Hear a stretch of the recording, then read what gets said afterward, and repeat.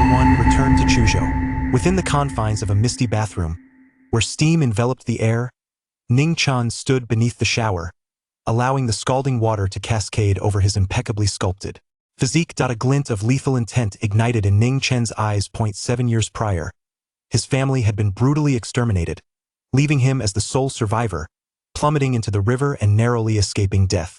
Fortuitously, he became the disciple of 13 formidable masters, absorbing their profound teachings. His goals were threefold. First, to locate his sister and ascertain her fate. Second, to uncover the truth behind the massacre. Third, to exact revenge. As he pondered these thoughts, a graceful woman suddenly pushed open the bathroom door and entered, teasingly saying, "Qingxue, why are you washing alone? Didn't we agree to bathe together? Let me see if you've grown more voluptuous." Ning Chen turned to see a tall young woman with ample curves, clad only in form-fitting lingerie. Their eyes met, and both froze in shock. "Who are you?" The enchanting woman gasped, hastily using a towel to shield her nearly bare form. Yet a vast expanse of flawless skin remained exposed, an alluring sight that stirred the blood. Ning Chen, maintaining his composure, grabbed a nearby garment to cover himself. He refrained from taking any drastic action, as this stunning beauty bore a striking resemblance to someone he knew. Suddenly, realization dawned upon him. "You are Sister Luoxian?" Upon hearing this, Lin Luoxian was taken aback, her gaze sharpening with suspicion. She too felt a sense of familiarity. Moments later, with a startled cry, Lin Luoxian spun around and dashed for the exit. In her haste, she stumbled and fell. Ning Chen reacted swiftly, stepping forward to catch her, preventing her from hitting the ground. However, she landed in his embrace. The softness of her skin sent a jolt through Ning Chen. At that pivotal moment, his hand inadvertently rested at the edge of Lin Luoxian's ample chest. Despite the barrier of her lingerie, the sensation was indescribably exquisite. "Ah!" Lin Luoxian, startled and frightened, instinctively slapped Ning Chen in response to the perceived violation. Ning Chen grasped her wrist, suppressing any inappropriate thoughts, and quickly declared, "Sister Luoxian, it's me, Ning Chen." He understood her terror from her perspective. Encountering a ghostly figure of someone presumed dead for 7 years was indeed alarming. "Why, you are Ning Chen? You're not dead?" Lin Luoxian's eyes widened in disbelief. Having fallen into his arms, her towel slipped away, leaving her in only her lingerie, while Ning Chen stood bare-chested, their proximity unmistakably intimate, allowing her to feel the rapid thump of his heart. A heartbeat, a breath. Not a specter. After several long seconds, Lin Luoxian finally comprehended that Ning Chen was indeed alive. Moreover, there was no mistaking it. Despite the passage of 7 years and the changes that came with maturity, he was unmistakably Ning Chen. "Ning Chen, you're alive. This is wonderful," Lin Luoxian exclaimed, a wave of excitement causing her breath to quicken, her chest rising and falling. Ning Chen, holding her close, could distinctly feel the rhythm of her heartbeat against his palm. This connection stirred something within him. Lin Luoxian was equally aware of his heartbeat and the response he was having, which made her cheeks flush with embarrassment. "Why you need to let go?" Lin Luoxian struggled to rise.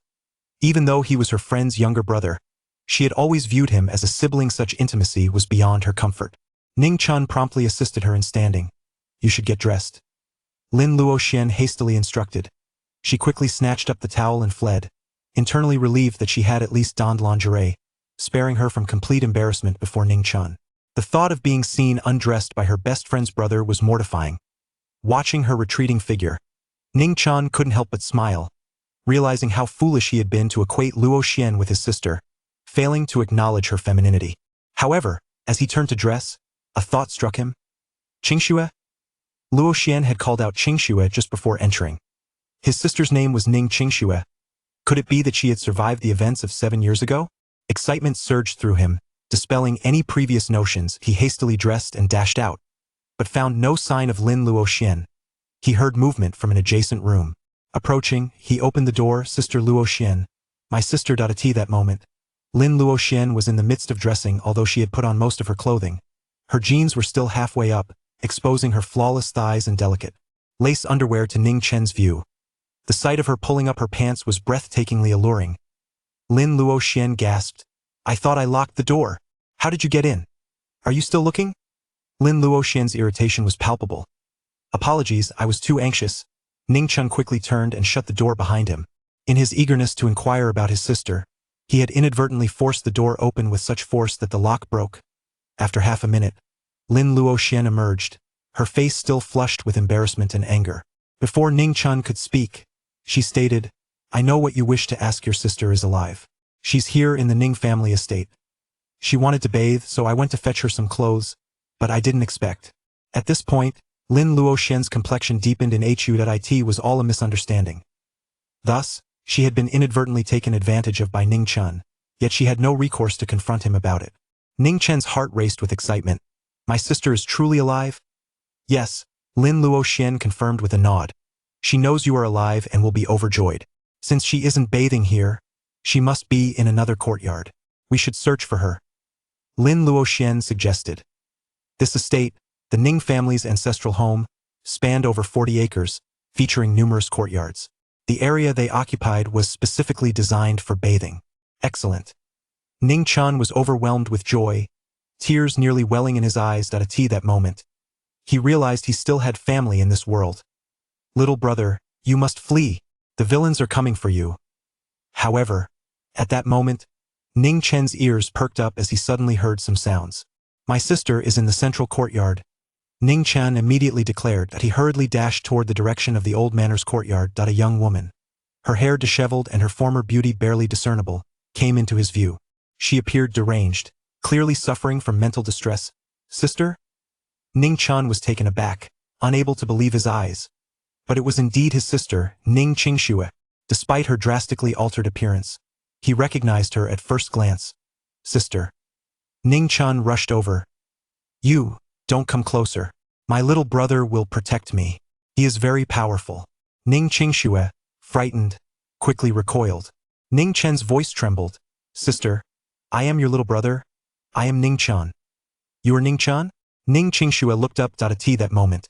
Ning Chen finally saw her face clearly, marred by a scar that ran across her cheeks, utterly disfiguring her. She was a far cry from the radiant beauty once known as the flower of Chuzhou University. Ning Chen's heart ached. You lie. You are not Ning Chen. You are not my little brother. You are deceiving me. My little brother isn't this tall. No, my little brother. He is already dead. As she spoke, Ning Qingxue seemed to become even more agitated. Qingxue. At that juncture, Lin Luoxian, who had lagged behind Ning Chen, finally arrived. Her expression shifted drastically. Why was Ning Qingxue having another episode? Just 10 minutes ago, everything had been fine. She hurried over. Ning Qingxue was not afraid of her, instead hiding behind Lin Luoxian. What happened to my sister? Ning Chen refrained from approaching further, fearing to frighten her. Your sister. Lin Luoxian sighed.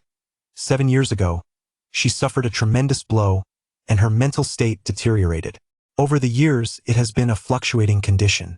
Ning Chen's heart trembled once more. Sister. He attempted to draw closer. However, as he took a step forward, Ning Qingxue instinctively recoiled behind Lin Luoxian, forcing Ning Chen to halt. Big brother, that woman is here. Suddenly, a voice rang out. Then, a flurry of footsteps approached, as a group of burly men clad in black rushed in. Damn, so the ugly freak actually came here. Oh, and there's a stunning beauty. The leader, a hulking figure with a prominent scar across his face, exuded a menacing aura as his gaze swept over Ning Qingxue, then fixated on Lin Luoxian. Is it them? Lin Luoxian was immediately alarmed. Who are they? Ning Chen's eyes turned icy. His gaze locked onto the scarred man, filled with murderous intent. This man dared to call his sister an ugly freak. Ning Chen had already condemned him to death. They are subordinates of Zhou Shihai.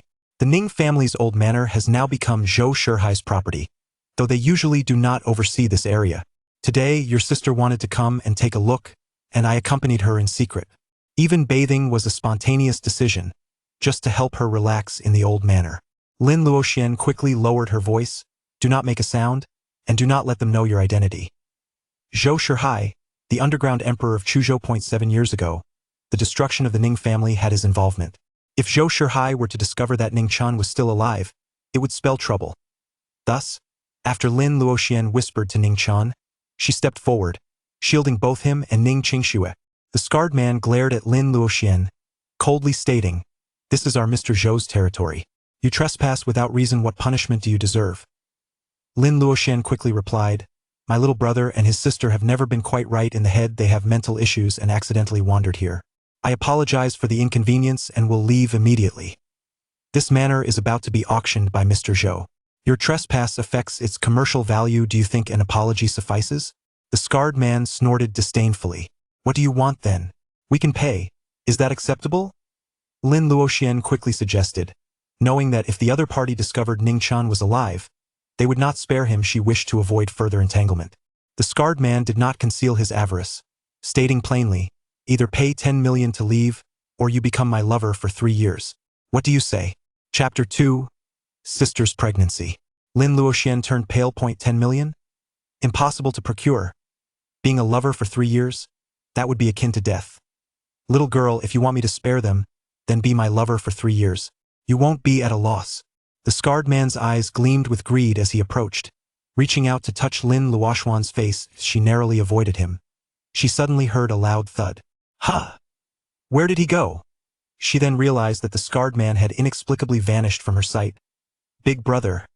The group of black-clad men quickly turned to look behind them. They saw the scarred man flying backward over 10 meters, crashing to the ground, unconscious and possibly lifeless. You little brat, you're seeking death. The black-clad men brandished their clubs and charged at Ning Chen. Lin Luoxian had never witnessed such a scene. Her face turned ashen. Yet she shouted, run! Then, she witnessed a scene that would be etched in her memory forever. Ning Chen stood beside her, merely raising his hand, and all the advancing black-clad men were sent flying, meeting their demise on the spot. Only one remained, barely clinging to life. Planning to auction the Ning family's old manor? Who gave Zhou Shihai the audacity? Ning Chen sneered. He turned to the surviving man and declared, convey a message to Zhou Shihai. No matter who dares to lay a hand on the Ning family manor, they shall be met with death. With that, Ning Chen unexpectedly knocked out his sister, lifting her in his arms, and left the Ning family manor with a stunned Lin Luoxian. Jia apartment. Room 806. Ning Chen. Rest here for a moment. I'll find a car to take you out of Chuzhou. After placing his sister on the bed, Lin Luoxian urged him. I will not leave. Ning Chen shook his head. Not leaving? Are you waiting to die?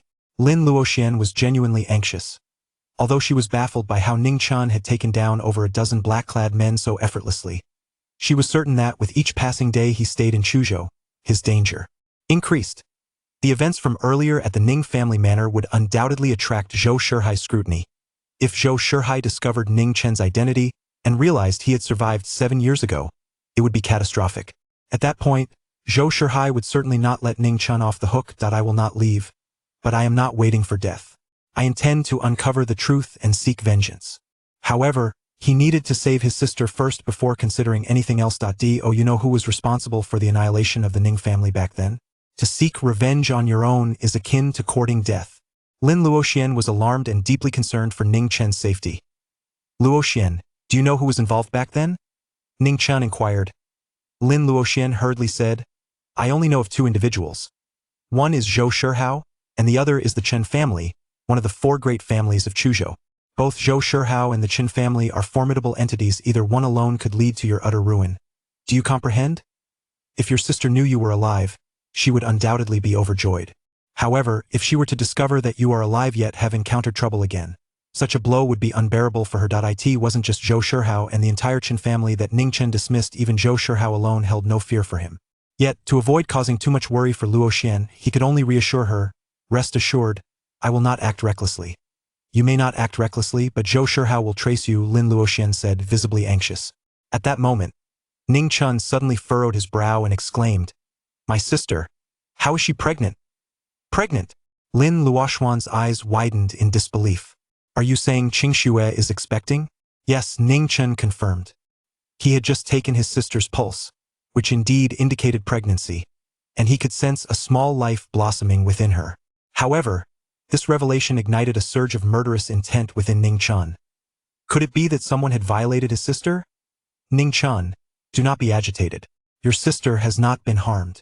Lin Luoxian sensed Ning Chen's fury and quickly interjected. Ning Chen then recalled that after he and his sister had narrowly escaped, they were still pursued. To ensure his survival, His sister had pushed him into the river, seeking a thread of hope for him, while she attempted to divert the enemy's attention. Unfortunately, she nearly fell victim to a heinous act herself. It was only by using a sharp object to mar her own face that she managed to escape, her bloodied visage serving as a terrifying deterrent. As for his sister's fate, she had been left to the depths of the river. It was a young man named Zhang Li who saved her. Even though his sister was disfigured and had succumbed to madness from the trauma, Zhang Li remained steadfast in caring for her, and it was only after several years that she began to regain her composure. Yet, she would still occasionally suffer from episodes. Despite this, Zhang Li remained unwaveringly devoted. Ultimately, his sister married Zhang Li, but half a month prior, he had been imprisoned for injuring a wealthy heir while protecting her. This traumatic event had triggered another episode for his sister. After Zhang Li's arrest, Lin Luoxian had been the one to care for her. I know Zhang Li, he was my sister's university classmate. Back then, my sister had requested 500,000 from our family to help treat his mother when he was in dire straits. Ning Chen recalled this individual. His sister's kindness had brought about a fortunate return. Ning Chen felt a deep sense of gratitude toward this brother-in-law he had never met. Had it not been for him, he might have lost his sister forever. Ning Chen, now that you are aware of your sister's situation, I assure you she is in my care. You must leave Chuzhou at once. That I will take your sister to the hospital, and I vow to protect her and her child, Lin Luoxian urged once more. Ning Chen, however, had already produced silver needles and began to treat his sister, stating, "No need, I will personally treat her." "You understand medicine?" Lin Luoxian exclaimed. "Only a little," Ning Chen replied.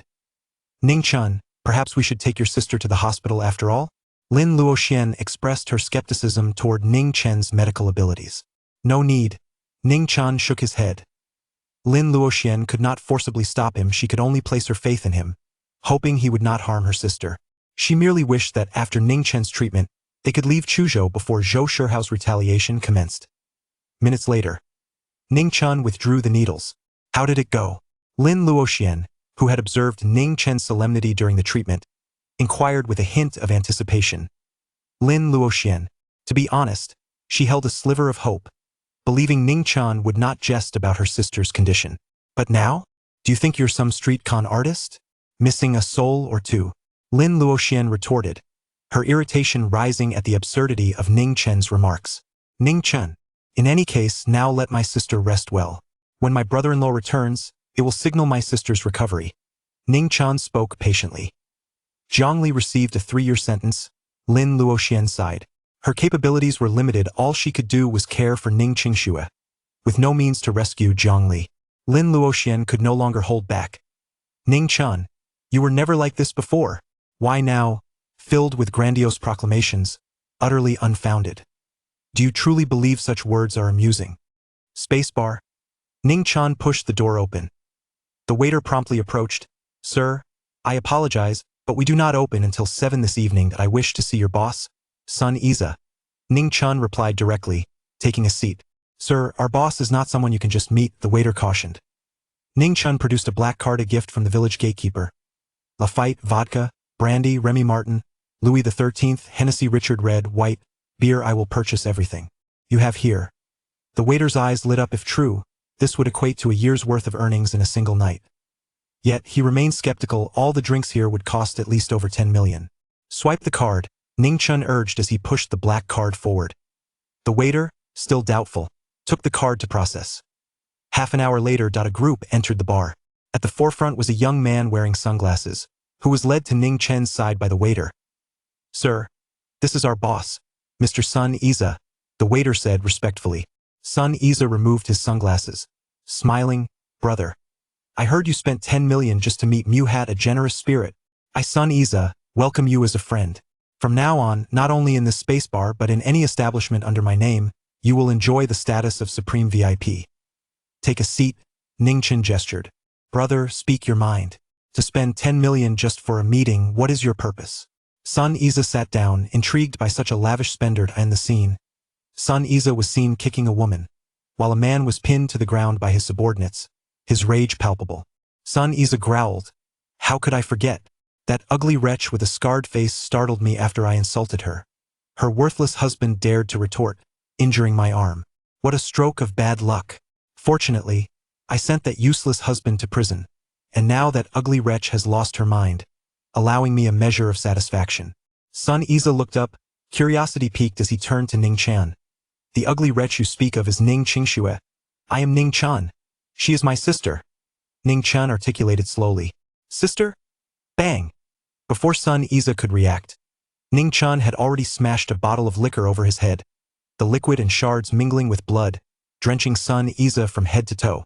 In that instant, everyone was stunned. Bang! In the blink of an eye, another bottle shattered against Sun Iza's head. How dare you touch our boss? The bodyguards of Sun Iza, witnessing this scene, were filled with uncontrollable fury and charged towards Ning Chen. However, in the next moment, Sun Iza's bodyguards, along with the bar counter and furniture, were all sent flying, crashing against the wall with such force that it left a dent and cracks in the surface, rendering all the bodyguards lifeless.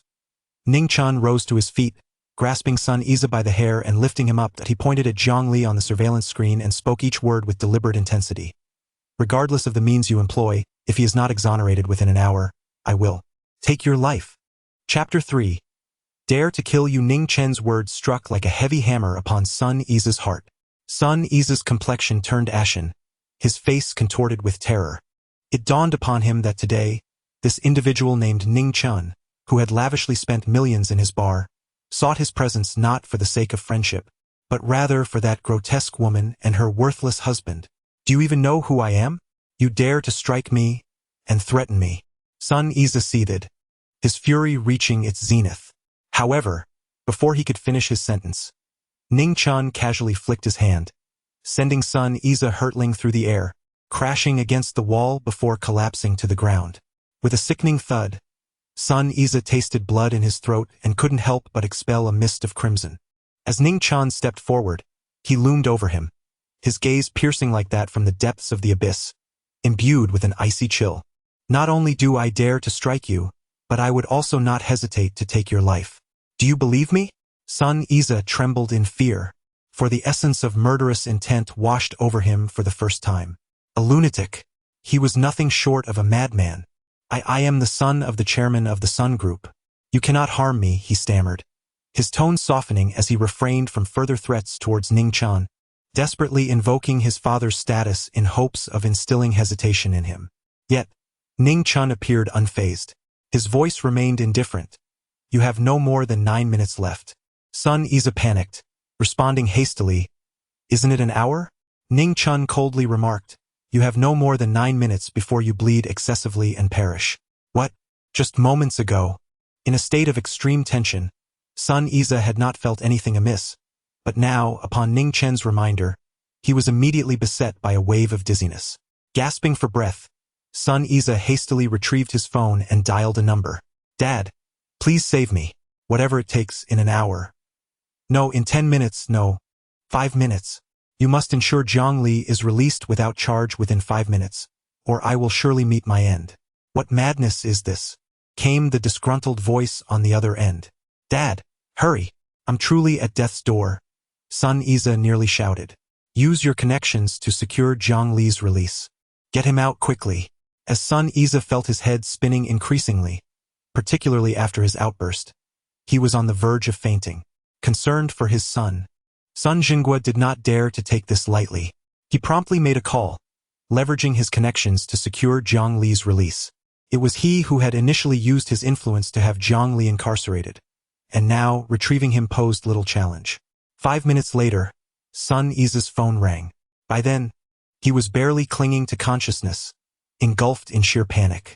Upon hearing the phone, it felt as though he had grasped a lifeline, and he quickly answered. Zhang Li has been released without charge. Iza, what is wrong? Sun Jingua asked anxiously. Meanwhile, that's good, Ning Chen chuckled softly. After confirming the news, he ended the call. Ignoring his father's concerns, Sun Iza, struggling against his dizziness, implored Ning Chen, brother, Zhang Li has been exonerated. Will you spare me now? This is my phone number. Tomorrow, have your father accompany you to personally apologize to my sister and brother-in-law. Remember, you have 1 day. After that, it will be too late. With these words, Ning Chen waved his hand, causing the countless bottles of expensive liquor he had purchased to explode simultaneously. Such a display was enough to thoroughly intimidate Sun Iza. Ning Chen did not utter any harsh words, nor did he specify the consequences should they fail to arrive the following day. However, the power he exhibited and the implications it conveyed were unequivocal. It was not until Ning Chen's figure vanished from the spacebar that Sun Iza came to a dazed realization. He discovered that the call was still connected. That Sun Iza hastily exclaimed. Sun Jingua let out a cold snort, interrupting him. I heard everything. Regardless of the reason, anyone daring to threaten the Sun family is courting death. I will ensure he pays the price and understands that there are certain individuals who should not be trifled with. No, I meant, please come. Save me, I've lost too much blood and I'm about to faint. With the death threat no longer looming over him, Sun Iza's tension dissipated, and at that moment, unable to sustain himself any longer, he uttered those words in a fragmented manner before promptly losing consciousness. Meanwhile, in the Summer Kingdom at the Shura Hall within the luxurious confines of the Juke Hall, a young woman reclined sideways upon a grand white jade seat, her figure exquisite and her skin flawless. In a state between slumber and wakefulness, her delicate lips were slightly pursed, exuding an enchanting allure. Her name was Yi Hongli, the master of the Juke Hall. Hongli, wake up! At that moment, a robust man hurriedly entered. What's the matter? Yi Hongli opened her eyes and looked at the newcomer. It was her brother, Yi Qinglong, the master of the Qinglong Hall. Master's unlimited black card has suddenly appeared in Chuzhou, at a bar named Space, with expenditures exceeding 10 million. Yi Qinglong proclaimed excitedly. Yi Hongli immediately sat up straight. Are you saying that our master, who has been missing for 10 years, has finally re-emerged? Logically, even if the master were to resurface, it would be improbable for him to venture to Chuzhou, let alone indulge in bar expenditures. Yet the card's usage was undeniably genuine. I have already dispatched someone to investigate, Yi Qinglong replied. Let us depart immediately for Chuzhou, Yi Hongli decisively concluded. Brother-in-law. Upon encountering Jiang Li, Ning Chen found him to be quite ordinary, just as he had anticipated. In a crowd, he would hardly stand out, yet he emanated an aura of kindness and simplicity. Ning Chen, if your sister were to learn that you are still alive, she would undoubtedly be overjoyed. Jiang Li gazed at Ning Chen, feeling a genuine happiness despite it being their first meeting. She certainly did not perceive Jiang Li's exoneration as a consequence of Ning Chen's influence. Such a notion never crossed her mind. Rather, she felt as though Ning Chen's words were imbued with a touch of divine grace. She hoped that, this time, a miracle might yet unfold. Indeed, Ning Chen nodded. He approached the bedside and gazed at his sister, who lay in slumber, her brow still furrowed. A wave of emotion surged within him once more. Sister, I promise I will restore you to health. Ning Chen silently contemplated. Subsequently, he formed a seal with his hands. He invoked the heavenly principles, summoning the wandering souls of the mortal realm, channeling his power to return to their original selves. O soul, return.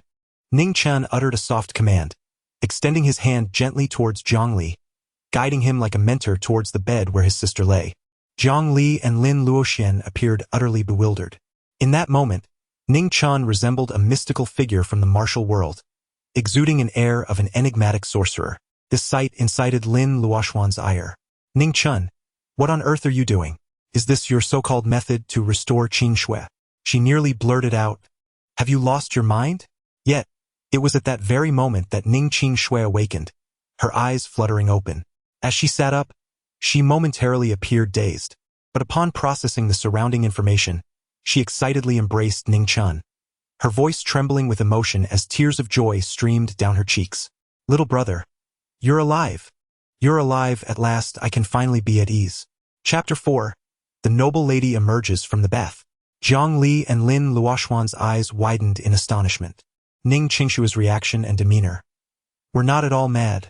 Rather, it was, just as Ning Chen had remarked, she appeared to have regained her clarity. Qingxue, how do you feel? After the siblings recognized each other, Lin Luoxian could not help but inquire. I am well. Ning Qingxue gently released Ning Chen, tears still glistening on her cheeks, yet a smile graced her lips. However, she quickly turned her head aside, covering her face and evading, saying, Little brother, Do not look at me. I am quite unappealing at the moment, and I do not wish to tarnish the beautiful image you hold of me in your heart. Ning Chen felt a pang in his heart, yet he managed to smile softly and said, Sister, you are not ugly. You were once the beauty of Chuzhou University, the most exquisite sister in my eyes. Lin Luoxian quickly tugged at Ning Chen's sleeve and shot him a glare, thinking how thoughtless he was to bring up Ning Qingshua's former glory at such a moment, as if to reopen old wounds. Even her husband signaled to Ning Chen to refrain from further mention of the topic. Ning Chen spoke, I possess a method to restore my sister's beauty to its former splendor. What?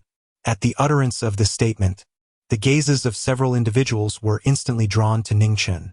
Do you truly have a solution? Lin Luoxian inquired anxiously. Indeed. Allow me access to your kitchen and grant me 10 minutes. Ning Chen replied as he turned and exited the room, heading towards the kitchen. Jiang Li. Please take good care of Qing Shui.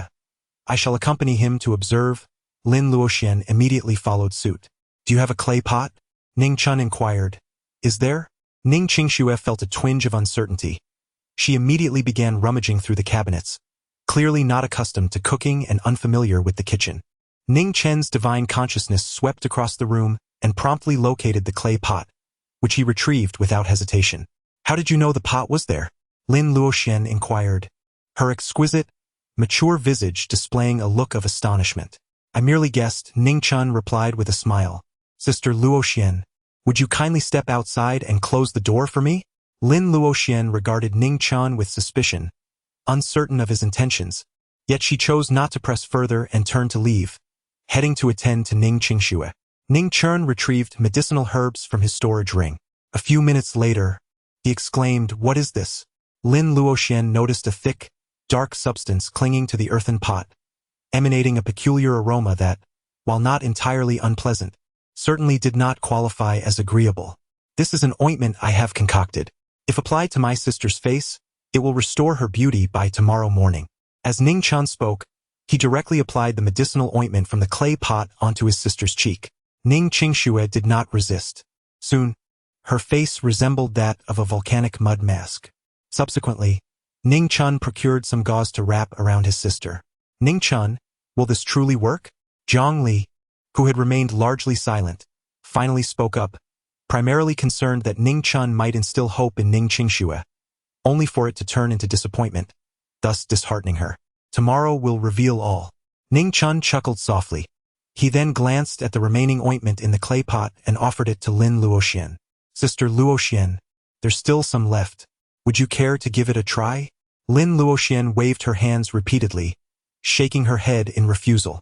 Don't come begging me for this ointment tomorrow. Ning Chen teased, feeling elated after finding his sister and relaxing his mood. I absolutely shall not, Lin Luoxian asserted firmly, disliking the scent. Then do not regret it, Ning Chen warned. As Lin Luoxian remained unwilling to accept it, he disposed of the remaining ointment in the trash bin. Rest assured, I shall have no regrets, Lin Luoxian declared emphatically.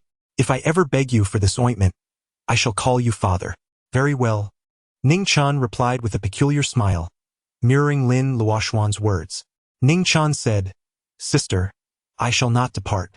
I must elucidate the events of that year.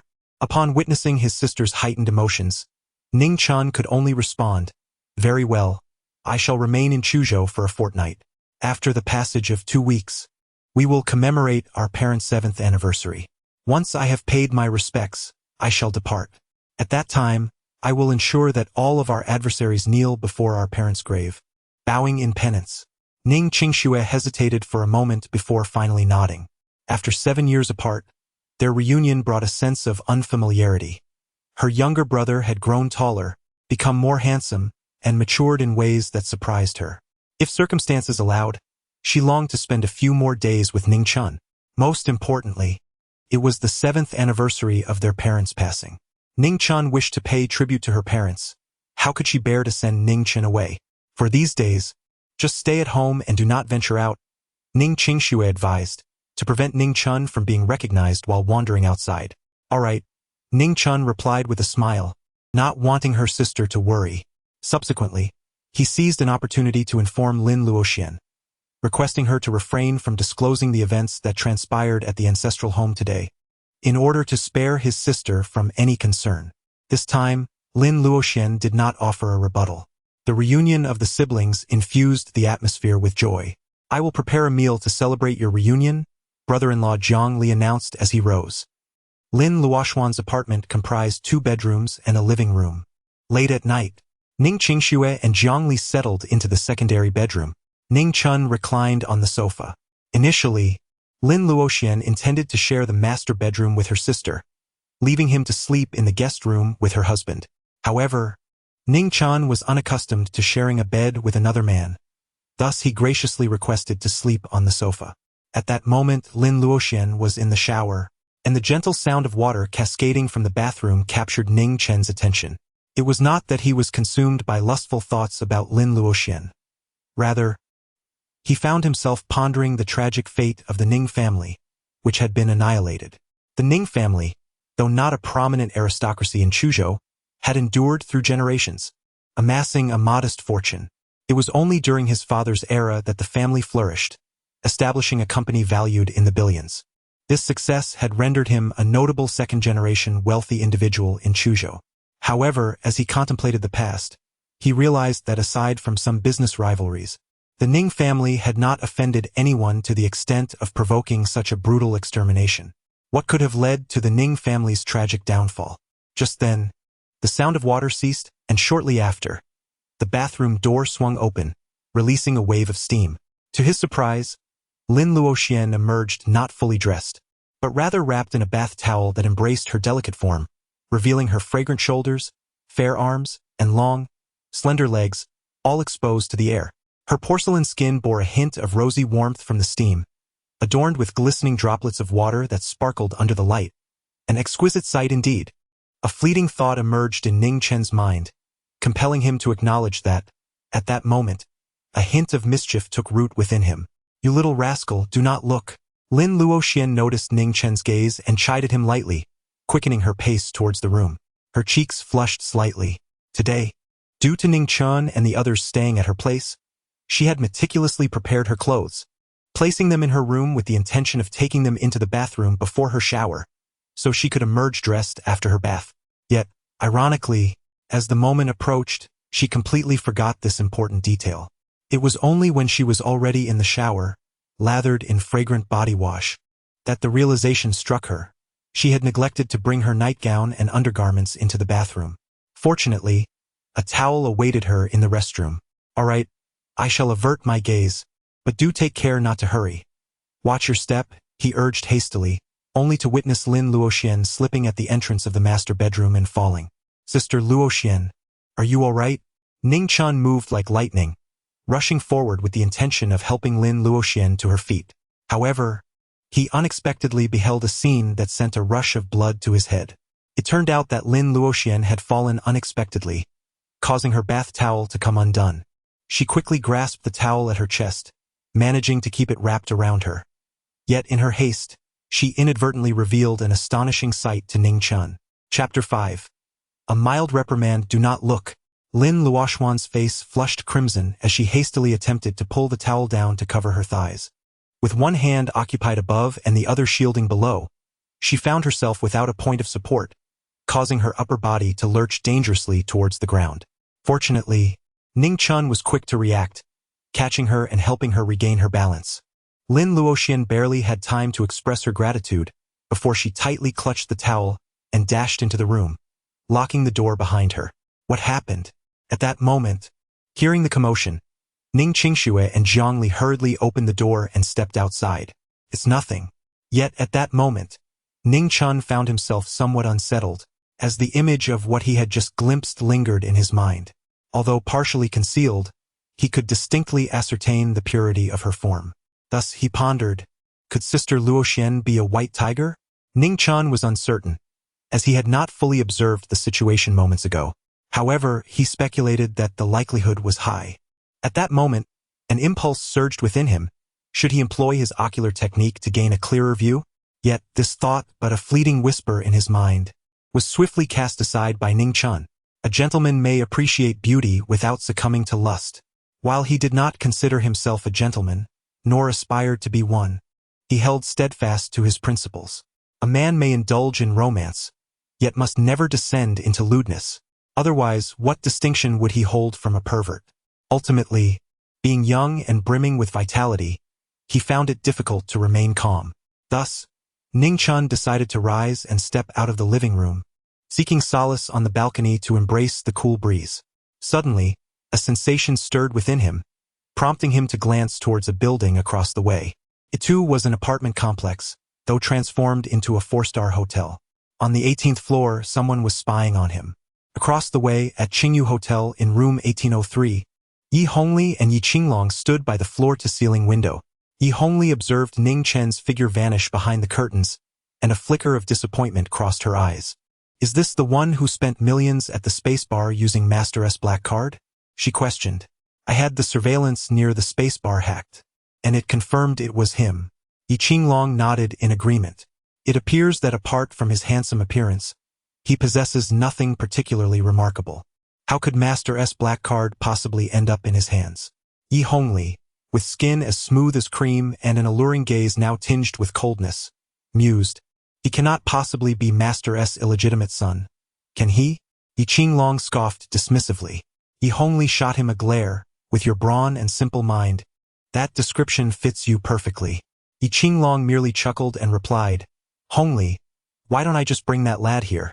You could use your hypnosis to interrogate him, and then all would be revealed." At that moment, a voice resonated within the room. "There's no need to go to such trouble. I am already here." Hearing this voice, Yi Hongli and Yi Qinglong were taken aback, instantly shifting into a defensive stance. They turned to see a young man who had mysteriously appeared in their room, leisurely seated on the sofa, pouring himself a glass of red wine, and gently swirling it in his hand. Throughout the entirety of this encounter, they had remained completely unaware. It was as if he had materialized from thin air. "It's you." Yi Hongli and Yi Qinglong recognized him instantly. This was the very individual who had spent millions at the spacebar wielding the Shura Hall Black Card. The moment they identified Ning Chen, a shiver ran down their spines. Just a minute ago, he had been in the building across.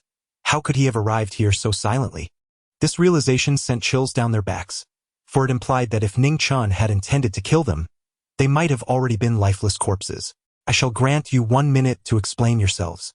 Ning Chen's expression was serene as he reclined on the sofa, taking a delicate sip of red wine, yet his gaze was profoundly captivating, reminiscent of a sovereign rendering judgment. Yi Hongli bore a solemn countenance, while Yi Qinglong sensed a hint of pressure. However, he suddenly erupted with aggression, launching himself forward in an instant, his form swift as a descending tiger. He raised his fist, an invisible current swirling around it, producing a sonic boom. The force contained within that punch was potent enough to obliterate a car. At that moment, Yi Qinglong resembled a human tank. Yet, Ning Chen effortlessly lifted his hand, seizing Yi Qinglong's fist, and the explosive power emanating from it vanished as if it had plunged into the ocean. Yi Qinglong's pupils constricted sharply. With a cold snort from Ning Chen, Yi Qinglong felt as if struck by lightning, and was subsequently hurled away by Ning Chen. Despite being a grandmaster of martial arts, he appeared no more formidable than a mere chicken before Ning Chen, suffering severe injuries. Yi Hongli's expression changed abruptly. Although she did not intervene, her beautiful eyes reflected a subtle shift in her pupils, as she attempted to employ a mental technique to hypnotize Ning Chen. Such trivial skills. How dare one demonstrate them in front of a master? Ning Chen let out a cold snort.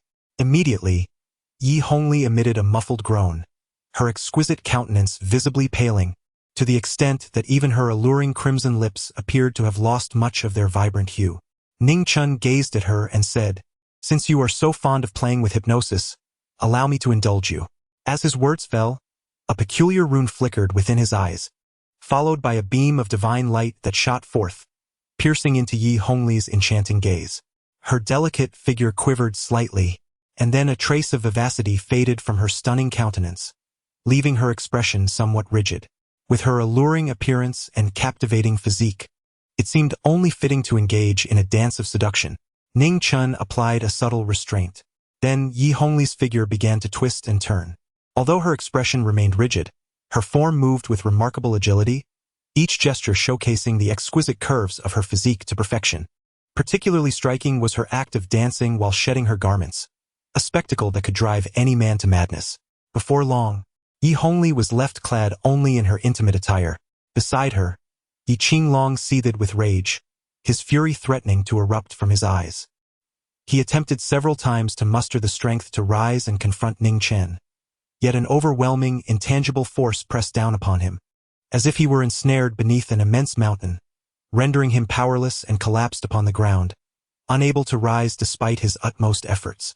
In such despair, filled with anguish and fury, Yi Qinglong could only turn his head away, unwilling to gaze upon the direction of Yi Hongli.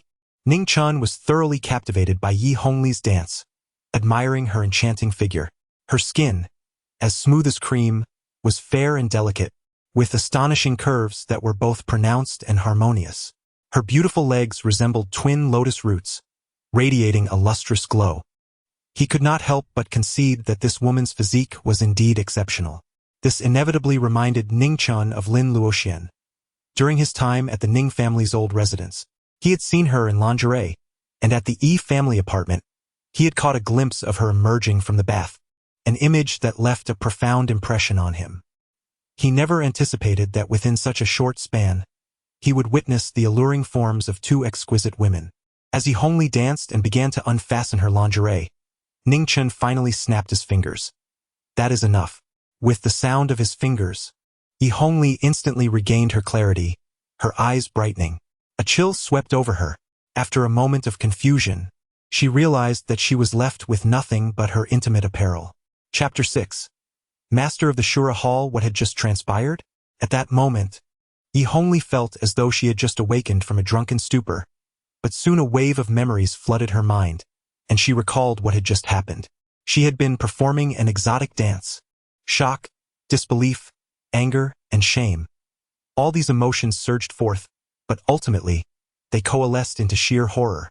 The man had effortlessly defeated her brother, Yi Qinglong, who was a grandmaster of martial arts.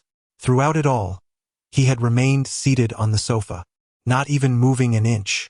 The horror eclipsed her shame. Put on your clothes, Ning Chen finally commanded. Yi Hongli hastily gathered her clothes and dressed herself.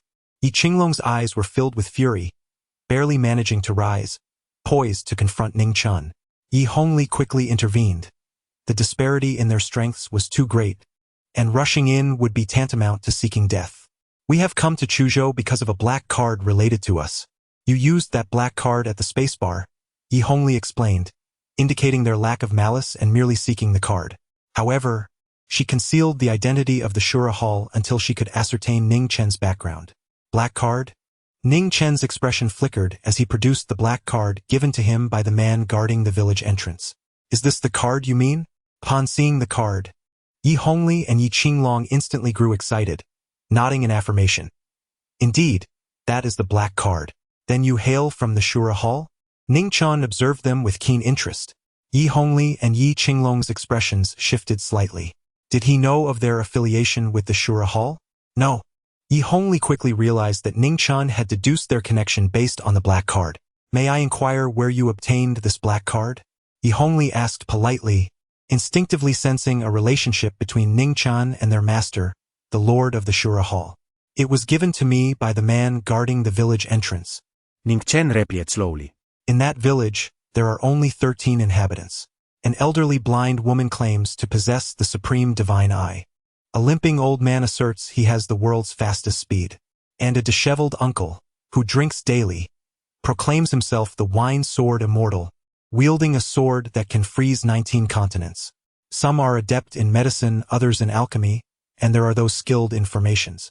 Even the man guarding the village entrance claims he was once the master of the Shura Hall, seeking immortality here. Most intriguingly, there is a captivating and alluring young woman who claims to wield the most powerful dual cultivation technique in the world, promising that a single encounter with her could grant one divinity. Ning Chen had indeed taken them as his mentors. Naturally, among the 13 masters, the individual stationed at the village entrance was not included. That fellow, lacking the qualifications to enter the village, shamelessly lingered at the entrance, ostensibly assisting in guarding it. He confided in Ning Chen that he had once been the lord of the Shura Hall. In a bid to curry favor with Ning Chen and secure a commendation in front of the 13 masters, he had even resorted to bribery on several occasions, with the black card being one such inducement. At the village entrance, guarding the gate, Yi Hongli and Yi Qinglong were taken aback. "Are you certain?" Yi Hongli exclaimed. Her beautiful eyes widening. "Not only the black card, but also this ring." Ning Chen then produced an ancient ring. Upon sighting the ring, the expressions of Yi Hongli and Yi Qinglong shifted dramatically. Ning Chen observed their reactions and suddenly inquired, "This ring, could it possibly symbolize the master of your Shura Hall?" At that moment, the master of the Vermilion Bird Hall, Yi Hongli, respectfully declared, "I pay my respects to the master." Shortly thereafter, the master of the Azure Dragon Hall, Yi Qinglong, echoed, "I pay my respects to the master." Both Yi Hongli and Yi Qinglong promptly knelt on one knee, their actions serving as a testament to Ning Chen's conjecture. Ning Chen was momentarily taken aback. Could it truly be? Damn! He suddenly felt that he had been deceived by the gatekeeper at the village entrance, who had exploited his naivety at the time to ensnare him, intentionally passing the Azura Palace onto him. If he were to take control of the Azura Palace, that gatekeeper would have made a tremendous profit. "Are you not concerned that this ring might be a counterfeit?" Ning Chen's gaze swept over Yi Hongli and Yi Qinglong. The Shura ring emanated a distinctive aura, one that was perceptible to the members of the Shura Palace, leaving no room for deceit. Yi Hongli immediately spoke up. Ning Chen chuckled. "Is it possible that I killed him and took it for myself?" Yi Hongli remained silent. Yi Qinglong also refrained from responding. "Do you not believe me?" Ning Chen raised an eyebrow. "This ring can only be inherited, not forcibly taken," Yi Hongli clarified. "Very well," Ning Chen nodded. "You may rise now." "Thank you, Hall Master." Yi Hongli and Yi Qinglong stood up in unison. Ning Chen retrieved a pill and tossed it to Yi Qinglong, stating, "This pill will mend your injuries." Without a moment's hesitation, Yi Qinglong consumed it. In no time, his wounds began to heal at a visibly rapid pace. Within mere minutes, he appeared as if untouched by any affliction, completely restored. The potency of this single pill left both Yi Qinglong and Yi Hongli in profound astonishment. "Since you are here, why not remain in Chuzhou and assist me with certain tasks?" After Ning Chen finished explaining, he informed them that their master was still alive before departing. Yi Hongli watched his retreating figure, somewhat lost in thought. Once Ning Chen was far away, Yi Qinglong turned to Yi Hongli with a hint of concern. "Hongli, do you harbor any resentment towards the new hall master for asking you to perform a striptease? Is there a hurdle in your heart that you cannot overcome?" A smile blossomed on Yi Hongli's unparalleled visage. "No, that was in the past. Now, I am merely contemplating how to conquer this enigmatic new hall master." Yi Qinglong cautioned her, "Hongli, do not act recklessly. This new hall master may seem amiable, but in truth, he is far from benevolent. Do not court danger. My notion of conquest differs greatly from your understanding." Yi Hongli retorted with annoyance. "No man has ever dared to speak to me in such a manner, and to suggest that I perform a striptease?" After her embarrassment and anger subsided, she found herself intrigued by Ning Chen. The following morning, as dawn broke, Ning Chen received a call from Yi Hongli. "Hall Master, the Sun family from Chuzhou has sent someone to kidnap your sister and brother-in-law as leverage against you. We have already captured the intruder," Yi Hongli informed him. "I will come immediately." A glimmer of murderous intent flickered in Ning Chen's eyes.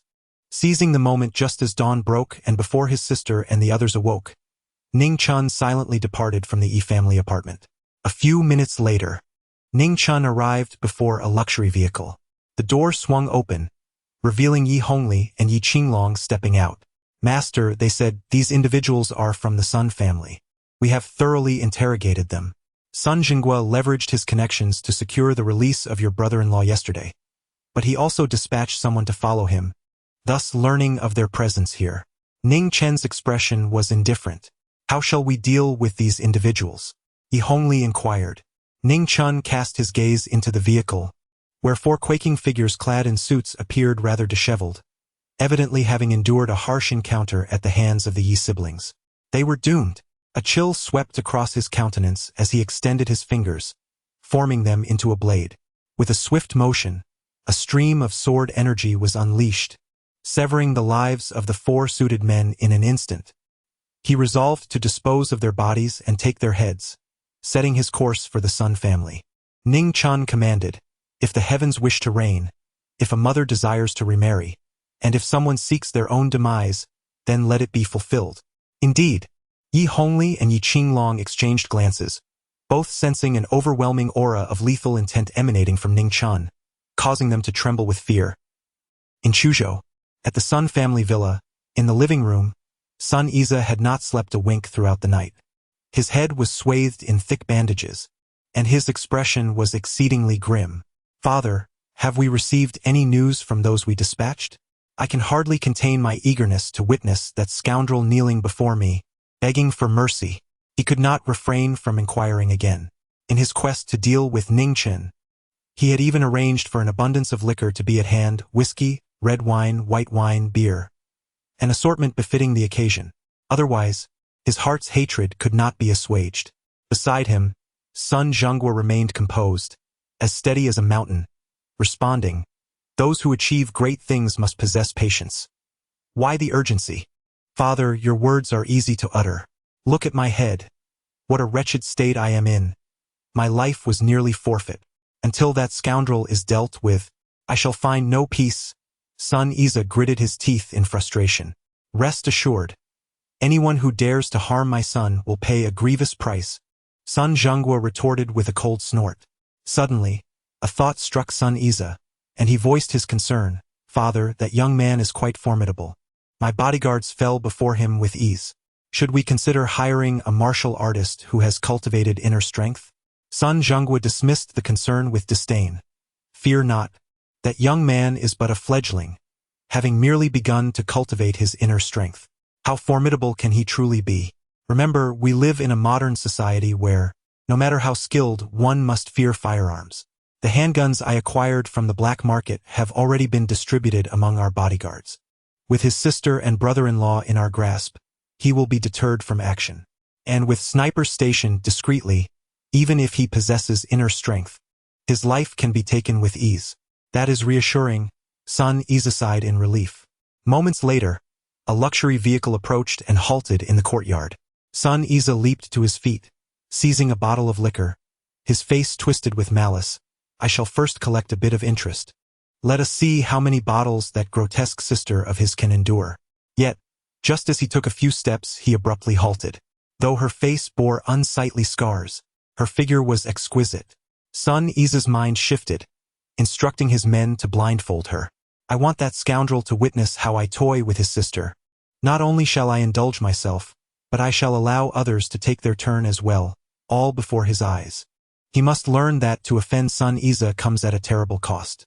Sun Zhenghua said nothing in response. However, as Sun Iza wore a twisted smile, eagerly moving towards the exit, the front door of the living room suddenly crashed down with a thunderous roar. Chapter 7. "You are unworthy to be a dog." Boom. The immense noise startled both Sun Iza and Sun Zhenghua. The father and son exchanged alarmed glances, only to behold 3 figures emerge into their sight. The foremost was a young man with a cold demeanor. "Who are you, to dare intrude upon the Sun family?" Sun Zhenghua bellowed in fury. Sun Iza's expression shifted dramatically as he pointed at Ning Chen. "Father, it is him. He is the one who assaulted me yesterday." Sun Zhenghua's countenance darkened instantly. After injuring his son, this audacious individual had the gall to confront them? "I had yet to seek you out, and yet you present yourself so willingly. You are truly—" But before he could finish his sentence, Yi Qinglong hurled a package forth. For bloody severed heads rolled out. Sun Zhenghua's pupils dilated in shock. His voice caught in his throat. Are these the 4 individuals I sent out? All dead, and their heads severed?" Sun Iza nearly wet himself in terror. Though he usually flaunted his power, he had never encountered such a gruesome scene, nearly retching at the sight. "Having dared to plot against my sister, you were granted an opportunity before. Since you did not cherish it, you shall all perish," Ning Chen remarked indifferently. An aura of murderous intent enveloped the room, and Sun Zhenghua, for the first time, experienced a visceral fear. The realization that the individuals he had sent out had been decapitated by this group of desperate men sent chills down his spine. Terrified and unable to hesitate, he roared, "Quick, act now!" Bang! Bang! Bang! The hidden bodyguards of the Sun family drew their weapons and fired. The bullets whistled through the air. Yet, to Sun Jinggua's horror, an astonishing sight unfolded before him.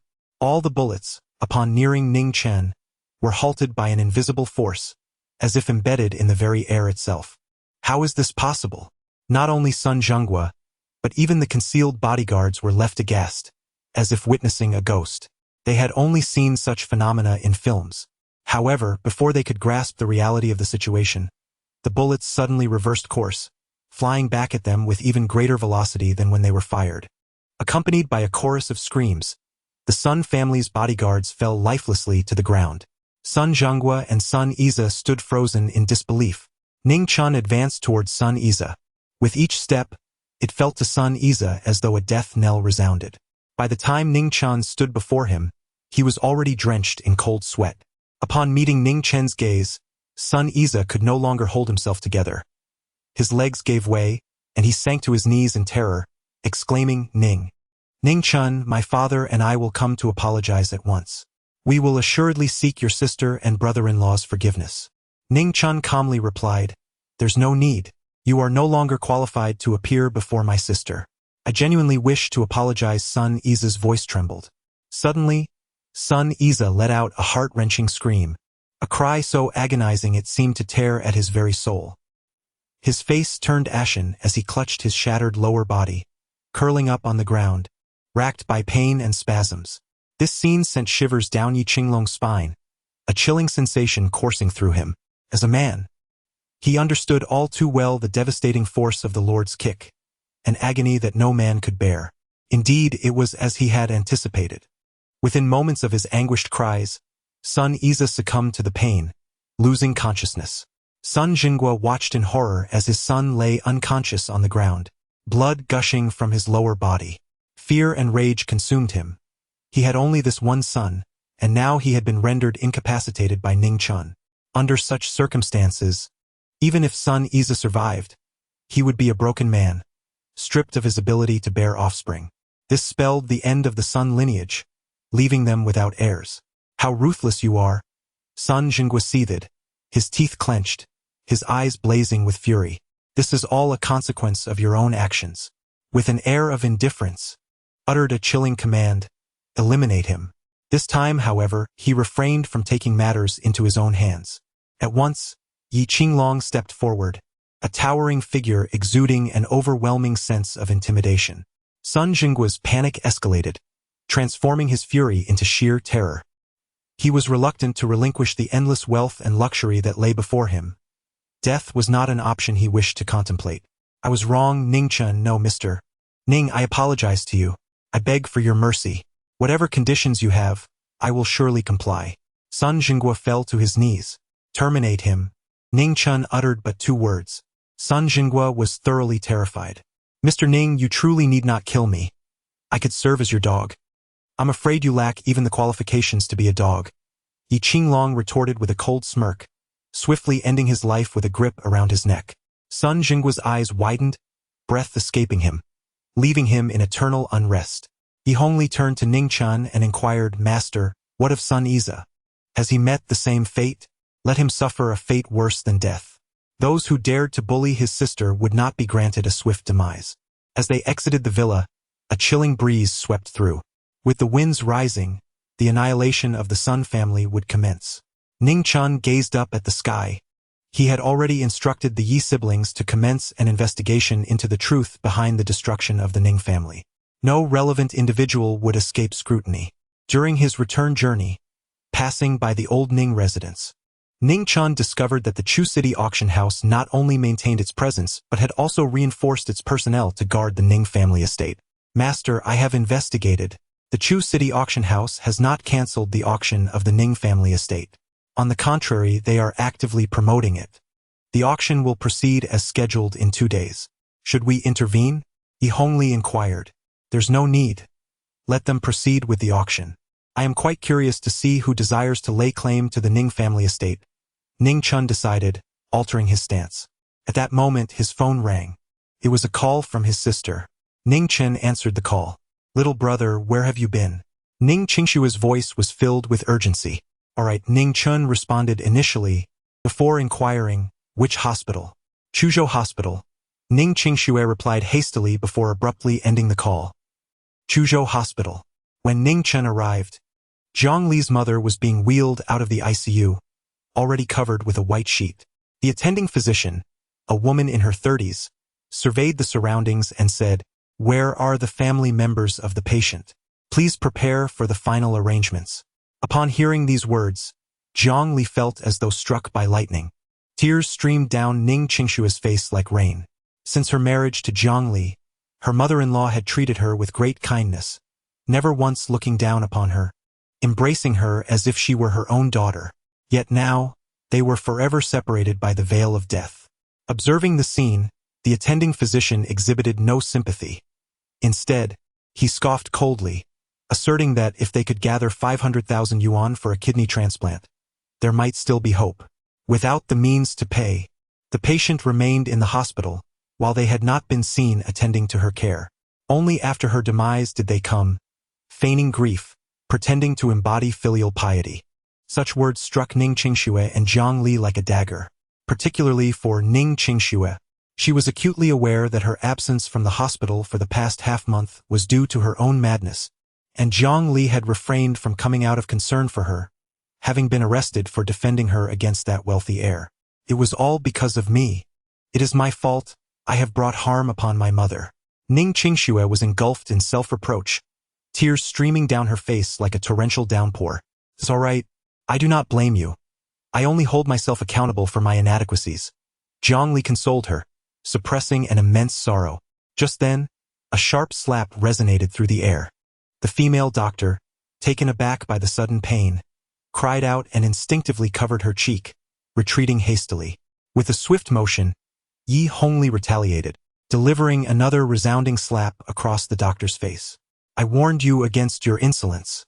Why you dare strike me? Do you have any idea who I am? The female doctor exclaimed, her face concealed by her hands, a mix of astonishment and rage. Slap! Slap! Yi Hongli followed with 2 more swift slaps, her force meticulously controlled, sufficient to inflict excruciating pain upon the doctor, yet restrained enough to avoid causing any lasting harm. Ning Chen halted Ye Hongli, simultaneously glancing at his sister and Zhang Li, saying, "Sister, do not weep. Rest assured, Auntie is merely in a state of suspended animation. She can still be saved." With Ning Chen's intervention, Yi Hongli ceased her antagonism towards the female doctor. "You dare to strike me? Just wait," she seethed, as the doctor grimaced in pain and hurried away. 2 minutes later, her uncle, the deputy director of the hospital, arrived, his influence being the very reason for her authority at Chuzhou Hospital. "What is happening here?" The deputy director's expression darkened. "Not only have you resorted to violence, but you also performed a surgery without authorization? If anything goes awry, I may find myself implicated. What are you all doing? Come out at once," he commanded, his voice laced with fury. The other nurses stood frozen in trepidation. Yet Yi Hongli approached, casting a glance at the deputy director. "Mr. Ning is currently saving lives. If you wish to avoid suffering a slap like I did, I suggest you remain silent." A mere look rendered the deputy director uneasy, a sense of dread creeping over him. Yet he quickly recovered, realizing he had been intimidated by just a gaze. Nevertheless, he dared not advance. As the esteemed deputy director, the humiliation of being publicly slapped would be intolerable. "Uncle, she struck me and showed you no respect. Will you remain indifferent?" the female doctor exclaimed, her face a mask of resentment. The deputy director scoffed. "This cannot be overlooked. I have already summoned security. Are they not in the process of saving lives? If they cannot revive the deceased today, I assure you, I will not let this matter rest. To insult a corpse, assault medical staff, and threaten me, they shall face the consequences." As soon as he finished speaking, the ward door swung open, revealing Ning Chen leading Zhang's mother out. "Auntie has recovered." Ning Chen chuckled. Moments ago, Zhang's mother had been declared deceased by medical professionals. Yet now, she stood before them, vibrant and smiling, full of vitality. Ning Qingxue, Jiang Li, the female doctor, and the surrounding nurses were all taken aback at that moment. Mom, are you truly better now? Ning Chen and Jiang Li hurriedly approached, overwhelmed with joy and tears. Did you not say that the patient had been confirmed dead? The vice president was left dumbfounded. Yes. Indeed, how could she have come back to life? The female doctor's eyes widened in disbelief. She was utterly convinced that, based on the instruments, Zhang's mother had indeed passed away and could not be saved. Yet now, how could she be alive? Chapter 8. Reviving the Deceased? At that moment, Yi Hongli and Yi Qinglong also found it hard to believe. They had not anticipated that this newly appointed hall master truly possessed the miraculous skill to restore the dead to life.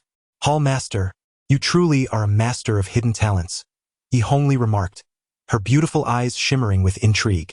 Ning Chen gazed at his sister, who was overwhelmed with joy and tears, and felt a sense of relief in his heart. With this, she would no longer bear the weight of lifelong guilt. He smiled and reassured her. Rest assured, Auntie has made a complete recovery and is in better health than ever. After speaking, he graciously stepped aside to allow his sister and brother-in-law to reunite. Ning Chen then approached the vice president, inquiring, "Do you intend to trouble me?" The vice president's expression shifted dramatically as he sensed an immense pressure. Ultimately, he replied, "No." Ning Chen's gaze fell once more upon the female doctor. "You ought to consider yourself fortunate that we arrived in time. You had yet to utter any more unsavory words. Otherwise, today it would be you being sent to the morgue." His tone was tranquil, yet his eyes bore an intensity that was utterly captivating, instilling a profound sense of dread in the female doctor. She felt a chilling shiver run down her spine, her body trembling involuntarily. Her lips quivered, but ultimately, she dared not utter a single word. Ning Chen then led his sister and others away without hesitation. "Uncle, are you truly allowing them to depart just like that?" The female doctor remarked, a mix of fear and resentment evident in her voice once Ning Chen and the others had left. "What else should we do? Let them stay." The deputy director scoffed, a hint of irritation in his tone. At that moment, he felt a strong urge to slap his niece twice, her naivety and lack of insight infuriating him. Even if Ning Chen were merely an ordinary individual, possessing such remarkable medical skills would undoubtedly place him among the esteemed guests of affluent families. After all, the wealthier and more powerful one is, the greater their fear of death. Who can guarantee they will never fall ill? Moreover, considering Ning Chen's youth and exceptional talents, it was utterly implausible to label him as an unremarkable person. It is quite possible that he has an illustrious figure from the medical field backing him, or an extraordinary background. Otherwise, how could such a prodigious healer be cultivated at such a young age? The deputy director had not attained his current position solely through medical prowess, but rather through astuteness. When he laid eyes on Ning Chen, it was as though he glimpsed a vast treasure, envisioning a promising future before him. "Sir, please wait." Suddenly, as if struck by a revelation, the deputy director hurried after him, a sycophantic smile adorning his face. Ning Chen paused and cast a glance at him. The vice president hastily spoke. "Sir, your medical skills are unparalleled. You are truly a divine healer of our time. Might I trouble you to save a life? The individual in question holds significant status, and you may set any terms you desire, as long as—" "I am not interested," Ning Chen replied coldly, turning to leave. The vice president quickly pursued him, insisting, "Any conditions will be accepted." Before he could finish his sentence, Yi Hongli intercepted him. A mere glance from her sent a jolt of alarm through the vice president, rekindling a sense of impending danger within him. He promptly stepped back, distancing himself from Yi Hongli, and refrained from pursuing further. After Ning Chen and his companions departed, he hurriedly made his way to the VIP ward on the upper floor. Meanwhile, on the other side, Ning Chen noted. "I owe her an insurmountable debt. During my previous mental health struggles, she generously covered a significant portion of my medical expenses. Subsequently, I borrowed some money from her, which I have yet to repay. Once again, it is she who has assisted me with the payment this time." Ning Qingxue let out a gentle sigh. She felt fortunate to have a friend like Lin Luoxian, yet simultaneously burdened by the thought of being a drag on her, feeling a sense of guilt towards her. Ning Chen chuckled. "Sister, rest assured, I will make amends for Sister Luo Xian. Please drive to the entrance. He instructed Yi Hongli to fetch the car while he sought out Lin Luo Xian. What brings you here? Lin Luo Xian was momentarily taken aback upon seeing Ning Chen. Your brother-in-law's mother is in critical condition. How could I remain indifferent? Ning Chen replied. However, your brazen appearance, staying alongside your sister, surely invites speculation that Ning Chen is still alive. Lin Luo Xian remarked, deliberately lowering her voice.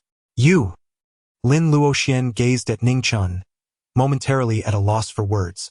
She merely felt that his actions were tantamount to courting death. Go comfort your sister. She is likely very distressed, Lin Luo Xian ultimately sighed. Lin Luo Xian's eyes widened in disbelief, her expression one of utter astonishment. You mean to say, not only have you revived Auntie, but you have also cured her illness? She is now as if nothing ever happened? Ning Chen nodded. How could this be possible? Lin Luo Xian was utterly stunned by this news. However, at that moment, both Ning Chen and Lin Luo Xian noticed that her sister and the others seemed to have encountered a conflict. Several burly men in suits had apprehended them, seeking death indeed. Ning Chen's expression changed in an instant. It turned out that 2 minutes ago, as Ning Chen had just departed, Ning Qingxue was suddenly startled by an exclamation from behind. Is that Ning Qingxue? Upon hearing this, Ning Qingxue turned around to find a tall, fashionably dressed woman passing by, who was now removing her sunglasses, gazing at her with a hint of astonishment. Chen Yanran? The sight of this woman momentarily left Ning Qingxue in a daze. Her gaze faltered, unable to meet the other's eyes. Chen Yanran had once shared the title of the Belle of Chuzhou University during their college days. Yet at that time, she had always overshadowed Chen Yanran, who believed herself to be of superior lineage and beauty, harboring a lingering dissatisfaction. Thus, she frequently sought opportunities to provoke. The two had always been at odds with one another. However, since the tragic demise of the Ning family, they had not crossed paths again. Ning Qingxue never anticipated encountering Chen Yanran in the hospital, nor did she expect that Chen Yanran would actually recognize her. Observing Ning Qingxue's averted gaze and lack of response, Chen Yanran smirked. Just from a glimpse of your silhouette, I thought I was seeing things. Indeed, it is you. What happened? Has your face been disfigured, transforming you into an eyesore? Now, not only do you wear a mask when you go out, but you've also resorted to wrapping your face in bandages? Are you afraid of scaring passersby? TSK. If people were to discover that the former campus beauty of Chuzhou University has now become this grotesque sight, I wonder what they would think.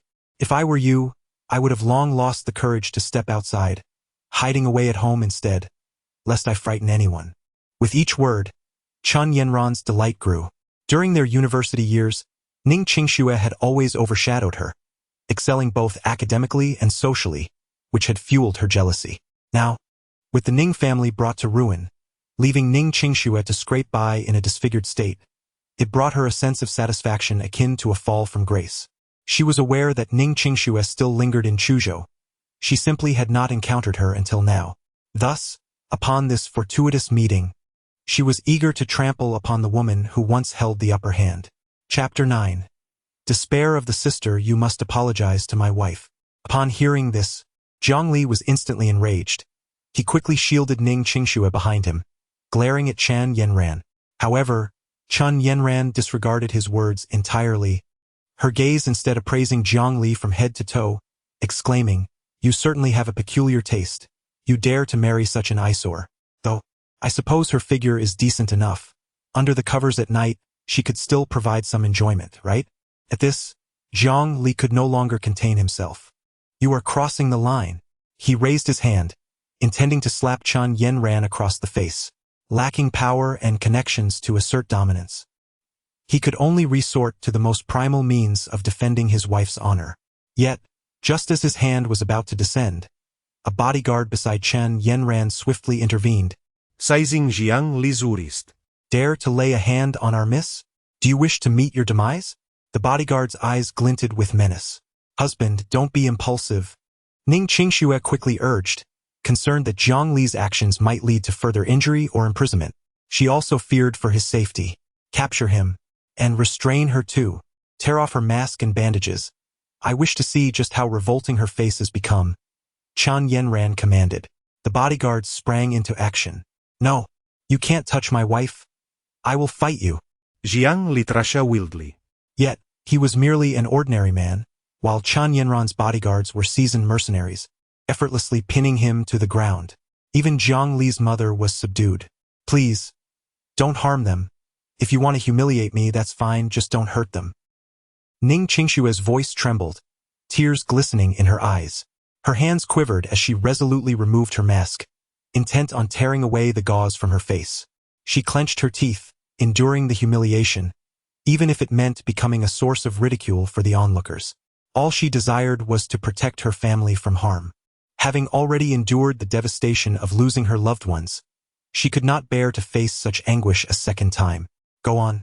Reveal your hideous face for everyone to see, and I shall spare them, Chan Yenran said cheerfully. Her intention was merely to humiliate Ning Qingsue for her own amusement. As long as her objective was achieved and Zhang Li and her daughter were released, she was indifferent to the means. No, my love, do not heed her words, Zhang Li implored, his veins bulging with desperation. Yet, no matter how fiercely he struggled, he remained ensnared, teetering on the brink of despair. Ning Qingsue clenched her teeth tightly, shutting her eyes as two streams of clear tears cascaded down her cheeks. At last, she tore away the bandages that concealed her face, revealing her visage. Silence. In this moment, everyone fell utterly silent, their gazes fixated on Ning Qingsue, all astounded by her beauty. Ning Qingsue tightly shut her eyes, clutching the gauze in her hand with a resolve akin to that of one facing death. However, she did not await the sounds of mocking laughter. She encountered neither derision nor scorn. Instead, what she received was the astonished exclamation of Chan Yenran. How is this possible? You haven't been disfigured? Chan Yenran gritted her teeth in disbelief. You haven't been disfigured? Ning Qingsue shivered slightly, and as she opened her eyes, she beheld the fiercely gritting teeth of Chan Yenran, her face suffused with jealousy. Qingsue, what happened to your face? Zhang Li's mother exclaimed in astonishment. Even Zhang Li ceased his struggles, gazing at Ning Qingsue with a look of profound shock. Ning Qingsue suddenly recalled Ning Chen's words, stating that by this morning, her face would return to its normal state. However, early in the morning, before they had the opportunity to gaze upon her reflection, they received a hurried call from the hospital and rushed there without delay. Ning Qingsue felt a mixture of trepidation and anticipation, her hands trembling slightly as they grazed her cheek. Smooth, delicate. Gone were the grotesque scars and rough textures that had once marred her skin, replaced by an exquisite softness. Ning Qingsue stood frozen, her heart racing. Is it true? Has my face truly healed? She murmured, biting her lip, tears brimming in her eyes and cascading down her cheeks. Over the past 7 years, she had come to accept her own ugliness, yet being naturally beautiful and a woman, how could she not care about her appearance? She never anticipated that her looks could be restored one day. Chan Yenran had always believed that Ning Qingsue had been disfigured, living at the very bottom of society worse than a dog. Now, to her astonishment, she discovered that Ning Qingsue remained the enchanting beauty she once was, a revelation she struggled to comprehend. Immediately, she commanded, "Seize her and slash her face with a knife." The bodyguard hesitated. "Miss, this is a hospital, a public place. Wouldn't such actions have dire consequences?" Chan Yenran retorted furiously. "What nonsense are you spouting? In Chuzhou, is there anything my Qin family cannot handle? Regardless of the repercussions, I shall bear them." Understood. The bodyguard dared not protest further. One of them swiftly drew a military dagger from his waist and advanced towards Ning Qingsue. "Stop!" Zhang Li's voice thundered.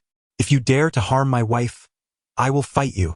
Suddenly, a wellspring of unprecedented strength surged within Zhang Li, enabling him to break free from the grip of the retired mercenary bodyguard. He lunged toward the armed assailant.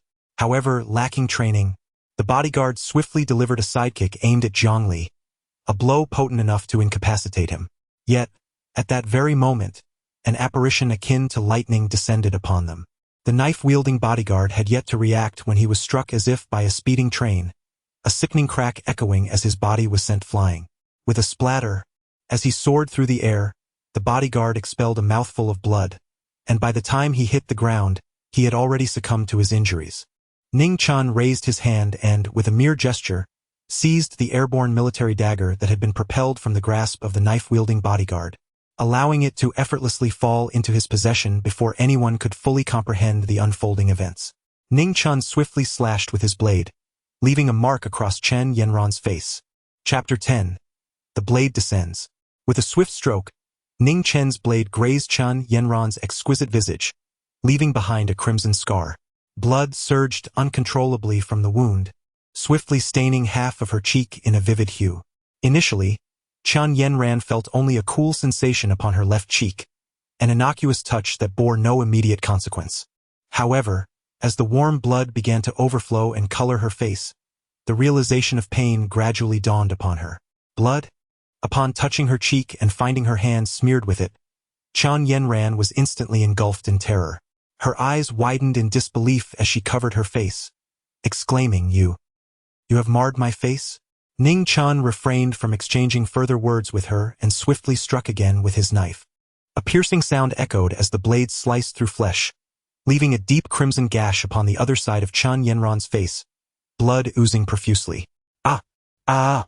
Chen Yanran clutched her face, letting out a chilling scream, her voice resonating with the anguish of a tormented spirit. In that moment, she was engulfed by sheer terror. She had never anticipated that one day, the beautiful visage she so proudly flaunted would be marred by a knife. It was not Ning Qingxue who faced disfigurement, but rather herself. How could she come to terms with this? Kill him. Someone, kill him for me. Ah! After the initial shock, Chen Yanran nearly succumbed to madness, her voice rising in frantic fury towards her remaining bodyguards. Yet, those very bodyguards stood frozen in place, their faces reflecting sheer dread. They were seasoned mercenaries, having once danced on the edge of death, but age had compelled them to seek a more stable livelihood. In terms of skill and reflexes, they were unparalleled. It was precisely this prowess that had caught the attention of the Chen family, one of the 4 prominent families in Chuzhou, leading them to be hired at a significant cost. Under normal circumstances, when Ning Chen had launched his attack, they would have reacted instantaneously, either to confront him or to shield Chen Yanran. However, in this instance they were utterly immobilized. It felt as though an unseen, terrifying force had bound them, weighing them down as if they bore the burden of a mountain. This was an experience entirely foreign to them, and it instilled a profound sense of fear. Especially as Ning Chen's gaze fell upon them, it felt as though they were prey being stalked by a primordial beast. Any slight movement on their part could result in their utter destruction. "Sister, when we were young, you protected me. Now it is my turn to safeguard you." Ning Chen turned around, gazing at Ning Qingxue, a smile gracing his face. At this moment, Ning Qingxue was somewhat taken aback. She had not anticipated that Ning Chen would strike with such ferocity. Nevertheless, an unprecedented sense of security surged within her heart. Indeed, Ning Qingxue nodded in affirmation. "See, I did not deceive you. Your face has truly returned to its original state." Ning Chen then promptly retrieved his phone, activated the front camera, and held it up for Ning Qingxue to see. Through the lens of the phone's camera, it was only then that Ning Qingxue could vividly observe her own cheeks, which had indeed reverted to their former glory. A smile involuntarily blossomed upon her tear-streaked face. Ning Chen wore a smile as he pulled Zhang Li closer. "Brother-in-law, are you all right?" "I'm fine. It's just, I feel utterly useless for not being able to protect your sister," Zhang Li confessed, a hint of remorse in his voice. "You did exceptionally well," Ning Chen replied with a smile. He held deep gratitude for Zhang Li. Without him, his sister would have perished in the river 7 years ago when the Ning family was annihilated. Who would have dared to intervene? Only Zhang Li had stepped forward. He had saved his sister. Over these 7 years, it was Zhang Li who had cared for her. Were it not for him, even if she had survived 7 years ago, she would not have endured this long. "Why are you still standing there? Go dry the tears from my sister's face," he urged, pushing Zhang Li forward. Lin Luoxian shot him an exasperated glance, raising the tissue in her hand. "See, I'm here to wipe your sister's tears, not to intrude." Yet, after her moment of annoyance, Lin Luoxian looked at Ning Chen with eyes sparkling with admiration. She couldn't help but recall the previous day when he single-handedly took down numerous individuals from the Chu City auction house at the Ning family's old residence. Today, in their most perilous moment, he had once again stepped up. Truly, he was so manly. The sense of security he exuded was overwhelming. However, her expression soon shifted to one of concern, and she lowered her voice. This is escalating. It's troublesome. That woman is the prized jewel of the Chen family. You must leave quickly. Otherwise, they will discover your connection to Ning Chen, and no one will be able to protect you. Moreover, take your sister and brother-in-law with you. All of you must leave Chuzhou. Otherwise, even if you escape, the Chen family will undoubtedly hold them accountable. This is my card. There isn't much money on it, but there are 20,000. It should suffice for your immediate needs. The password is your sister's birthday. Ning Chen gazed at Lin Luoxian, whose face was etched with concern, and, unable to restrain himself, gently brushed his fingers across her delicate nose, chuckling, "Do not worry. Even if the Chen family does not come to seek me, I shall go to find them." Lin Luoxian was momentarily taken aback. Her beautiful eyes widened in disbelief as she stared at Ning Chen. Could it be that this fellow was teasing her? She had only witnessed such intimate gestures between couples on television, where one would affectionately trace a finger along the bridge of the other's nose. Yet Ning Chen dared to do this to her? Amidst her astonishment, a rosy hue crept onto Lin Luoxian's cheeks. What are you doing?" She glared at Ning Chen, but he had already turned away. The commotion had attracted considerable attention, prompting the hospital security to arm themselves with riot gear and rush over. Meanwhile, in a corner, the female doctor trembled in fear. If she had harbored resentment and anger towards Ning Chen and Yi Hongli earlier, that fury had dissipated entirely after Ning Chen had marred Chen Yanran's face with 2 swift strokes. In fact, she felt a strange relief. Thank goodness she had not acted more rashly. Otherwise, she touched her own face, a chill running down her spine. In the midst of the chaos, Chen Yanran, who had previously felt her bodyguards were frozen in place, suppressing her anger and refraining from further arrogance, finally erupted once more upon seeing the hospital personnel approaching. Her voice grew shrill and piercing. "I am from the Chen family of Chuzhou. Kill him. You must kill him." However, the security personnel rushing towards her seemed to be as immobilized as her bodyguards, caught under the weight of an overwhelming pressure that rendered them unable to move. Ning Chen advanced step by step towards Chen Yanran, his tone ominous.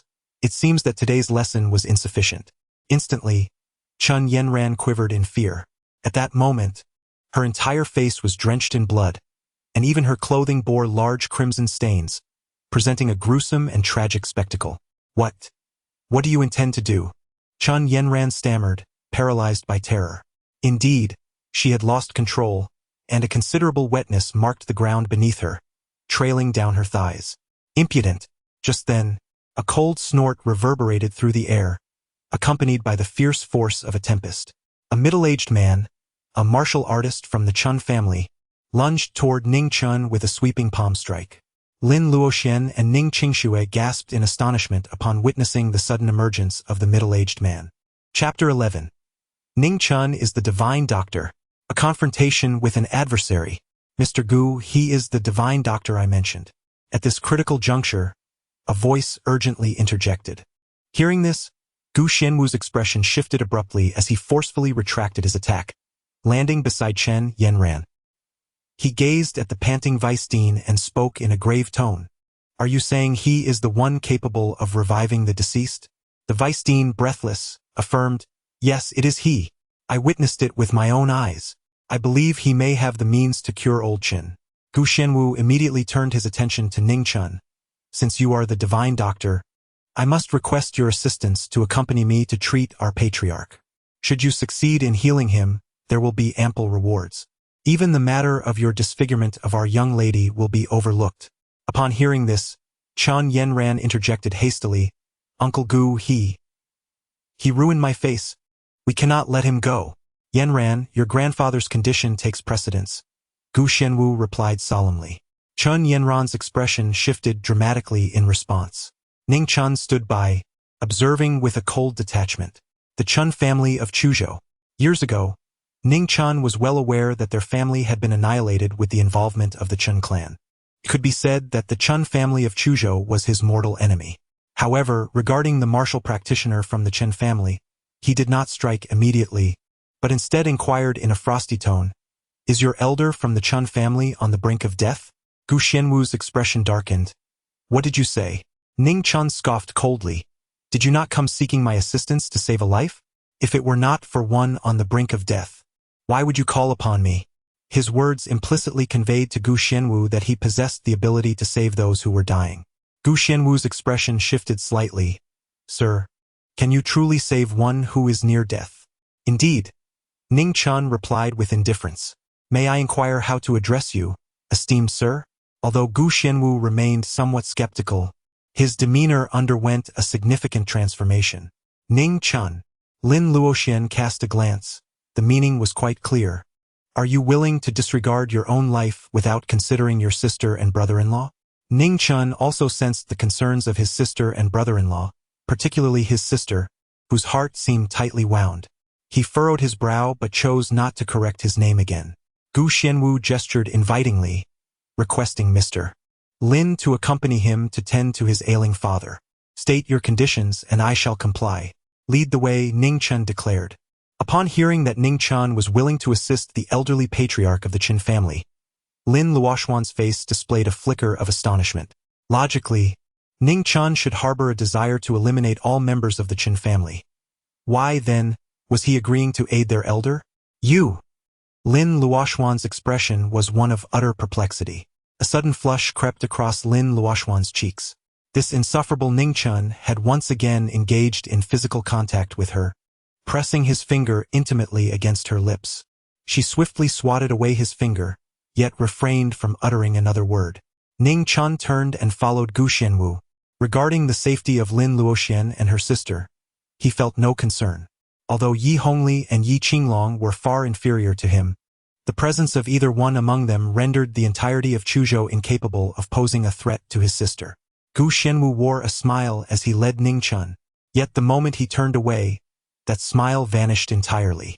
Ning Chen has slain the bodyguard of the Qin family, leaving their esteemed young lady disfigured, which is tantamount to delivering a resounding slap to the face of the Qin family. If Ning Chen possesses the skill to cure the elder's ailment, then all may be well. However, if he lacks the ability to heal the elder, then this day next year shall mark his demise. Ning Chen silently trailed behind Gu Xianwu. Ultimately, Ning Chen followed Gu Xianwu to the VIP ward on the upper floor, accompanied by the former vice president. The vice president, casting a flattering smile at Ning Chen, had hastily rushed upstairs earlier to inform the Chen family of Ning Chen's miraculous healing abilities, aiming to curry favor with them. Should Ning Chen succeed in treating the elder's ailment, the accolades would be substantial. With but a word from the Chen family, he could effortlessly shed the title of vice president. "Old master, Dr. Lin has already been summoned," Gu Xianwu announced as they arrived at the end of the VIP corridor, where numerous bodyguards stood vigilant. For the Sun Zhenghua father and son, enlisting a martial artist of internal strength required considerable resources. However, the bodyguards surrounding the Chen family's elder were all practitioners of such prowess. "Come in." A voice resonated as the door to the ward swung open. Ning Chen entered alongside Gu Xianwu. Inside the room lay an elderly man on the hospital bed, flanked by two doctors clad in white coats, standing guard. "Chen Yaowei." Ning Chen gazed at the elderly man on the hospital bed, his eyes narrowing slightly. This individual was none other than the head of the Chen family from Chuzhou. "Are you the miraculous physician capable of reviving the deceased?" Chen Yaowei inquired, his voice somewhat feeble and his complexion pale, yet his gaze remained remarkably keen. "I suppose so." Ning Chen spoke softly. "Since you are a divine physician, can you discern the ailment that afflicts me?" Chen Yaowei fixed his gaze upon Ning Chen and replied, "What you suffer from is not an illness, but rather an injury." Ning Chen spoke directly. Upon hearing this, Chen Yaowei was momentarily taken aback. Not only Chen Yaowei, but even Gu Xianwu and the two attending physicians, along with the deputy dean who accompanied them, displayed a fleeting expression of astonishment on their faces. As Ning Chen stepped through the door, he merely cast a glance at the old master Chen and discerned his ailment. Even in the practice of traditional Chinese medicine, one adheres to the principles of observation, inquiry, and examination. One would expect a thorough investigation. Yet, Ning Chen, with a fleeting glance, arrived at his conclusion. "You are mistaken. I suffer from heart disease, not an injury," Chen Yaowei retorted, his expression turning icy. "So, you are questioning my medical expertise?" Ning Chen replied with a cold smirk, suggesting that perhaps his treatment was unnecessary. With that, he turned to leave. Observing this, one of the inner strength bodyguards swiftly drew his firearm, aiming it at Ning Chen's head. "The old master has not permitted your departure. You cannot leave." Chapter 12. Conditions for saving a life. He was an inner strength warrior, formidable in prowess, capable of eliminating an ordinary individual like Ning Chen with a single move. However, killing Ning Chen was not an option. Intimidation was required. In the realm of common perception, the threat posed by a handgun is undoubtedly more significant. No one can maintain their composure when faced with a gun at their temple. Yet, he had miscalculated. Ning Chen is an exception. Ning Chen remained remarkably composed as he spoke. "In the past, more than one individual has aimed a firearm at me, but regrettably, they all met their demise." The armed bodyguard suddenly sensed an impending threat. Before he could even comprehend the situation, and without having clearly observed how Ning Chen made his move, the gun in his grasp was already wrested away. Simultaneously, his right hand, which clutched the weapon, was struck with such force that it resulted in a shattering fracture. But that was merely the beginning. In the fleeting moment when Ning Chen seized the gun, he immediately pulled the trigger. Bang! Accompanied by the sound of gunfire, the bodyguard who had aimed at Ning Chen was struck in the forehead, his form stiffening as he fell backward, lifeless on the spot. Until his last breath, he remained oblivious to the manner of his demise, his eyes forever wide open in disbelief. This abrupt turn of events caught everyone off guard. Protect the old master. In the next instant, all the bodyguards sprang into action, drawing their weapons, while Gu Xianwu swiftly appeared beside the hospital bed, prioritizing the old man's safety. The vice president, on the other hand, was rendered speechless. Good grief. He had intended to achieve merit, not to gamble with his own life. He could almost envision the consequences of Ning Chen's actions, which not only threatened Ning Chen's life but also placed him in grave danger. After all, Ning Chen was introduced by him.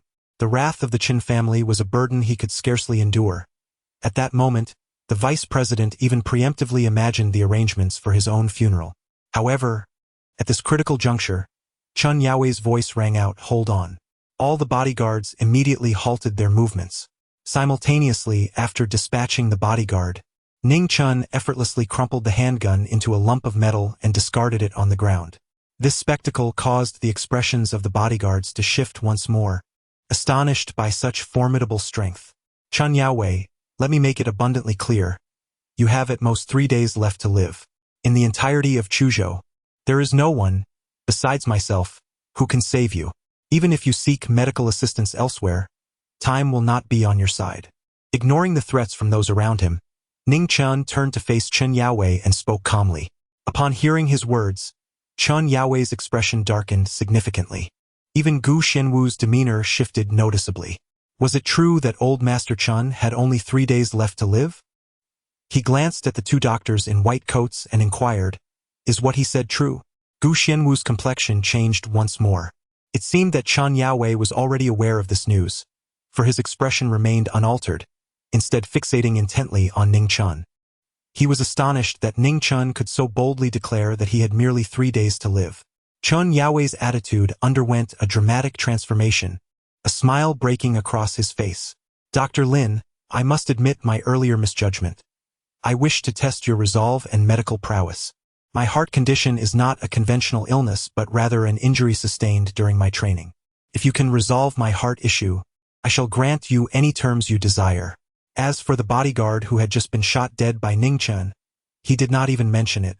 If it meant preserving his own life, he would not mind sacrificing 1 bodyguard or even 10 should it come to that.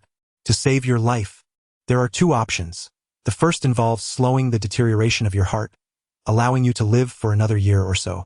The second option entails a complete remedy for your injuries, restoring your heart to full health. Ning Chen spoke up, and upon hearing his words, a look of astonishment instantly appeared on the faces of the crowd. Can Ning Chen truly be cured? Is this not an exaggeration? I choose the second option, Chen Yaowei declared without hesitation. Uncertain of the veracity of Ning Chen's words, he recognized that he had no alternative but to place his trust in him. Do not rush. Allow me to present my proposal first, Ning Chen replied calmly. Please go ahead, Chen Yaowei promptly responded. The first proposal entails a sum of 100 million in cash, Ning Chen announced. At this revelation, Chen Yaowei and the others furrowed their brows slightly. Ning Chen is indeed making an outrageous demand, asking for 100 million? Furthermore, this is merely the price for the initial proposal. One can only imagine how exorbitant the cost of the second proposal will be. However, as long as there is a chance of survival, Chen Yaowei would be willing to part with any sum, even more than 100 million, to secure his life. Chen Yaowei and the others gazed at Ning Chen, patiently awaiting his requirements for the second proposal. Ning Chen paused momentarily before speaking again. The second proposal involves a cash sum of 1 billion, accompanied by a millennium-old divine herb. Upon hearing this, Chen Yaowei nearly rose from his sickbed. Mr. Lin, do you comprehend the gravity of your words? Chen Yaowei's expression darkened immediately. 1 billion is the fee for my medical treatment, and the millennium divine herb is for your use. If you wish to survive, prepare yourself. If not, disregard my words. Ning Chen let out a cold laugh. The reason he decided to intervene and treat Chen Yaowei was that, in half a month, on the 7th anniversary of his parents' passing, he required Chen Yaowei to kneel before their graves in repentance. Therefore, Chen Yaowei could not die just yet. However, merely saving Chen Yaowei would be far too lenient. Ning Chen was determined to demand a steep price. The 1 billion in cash was meant for his sister and brother-in-law. He possessed a black card gifted by the gatekeeper, which allowed unlimited use but could only be utilized by himself, making it impossible to withdraw such a significant amount of cash. Thus, he required 1 billion for his sister. As for the Millennium Divine Herb, it was intended for his own cultivation. Such a rare herb was nearly impossible to find. Yet as long as Chen Yaowei wished to live, he would undoubtedly spare no effort in seeking out a millennium-old divine herb. Chapter 13. The Shentian Divine Needle. Very well. I accept. Unsurprisingly, Chen Yaowei acquiesced. Please transfer the 1 billion to me at once. Ning Chen spoke without the slightest reservation, stating, 1 billion in cash. There isn't that much in the account. I can arrange for someone to transfer you 100 million in cash, along with all the shares of Tianjin Group. Together, they are worth well over 1 billion. What do you think? Chen Yaowei hesitated for a moment before responding. Even though the Chen family, being one of the 4 prominent families in Chuzhou, possessed immense wealth amounting to hundreds of billions, it was no trivial matter to suddenly produce 10 billion in cash for Ning Chen. After all, assets do not equate to liquid funds, and much of the capital is earmarked for other purposes. Tianjin Group? Within Ning Chen's gaze, a flicker of murderous intent flashed. The Tianjin Group, in its nascent form, was established by his father as the Qingchen Group. However, 7 years prior, following the annihilation of the Ning family, the operations of Qingchen Group had already been divided among others. The main body of the company, along with a portion of its core operations, fell into the hands of the Chen family. Upon assuming control, the Chen family rebranded the company as Tianjin Group. Ning Chen did not anticipate that Chen Yaowei would actually present the Tianjin Group as a trade for him. Very well. Ning Chen noted. Please bring the transfer and the share transfer contract as well. Under the gaze of onlookers, Ning Chen directly seated himself upon the sofa in the VIP ward. This scene left the observers with solemn expressions. Ning Chen remained remarkably composed in the presence of the head of the Chen family from Chuzhou, exhibiting no sign of trepidation. Moreover, the decisiveness and strength he had previously demonstrated were far beyond the capabilities of an ordinary individual. May I inquire, Mr. Lin, what is your true identity? Gu Xianwu glanced at Chen Yaowei, and upon receiving a subtle nod, he voiced his inquiry. Gu Xianwu and Chen Yaowei's expressions shifted once more. Immediately make the arrangements, Chen Yaowei commanded decisively. He could only place his hopes upon Ning Chen. However, should Ning Chen dare to deceive him, he vowed to ensure that both Ning Chen and his entire family would accompany him to the grave before his own demise. Understood. Gu Xianwu dared not delay. He promptly arranged for the transfer of funds and prepared to fax the share transfer agreement of Tianjin Group for printing. 5 minutes later, 100 million in funds was received. 8 minutes later, Ning Chen then rose, approached the bedside, and commanded, "Bring the silver needles." He refrained from using his own needles. Chen Yaowei was not worthy. Soon, the hospital's silver needles arrived. In the presence of all, Ning Chen boldly lifted Chen Yaowei's garment and proceeded to administer the needles upon his chest. The entire sequence of actions flowed with the grace of a gentle stream. Is it the long-lost Shantian divine needle? The two attending physicians, one of whom was a traditional Chinese medicine practitioner, gasped in astonishment upon witnessing Ning Chen's technique, their expressions reflecting disbelief. What is the Shantian divine needle? Others looked on in confusion. The Shantian divine needle is renowned alongside the Tai divine needle, yet it surpasses it in both strength and enigma. The esteemed practitioner of traditional Chinese medicine could not suppress a gulp. Initially uncertain, he became convinced when he recognized that Ning Chen's first and second needle techniques perfectly aligned with the initial forms of the Shantian divine needle. As the needles continued to flow seamlessly, his conviction solidified. At that moment, his gaze toward Ning Chen was imbued with fervor. He never anticipated that he would witness the complete Shantian divine needle reemerge into the world.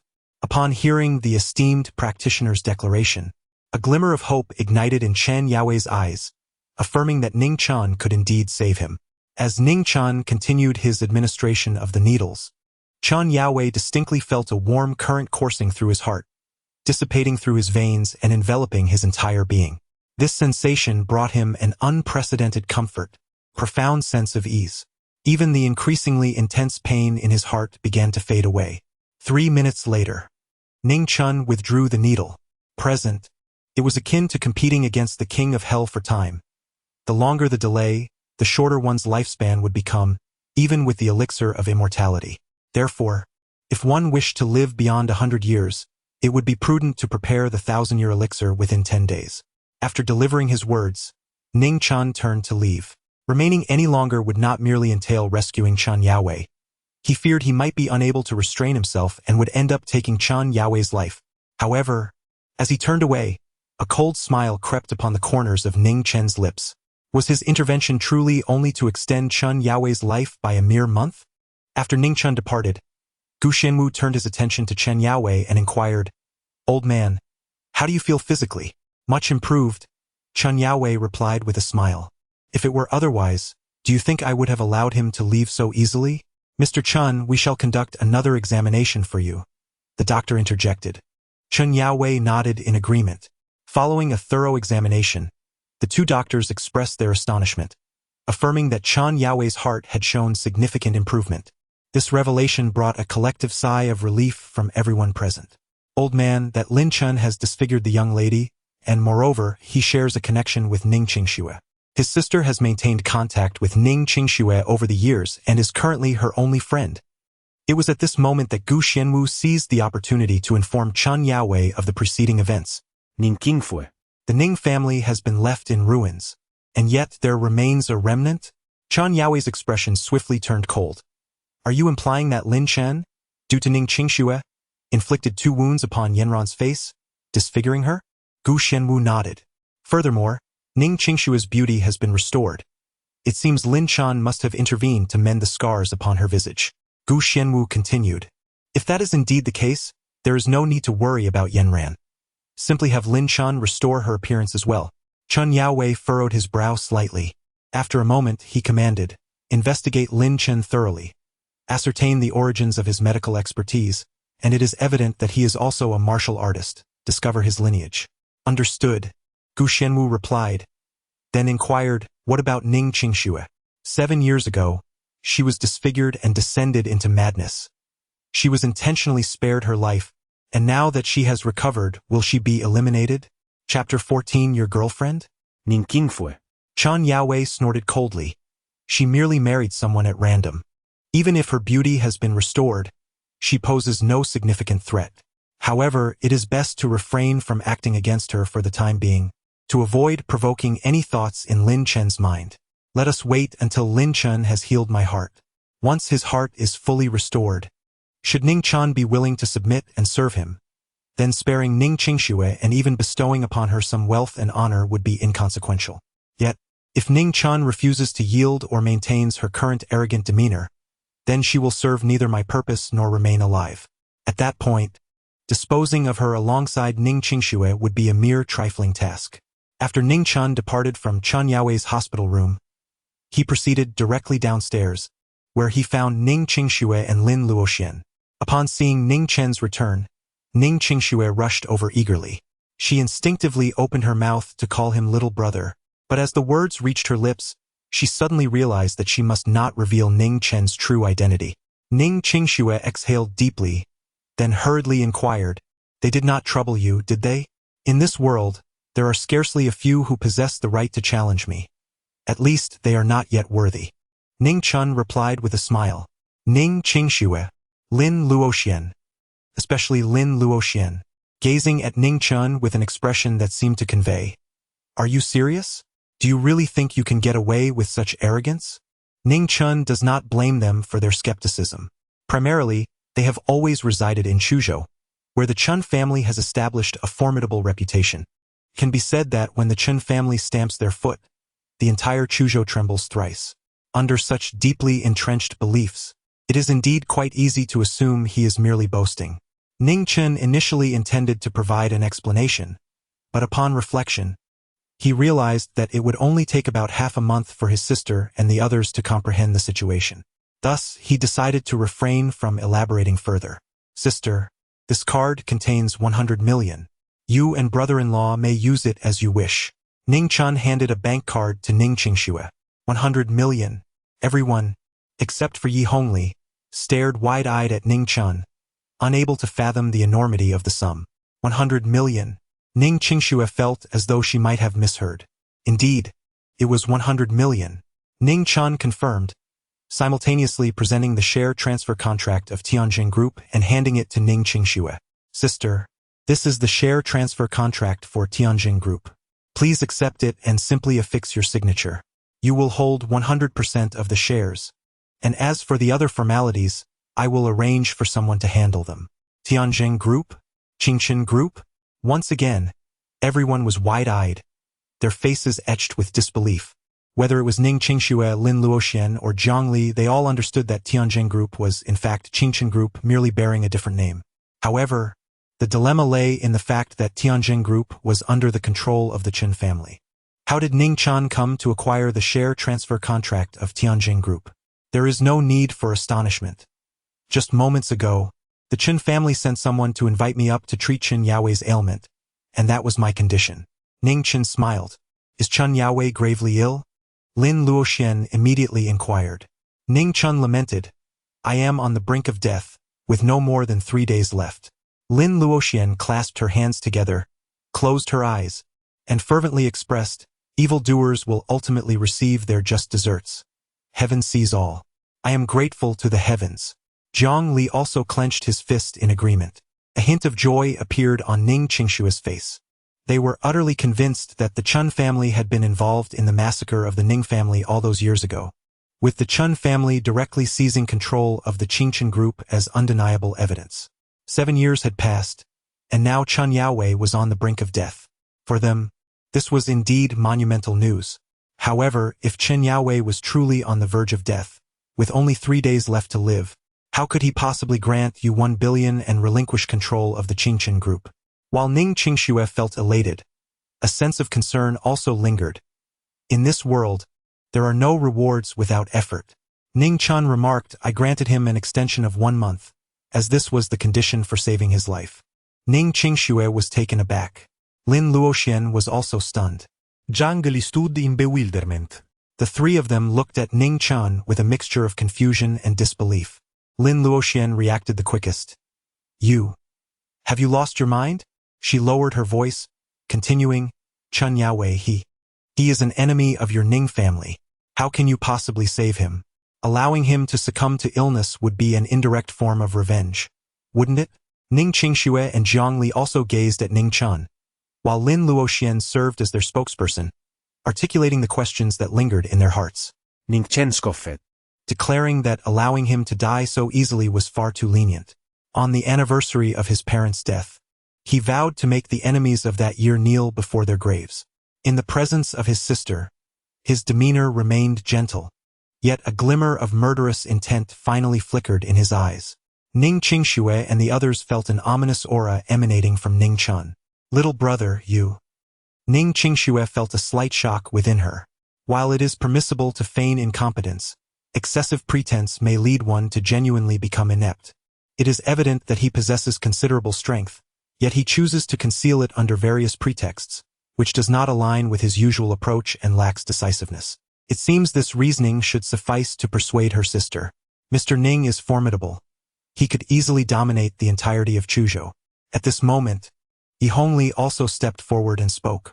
Moreover, she demonstrated her intelligence by refraining from addressing Ning Chen as the hall master, instead opting for Mr. Ning, in order to prevent further discussion regarding the Azura Hall. Upon hearing Yi Hongli's words, Ning Qingxue, Lin Luoxian, and others finally turned their gaze upon Yi Hongli. Ning Qingxue had previously encountered Yi Hongli, aware that she had arrived alongside Ning Chen. However, Lin Luoxian had departed at that time and did not witness the encounter.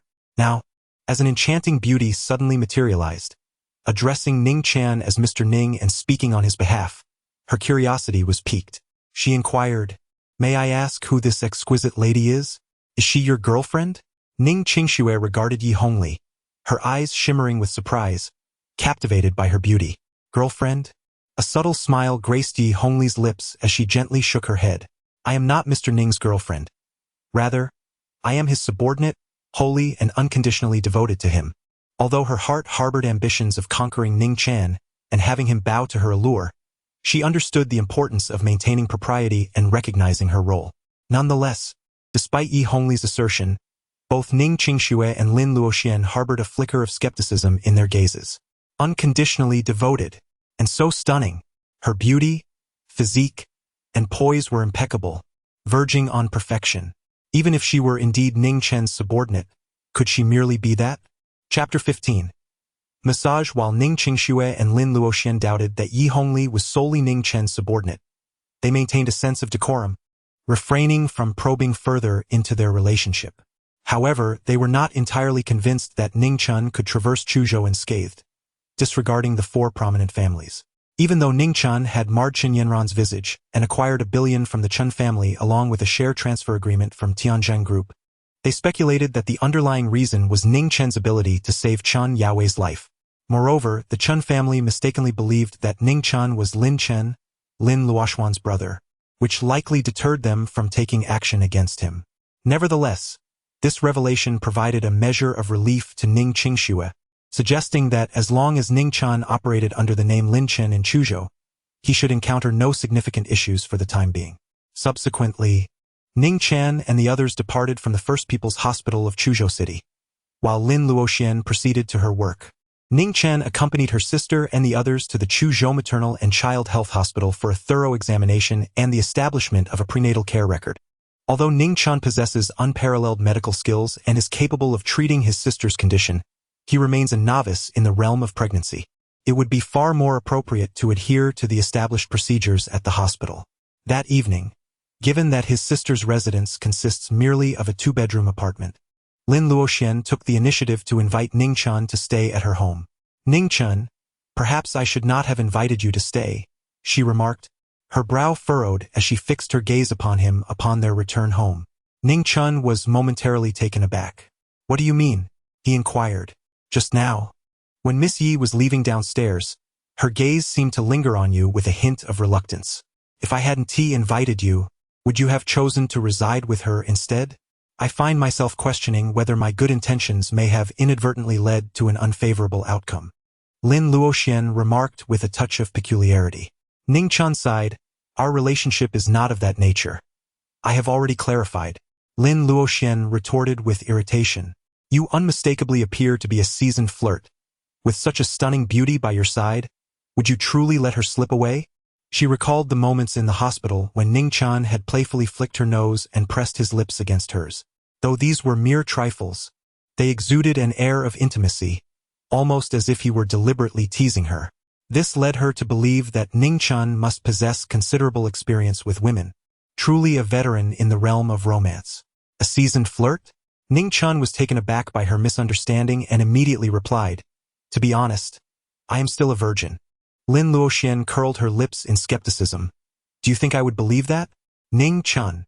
Lin Luoxian lightly scoffed. "In my experience, men often boast about their romantic conquests and the number of women they have been involved with, yet they would never take pride in being a virgin. Particularly as they grow older, the thought of having never been intimate with a woman is often seen as a source of embarrassment. Even those who lack such experiences tend to exaggerate their escapades, speaking with great confidence to avoid the scorn of others. This reflects the mindset of men. Your current nonchalance in expressing such a sentiment resembles that of a seasoned flirt, feigning innocence, which significantly undermines your credibility." A flicker of emotion stirred within Ning Chen as he scrutinized Lin Luoxian with a dubious gaze. "With your experience, have you truly amassed considerable knowledge in this regard?" Lin Luoxian instantly grasped the implication behind Ning Chen's words. Her complexion turned slightly rosy, and she retorted with indignation, "In this age of advanced technology, even if one has never tasted pork, one must have at least witnessed a pig run. I am as pure as snow. Do not regard me with such skeptical eyes." Ning Chen chuckled. "What a coincidence. You are still a maiden, and I am still a virgin. We make a perfect match, and neither of us loses out." Lin Luoxian glared at Ning Chen, who said, "We are a match. I regard you as my little brother, while you are coveting my body." Ning Chen was nearly choked by his own saliva. To be candid, he had entertained some impulsive thoughts the previous night, especially after witnessing Sister Luoxian's figure, which was partially concealed yet alluring. However, he certainly could not admit to such feelings. Moreover, the memory of the glimpse he caught beneath the towel last night ignited a fresh wave of curiosity within him. Was Sister Luoxian truly a white tiger? With this thought, Ning Chen's gaze involuntarily shifted downward.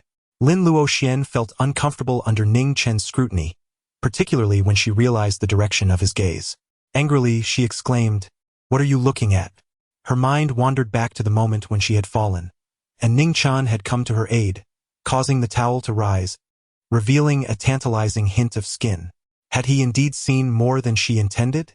Lin Luoxian was uncertain, and the recollection of that incident filled her with embarrassment. Her cheeks flushed slightly as she spoke, and in a huff, she turned and strode towards her room. "Be careful, don't fall again," he cautioned. Ning Chen chucklet. "Ah!" Just as his words had barely left his lips, Lin Luoxian let out a cry of pain, her body swaying precariously, nearly losing her balance. Fortunately, Ning Chen swiftly moved to her side, steadying her and preventing her from truly falling. "Are you all right?" expressed his concern. On Lin Luoxian's fair and delicate cheek, a look of anguish emerged as she glared at him with annoyance. "It's all your fault, you cursed tongue. I sprained my ankle."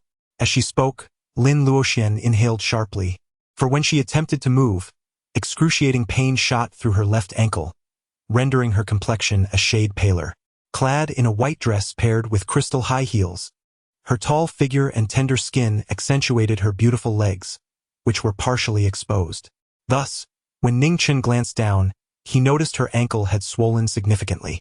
After yesterday's fall, her ankle had already been subtly painful, but it had not hindered her movement, until today when she had re-injured it.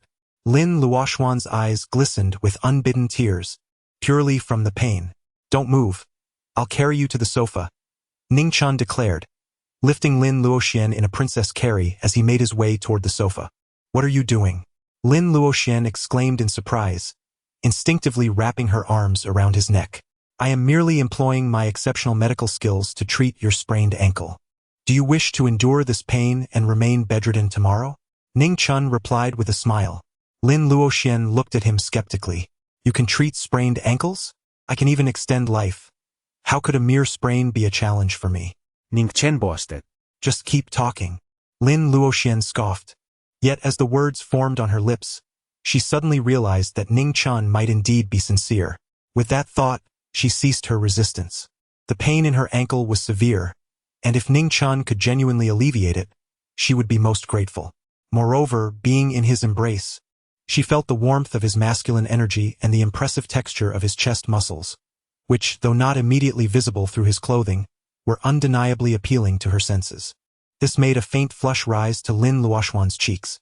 In her memories, Ning Chen was merely a young boy, her best friend's little brother, and most of her recollections of him dated back 7 years. Yet now he had matured into a handsome young man. Remarkably, she had to admit that he had grown to embody her aesthetic ideals perfectly. Most crucially, although she was not attracted to women, she had never been particularly fond of men either. Close proximity to a man typically incited a natural aversion within her. Otherwise, she would not have distanced herself from so many suitors. However, Ning Chen was an exception. For instance, as he held her close, she instinctively clung to him to avoid falling, yet she felt no repulsion whatsoever. This revelation left Lin Luoxian feeling somewhat uneasy. After all, he was her best friend's brother. What was she thinking? Biting her lip, she hurriedly dismissed the errant thoughts from her mind. It was then that she noticed Ning Chen, with an odd expression, was gazing down at her intently. What's wrong? Lin Luoxian's demeanor instantly shifted to one of wariness. Ning Chen chuckled. Sister Luoxian, you may let go of me now. Let go? Lin Luoxian suddenly realized that Ning Chen had already embraced her and brought her to the edge of the sofa, gently lowering her onto it. However, lost in thought, she still clung to Ning Chen's neck and did not release her hold. I understand. My charm is simply irresistible, and it is only natural for you to be captivated by me, Ning Chen said with a smile on his face. You! Lin Luoxian raised an eyebrow and retorted, narcissist. Yet, upon hearing Ning Chen's words, her embarrassment dissipated significantly, and she no longer felt as flushed. Ning Chen understood that he had achieved the desired effect. A smile graced his lips as he pulled over a small stool and seated himself opposite Lin Luoxian. He then lifted her left foot and placed it gently upon his own legs. What are you doing? Immediately replied, of course, I am here to alleviate the swelling of your ankle. Moreover, Sister Luoxian, could you refrain from making those sounds you just did? They are rather suggestive. Lin Luoxian glared at Ning Chen, gritting her teeth. That was due to pain. What are you thinking? She found Ning Chen to be quite dissimilar from the divine healer she had envisioned, contrasting starkly with the imposing figure he had presented at the Ning family's old residence, where he effortlessly subdued numerous subordinates of Zhou Shihai, as well as the cold-hearted individual who had marred Qin Yanran's cheek in the hospital. At this moment, he appeared rather frivolous and somewhat absurd. Yet, this demeanor bore a resemblance to the Ning Chen she remembered from 7 years ago. Although Lin Luoxian suspected that Ning Chen might be deliberately teasing her, she soon reassured herself that it was indeed a relief. This indicated that Ning Chen was still quite normal, not burdened by hatred due to the annihilation of the Ning family. Nor had he become a heartless machine solely fixated on vengeance, twisted by his own psyche. As she pondered this, she suddenly let out a soft hum, partly from pain and partly from an unexpected pleasure. It turned out that while her mind wandered, Ning Chen had already placed his hand over her sprained left ankle, emanating a soothing warmth from his palm. The instant of contact brought a sharp pang, yet it was swiftly replaced by a gentle touch, as if a mysterious force was penetrating her skin, inducing a delightful tingling sensation that was inexplicably comforting. However, when she noticed Ning Chen suddenly raise his gaze to meet hers, a flush of crimson spread across Lin Luoxian's cheeks. She shot him a glare but refrained from uttering any harsh words, merely biting her lip to stifle any further sounds. Chapter 16. Privacy. Relax. Relax. Ning Chen sensed that Lin Luoxian was enveloped in a state of tension. As he gently massaged her ankle, he remarked, Relax. Lin Luoxian silently mused that if she were to truly relax and revel in Ning Chen's ministrations, she feared she might inadvertently emit an involuntary sound. Yet, the sensation was undeniably exquisite. She had never anticipated that having her ankle massaged could evoke such profound comfort. To spare herself from embarrassment and to prevent any inadvertent display of emotion that Ning Chen might notice, she resolutely closed her eyes, leaning back against the sofa, and surrendered to the soothing pleasure of his touch. Ning Chen smiled softly, dismissing further thoughts as he focused intently on alleviating Lin Luoxian's swelling. The energy surged within his palms, and with each gentle press, Lin Luoxian's ankle gradually returned to its normal state. At that moment, she remained reclined on the sofa, cradling a plush pillow, exuding an air of utter contentment. Yet, Ning Chen's mind began to wander restlessly. Lin Luoxian's long, slender legs resembled tender bamboo shoots, her skin pale and delicate, exuding an exquisite touch and remarkable elasticity, embodying a striking beauty that suggested a perfect balance, neither too plump nor too slender. Even though Ning Chen was not particularly enamored with legs, he felt an irresistible urge to caress them, especially now, as she leaned back on the sofa in a dress, one leg lifted and massaged, causing the hem to slide down slightly, revealing her entire calf, akin to a lotus stem. Should Ning Chen's movements become bolder, he might even catch a glimpse of her thigh.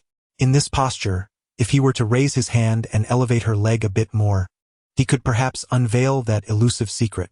At that moment, the allure presented before Ning Chen was undeniably tantalizing. The words of Master Shi rang true. Some women are indeed like intoxicating poison, tempting one towards transgression. Ning Chen contemplate deeply. The 13th master, naturally ranked at the bottom of the divine village, was also the youngest, possessing the most formidable dual cultivation techniques in the world, a captivating and enchanting woman. Her name, as enchanting as her persona, was Qin Meiwu. She was the only master whom Ning Chen did not regard as a mentor. Yet it was precisely this unique relationship that allowed Ning Chen, despite his youthful vigor and the susceptibility to the allure of beauty at such a tender age, to remain remarkably composed.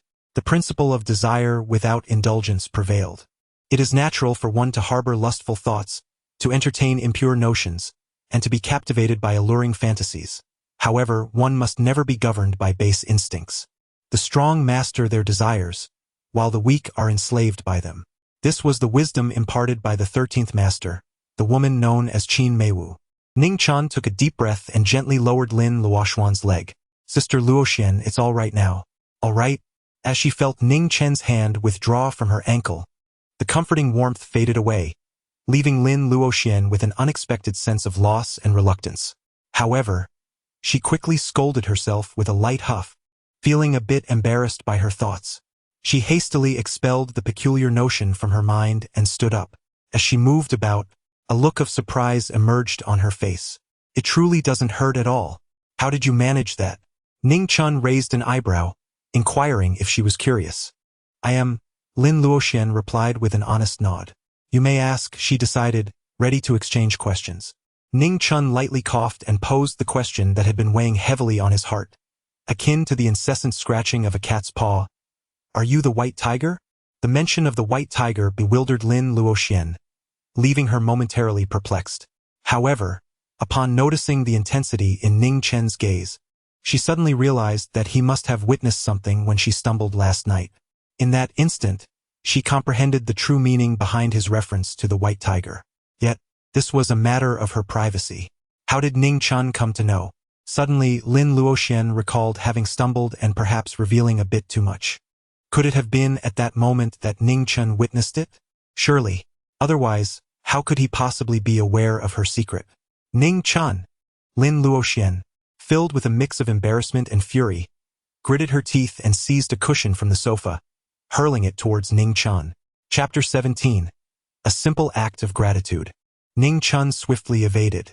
After speaking, he darted into the guest room, closing the door behind him, leaving Lin Luoxian in the living room, her face flushed with a mix of embarrassment and anger. Taking a deep breath, Ning Chen endeavored to calm himself. However, the fleeting image he had glimpsed the previous night continued to resurface in his mind, igniting a primal urge within him. It seemed he had not been mistaken. Sister Luoxian was indeed a white tiger. Master Shi, this is all your fault. You imparted to me the ways of intimacy, merely teasing without offering any practical demonstration. If you had truly trained me to be adept in the art of romance, I would not be so stirred merely by the realization that Sister Luoxian embodies the white tiger. Ultimately, the blame lies with Master Shi for his lack of dedication and failure to lead by example. Had I been exposed to the grand spectacles he has witnessed, these experiences would have seemed trivial in comparison. Ning Chen pondered silently. Yet, being in the prime of his youth, he found himself unable to release the pent-up emotions within. He resolved to take a cold shower to soothe his mind. As for resolving matters himself, that was utterly out of the question.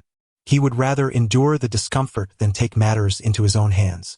Likewise, even if he felt the urge, he would never resort to seeking out a woman casually to satisfy his desires. The former was Ning Chen's bottom line, while the latter was his principle. Just as he was about to turn and open the door to head to the bathroom, a knock resonated through the air. "Ning Chen, open the door," came the voice of Lin Luoxian. Was she here to settle scores with me? Ning Chen harbored a thought within. He opened the door to find Lin Luoxian standing outside. However, the flush of anger and embarrassment that had once adorned her face had vanished, replaced by a serene composure. In her hands, she held pristine sheets and a duvet cover. "Step aside.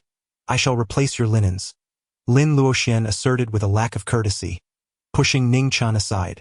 He could distinctly sense the force behind her gesture, leading him to wonder if she was intentionally seeking to retaliate against him.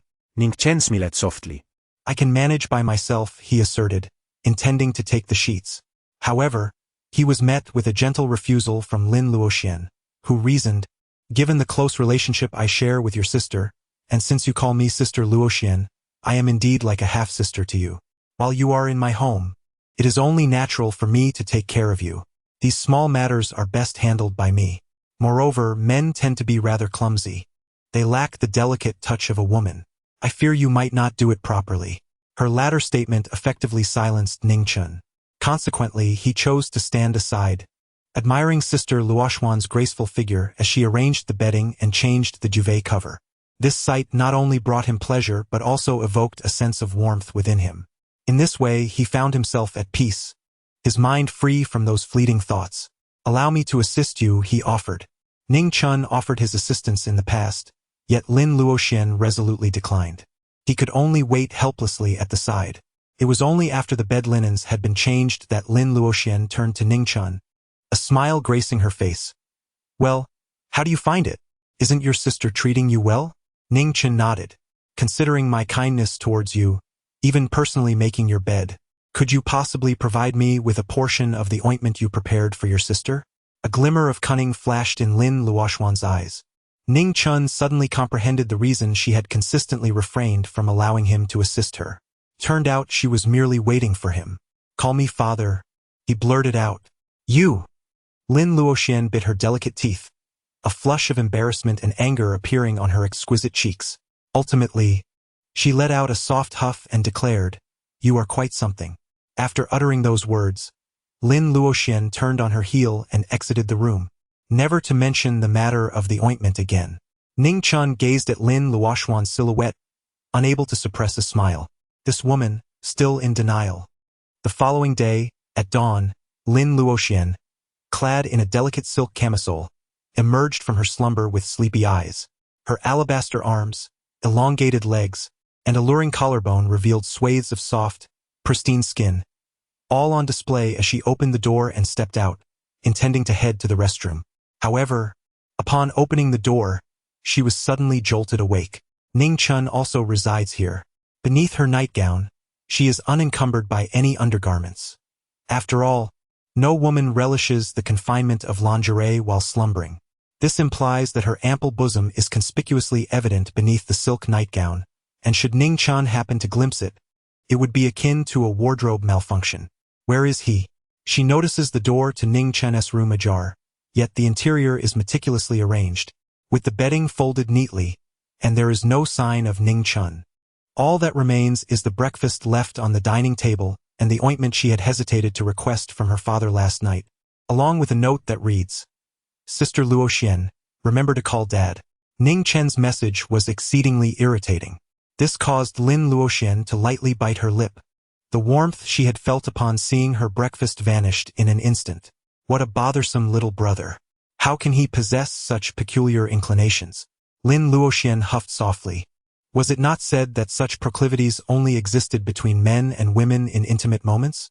Though she struggled to comprehend why some men desired their partners to call them daddy during such times, the plethora of online discussions suggested this phenomenon was indeed prevalent. However, her relationship with Ning Chen was not of that nature. What pleasure could possibly arise from uttering such a term? She found it utterly perplexing. Despite her irritation, she refrained from tearing up the note and instead picked up the still warm breakfast, indulging in it heartily. The delightful flavors of the meal quickly alleviated her annoyance towards Ning Chen, leaving her feeling rather embarrassed. She had indeed once mentioned that should she request Ning Chen to prepare a certain ointment, she would call him daddy. If he brought it up again, she might as well comply. After all, it wouldn't cost her much. Lin Luoxian, blushing slightly as she savored her breakfast, concocted a rationale to convince herself. Chapter 18. Captivating the audience in the outskirts of Chuzhou City. At the Lotus Flower Cemetery, light rain fell gently beneath a somewhat overcast sky. Yi Hongli held a black umbrella, unusually clad in all black, following Ning Chen until they finally stopped before a grave. Ning Hetu. Grave of Su Nanji. This was the resting place of Ning Chen's parents, interred together. The plot had been purchased 7 years prior by Lin Luoxian, who had expended all her savings for it. Later, her sister repaid her, yet she had never demanded the money back. Ning Chen knelt before the grave, tears cascading down his cheeks. In his mind's eye, the tender smiles and frowns of his parents materialized, as if he could once more witness their teachings and affections. Yet, all these cherished memories remained frozen in time, lingering from 7 years past. Father, mother, I have uncovered the truth. The Chen family, the Zhao family, the Yuan family, the Yang family. The 4 prominent families of Chuzhou, along with the so-called underground emperor of Chuzhou, Zhou Shihong. They are all complicit. I vow to ensure that everyone connected to that fateful day shall kneel before your graves, bowing in repentance. Ning Chen clenched his fists tightly, a murderous intent evident in his gaze. This information was procured by him through Yi Hongli and Yi Qinglong. They had summoned a substantial number of personnel from the Azura Hall, greatly facilitating their endeavors. This morning, they delivered their preliminary findings to Ning Chen. The 4 prominent families of Chuzhou, along with Zhou Shihua, were all implicated in the affair. However, shortly thereafter, Ning Chen wiped away his tears once more, and a faint smile appeared at the corners of his mouth. Father, mother, it is you who have taught me to face life with optimism, regardless of the circumstances. I shall not be blinded by hatred, nor will I allow resentment to distort my mind. I will live my life well and take good care of my sister. Ning Chen smiled as he recounted the events of the past 7 years to his parents, ensuring they had no reason to worry. It was only when night fell that he rose to take his leave. Sister Luoxian, how can I ever repay you? He pondered on his way back. Lin Luoxian had always been exceptionally kind to her sister, dedicating herself to her care over the years. It could be said that at least half of Lin Luoxian's earnings had been devoted to supporting her sister, without any expectation of repayment. Had it not been for this, she might have already purchased a home and would not need to live in rental accommodation. Indeed, aside from the loan taken for her vehicle, even the apartment at Yijia was rented by Lin Luoxian. Although she never mentioned it, Ning Chen surmised that the second bedroom was prepared for her sister. Moreover, had it not been for Lin Luoxian 7 years ago, his parents would not have had even a place to lay to rest. Lin Luoxian had rendered immense kindness to their family. Such profound gratitude could scarcely be repaid. It seemed that only a pledge of devotion would suffice. A faint smile danced upon Ning Chen's lips. The most fitting way he could conceive seemed to be to make Sister Luoxian his own. Only in this manner could he ensure that her future would be filled with happiness and fulfillment, allowing him to devote himself entirely to her care. Otherwise, should she marry another, Ning Chen would be compelled to maintain a certain distance, exercising caution in his interactions. Indeed, it is for the sake of gratitude. It is certainly not out of desire for her physical form. Ning Chen contemplated as he returned to the city of Chuzhou. Accompanied by Yi Hongli and Yi Qinglong, the trio sought out a suitable place to dine.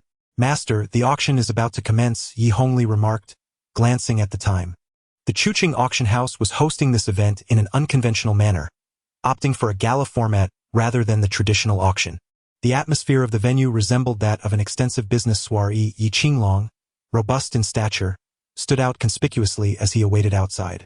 Ning Chen and Yi Hongli entered the auction venue, and upon their arrival, they found a considerable number of guests already present, gathered in small clusters, elegantly holding glasses of red wine and champagne, engaging in cheerful conversation. Furthermore, the majority of the female companions in attendance were adorned in exquisite evening gowns. The women permitted entry into this space were far from ordinary.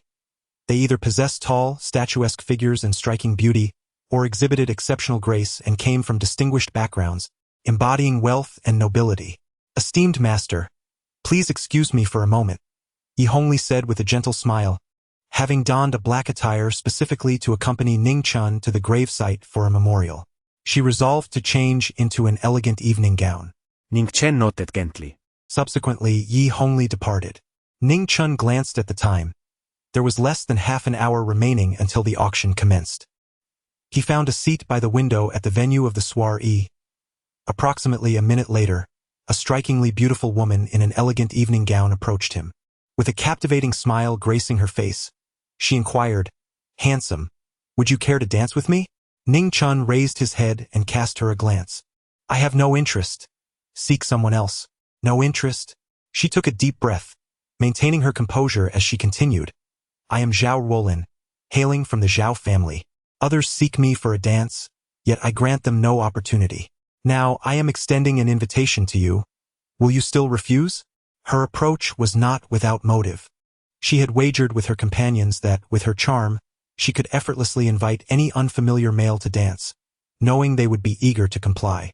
Spotting Ning Chen, with his handsome features and an indescribable aura, she had decided to approach him to demonstrate her allure to her friends. To her astonishment, she was met with outright rejection. Determined not to lose face and become the subject of ridicule among her circle, she patiently asserted her identity, believing that her beauty and status would surely excite him, prompting him to go to great lengths to win her favor. After all, in addition to her beauty, she belonged to one of the 4 prestigious families in Chuzhou. The Zhao family, a quintessential example of wealth and beauty, and among the elite. However, once again, Ning Chen remained indifferent, his tone growing colder as he reiterated, "I have no interest." Zhao Ruolin's expression shifted dramatically. Was this man truly intent on opposing her? "I am a member of the Zhao family.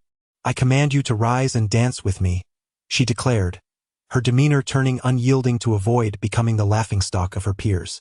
Ning Chen cast a glance at her and calmly remarked, "Tonight, my objective does not involve the 4 prominent families of Chuzhou.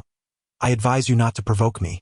At that moment, her companion, sensing the tension, hurried over. "Ruolin, do not stoop to his level.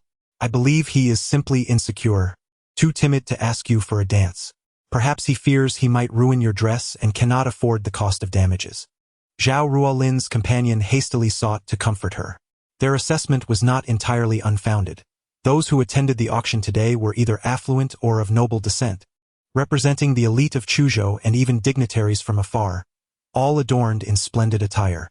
Much like their evening gowns, which were from prestigious international brands, exuding opulence and commanding high prices. In contrast, while Ning Chen was dressed appropriately, his attire merely comprised ordinary domestic brands, amounting to perhaps a mere 1,000 yuan. Although it was not the kind of cheap merchandise one might find at a street stall, it paled in comparison to the elegance displayed at today's gala auction. This stark difference illustrated that Ning Chen was clearly not a scion of privilege. A wild boar cannot appreciate fine grains. Even when given a chance, he proves ineffectual. After receiving her companion's reassurance, Zhao Ruolin felt somewhat uplifted and could not help but let out a disdainful huff. A glimmer of murderous intent flickered in Ning Chen's eyes. Although his target tonight was not the 4 prominent families of Chuzhou, he would not hesitate to eliminate a few members of the Zhao family, particularly given Zhao Ruolin's relentless provocations. At that moment, a voice rang out, cutting through the tension. "I am quite curious to know who claims that my esteemed gentleman cannot afford a gown, and who dares to assert that he lacks the opportunity to enjoy the company of beautiful women." The crowd turned towards the source of the voice, revealing a tall, alluring woman clad in a wine-red evening gown that gracefully accentuated her figure. Her long hair cascaded over her shoulders, framing a captivating visage adorned with pearly teeth and bright eyes, while her luscious red lips added to her enchanting presence. With every movement, she exuded an irresistible charm, one that was ineffably alluring. It was Yi Hongli. The moment Ning Chen beheld her, a flicker of surprise coursed through him, particularly under the radiant glow of the lights. At that moment, she appeared as the most dazzling star in the entire venue, exuding an indescribable allure. It was not only Ning Chen who felt this unexpected enchantment. Zhao Ruolin and the others were equally captivated. Yet, in the presence of this suddenly emerged woman, they were overtaken by an overwhelming sense of inferiority, as if they had encountered a true goddess. Her confidence and breathtaking beauty overshadowed them entirely. As they gazed in disbelief, Yi Hongli gracefully approached Ning Chen, affectionately linking her arm with his, her eyes brimming with tenderness as she softly called out, "Husband, husband?" Ning Chen was taken aback by Yi Hongli's actions, especially as she nestled against him, the softness and warmth of her touch igniting a momentary flutter within him. However, this was not the most shocking revelation. Yi Hongli continued, "Husband, how could they possibly catch your eye? Pay them no mind. Tonight, I and several other sisters have arranged to pamper you and be your little lovers." Chapter 19. A bid of 200 million Zhao Ruolin, and the others widened their eyes in disbelief as they stared at Ning Chen and Yi Hongli. This stunning woman, who had made them feel inferior, was not even his wife. Merely a lover? And not just one? What did this signify? It was a clear indication that Ning Chen was far from the ordinary facade he presented.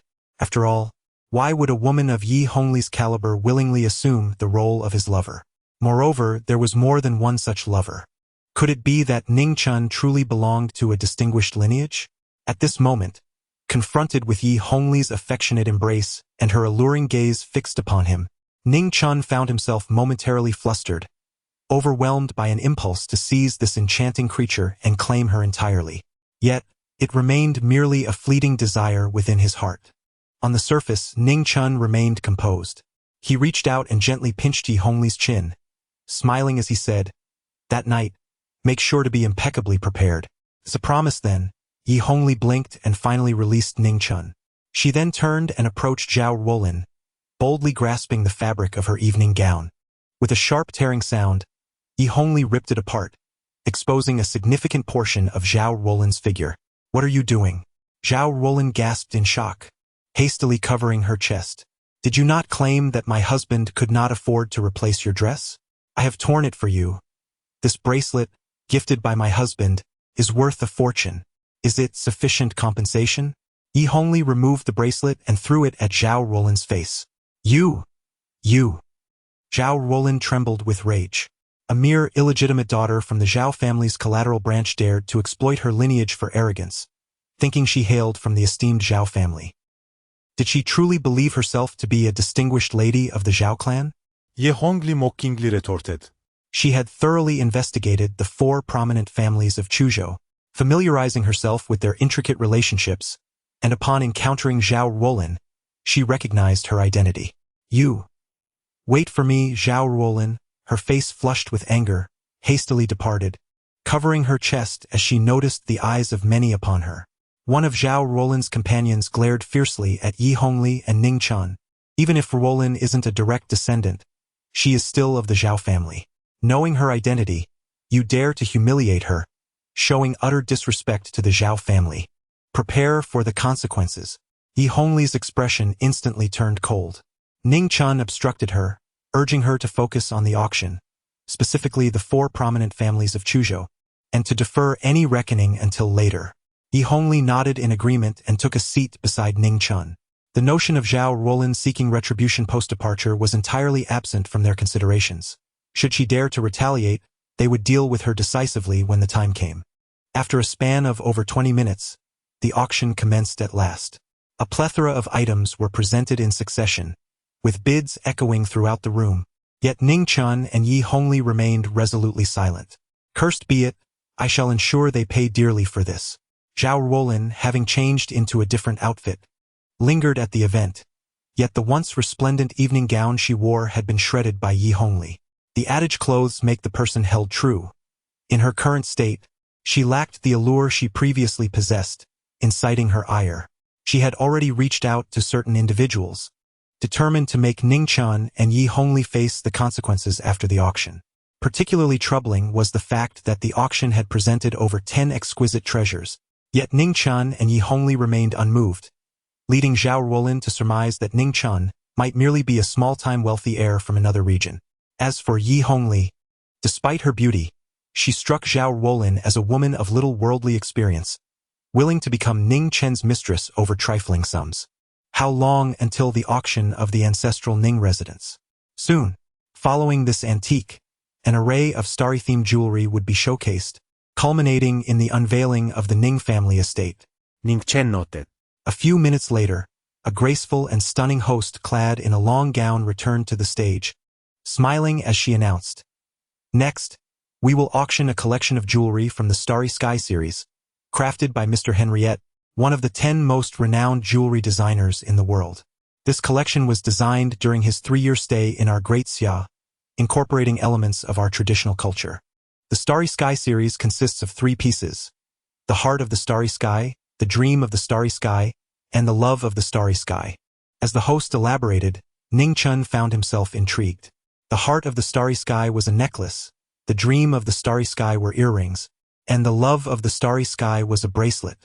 This collection was a limited edition, specially designed for our Great Xia, and was the only set available. It took considerable effort and numerous connections to bring this exquisite collection to our Chuching auction house.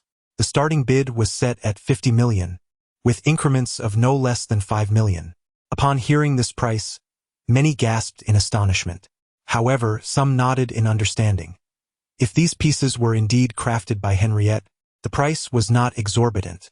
After all, a previous piece from his Angel series had fetched nearly $30 million at Sotheby's, which, when converted to Great Xia currency, amounted to almost 200 million, 55 million, 60 million, 65 million. As the bids continued, the price swiftly climbed to 80 million, with several participants still eager to bid. 200 million. At this moment, Ning Chen unexpectedly raised his paddle to place his bid. A collective gasp echoed through the crowd as they realized he had jumped the price from 80 million to 200 million. Who is this person? Such wealth.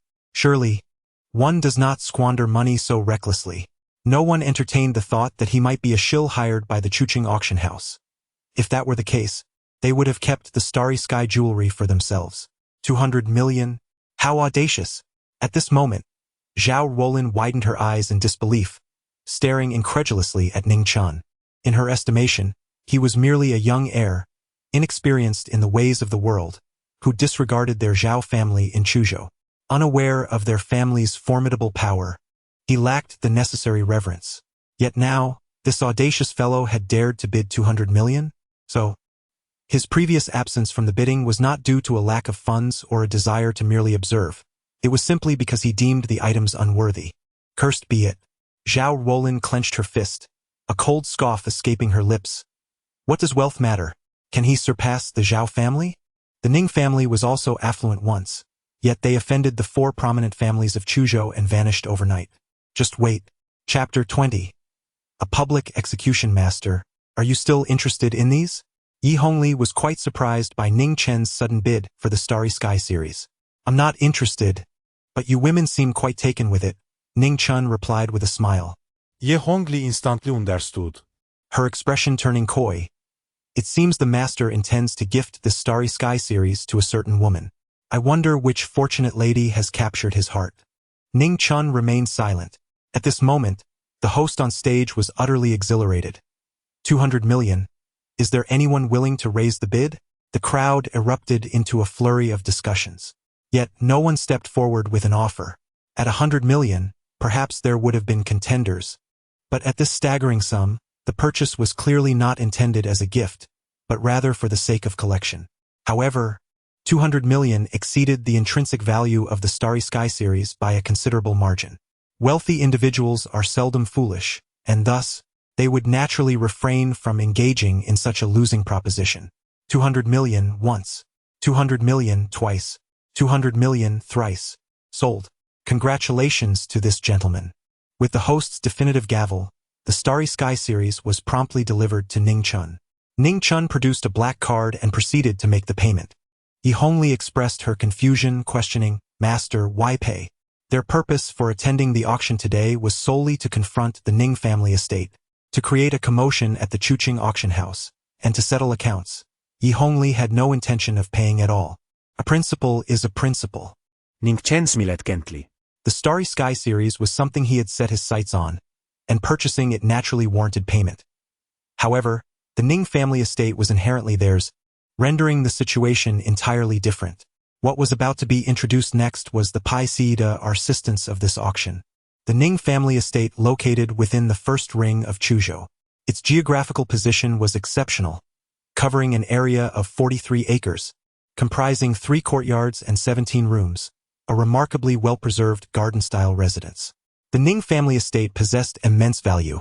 It could serve as a residence or be demolished for alternative purposes.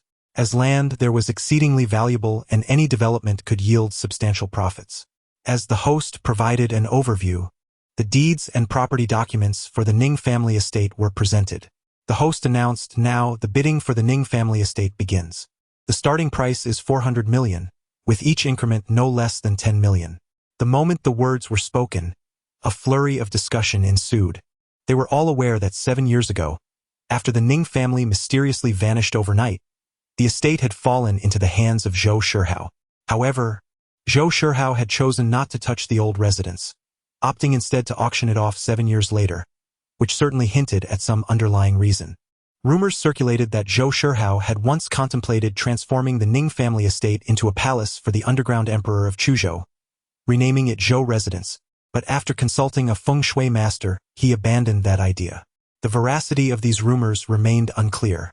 Yet, the local elite of Chuzhou seemed reluctant to bid, while numerous wealthy merchants from outside began to place their offers.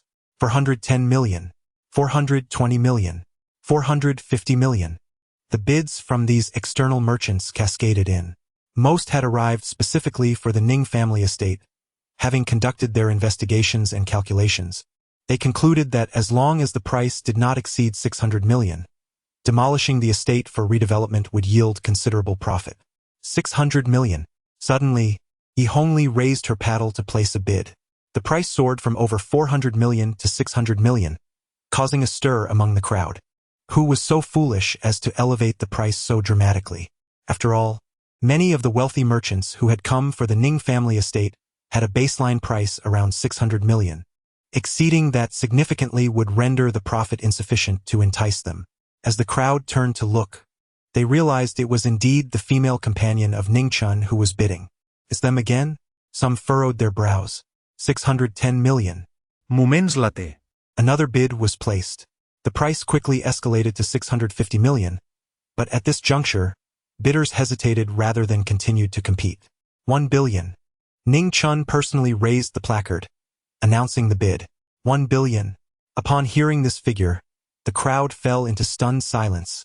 Even the host appeared bewildered. Could it be that someone truly dared to offer such an exorbitant price? All eyes turned towards Ning Chen, their expressions rife with questions. Although the Ning family estate was situated in a prime location, to bid 10 billion was not merely a question of low profit. It bordered on the absurd, suggesting significant financial loss. Was this individual's mind not sound? Such thoughts lingered unspoken in their minds. Nevertheless, the staggering sum effectively deterred all competition, leaving no one willing to contend with Ning Chen. Previously, he had acquired the Starry Sky series of jewelry for 200 million, and no one doubted his financial prowess. Who was this young man? Could he possibly belong to one of the illustrious families from the provincial capital?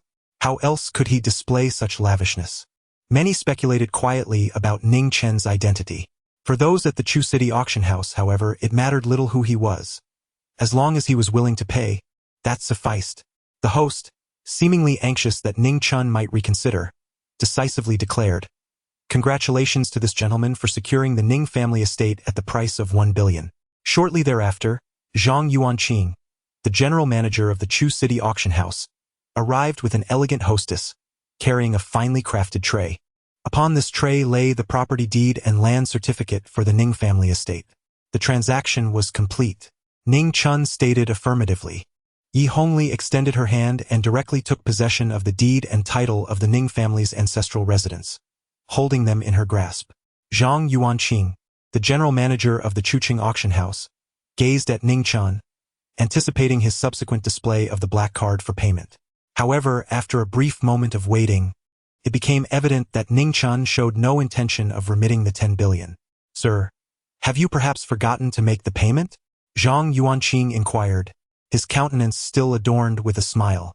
Given that Ning Chen had already settled 2 billion, he had not considered the possibility of default. "The Starry Sky series jewelry has been purchased, and I shall certainly fulfill my payment. As for the deed to the Ning family ancestral residence, It rightfully belongs to me. Ning Chen spoke lichtly. Zhang Yuanqing's brows furrowed momentarily. What does it mean? Ning Chen. Ning family? Zhang Yuanqing's expression suddenly shifted. Are you a remnant of the Ning family? Suddenly, as if a realization struck him, his countenance changed once more. It was you who injured our brother at the Ning family's ancestral residence the day before yesterday? Ning Chen's expression also turned icy. Let me correct you. I am a member of the Ning family, not a remnant of it. Zhang Yuanqing immediately took 2 steps back, brandishing his walkie-talkie, and shouted, "Bring this remnant of the Ning family down. If fate insists on pouring rain and a mother remarrying, you seek death. I shall oblige." Ning Chen gave a cold snort. He stretched out his hand and summoned a fork, typically used for tasting pastries, which then landed in his grasp. Whoosh! Ning Chen flicked his wrist, and the fork shot forth like a bullet, embedding itself directly into Zhang Yuanqing's forehead, emerging from the back of his skull. A gory hole punctured through his brow, blood splattering in all directions. You! Zhang Yuanqing's eyes widened in disbelief as he pointed at Ning Chen. His mouth opening as if to utter something, yet no sound escaped.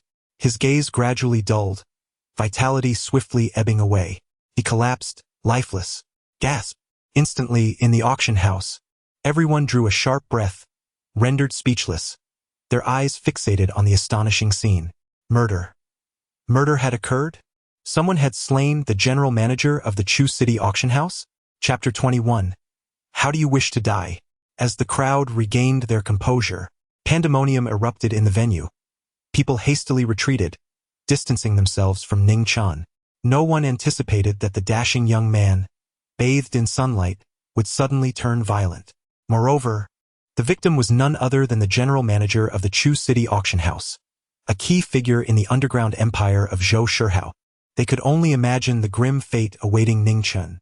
It seemed unnecessary for me to find someone to deal with you. Today, you have no chance of leaving this place alive. Zhao Ruolin, filled with trepidation, concealed herself among the crowd, her gaze fixed on Ning Chen, gritting her teeth with a sense of vindictive pleasure. She believed Ning Chen was doomed, daring to kill a member of the Shihao group. Such insolence would surely lead to his demise. Amidst the shock, a young man pushed through the throng, followed by a flurry of men in black. Notably, beside him stood an elderly gentleman clad in traditional robes, reminiscent of a figure from the previous century. He was the young master of the Shihao group, Zhou Tianyu, the youngest son of Zhou Shihao. As the young man made his entrance, many influential figures from Chu City quickly recognized him. Zhou Shihao, the underground emperor of Chu City, wielded power in both legal and illicit realms. Apart from the 4 prominent families, Chen, Zhao, Yuan, and Yang, he feared no one.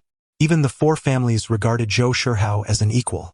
His youngest son, known as the underground prince in Chu City, was notorious for his ruthless demeanor, reminiscent of his father.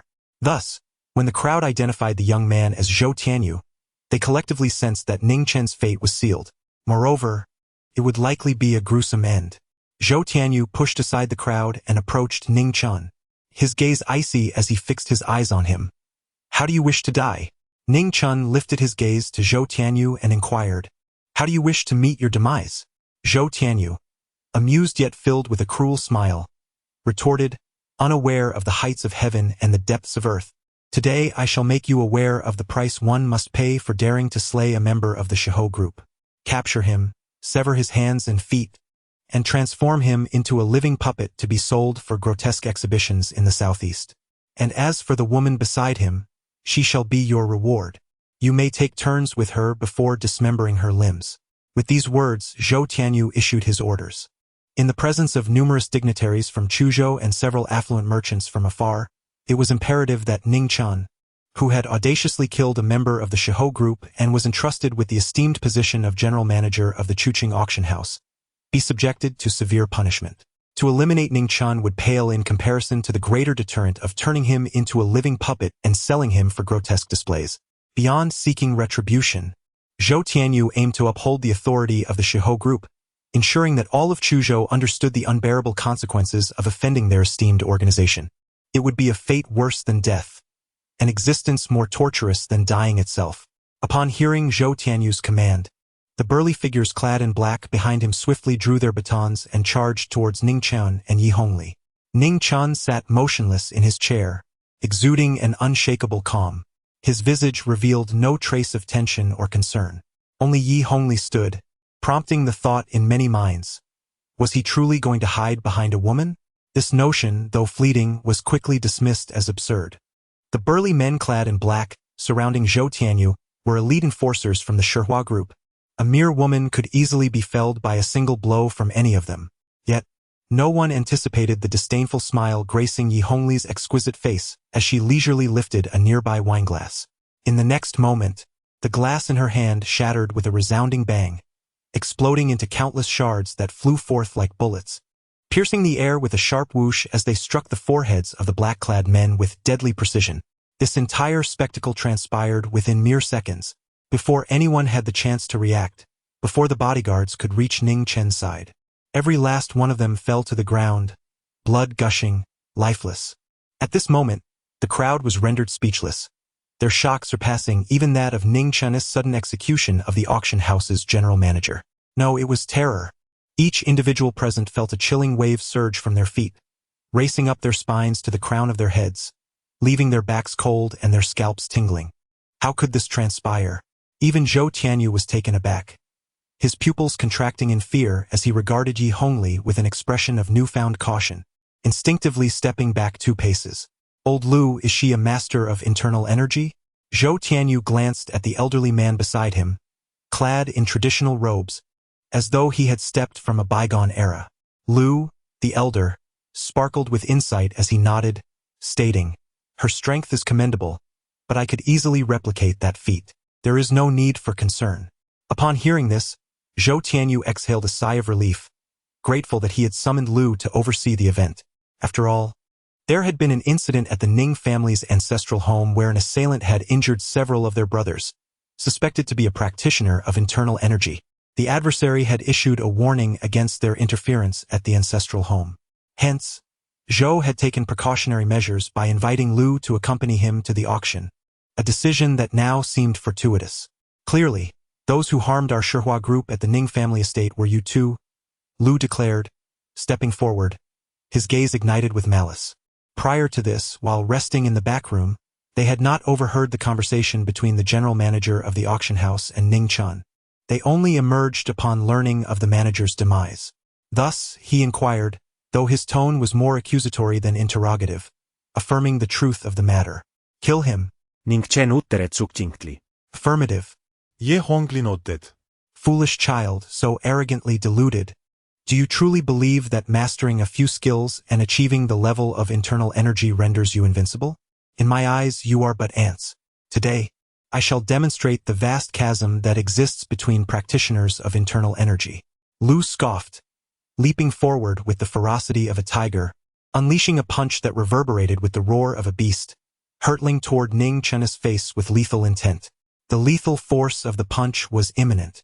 Even before it reached its target, the fierce gust of wind it generated was overwhelming, a force that would prove unbearable for an ordinary person. Ning Chen's expression remained tranquil. He waved his hand, signaling Yi Hongli not to intervene. Suddenly, with a mere flick of his hand, he seized old Lu's fist. The surging internal energy within it dissipated instantaneously. The entire fist hung motionless in the air, all its force crushed and transformed into a gust that swept in all directions, nearly toppling the table. How could this be?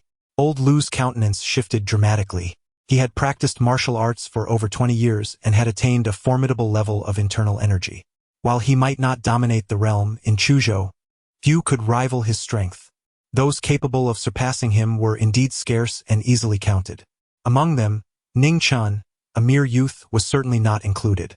There is truth in the adage that even among practitioners of internal energy, disparities in strength can be vast. Ning Chen's demeanor remained remarkably composed. Even when he suppressed his own power, containing it within the realm of internal strength, he could effortlessly subdue his opponent. As his words fell, Ning Chen exerted force from his hand. A sharp crack echoed through the air, the sound of bone fracturing. In an instant, old Lu's fist was reduced to fragments. The spectators hardly grasped the subtleties of Ning Chen's strike before old Lu was sent hurtling backward, already spewing forth a torrent of blood mist mid-flight. Upon hitting the ground, he had succumbed to death. His eyes widened in disbelief, fixated on Ning Chen's direction, clearly refusing to close in death. Old Lu? Zhou Tianyu cautiously probed old Lu's neck and checked for breath. Dead? A pallor washed over him in an instant.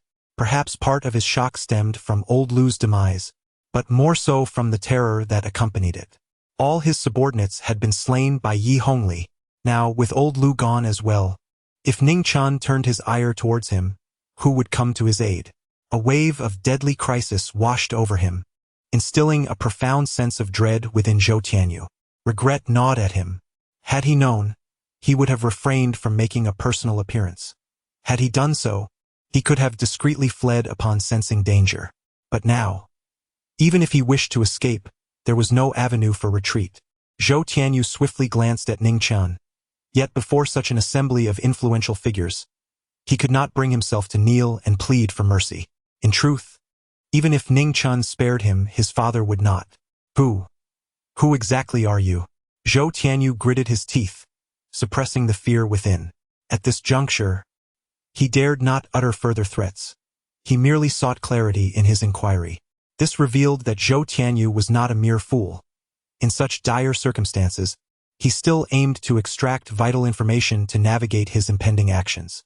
Moreover, after evading this peril, he could devise appropriate retribution based on the identity he gleaned. Ning Chen approached him step by step, her voice devoid of warmth. I am Ning Chen. Ning Chen. What Ning Chen? Which Ning Chen? Zhou Tianyu pondered for quite a while, yet could not recall such a name. Moreover, throughout the entire Chuzhou and even the whole Jiangnan province, there were no prominent families bearing the surname Ning.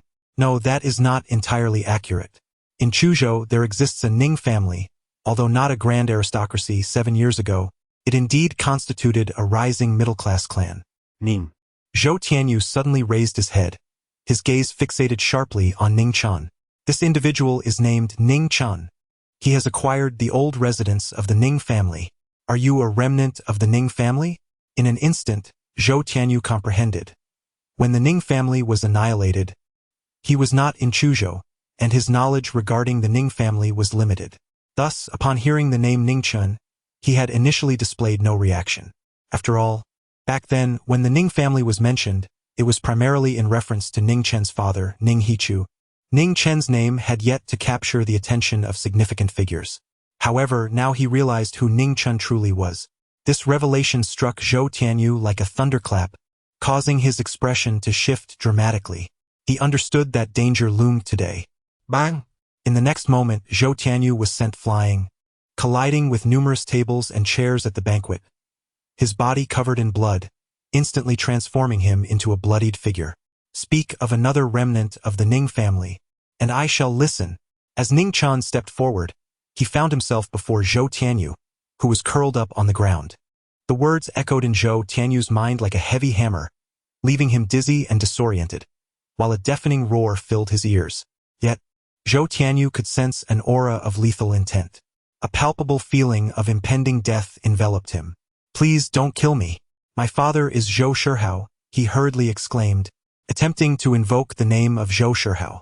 In the past, in Chuzhou, whenever he encountered powerful figures he could not contend with, mentioning his father would instill a sense of caution in them, ensuring they would show him respect.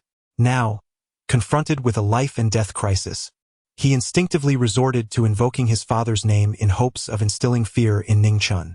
However, he was gravely mistaken. Ning Chen is not a nobleman of Chuzhou. He has come solely for the purpose of vengeance. Bang!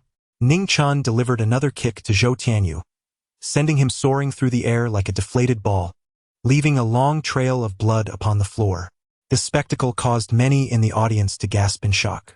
Ning Chen's power was masterfully controlled, sufficient to inflict excruciating pain upon Zhou Tianyu, yet sparing him from life-threatening injuries.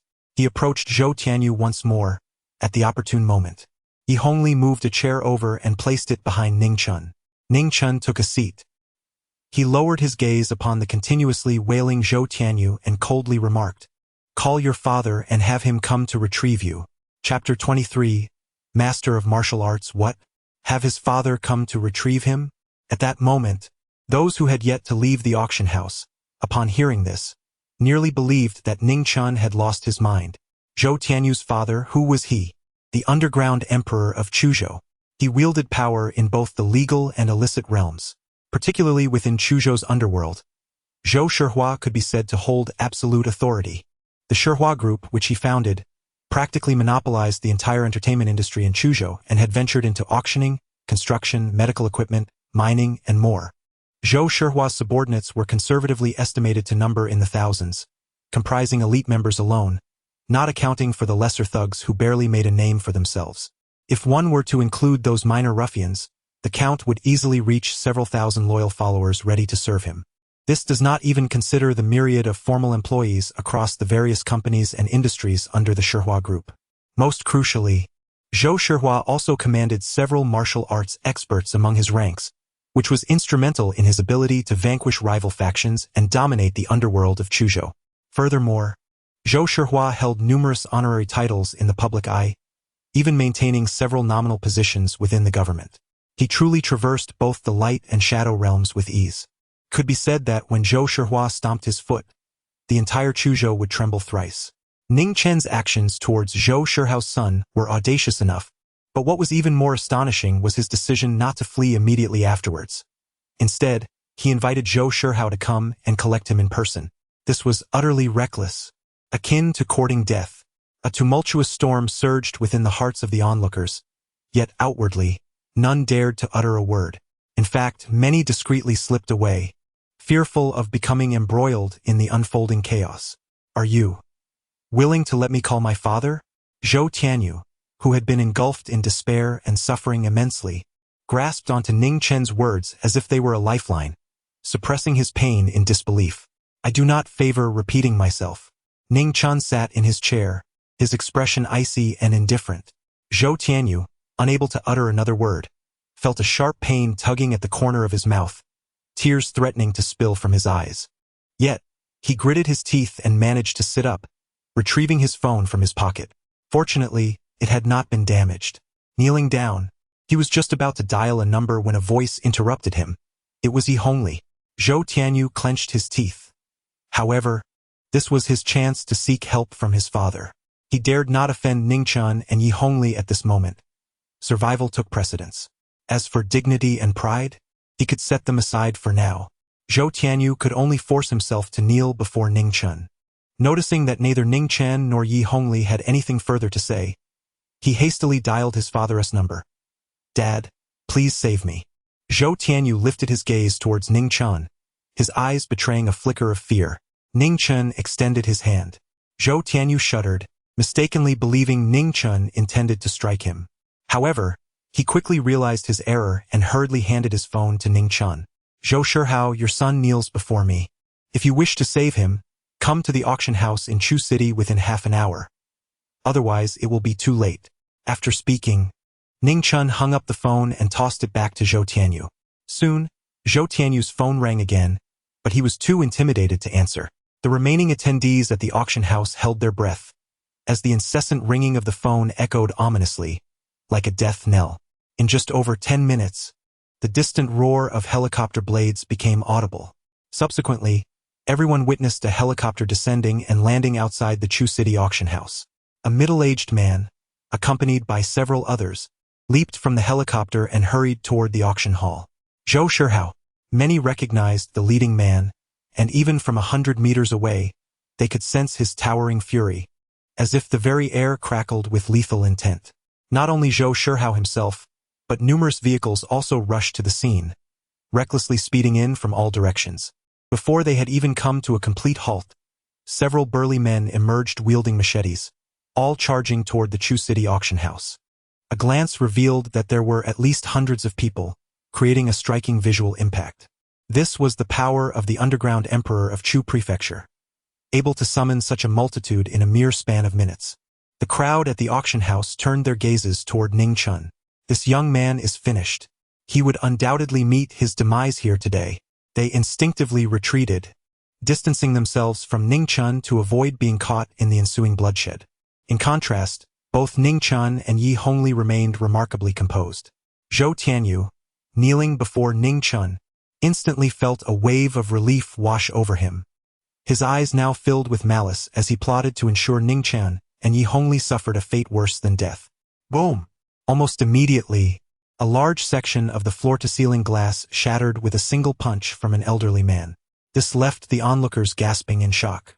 The elite of Chu Prefecture, including wealthy merchants from distant lands, were aware of the formidable individuals surrounding Zhou Shihao, yet few had witnessed such power firsthand. Today, they were astounded to see an elderly man effortlessly shatter an expansive glass wall with a single blow, leaving them in sheer disbelief. A martial arts master could possess such terrifying strength? If that punch had landed on a human, it would likely obliterate them instantly.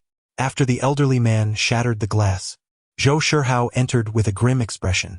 "Dad, save me!" Zhou Tianyu cried out upon seeing Zhou Shihao arrive, accompanied by his father's strongest martial arts experts, including Old Su, who was just a step away from becoming a master. This reassured him greatly. With Old Su's intervention, unless it was a master, who could possibly pose a threat? The two young individuals before him, Ning Chen and Yi Hongli, could not possibly be masters. Zhou Tianyu felt confident in his safety and attempted to rise. However, Yi Hongli unexpectedly produced a bottle of red wine from seemingly nowhere, and, as Zhou Tianyu called for help and attempted to stand, she smashed the bottle over his head. Bang! The bottle shattered, sending Zhou Tianyu reeling, blood streaming from his head as he collapsed. "Tianyu?" Zhou Shihao's expression darkened immediately. "Old Su, save my son. Kill them." Zhou Shihao roared with uncontainable fury. Yet at that moment, Yi Hongli had already placed her foot upon Zhou Tianyu's head, her smile calm as she declared, "Anyone who dares to act recklessly may certainly try. Let us see whether you are faster at saving him or I am at killing." Old Su, who had previously shattered the glass with a single punch, stepped forward, coldly regarding Yi Hongli. "Then you may attempt it." As he spoke, a dart suddenly shot forth, aimed directly at Yi Hongli's brow. The dart's emergence was startling, its speed rivaling that of a bullet. At a distance of merely 7 or 8 meters, there was no time to evade. Even if one could dodge a bullet, evading this dart was a different challenge entirely, as a gun requires a series of actions, drawing, aiming, and pulling the trigger which a martial artist could anticipate. But this dart appeared silently, leaving no time for forewarning. Old Su regarded Yi Hongli as one would a corpse, and Zhou Shihao shared his disbelief in Old Su's prowess. Yet at that moment, as the dart flew past, a hand seemingly materialized from thin air, capturing the dart mid-flight. Is this all there is? Chapter 24. Cross this line, and you shall die. How could this be? Old Su, Zhou Shihao, and the others stared in disbelief at Ning Chen, their pupils constricting in astonishment. Ning Chen toyed with the dart in his hand, while Yi Hongli wore a faint, cold smile at the corner of her lips. The two remained silent, yet Su Lao refrained from making any rash moves. He understood that if Ning Chen could catch his dart under such circumstances, it indicated that Ning Chen and his companions possessed the capability to eliminate Zhou Tianyu right before his eyes. "Who are you, sir? May I inquire what offense I, Zhou Shihai, have committed to warrant your wrath upon my son?" Zhou Shihai asked, suppressing the fury that surged within him. "Dad, he is Ning Chen, a survivor of the Ning family from 7 years ago," Zhou Tianyu quickly interjected. "What?" At this revelation, Zhou Shihai's expression shifted dramatically. 7 years prior, it was believed that only one member of the Ning family, Ning Qingxue, had survived. Ning Chen? Zhou Shihao suddenly recalled that years ago, the Ning couple had a son and a daughter, and that son, long presumed dead, was named Ning Chen. He is alive? Zhou Shihao's expression darkened considerably. Upon realizing Ning Chen's true identity, he could no longer be oblivious to the purpose of Ning Chen's return. It was undoubtedly for vengeance. He likely intended to leverage his son to force Zhou Shihao into submission. "Ning Chen, though I am unaware of how you survived, I can unequivocally assure you that if you dare to harm my son in any way today, I will ensure that your sister, who still walks this earth, meets a fate from which she will find no rest." Zhou Shihao spoke coldly. He believed that Ning Chen was still unaware of Ning Qingshua's survival, and thus, he deliberately revealed this information to manipulate and threaten Ning Chen. "Very well." Ning Chen smiled. In the next instant, The dart in his hand shot forth with sudden ferocity, directly piercing through Zhou Tianyu's skull, causing him to drop dead on the spot, blood spilling forth and staining the ground. Tianyu! Zhou Shihao's eyes gleamed with fury, his voice resonating like a beast's roar as he fixated on Zhou Tianyu's lifeless body.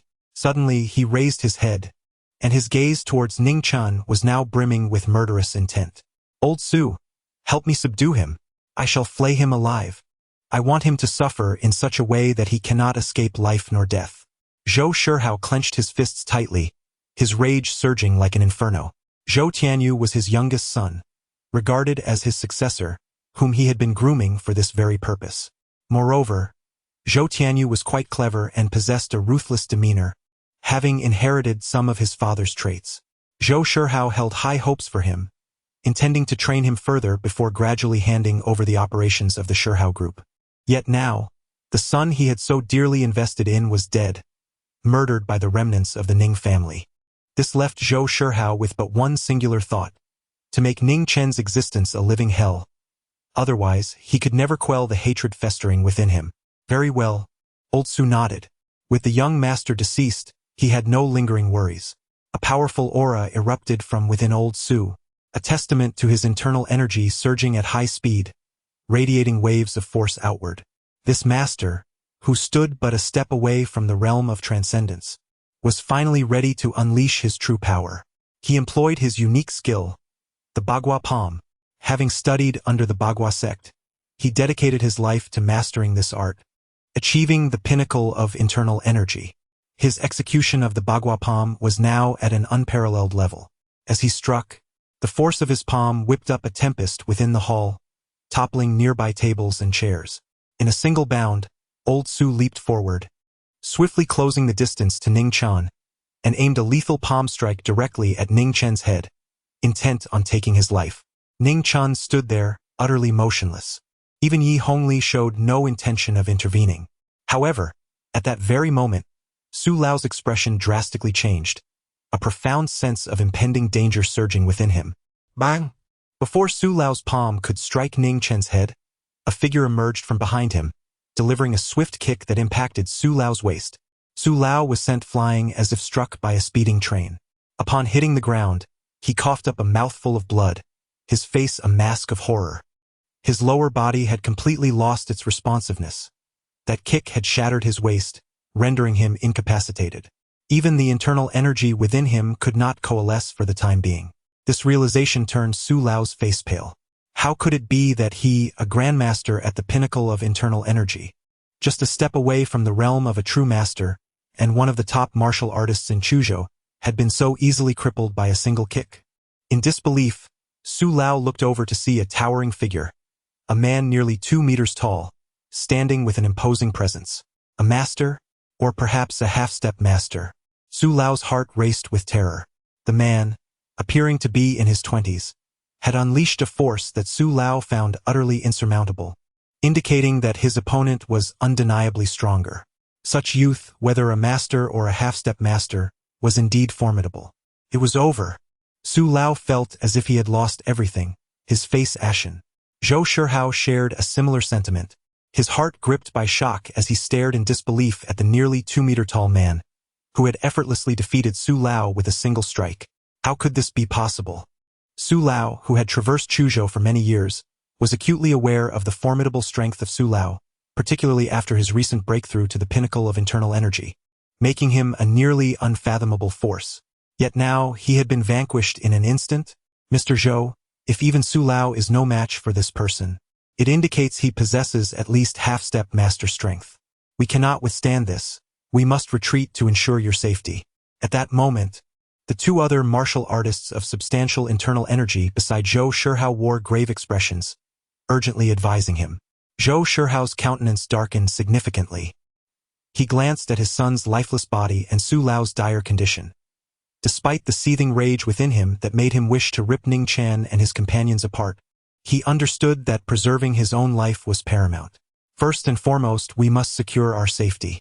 Otherwise, all else is futile. Zhou Shihao decisively declared, retreating towards the exit of the auction house under the protection of the two accomplished martial artists. a bounty of 80 million for anyone who can take their heads, plus a villa in Tianhu Century and a promotion of 3 ranks. As Zhou Shihao issued his command, an increasing number of armed men, now numbering in the hundreds, gathered outside the auction house, roaring as they charged in. Under the lure of heavy rewards, each individual was filled with fervent excitement. Ning Chen extended his hand, and a surge of energy sliced through the air, carving a visible chasm at the edge of the hall. Those who dared to cross this line shall face death. Ning Chen spoke coldly. Chapter 25. A Fragment of the Truth. Indeed, Yi Hongli and Yi Qinglong both nodded in agreement. The towering figure, measuring nearly 2 meters, was none other than Yi Qinglong himself. At that moment, a few of Zhou Shihao's most formidable subordinates charged in, crossing the line drawn by Ning Chen. Yi Qinglong sprang into action, his movements so swift that many could scarcely comprehend how he had traversed the space, and he stood before the line drawn by Ning Chen. The first wave of armed men, upon crossing, seemed to be struck by an invisible force, sent hurtling backward, bloodied and sprawled on the ground, their fates uncertain. One of their weapons fell into Yi Qinglong's grasp. Standing there with the blade, he resembled a merciless deity. Mr. Ning has declared, those who cross this line shall perish. In that instant, the advancing thugs halted, gazing at Yi Qinglong with trepidation. He was but a solitary figure, yet they felt no courage to proceed. Then, a shout rang out, urging them to lift their weapons and charge once more. Yi Qinglong, undeterred, swung his blade. The leading attacker was cleaved in 2, and with a deft motion, Yi Qinglong executed a horizontal slash, severing 7 more with a single stroke. Blood sprayed, staining the ground crimson. Nevertheless, Yi Qinglong showed no signs of relenting. As a grandmaster of martial arts, he transformed into a cold-hearted executioner, delivering blow after blow. Within a mere 10 seconds, over 30 bodies lay lifeless on the ground, none remained intact. The stench of blood filled the air, causing many to retch, as they had never witnessed such a scene, nearly paralyzed with fear. Yet, Yi Qinglong remained unfazed, steadfast with his weapon, reiterating, Mr. Ning has declared, those who cross this line shall perish. At this juncture, Zhou Shihao's henchmen were thoroughly intimidated. Who dared to advance? No one. They began to retreat. Although the loss of 30 men was insignificant compared to the hundreds of armed thugs, the brutality of the scene was unprecedented. Even those seasoned veterans, who had fought alongside Zhou Shihao in the underworld, were struck with sheer terror. This was not mere combat. It was a one-sided massacre. Those who cross this line shall perish. This proclamation was not to be taken lightly. The horrifying spectacle evoked fear not only among the powerful elite of Chuzhou and wealthy outsiders present at the auction, but also cast a shadow of dread across Zhou Shihao's face. Suddenly, a commotion erupted beside Zhou Shihao, accompanied by 2 muffled groans. Alarm surged within him as he turned to behold that the 2 martial artists by his side had collapsed, their fates unknown. Yet, a strikingly beautiful woman stood beside him. Yi Hongli regarded him coolly and remarked, "Will you come willingly, or shall I escort you?" Panic gripped Zhou Shihao, but as the underground emperor of Chuzhou, he possessed an innate resilience. Drawing a deep breath, he suppressed his fear and sought to maintain his composure. He recognized the formidable prowess of both Yi Hongli and Yi Qinglong. However, it was clear they were both loyal to Ning Chen. "I shall approach on my own," Zhou Shihao declared, straightening his attire as he made his way toward Ning Chen, contemplating his next move. "Kneel," Yi Hongli commanded as Zhou Shihao reached Ning Chen. As the underground emperor, he was not inclined to submit. However, with a lightning-fast kick, Yi Hongli rendered his legs powerless, and he fell to his knees before Ning Chen. "You!" Zhou Shihao gritted his teeth, yearning to rise, but Yi Hongli placed a hand upon his shoulder, causing his lower body to go numb, leaving him utterly incapacitated. "Clear the area."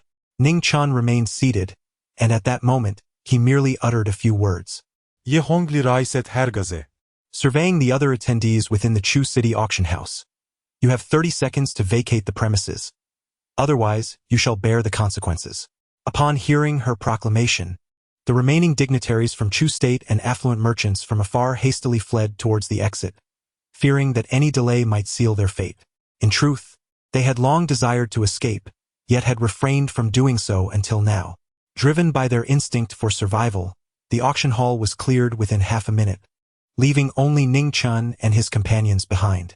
Ning Chen gazed upon Zhou Shihao, who knelt before him, and inquired, "Why did you conspire to annihilate my Ning family all those years ago?"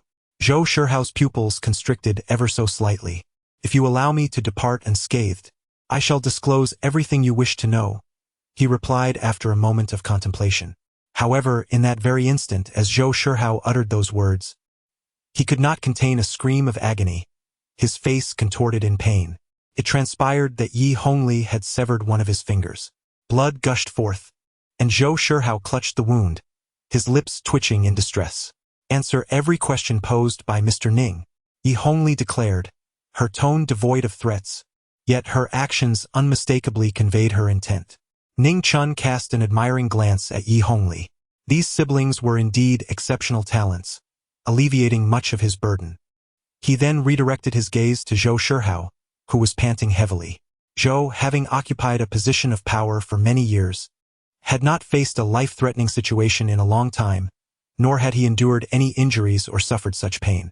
The years of indulgent luxury had dulled his vigor and willpower compared to the days when he fought for dominance. After losing a finger, he no longer dared to negotiate and stated directly, "I do not understand why your Ning family must be exterminated. I bear no grudge against you, nor do I have any conflict of interest. It is merely that the four great families are targeting your Ning family, and I wish to intervene to seize a share of the spoils.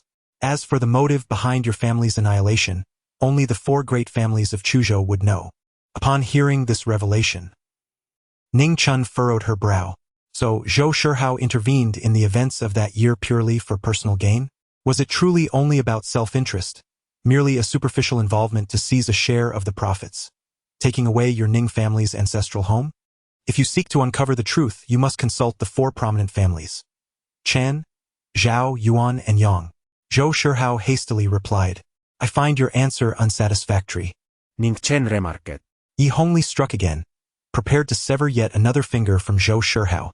Zhou Shihao's face turned ashen, and he hastily added, I am aware that their annihilation of your Ning family is in pursuit of something."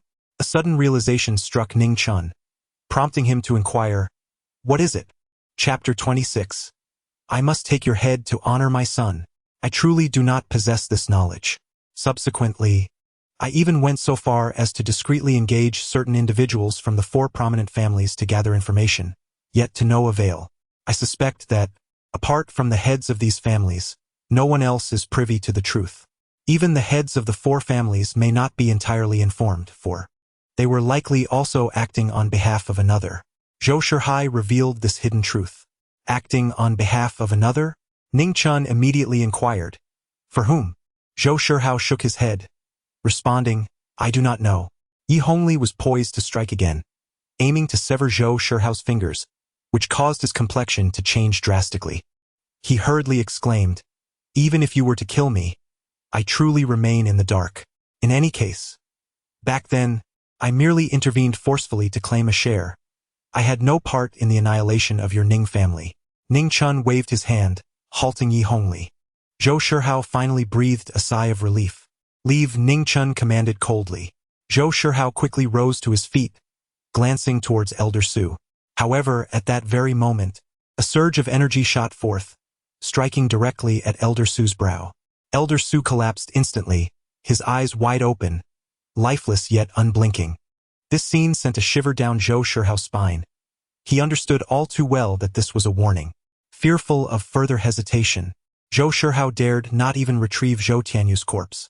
Suppressing his inner trepidation, he hastily made his way outside. "Hold on," Ning Chen's voice resonated.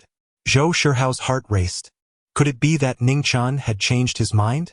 Ning Chen instructed, "Remove their corpses and ensure that the bloodstains here are meticulously cleaned. Tie up all loose ends." "Understood," Zhou Shihao replied through clenched teeth, nodding in agreement. Ning Chen had slain his man as well as his son. Yet at this moment Zhou Shihao, the underground emperor of Chuzhou, found himself powerless against Ning Chen. He had to deal with the aftermath, which left him feeling unprecedentedly aggrieved and furious, though he dared not show it. It was only after Ning Chen departed with Yi Hongli and Yi Qinglong that Zhou Shihao finally exhaled, his back already drenched in cold sweat. "Bring my son and old Su's body," Zhou Shihao commanded, arranging for others to handle the aftermath while he took his leave. Once seated in the vehicle, he wore a grim expression, uttering not a word. Even upon seeing Zhou Tianyu's corpse, he remained eerily calm, devoid of loud lamentations or tears, his face instead a mask of cold fury. "Ning Chen, I shall claim your head as a tribute to my son." Zhou Shihao's eyes gleamed with murderous intent. He was not a fool. He understood that previously, in confronting Ning Chen, he had to bow his head to preserve his own life. However, after today's events, the hatred was irreconcilable. If he did not kill Ning Chen, he would never be able to lift his head in Chuzhou again, especially with his younger son having perished at Ning Chen's hands. He was compelled to present Ning Chen's head as an offering to his son, ensuring that Zhou Tianyu would know in the afterlife. Zhou Shihao retrieved his phone and dialed a number. After a prolonged ring, someone finally answered. "I am Zhou Feiyu's father. I seek Zhou Tianyu," he stated. "Is it the breakthrough to master?" Zhou Shihao paused briefly before a surge of elation coursed through him. He quickly inquired, "Is it a full master or a half-step master?" The distinction held monumental significance. "A breakthrough to master," came the reply from the other end. "Good, good, good," Zhou Shihao exclaimed thrice, his excitement palpable. Yet he swiftly pressed on. "How long until my son emerges from seclusion?" "The earliest would be a week, the latest half a month." Satisfied with the response, Zhou Shihao felt content. Zhou Feiyu was his eldest son, who had trained under old Su from a young age and exhibited remarkable talent in martial arts. 5 years prior, he had been recommended by old Su to join the Black Dragon Chamber and had taken a master of martial arts as his mentor, not having returned home since. Due to the constraints of the Black Dragon Chamber, their communication over the years had been limited. However, this unexpected contact, though lacking a conversation with Zhou Feiyu, brought astonishing news. A momentous surprise indeed. A master. Such a title denoted a martial arts grandmaster. It was worth noting that among the 4 prominent families of Chuzhou, only the Yang family, the foremost among them, possessed a martial arts master. The other 3 families could boast only half-step masters at most. Now, his eldest son was on the cusp of such a breakthrough. Most importantly, should his son truly ascend to the rank of master, he would enjoy a position of great significance within the Black Dragon Chamber, allowing Zhou Shihao to lean against this formidable entity. In due course, not only could he aspire to dominate Chuzhou, but he might even reach out for a share of influence in the provincial capital. Zhou Shihao clenched his teeth. Ning Chen, Accompanied by Yi Hongli and Yi Qinglong, departed from the auction house in Chu City and stepped outside. At that moment, a considerable crowd lingered outside the auction house, comprised of nobles who had hastily exited earlier, eager to ascertain the ultimate outcome. This would enable them to relay the final news to their respective families and organizations. Just then, several sports cars sped onto the scene, executing a drift before halting outside the auction house. A group of individuals emerged from the vehicles.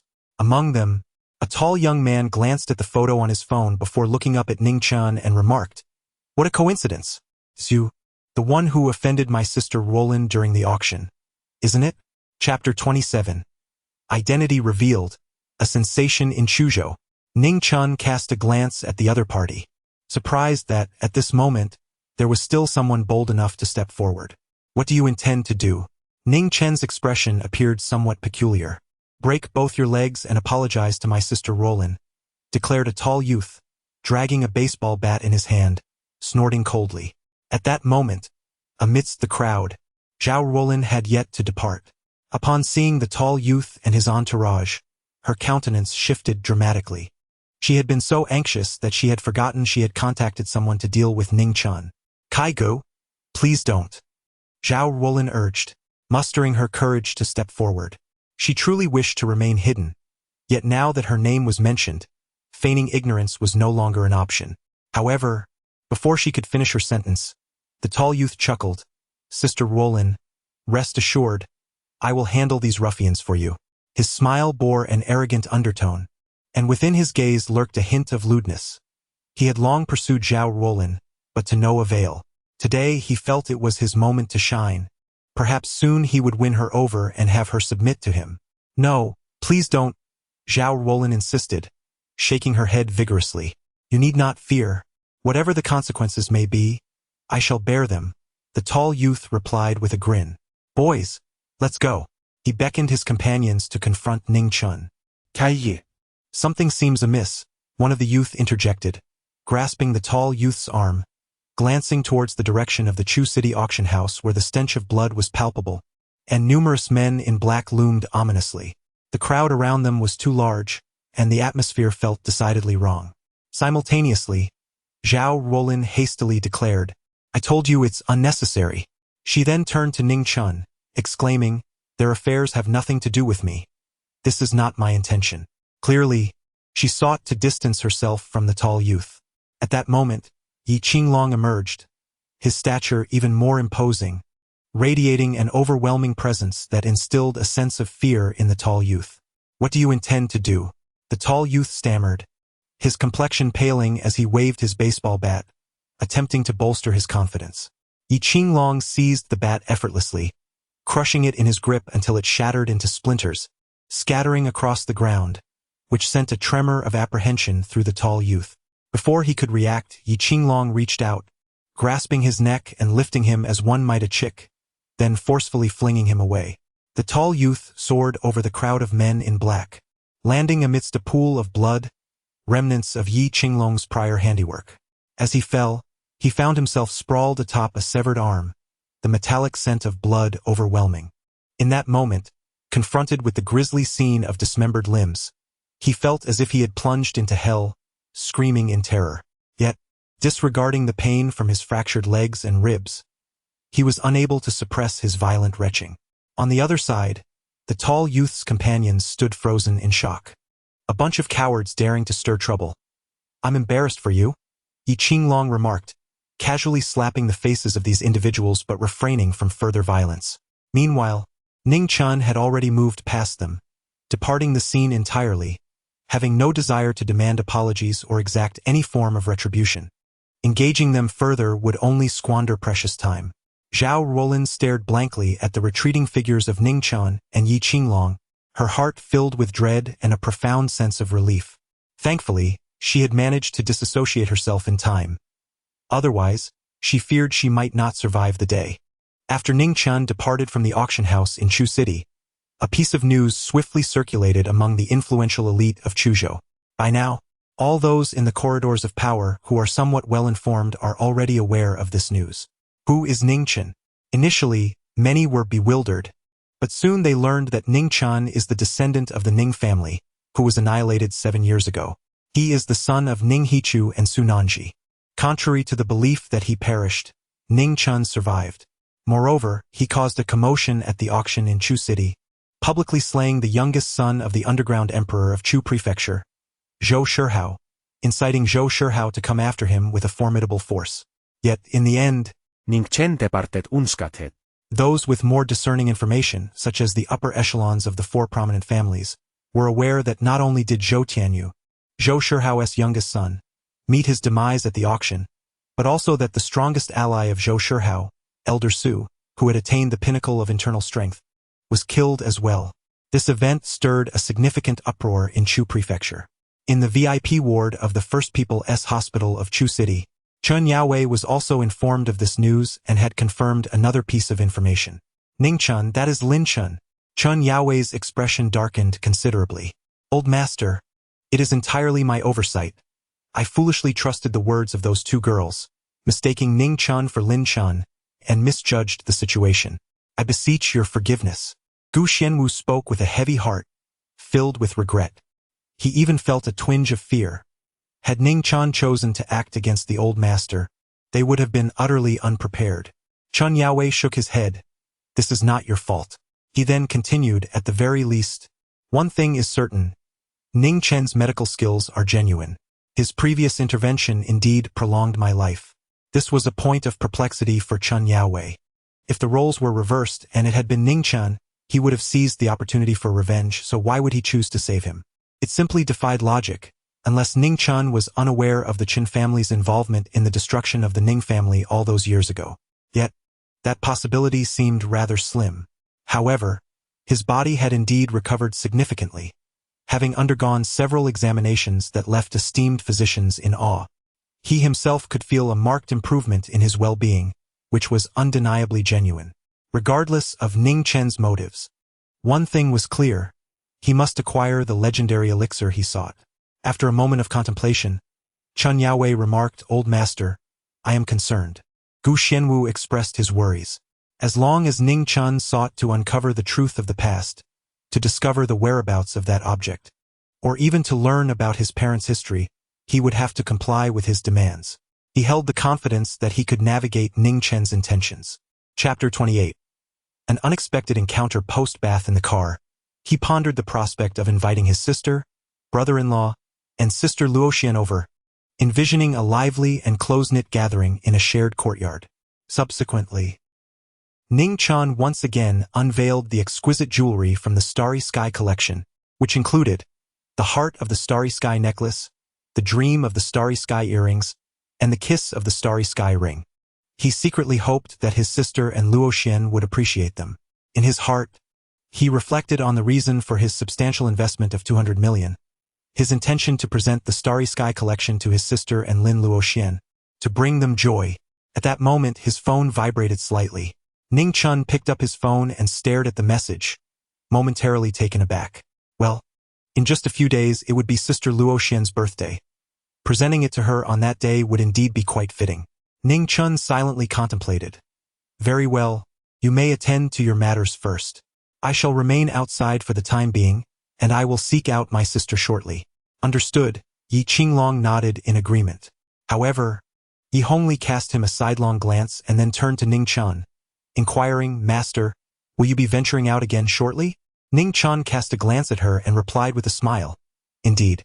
Yi Hongli promptly said, "Then I shall wait for you here. When the time comes, I will drive you and accompany you." Ning Chen chuckled.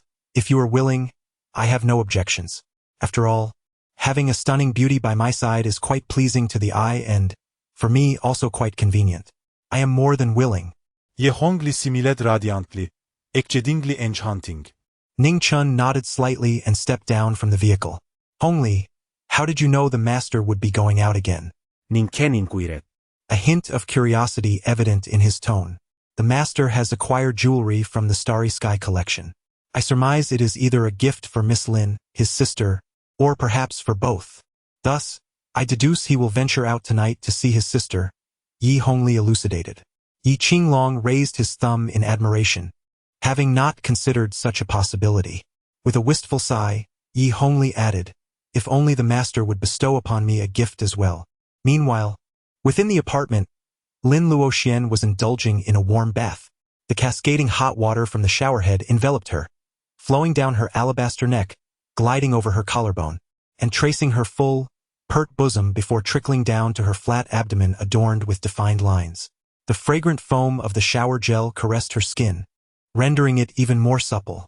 As the warm water washed over her, she felt her fatigue begin to dissipate. "Damn those capitalists always exploiting us," she muttered under her breath, harboring a sense of indignation. The company she worked for was not particularly large, with merely 300 employees. After years of perseverance, she had ascended to a mid-level leadership position. Yet, this did little to alter the reality of being an employee. The boss's word dictated overtime and travel without question. After her bath, she swung open the bathroom door, clutching a towel to dry her water-drenched body, allowing the humid air to escape the confines of the steamy room. Bathing was typically a pleasurable experience, yet with a flight to catch, her time was limited. She hurriedly dried herself and swiftly grabbed the hairdryer. Fortunately, she could now emerge from her bath and quickly dry off and style her hair, habits cultivated during her solitary living. However, with Ning Chen's presence these past few days, she had been compelled to alter this routine. Outside the door, Ning Chen approached the doorway, taken aback by the sounds emanating from within the room. Could it be that Sister Luoxian had not yet departed? He retrieved his key and unlocked the door. As he stepped inside, he was met with the sight of a woman standing at the bathroom entrance, clad only in her undergarments, completely bare elsewhere. The angle at which she stood offered him an unobstructed view of her exquisite silhouette. the so-called voluptuous curves, an alluring S-curve, were laid before Ning Chen's eyes in all their glory. And who could this woman be, if not Lin Luoxian? In that fleeting moment, Ning Chen found himself momentarily mesmerized. Lin Luoxian had her eyes closed, attending to her hair with a blow-dryer that released a stream of warm air. The rush of wind drowned out all other sounds, rendering her oblivious to the creaking of the door. It was only when the door slammed shut with a resounding thud that she jolted back to reality, startled, and turned to see Ning Chen standing at the threshold, his gaze fixed intently upon her form. "Ah!" Lin Luoxian exclaimed, swiftly covering her chest and turning away from him, presenting her back. This startled cry snapped Ning Chen out of his stupor. "It's a misunderstanding. Sister Luoxian, it's all a misunderstanding. I didn't expect you." Ning Chen hurriedly offered an explanation, simultaneously turning away to distance himself from any suspicion. "Silence yourself." Lin Luoxian's voice resonated with a mixture of embarrassment and anger. Ning Chen fell silent. Soon thereafter, hearing the resounding thud of a door slamming shut, Ning Chen turned around, only to find that Lin Luoxian's figure had vanished from the bathroom entrance. In contrast, her room door was firmly closed. Ning Chen's expression was somewhat peculiar. He truly did not intend for this to happen. Who could have anticipated that he would unexpectedly encounter Sister Luoxian emerging from her bath? He felt as if he could not wash away the stain of this incident, even if he were to plunge into the Yellow River, especially considering that there had been a prior occasion when Sister Luoxian had slipped and nearly exposed herself to him right after her shower. Now, with this latest debacle, he could well imagine that Sister Luoxian was likely grinding her teeth in frustration, perhaps even contemplating the most drastic of actions against him. Chapter 29. The Fiery Youth of Sister Luoxian. Ning Chen approached and attempted to call out. "Silence! I do not wish to hear your voice at this moment," came Lin Luoxian's voice from within the room. Ning Chen let out a helpless smile. He could comprehend Lin Luoxian's anger. After all, he had seen her in a state of undress, and being a woman, her irritation was entirely justified.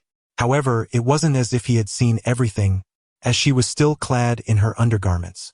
In that moment, the image of her exposed form flashed through his mind, provoking a thought. What a pity it was! If only Sister Luoxian had been completely unclothed just moments ago, it would have afforded him a glimpse of the truth behind the elusive white tiger. Although he was nearly certain that Sister Luoxian was indeed the white tiger, she had yet to affirm it verbally, and he had never witnessed it firsthand. His conclusion was merely a deduction. Nevertheless, he quickly dismissed this notion from his mind, recognizing it as rather shameless. It was a classic case of taking advantage and then feigning innocence. Ultimately, he was still young, driven by youthful vigor, and his body had already reacted, stirring within him an impulsive desire. As he passed by Lin Luoxian's room, he called out, "Sister Luoxian, I'm going to take a shower." After uttering this, Ning Chen entered the bathroom. He could have waited for Lin Luoxian to leave before bathing, but alas, he felt an urgent need to cool his body with cold water, to temper his rising heat. Upon entering the bathroom, Ning Chen removed all his garments, and just as he was about to toss his soiled clothes into the laundry basket, he discovered that it was filled entirely with Lin Luoxian's discarded attire.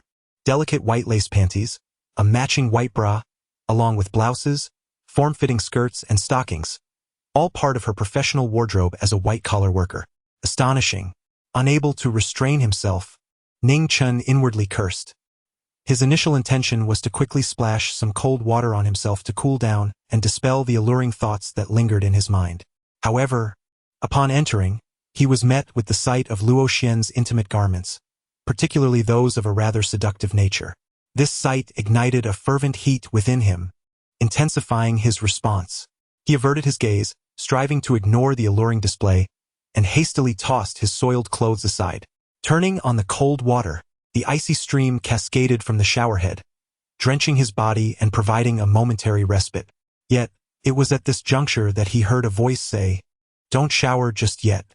In an instant, Lin Luoxian opened the bathroom door. Their eyes met, and in that moment, the air seemed to freeze. Ning Chen stood there, dumbfounded, gazing at Lin Luoxian, whose beautiful eyes widened in astonishment as she fixed her stare upon him. Moments before this encounter, Ning Chen opened the door, only to be unexpectedly greeted by the sight of Lin Luoxian emerging from her bath. Moments later, Lin Luoxian opened the bathroom door and was taken aback to find Ning Chen in the midst of his shower. At that instant, both individuals were rendered speechless. Lin Luoxian never anticipated Ning Chen's swiftness in undressing, while Ning Chen found himself in a particularly awkward situation. Goodness, he was quite aroused. If Lin Luoxian were to notice, it would undoubtedly reveal his feelings for her. I didn't mean to. The bathroom door lock is broken. No, I didn't expect you to be so quick to undress. Lin Luoxian's cheeks flushed a deep crimson. After a brief moment of shock, she hurriedly turned away, exiting the bathroom and shutting the door behind her. Outside, her heart raced wildly, her face burning with embarrassment. In the dim lighting of the Ning family estate, coupled with her initial failure to recognize Ning Chen, her anger had overshadowed any thoughts about his physique. This time, however, she truly beheld him. Ning Chen's physique is truly remarkable, bordering on perfection. She appears slender in clothing, yet reveals a shapely form when undressed. Importantly, her figure does not exhibit the exaggerated musculature typical of fitness enthusiasts. Rather, it possesses a commendable robustness, exuding an aesthetic elegance. Particularly striking are the droplets of water cascading down her abdominal muscles, accentuating the definition of her form. However, the most visually arresting aspect is not merely Ning Chen's body. As a mature woman, she has never had a boyfriend nor any sexual experience. Yet, as a modern individual, she is not entirely naive to the plethora of information available online. During her university days, out of curiosity, she and her roommates once viewed certain films, but she is confident that those individuals pale in comparison to Ning Chen. The dimensions attributed to the so-called men of the Great Xia online are utterly unfounded, Lin Luoxian mused. Yet, she quickly dismissed such thoughts from her mind, feeling an overwhelming sense of embarrassment. First, she had been seen by Ning Chen, and though she was clad in underwear, it felt hardly different from being completely exposed. Now, she found herself having seen Ning Chen in a similarly vulnerable state, leaving her at a loss on how to navigate the situation. She had never felt such awkwardness, especially considering that Ning Chen was the younger brother of her close friend, someone she regarded as a sibling. Ning Chen, Lin Luoxian finally spoke, unable to contain herself. What is it? Came Ning Chen's voice from the bathroom. Nothing. She recalled that the intimate garments she had changed out of were still inside, and if Ning Chen were to shower, he would undoubtedly see them. In a flurry, she rushed out to prevent him from bathing. However, she was unprepared for the swiftness of his movements, resulting in the exceedingly awkward situation that unfolded. At that moment, she contemplated warning him not to look at or touch her underwear, but as the words hovered on her lips, she realized the inappropriateness of such a suggestion. After all, that would only draw attention to the very issue she sought to avoid. Perhaps Ning Chen had no such inclination at all. Yet, by attempting to caution him, she inadvertently heightened his awareness. And within the confines of the bathroom at this moment, Ning Chen had turned the cold water to its maximum, washing his body. Yet, no matter how he rinsed, he felt that the sensation of heat was proving difficult to quell. Sister Luoxian. Oh, Sister Luoxian, you have truly caused me much distress, Ning Chen sighed. He was overwhelmed with an impulse to rush out and confront Sister Luoxian directly, yet it remained merely a fleeting thought. He could only stand under the cold water, practicing the pure heart technique, striving to calm himself as much as possible. Chapter 30. Master, I am willing to be your lover. Lin Luoxian waited outside. 1 minute passed. 2 minutes. Ultimately, 5 minutes elapsed without any sign of Ning Chen emerging, which made Lin Luoxian increasingly impatient. She still needed to meet her colleagues, catch a flight, and head to the provincial capital. However, leaving like this was simply not an option. Her undergarments were still in the bathroom. If she were alone, it would be manageable. She could forego washing them as she had plenty more. But now that Ning Chen was also residing here, if she left, the undergarments she had worn during the business trip would remain there for the duration of her stay. Each time Ning Chen entered the restroom, a wave of embarrassment washed over her. Merely contemplating it was enough to render her flushed. If the items had been thoroughly cleaned and hung out to dry, it would have been acceptable. However, It was precisely the garments she had just changed out of. Doubts began to swirl within her mind. How could a man take over 10 minutes in the shower? What could he possibly be doing in there? The image of Ning Chen, bold and confident, resurfaced in Lin Luoxuan's thoughts, suggesting that he was indeed aroused. A sudden, vivid tableau appeared in her mind. Ning Chen in the bathroom, holding her recently discarded intimate apparel, engaging in unspeakable acts. While she did not disdain men for their self-indulgence, it did not imply that she could accept Ning Chen using her recently changed undergarments for such purposes. Just the thought of it made her feel utterly uncomfortable. Ning Chen, you've been in there for so long, are you? Are you possibly? Lin Luoxian intended to confront him, but her voice faltered, tinged with embarrassment. What if she was merely overthinking? Just as her thoughts lingered unspoken, Ning Chen emerged from the restroom, a smile gracing his face. Sister Luoxian, what were you saying? Nothing. Lin Luoxian stammered, her cheeks flushing as she hurried into the bathroom. Upon discovering that her underwear remained untouched in the laundry basket, she breathed a sigh of relief. She then closed the bathroom door and hastily began her cleaning routine. A few minutes later, having washed her undergarments, she hung them out to dry. Ning Chen, I'm in a hurry. You'll have to wash your own clothes, she declared, grabbing her suitcase and making her way out. Let me see you off. Ning Chen gazed at her. Lin Luoxian hurriedly replied, No need. I can take a taxi. Even now, she felt a tinge of embarrassment. Merely contemplating that Ning Chen had seen her fully, and she had seen him in the same light, made her cheeks flush with a lingering rosy hue. She believed it was imperative for her to compose herself. Very well. Ning Chen did not insist, for in the presence of Lin Luoxian, he was not entirely composed. Although he refrained from employing his ocular techniques or utilizing any form of perception, the sight of Lin Luoxian evoked the sensation of gazing upon a vulnerable lamb. After Lin Luoxian departed, Ning Chen followed her outside. He sought out Yi Hongli and said, Hongli, I kindly ask you to accompany Sister Luoxian to the provincial city and provide her with discreet protection. Yi Hongli was taken aback. She had initially contemplated creating more opportunities for interaction with Ning Chen, as she found the young, enigmatic new lord, whose strength was unfathomable and whose beauty was captivating, quite intriguing. However, since Ning Chen had spoken, she felt obliged to comply. All right, she replied, preparing to exit the vehicle. At that moment, Ning Chen called out to her. Yi Hongli turned around to see him presenting a beautifully crafted box. The dream of the starry sky? Earrings? She immediately recognized it as a box containing the Starry Sky series, which held 2 earrings known as the Dream of the Starry Sky. This is for you. Ning Chen chuckled. Are you offering me a gift? A look of surprise flickered in Yi Hongli's beautiful eyes. During the auction, you hurled a bracelet worth millions at Zhao Wolin. Now, I present you with a pair of earrings, as compensation for your trouble. After all, it is only fair, considering you played the role of my lover on that occasion. Ning Chen chuckled. To govern effectively, one must wield both kindness and authority. Previously, during their first encounter, he had employed his authority to hypnotize Yi Hongli, compelling her to perform a striptease as a form of punishment. Now, he presented her with a pair of earrings as a reward. Thank you, Lord, Yi Hongli exclaimed joyfully, accepting the box containing the Dream of the Starry Sky earrings. However, she soon leaned closer to Ning Chen's ear, her breath fragrant as she whispered, Lord, if you desire, I wouldn't mind calling you husband and serving you as your little lover. The warm, sultry breath against Ning Chen's ear stirred his heartstrings.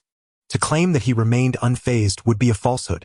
Nevertheless, he harbored no such feelings for Yi Hongli.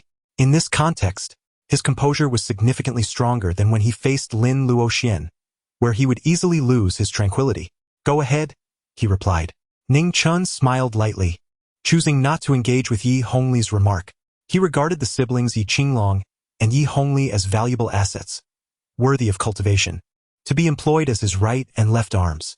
In such circumstances, Ning Chen had no intention of cultivating personal relationships with his capable subordinates. Transforming them into romantic partners did not appear to be a prudent choice. At least for now, that thought had not crossed his mind. Conversely, Ning Chen's composed demeanor took Yi Hongli by surprise. She possessed a confidence that would likely overwhelm any other man. Yet, Ning Chen was an exception. Rather than feeling disheartened, Yi Hongli found herself further motivated to conquer Ning Chen, aspiring to have him succumb to her allure. After Yi Hongli departed, Yi Qinglong drove Ning Chen to their sister's abode. She and her husband had rented a 2-bedroom apartment in the old district, where they also operated a barbecue restaurant named Fragrant Grilled Lila. According to their accounts, the rent was already paid, and since it could not be refunded, the restaurant's business would continue unabated. Even when Ning Chen acquired a fortune of 100 million from the Chen family, his sister and her husband did not seek any of it. They even declined shares in the Tianjin group, choosing not to accept them. "I now wish to lead a simple life with your brother-in-law," was her sentiment, having gained clarity after experiencing the highs and lows of life. Ning Chen naturally did not impose any pressure and went to visit his sister. Ning Chen did not directly present the starry heart necklace he had prepared for his sister. This was due to the unexpectedly thriving business of the barbecue restaurant, which was bustling with patrons. "Younger brother, please find a place to sit and decide what you would like to eat. I will personally grill it for you." Upon Ning Chen's arrival, Ning Qingxue was diligently serving barbecue to each table. Meanwhile, her brother-in-law Jiang Li was personally tending to the grill. "Allow me to assist as well." Ning Chen immediately intended to offer assistance. No, there's no need. You might soil your clothes. Just rest comfortably over there." "Sister, you should know me by now. I cannot simply sit idly by." Ning Chen, with a smile, seamlessly integrated himself into the role of a server. Yi Qinglong naturally followed suit, also taking on the duties of a waiter, towering over most at over 6 feet tall. His robust physique exuded a subtle yet palpable sense of authority, contrasting with Ning Chen's more grounded and unassuming presence. This unspoken pressure instilled a sense of decorum among the patrons, ensuring that no unruly behavior arose from those who may have indulged in excess libations. During this time, Ning Chen also noticed a remarkable guest. She was a woman of striking intellect and maturity, exuding an air of poise and competence. Dressed in a tailored suit, she wore a pristine, neatly pressed white shirt that, while slightly conservative, clung to her ample bosom, nearly straining against its buttons. Between the immaculate folds of her shirt, her alluring collarbone could be subtly discerned. Even while seated, her exquisite figure was unmistakable, characterized by graceful curves and a voluptuous silhouette. Furthermore, an undeniable aura of authority surrounded her, radiating a sense of dignity and opulence. This demeanor was not typical of an ordinary individual. It could even be posited that such an aura is cultivated only through years of holding a prominent position. This woman undoubtedly possessed an extraordinary identity. Indeed, Ning Chen's intuition was validated, as several individuals attempted to engage her in conversation, yet all endeavors were met with failure. She remained silent, and under the scrutiny of her gaze, many retreated in defeat. Alone, she savored her barbecue and sipped on her drinks, seemingly lost in thought, for before long, she had consumed over 10 bottles of beer. "Little brother, have you taken a liking to that enchanting beauty?" Ning Qingfue asked softly. Noticing Ning Chen's interest in the sophisticated woman. "Not quite," Ning Chen replied, shaking his head. "It's not as if I've never encountered beautiful women before. I'm not so easily distracted by mere allure. My attention is drawn not solely by her appearance and demeanor, but rather by a peculiar energy I sense emanating from her. It is evident that this woman once possessed formidable martial prowess. Yet now, she appears to have lost all her skills, a once mighty warrior reduced to this state. A knowledgeable and captivating woman, who was once a martial arts expert, now dining at my sister's barbecue establishment. These factors combined are what compel my interest in her. Don't be shy. If you truly fancy her, I can introduce you. As for whether you can win her heart, that will depend on your own capabilities." Ning Qingfue said. Chapter 31. A virtuous married woman, loosening her garments. Ning Chen expressed his surprise, saying, "Sister, do you know her?"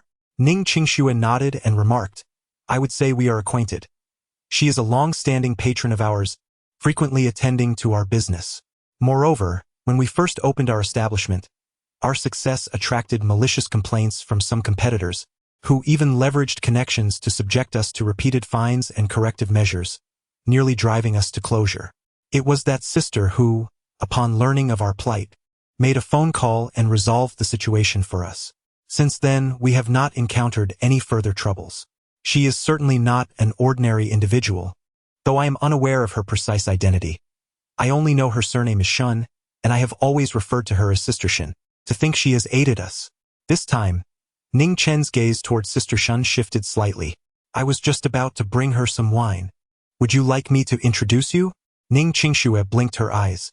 No need, she replied. Ning Chen smiled gently. He had instructed Yi Qinglong to investigate the identity of the individual.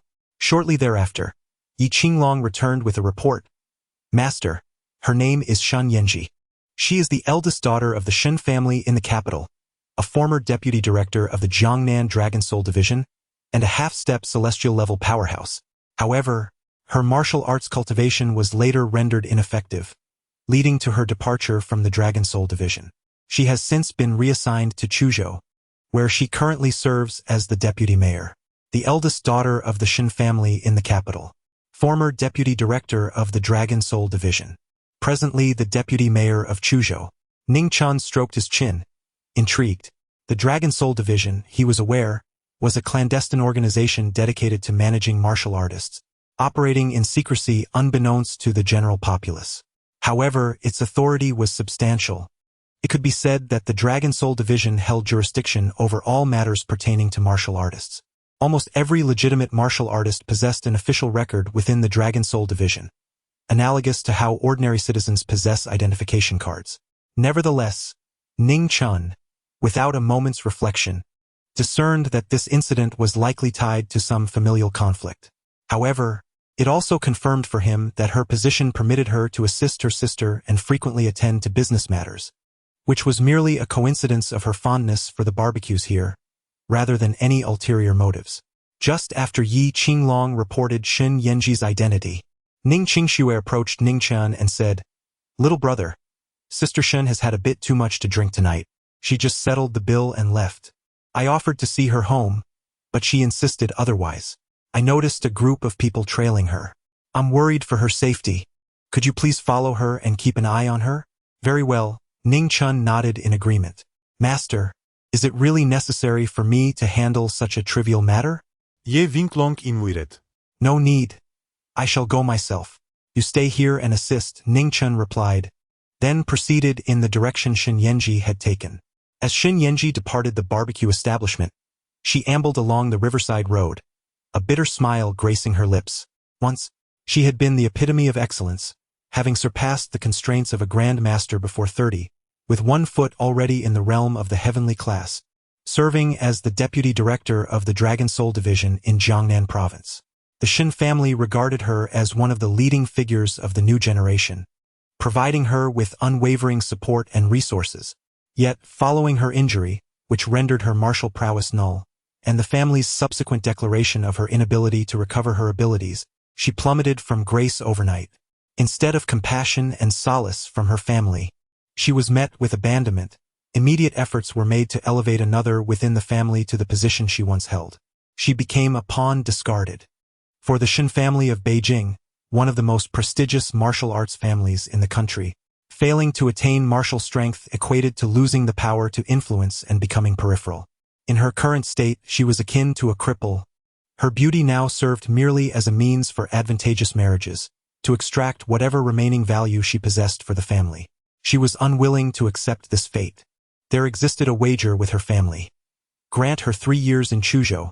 If she could achieve significant accomplishments based on her own merits, they would not force her into marriage but instead allow her to wield her own power, even if she could not become a martial artist. Upon her arrival in Chuzhou, she indeed made considerable strides through her own efforts. However, there were those who obstructed her at every turn, ensuring that most of her achievements went unrecognized. She was acutely aware that this interference stemmed from the upper echelons of the Shen family, attempting to compel her into submission for a future of compliant marriages. Would she acquiesce? Shen Yanji herself had grown uncertain.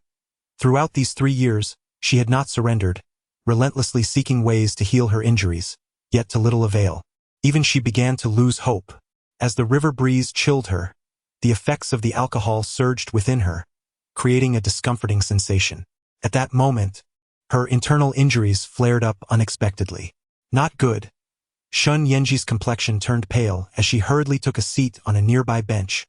Her mature, composed visage marred by a flicker of pain.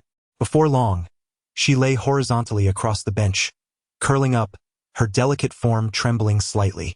This latest outbreak of pain was fierce and overwhelming, compounded by the effects of the alcohol, leading her to lose consciousness entirely. Finally passed out. Who would have thought that we three would stumble upon such a remarkable woman today? One of the ruffians exclaimed, an impish grin adorning his face. A married woman, ripe like a peach.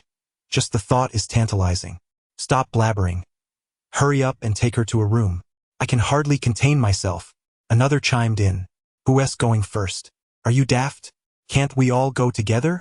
Let me at least have a feel first. Just as Shin Yenji succumbed to her stupor, 3 thugs appeared, leering as they approached her. However, as they drew near, a voice echoed from behind. If you wish to live, then leave. Who? The 3 thugs turned sharply to find a young man in his 20s, leisurely approaching. SNT that the waiter from the barbecue shop? One of the thugs recognized Ning Chen. How dare a mere waiter interfere with our business? Another scoffed. We spotted this woman first. You're not worthy enough to take her from us. Recognizing Ning Chen as just a waiter, the thugs were emboldened, their anger flaring as they intended to teach him a lesson first. If you seek death, then I shall grant it, Ning Chen retorted. Ning Chen let out a cold snort, poised to eliminate the 3 men. However, just as he was about to strike, he suddenly changed his mind. Instead, he delivered 2 swift slaps, sending 2 of the ruffians flying into the river. The remaining thug, fists raised, stood there in a daze. As Ning Chen's gaze fell upon him, he trembled all over and stammered, "Don't hit me. I'll jump in myself." With a splashing sound, the last ruffian, terrified, leapt into the river. Ning Chen withdrew his hand, not out of compassion, but due to the numerous surveillance cameras in the vicinity and the presence of several bystanders. While he himself was indifferent to the potential consequences of publicly eliminating those individuals, he feared that such actions might inadvertently lead trouble back to his sister's barbecue restaurant, a burden he wished to avoid. After handling the 3 ruffians, he inevitably attracted some attention. One elderly gentleman jogging along Riverside Road noticed Ning Chen approaching Shin Yenji and called out, "Young man, you aren't planning to commit any misdeeds, are you?" Ning Chen chuckled and asked, "Sir, do you perceive me as a villain?" "Not at all," the gentleman replied, shaking his head. Ning Chen said, "This is my sister, sir. You need not worry." The gentleman then nodded in reassurance, silently canceling his call to the police before continuing his run. "You are quite fortunate. There are still good people in this world." Ning Chen gazed at Shin Yenji, who was fainted on the bench, and smiled gently. It seemed as if he were addressing that distinguished gentleman, or perhaps reflecting upon himself. Subsequently, Ning Chen lifted Shin Yenji, but at that moment, she had already lost consciousness, leaving him unable to inquire about her residence. Thus, he cradled her in a princess carry, one arm encircling her delicate waist while the other supported her slender legs. As he held her aloft, a surge of his own strength flowed into her body, alleviating her injuries and granting her respite from her suffering. Ning Chen embraced her and located a nearby hotel, securing a room. However, as soon as they entered the chamber, although her injuries ceased to trouble her, the effects of the alcohol took hold. Completely inebriated, Shin Yenji suddenly felt the urge to vomit. Fortunately, Ning Chen's quick reflexes allowed him to set her down just in time to evade the unpleasant incident. Nevertheless, Shin Yenji's clothes were stained. Ning Chen let out a sigh. Indeed, if it were not for his sister's assertion that Shin Yenji had once assisted her, he would have turned and walked away without a second thought. However, upon observing Shin Yenji's distressed expression, Ning Chen reluctantly stated, "I am merely removing your clothing to alleviate your discomfort. I sincerely hope you will not seek to trouble me once you regain your senses tomorrow." With that, he proceeded, carefully avoiding any soiled areas, to unfasten the buttons of Shin Yenji's shirt. The slightly snug garment struggled to contain her ample bosom, causing the fabric to stretch taut against her form. As Ning Chen unfastened a single button, the delicate and pristine skin, soft and supple, appeared to break free from its constraints, as if yearning to emerge. Chapter 32. Have I lost myself? Ning Chen had long discerned that this sister Shin was undoubtedly an extraordinary beauty. Her allure, figure, and demeanor were truly unparalleled. Initially, he merely harbored a simple admiration, devoid of any ulterior motives. However, at this very moment, the dual impact of tactile and visual stimuli caused Ning Chen's breath to quicken. Particularly noteworthy was the woman's distinguished background.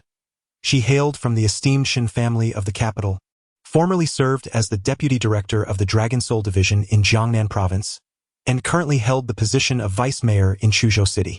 The confluence of such identities inevitably ignited a desire for conquest. After all, one could not help but feel a thrill at the sight of the typically composed and dignified young lady of the Shin family, now standing before him in attire that left much to the imagination, evoking a potent sense of exhilaration. Ning Chen took a deep breath, suppressing the restlessness within him. He no longer moved sluggishly. Instead, he swiftly removed Shin Yanji's shirt and trousers. There was no alternative. They were soiled and mingled with the scent of alcohol. If he allowed Shin Yanji to wear them through the night, it would undoubtedly be uncomfortable for her. Before long, Shin Yanji was left in nothing but her black lace lingerie, which rather suited her age as a mature woman, perfectly aligning with Ning Chen's tastes. This was undeniably quite a thrill for him. He hurriedly laid Shin Yanji onto the bed, pulled the blanket over her, shielding himself from any further visual temptation. Ning Chen let out a sigh of relief. However, he did not take his leave immediately. Instead, he gently extricated a snow-white arm of Shin Yanji from beneath the covers and reached out to check her pulse. It was an old injury within her that had been tormenting her for some time. After a brief moment, Ning Chen arrived at a conclusion. He understood that the reason the sister Shin fainted on Bin Road was not solely due to excessive drinking. Rather, the injury played a significant role, and the combination of both factors led to her unconsciousness. On the way to the hotel, although he had alleviated Shin Yanji's injuries, it merely provided temporary relief from her current suffering, addressing the symptoms rather than the root cause. Very well, in light of the assistance you have rendered to my sister, I shall bestow upon you this fortuitous opportunity. Ning Chen murmured to himself. Subsequently, he took a deep breath, suppressing the alluring thoughts that stirred within him, and lifted the covers. Before him lay Shin Yanji, clad only in delicate black lace lingerie, her figure once again unveiled to Ning Chen's gaze. Beholding her skin, smooth and exquisitely white like sheep-fat jade, he found himself undistracted. His mind was clear and focused. From his storage ring he retrieved silver needles and, employing the Shantian divine needle technique, began his procedure. Soon, 36 silver needles were inserted into the 36 acupoints throughout Shin Yanji's entire body. Ning Chen extended his hand through the void, gathering a surge of true essence within his palm. This essence then transformed into 36 strands, weaving through the air like a needle threading through fabric, and intertwined with the 36 silver needles. Following the guiding principles of the Shantian divine needle, he directed this energy into Shin Yanji's body, meticulously repairing the damaged meridians within her and tending to the concealed injuries that lay beneath. This process continued for approximately 10 minutes. Ning Chen withdrew his hand. This time, the restoration of Shin Yanji's internal injuries and meridians proved to be quite taxing for him. Within Shin Yanji's body resided a mysterious force that incessantly ravaged her, which posed the greatest challenge. Ning Chen must first eliminate the mysterious force that is harming Shin Yanji's body without inflicting any injury upon her. The effort and vitality required for this endeavor are considerable. It appears that the injuries within this elder sister Shin are indeed not the result of an ordinary individual's actions. Ning Chen contemplated that otherwise, he would not have exerted such effort, nor would the esteemed Shin family, one of the most prestigious martial arts clans in the capital, find themselves utterly powerless. After retracting the needle, he reached for the nearby blanket, intending to cover Shin Yanji once more. However, just before enveloping her in the warmth of the quilt, Ning Chen suddenly extended his hand and playfully patted her well-rounded and pert posterior. The skin was remarkably elastic, exuding a delightful sensation that momentarily stirred his thoughts, igniting within him an impulsive desire to indulge in her allure. Ning Chen hesitated not, delivering 2 more taps. Consider it a modest fee for his services. After all, to thoroughly eradicate the mysterious force within Shin Yanji and restore her meridians, he would require at least 2 more acupuncture sessions. Subsequently, Ning Chen gently covered Shen Yanji with a quilt. He retrieved a notepad and pen provided by the hotel and inscribed a note. If you wish to completely heal your internal injuries, come to the Xiang Kao Lila barbecue restaurant at 8 o'clock tomorrow evening. Also, I removed your clothing due to your vomiting. He added a final remark before placing the note beside the pillow and departing from the hotel. The following day, around 8 in the morning, Shen Yanji turned over, emitting a languid yet profoundly comfortable groan as she slowly awakened and opened her eyes. Still drowsy, it was evident from her expression that she had enjoyed a restful night. Suddenly, a jolt of realization struck her. She sat upright, only to find the quilt slipping away, exposing her to the cool air. Looking down, she discovered she was clad in naught but her undergarments. A cacophony echoed in her mind as she hastily pulled the quilt over herself, covering her chest, and quickly glanced beneath the covers. Her underwear remained intact, which offered her a modicum of relief. Her head throbbed, and at that moment, she struggled to recall the events that had transpired. No, that was not right. She vaguely remembered drinking excessively the previous night, feeling her injuries flare up along the riverside, and seemingly collapsing onto a bench. But this was not her home. She found herself in a hotel. Even though Shen Yanji was accustomed to maintaining a stoic demeanor despite her elevated status, the thought that crept into her mind sent a chill down her spine, draining the color from her face and leaving her lips pallid. For her, this was unequivocally a terrifying ordeal, utterly intolerable. She inspected the room thoroughly. No signs of blood. Moreover, as she rose, there was no peculiar sensation below, indicating that she had not been violated. A sigh of relief escaped her lips. Simultaneously, she confirmed that the room was empty, hastily retrieving her undergarments from beside the pillow and dressing herself. The knowledge that her intimate parts were not exposed to the air granted her a semblance of security. It was then that she noticed a note previously concealed by her undergarments. Shen Yanji quickly picked it up. If you wish to completely heal your internal injuries, come to the Xiang Kao Lila barbecue restaurant at 8 o'clock tomorrow evening. Also, I removed your clothing due to your vomiting. Reading the message, her finely arched brows furrowed in perplexity. Who had left this note? It was evident that it came from the barbecue restaurant. Could it be the proprietress?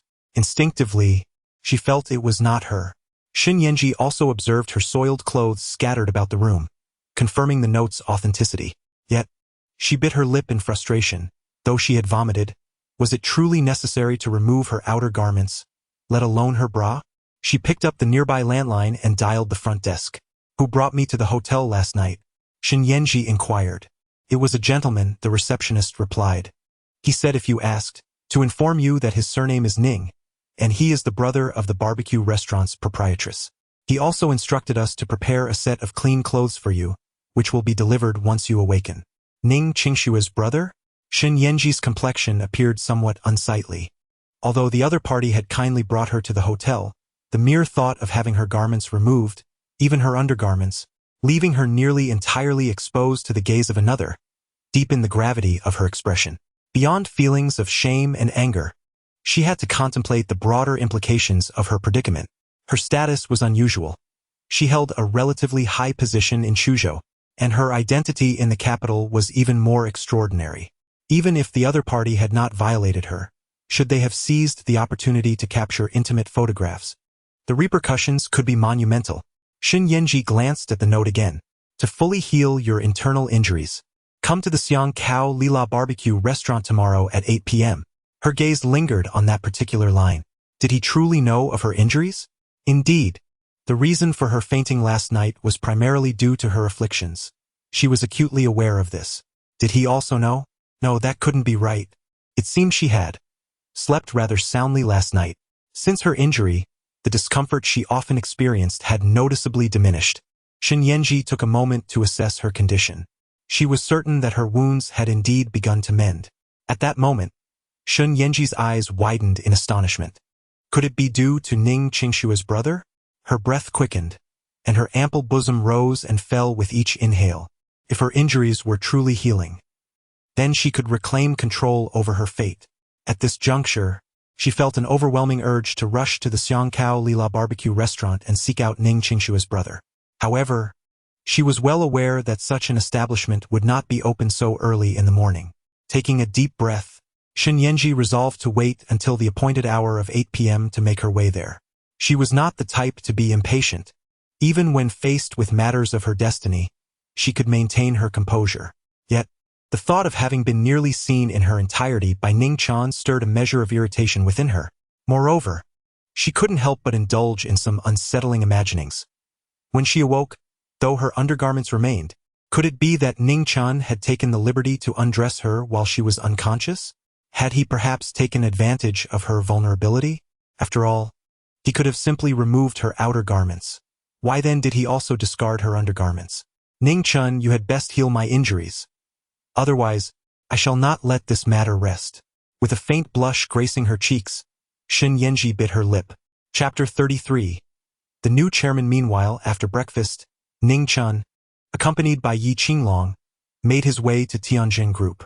Since his sister was unwilling to take the reins, he would step in personally. Master, as per your request, I have informed Tianjin Group in advance that you will be arriving at the company at 10 o'clock this morning. At precisely 10 o'clock, Ning Chen and his party arrived at the entrance of Tianjin Group. Noticing the absence of any welcoming committee, Yi Qinglong remarked, though the Chen family has withdrawn from Tianjin Group, the remaining management team has been appointed by them. It is only natural they wish to assert their authority.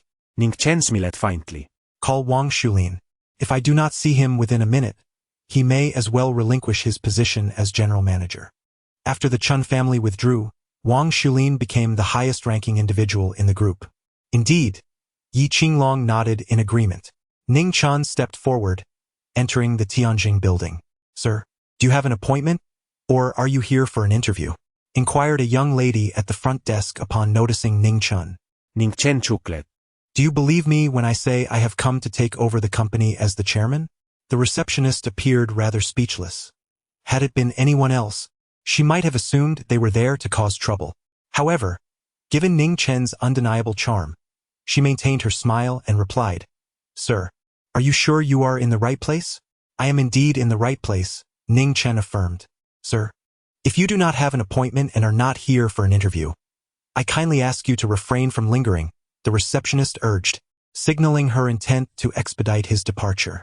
Ning Chen smiled and said, I have an appointment. The receptionist, filled with curiosity, inquired, May I ask your name, whom you are meeting and at what time? I will assist you in checking. Ning Chen said, My name is Ning Chen, and I have an appointment with Wang Shulin. As for the time, Ning Chen glanced at the time and remarked, It is just past 10 o'clock. The receptionist, no longer smiling, replied with a stern expression, Sir, it is indeed just past 10 o'clock, and we are unable to find your reservation. If you continue to jest with us, we will have no choice but to call security to escort you out. Ning Chen remarked, It is already past 10 o'clock. It seems that Wang Shulin is late. Upon noticing this, the receptionist decided to cease any further conversation with Ning Chen and was about to call for security. Just then, the elevator doors designated for the Tianjin Group's management swung open. A group of individuals swiftly emerged. At the forefront was a middle-aged man in his 40s, wearing glasses and exuding an astute demeanor. Mr. Wang. Upon seeing the group, the receptionist immediately greeted him with respect. Moreover, several employees of the Tianjin Group present in the hall also called out in unison, addressing him as Mr. Wang. Following Wang Shulin were a number of individuals, all of whom were undoubtedly high-ranking officials within the group. This prompted the receptionist and others to quickly extend their greetings, all the while wondering why the senior management had collectively made an appearance today. You should step aside quickly. If you collide with Mr. Wang and his entourage, you may find yourself in a precarious situation. The receptionist promptly cautioned Ning Chen, concerned that his presence might jeopardize her position. Ning Chen smiled faintly, remaining silent. Ning Dong? Wang Shulin had actually seen a photograph of Ning Chen before and was aware of his appearance. Yet at that moment he feigned ignorance, casting a dubious glance towards the direction where Ning Chen stood. Ning Chen chose not to expose him, merely stating, You are late. Apologies, Mr. Ning. I was momentarily detained by some matters, Wang Shulin said as he approached Ning Chen, accompanied by others. Welcome, Chairman, to the company. Upon hearing these words, The receptionist beside Ning Chen widened her eyes in astonishment, her expression one of utter disbelief. She believed it. The receptionist quickly nodded in agreement. Her current emotions, apart from anxiety, could only be described as regret. Just moments ago, she had a wonderful opportunity to connect with the young and handsome new chairman, yet she had let it slip through her fingers. Observing Ning Chen engaging in conversation with the receptionist, she felt a sense of dissatisfaction creeping into Wang Shulin's demeanor. Mr. Ning, please this way, Wang Shulin eventually said, striving to avoid being left in the lurch. Ning Chen remained still and simply remarked, I had someone call you earlier. Do you recall what was said? Wang Shulin frowned. Did you not receive the call? Or is your memory failing you? Ning Chen cast a glance at him. An unsettling feeling emerged within Wang Shulin. He could only reply, I did receive the call. The other party stated that if you do not see me within a minute, I shall be dismissed from my position. Ning Chen nodded and declared, effective immediately, you are dismissed from your position. Upon hearing these words, the entire assembly within the hall was rendered speechless. Director Ning, are you truly revoking my position simply because I failed to greet you within a minute? Wang Shulin furrowed his brow and spoke in a solemn tone. Ning Chen spoke calmly, if you choose to feign ignorance and insist on such an interpretation, so be it. Wang Shulin, in the presence of a group of senior executives, remarked, Director Ning, your actions may not garner respect and could dishearten our other colleagues. As soon as Wang Shulin's words left his lips, a middle-aged man promptly interjected, Director Ning, Mr. Wang has dedicated many years to the group, with both significant contributions and hard work. The group's current success is undoubtedly a result of his strategic oversight and diligence. On your very first day in office, without discernment, you dismissed Mr. Wang, which is indeed difficult for many to accept. Who are you? Ning Chen inquired, turning his gaze towards him. I am Zhao Dawei, the director of the operations department, the middle-aged man replied. He held a prominent position within the group, remained unperturbed, and was loyal to the Chen family. He was not afraid to speak out, even relishing the moment, as it provided him an opportunity to curry favor with the Chen family afterward. Very well, you are dismissed. Please collect your compensation from the finance department and leave immediately, Ning Chen stated calmly. You.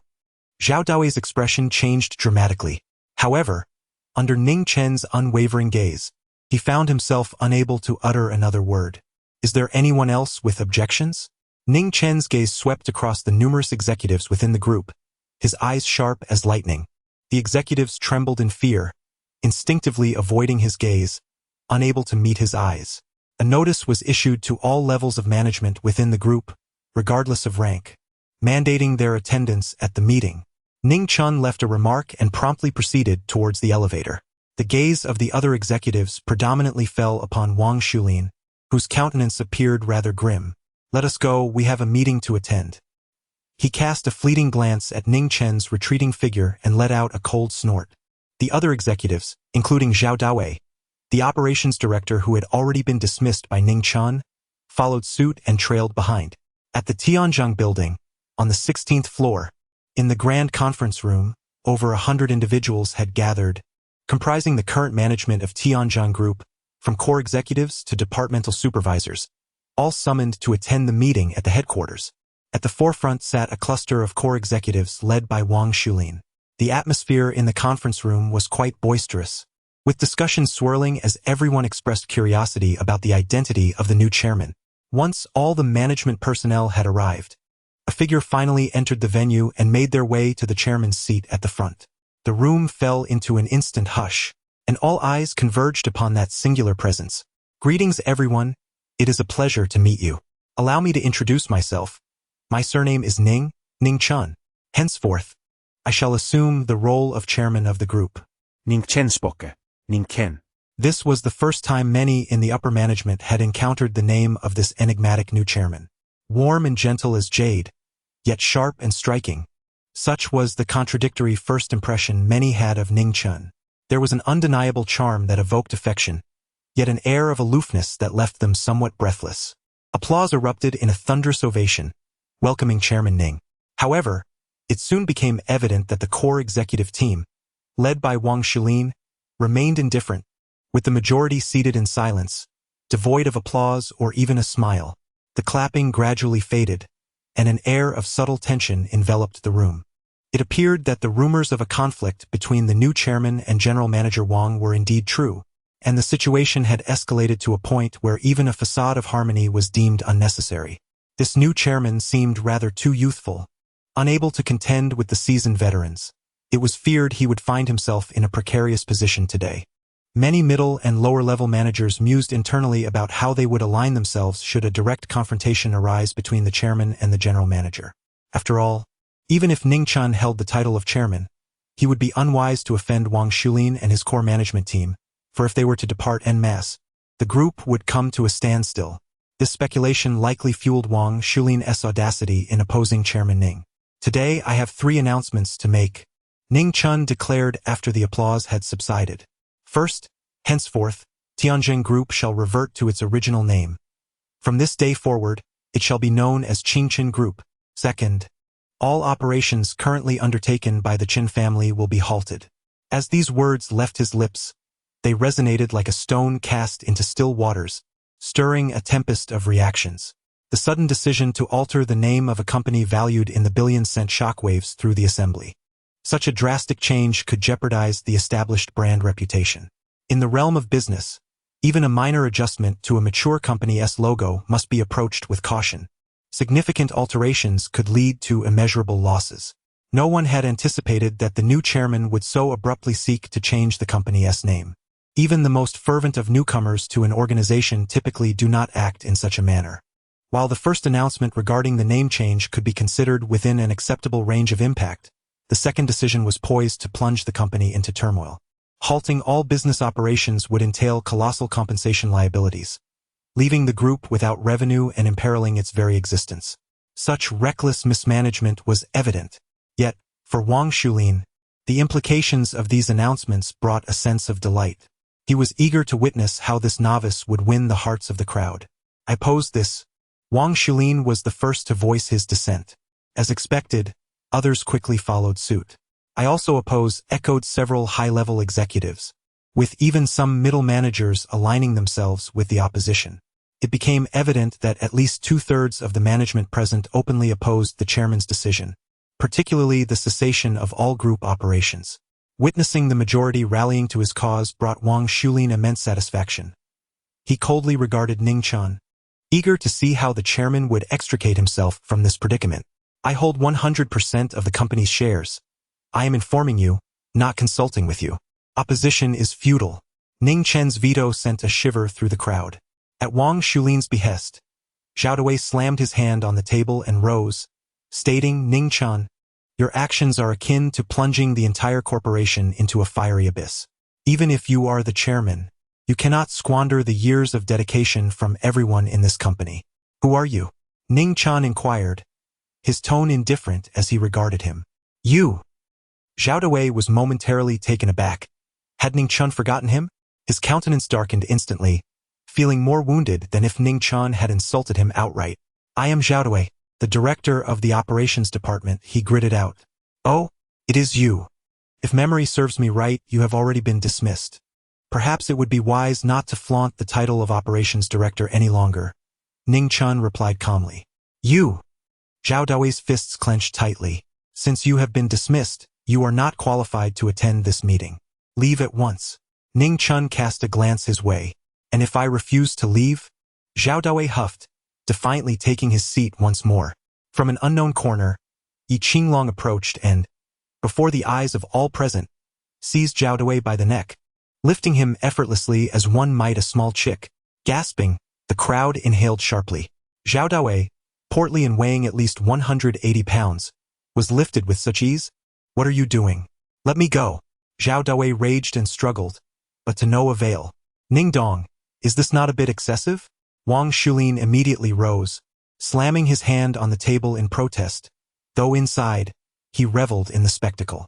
Ning Chen's arrogance grows increasingly intolerable, his actions becoming ever more outrageous, which renders him less and less respected within the organization. With merely a snap of his fingers, Yi Qinglong immediately pivoted, seizing Zhao Dawei and striding back towards Wang Xulin. Chapter 34. Ning Chen's tactics, what do you intend to do? Wang Shulin's expression shifted dramatically. Yet, without uttering a word, Yi Qinglong grasped his throat, lifting him off the ground as well. Wait a moment. Wang Shulin's face turned crimson as he hastened to speak. Ning Chen signaled to Yi Qinglong to release him. Yi Qinglong loosened his grip, causing Wang Shulin to plummet from midair and land painfully on the chair, grimacing in discomfort. Do you have anything further to say? Ning Chen inquired. Not at the moment, Wang Shulin replied, his countenance exceedingly grim. He refrained from defending Zhao Dawei. For now, he was not in a position to leave the conference. Thus, he could only sacrifice Zhao Dawei for the time being. This prompted some individuals to frown slightly, harboring a sense of disdain towards Wang Shulin. Cowardice in the face of authority. The meeting proceeded. Ning Chen remarked that anyone with objections regarding the recent decisions was welcome to voice them. Wang Shulin and the other core executives remained silent, wary of following in Zhao Dawei's unfortunate footsteps. However, not all members of the management team were aligned with them. The Human Resources Director suddenly spoke up, asking, Chairman, may we inquire about the rationale behind this decision? Ning Chen began. Firstly, the Tianjin Group has merely reverted to its original name, Qingchen Group, which is simply a restoration of its former identity. Secondly, the cessation of previous operations is due to my intention to introduce new ventures for the group. Rest assured, the regular employees will not face layoffs or salary reductions. Any adjustments in position will come with corresponding salary increases based on years of service for those willing to accept the changes. Upon hearing this, the management team felt a slight sense of reassurance, yet remained skeptical. Wang Shulin finally spoke up. Do you all believe his words? The reason he has halted the group's operations is that he has offended the Chun family of Chuzhou, making it impossible to sustain the business. He is merely concocting a grandiloquent excuse for himself. At Wang Shulin's prompting, the director of the marketing department reluctantly added, Indeed, as Mr. Wang mentioned, many of the companies we collaborated with have unilaterally terminated their contracts at the behest of the Chen family, leading to the abrupt cessation of several ongoing projects. This revelation stirred unrest among the crowd, igniting a flurry of discussions. Silence, Ning Chen commanded. Instantly, the conference room fell silent. Ning Chen refrained from elaborating further and continued. Next, I shall announce the third matter, which pertains to the latest official personnel changes. The position of general manager held by Wang Shulin is hereby terminated, along with his dismissal. The role of secretary to the chairman, previously occupied by Lu Mengmeng, is also revoked, resulting in her dismissal. Furthermore, the position of senior vice president held by Zhou Shiming is terminated, along with his dismissal. Additionally, the role of director of the operations department held by Zhao Dawei is likewise revoked, culminating in his dismissal. Ning Chen recited 10 names in succession, all of whom were unequivocally members of the core management and mid-level leadership of the group.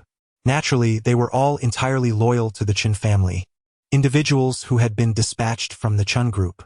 Moreover, although these individuals did not bear the surname Chen, they were inextricably linked to the family. For instance, Wang Shulin had familial ties to the Chens. Otherwise, he would not have attained such a position, albeit this connection remained obscure to the public. At this moment, the expressions of everyone present shifted once again. Ah, I see. Ning Chen, you wish to play this card, Wang Shulin remarked, standing up once more, his demeanor devoid of anger, instead adorned with a smile. You needn't dismiss me. Today I, Wang Shulin, resign. He chuckled coldly, for this had been his intent all along, to await this moment of eruption. I, Lu Mengmeng, also resign. I, Chun Shiming, will no longer serve. If President Wang departs, then I, Hu Tian, see no reason to remain in the company. I, Peng Yu. I, Xiang Choshan. I, Bian Wenbin. Swiftly, the conference hall witnessed a cascade of individuals rising, with over 30 people standing in unity, all of whom had previously supported Wang Shulin and had made their opposition clear, now choosing to resign alongside him. These individuals represented the backbone of the group. Even if half were to depart, the ramifications for the company would be unimaginable. It was foreseeable that their resignations would trigger a ripple effect, particularly affecting employees who wielded core technological expertise. The mass exodus of essential management and employees would plunge the company into a state of near paralysis. A cold smirk adorned Wang Shulin's face.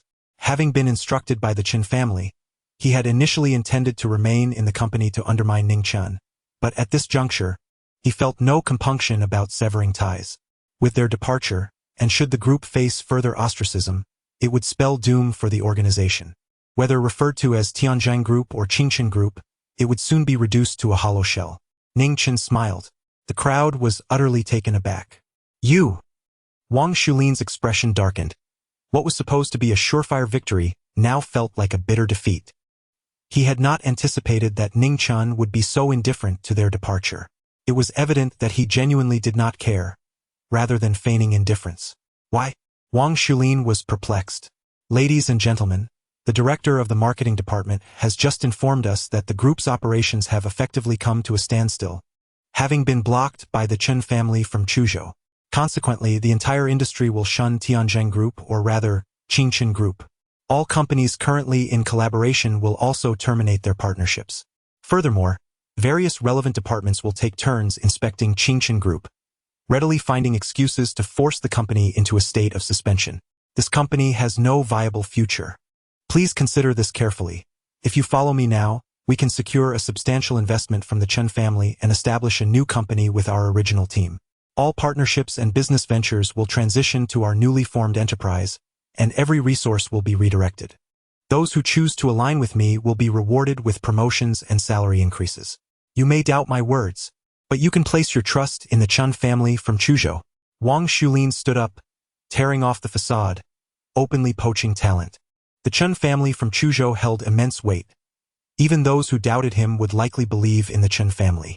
As expected, shortly thereafter, over 10 individuals expressed their willingness to resign and follow Wang Shulin. From beginning to end, Ning Chen remained silent, offering no objection. Observe, this newly appointed chairman finds himself at a loss for words. He is acutely aware that this is the undeniable truth. Even in the past, his father, Ning Hichu, was no match for the Chen family, let alone himself. Wang Shulin let out a cold laugh and continued to speak. However, before he could elaborate further, he suddenly realized that Ning Chen had inexplicably appeared at his side. Clap. With a single slap, Ning Chen sent Wang Shulin flying. Accompanied by a wail, Wang Shulin landed and immediately spat out a mouthful of fresh blood, mingled with several broken teeth, while his cheek was swollen to an alarming degree. You! How dare you even utter my father's name? Ning Chen approached step by step, his gaze devoid of warmth.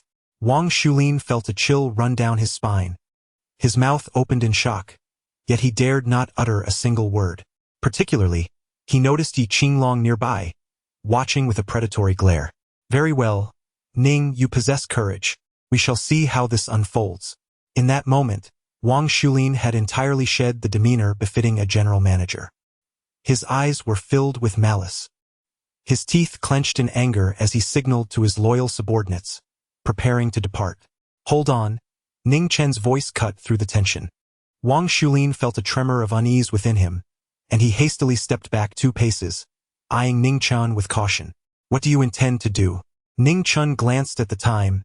It was nearly upon them. Nearly upon them? The crowd was left bewildered.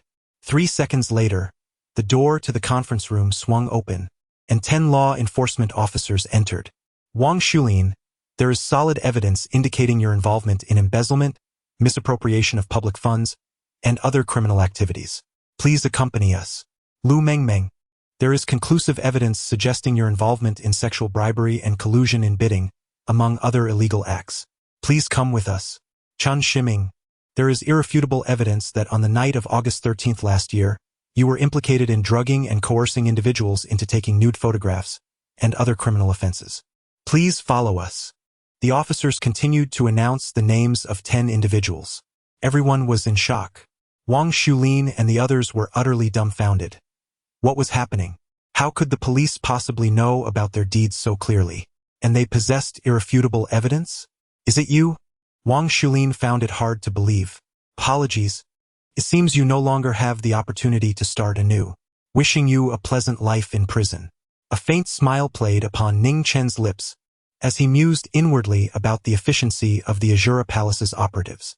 They effortlessly infiltrated the mobile phones and computers of these individuals, uncovering their private information with remarkable ease. Many found themselves involuntarily swallowing hard, their gazes towards Ning Chen brimming with reverence. Particularly those who had followed Wang Shulin in rebellion and sought to resign were now engulfed in a sense of dread, their hearts filled with regret so profound that it felt as if their insides were turning green with remorse. Chapter 35. The Chen father and son as Wang Shulin and several high-ranking executives were taken away by law enforcement.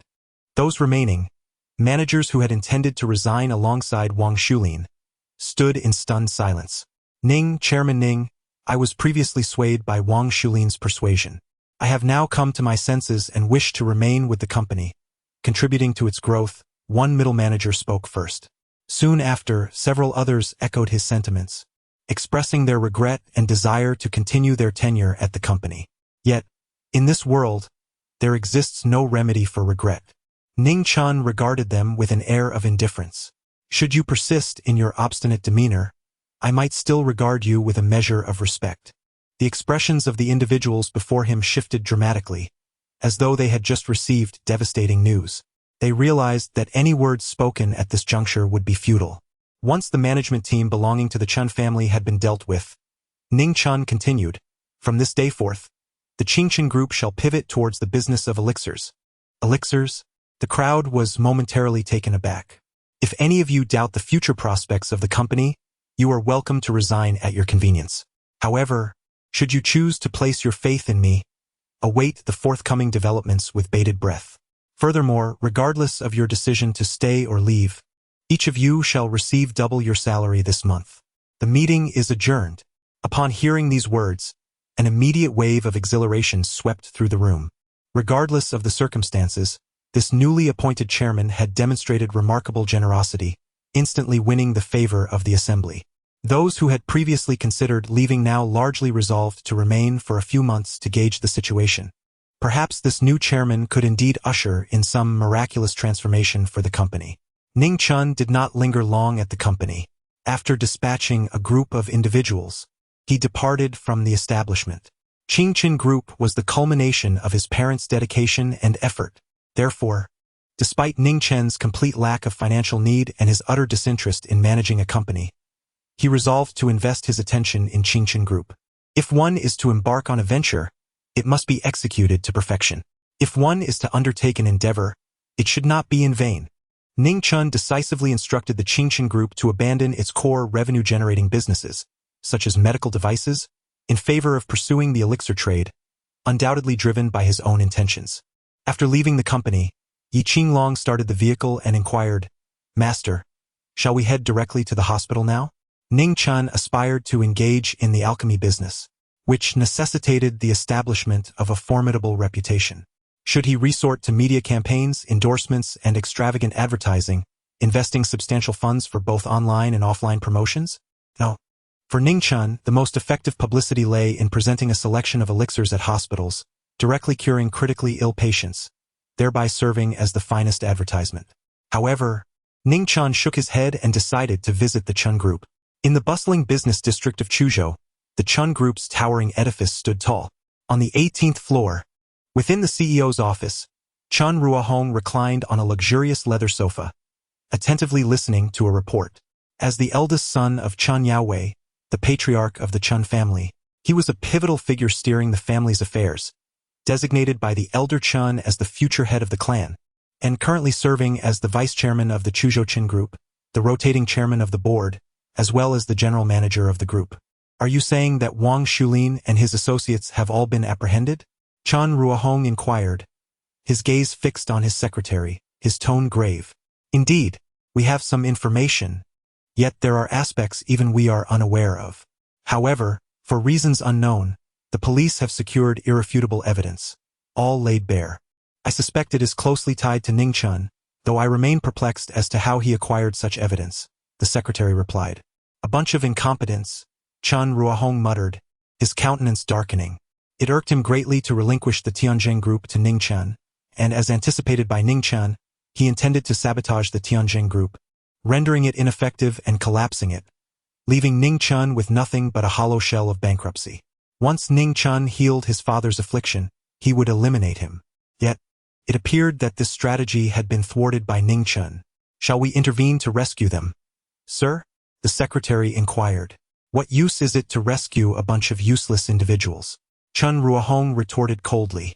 The secretary nodded, understanding that they need not concern themselves with Wang Shulin and his entourage any longer. Dad, will our actions affect grandfather? A young man, Chen Hanxing, who had recently stepped down from the chairmanship of the Tianzhang group, queried. He was Chen Ruohong's son and the eldest grandson of Chen Yaowei. After all, grandfather's recovery relied on Ning Chen's expertise. Rest assured, your grandfather can manage him. For now, as long as we avoid provoking Ning Qingxue, Ning Chen will not act rashly. However, we must assign someone to keep a close watch on Ning Qingxue. She is Ning Chen's Achilles heel. Should we decide to strike, controlling Ning Qingxue first will grant us the upper hand and compel Ning Chen to yield. Chen Ruohong reflected before speaking. Dad, don't worry. I'll have someone monitoring her round the clock, Chen Hanxing assured. Chen Ruohong nodded in approval. A wicked grin crept across Chen Hanxing's face as he mused about Ning Qingxue, recalling her beauty as the former campus belle of Chuzhou University. Now that she had regained her allure, she was indeed a rare gem, igniting a desire within him. Once Ning Chen was eliminated, he intended to keep Ning Qingxue for himself, enjoying her company before disposing of her. You brat, do you ever think about respecting your father? Or are you solely focused on your own desires? Chen Ruohong chastised. All right, I will first escort you to your room for your enjoyment. How does that sound? Chen Hanxing replied with a suggestive smile. Young Master Chen, you truly are dutiful. The secretary chimed in, covering her mouth with a playful laugh. Chen Hanxing took the opportunity to draw her closer, wrapping his arms around her. The secretary, feigning reluctance, coyly remarked, Young Master Chen, I am your father's secretary. My father has only one son. What belongs to him also belongs to me, Chen Hanxing asserted, his hands roaming. If I perish, then you shall belong to him, Chen Ruohong retorted. Yet, he did not intervene in Chen Hanxing's actions, having grown accustomed to such behavior. 3 years prior, during a visit to South Korea for negotiations on a patent collaboration with a conglomerate, they had been invited to a private gathering, which had opened the floodgates to a new world of indulgence. The father and son had become more united in their pursuits, returning with a taste for the extravagant. Just thinking about Ning Qingxue makes my heart race. And her friend, Lin Luoxian, is equally captivating. If I could possess her. The thought is simply exhilarating, Chen Hanxing mused, glancing between his plate and the cooking pot. The female secretary's cheeks flushed as she sweetly said, You hold me in your arms yet still think of other women. It truly breaks my heart. They are merely trifles. You are the trusted confidant of both my father and me, Chen Hanxing replied, his fingers wandering. If you desire, once Ning Chen heals your grandfather and is eliminated, we can bring Lin Luoxian and Ning Qingxue together, Chen Ruohong remarked with a smile. Very well, then you may enjoy Ning Qingxue first, and I shall take Lin Luoxian. We might even. Chen Hanxing chuckled, but before he could finish his sentence, the office door swung open. Who permitted you to intrude into this office without my consent? Chen Ruohong thundered. Chen Hanxing fell silent, releasing the female secretary, his expression turning furious as he glared at the entrance. The private indulgences of father and son were not meant for public scrutiny, and their unexpected interruption ignited their ire. Ning Chen. However, in the next moment, both were struck with a chilling realization as they recognized the intruders. The photographs of Ning Chen, as well as those of Chen Ruohong and his son Chen Hanxing, have been viewed and etched into their memories. The moment they laid eyes on the person who entered, they instantly recognized him. Who else could it be if not Ning Chen? How did Ning Chen manage to enter? How could he possibly arrive here? The expressions of Chen Ruohong and Chen Hanxing abruptly shifted to one of displeasure.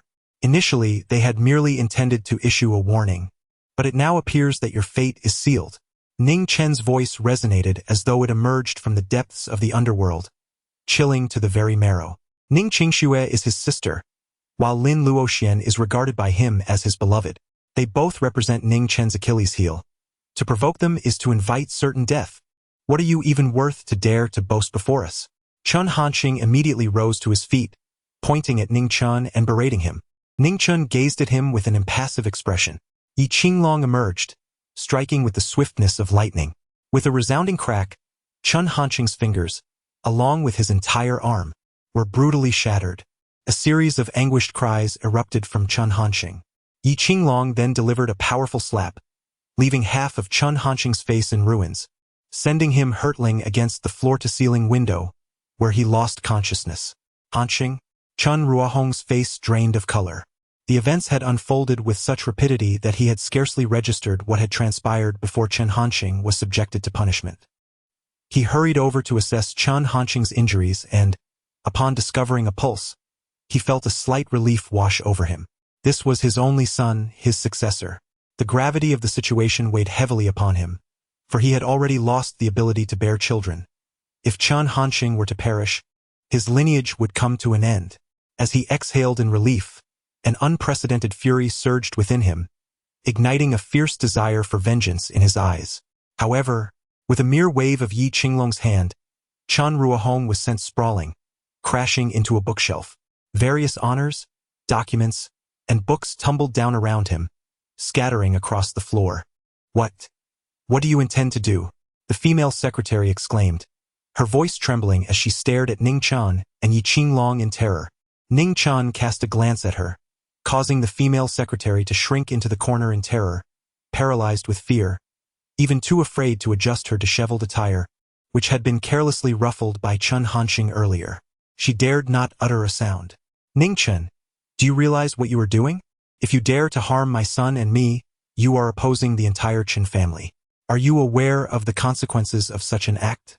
Chen Ruohong covered his face, a mix of shock, anger, and fear coursing through him, yet he still maintained the authority befitting a half-leader of the Chen family. "Opposing the entire Chen family?" Ning Chen sneered. "Do not delude yourself. Even if the 4 prominent families of Chuzhou united, they would still be nothing more than mere ants." As his words echoed, Ning Chen stamped his foot down. Bang! Chen Ruohong's entire right leg exploded, turning into a mist of crimson. Ah! Chen Ruohong could not suppress a scream of agony. Ning Chen shook his head, finding the noise unbearable. With another decisive step, he crushed Chen Ruohong's left leg beneath his foot.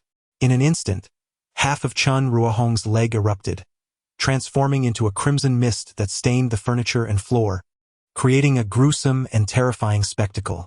Yet, remarkably, not a drop of blood touched Ning Chen. Chen Ruohong's anguished screams echoed, growing increasingly desperate. The cacophony was intolerable. It was time to silence it for good. Ning Chen stepped back, while Yi Qinglong advanced with a cold smirk adorning his face. He lifted his foot, and an ominous force coalesced at his toes.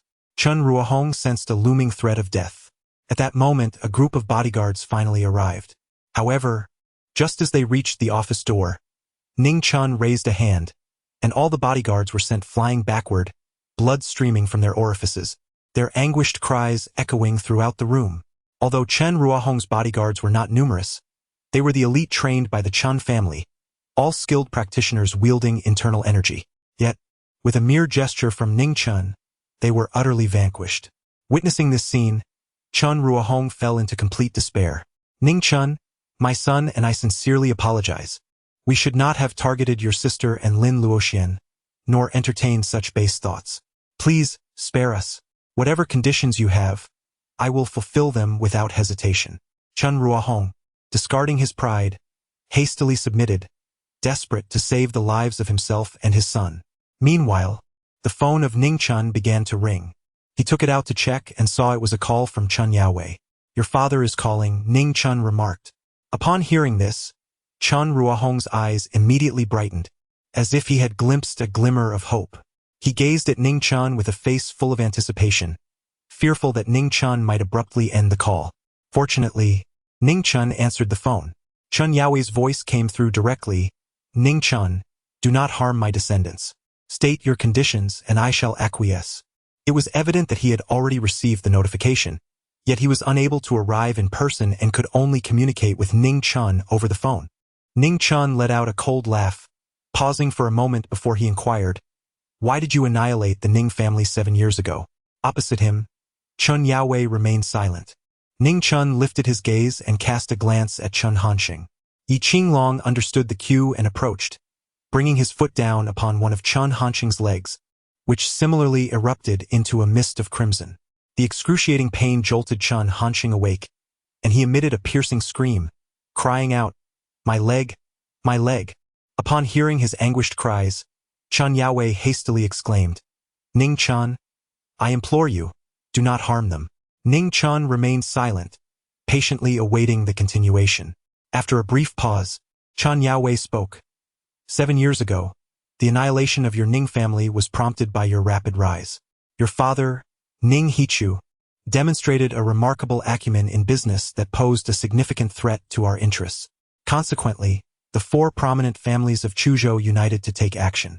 Ning Chen let out a cold laugh, expressing his dissatisfaction with the answer. Upon this, Yi Qinglong understood and promptly lifted Chen Hanxing. Chen Hanxing immediately shrieked, "Let me go!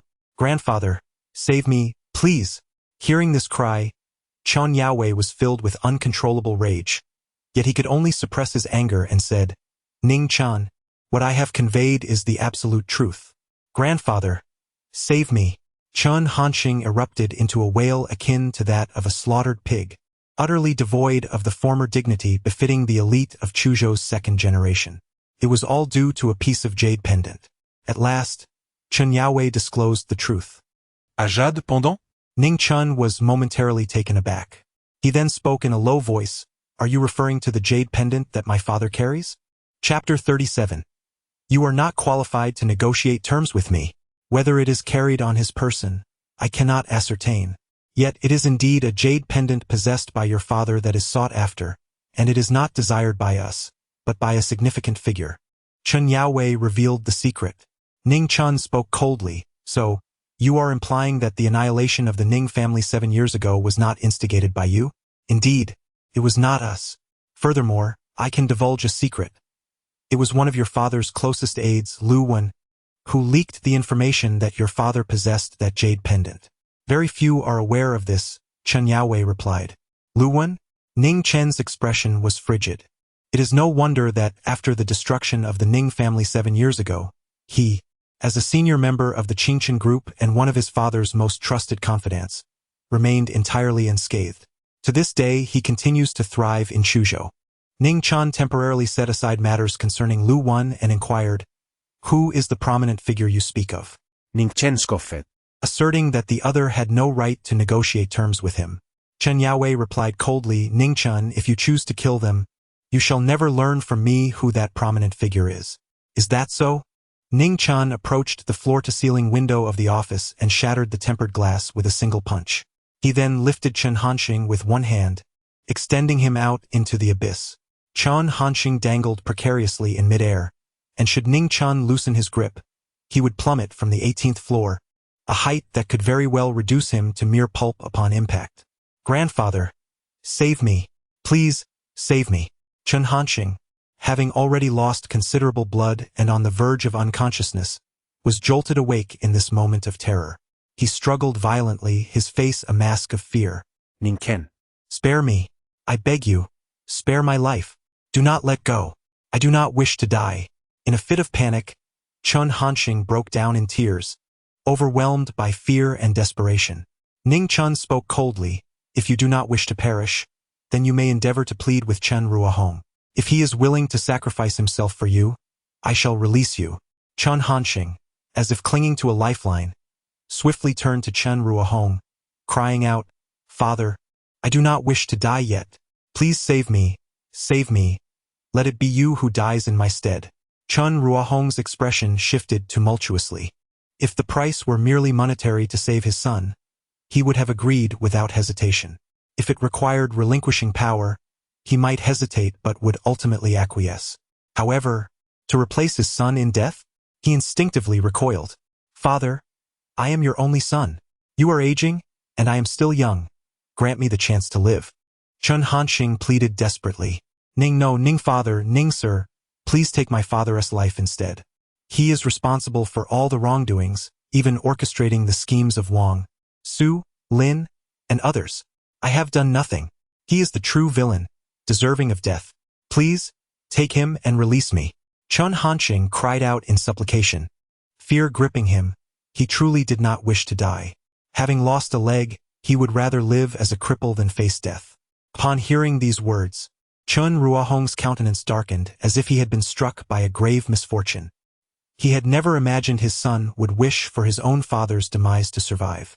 Ning Chen, must you truly push this matter to the brink?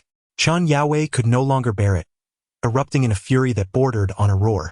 Ning Chen coldly remarked, 7 years ago, were you not equally ruthless? Even if you desired the jade pendant with your capabilities, there were numerous ways to acquire it. If all else failed, you could have resorted to theft. Why then did you annihilate the Ning family? I have stated before, spare them, heal my wounds, and I shall reveal everything to you, Chun Yaowei reiterated. He added, the identity of that significant figure is known solely to me. The other 3 families are oblivious. Implicitly, he conveyed that aside from himself, no one could unveil the truth of that fateful year to Ning Chen, nor disclose the identity of that prominent individual. I have already said, you lack the standing to negotiate with me, Ning Chen retorted coldly, releasing his grip. With a blood-curdling scream from Chun Hanxing, he plummeted from the 18th floor, landing squarely upon his own sports car parked below. The piercing wail of the car alarm resonated instantly, audible even from the 18th floor. This harrowing scene sent the female secretary into a state of utter terror, causing a stream of liquid to trickle down her thigh in sheer fright. Chun Ruahong's expression shifted drastically. His son had been cast down from the 18th floor by Ning Chen. His only son was dead. Though he could still indulge in pleasures with women, he was now bereft of the ability to procreate. Chun Hanxing's demise signified that his lineage would end with him. Ning Chen, you are truly malevolent.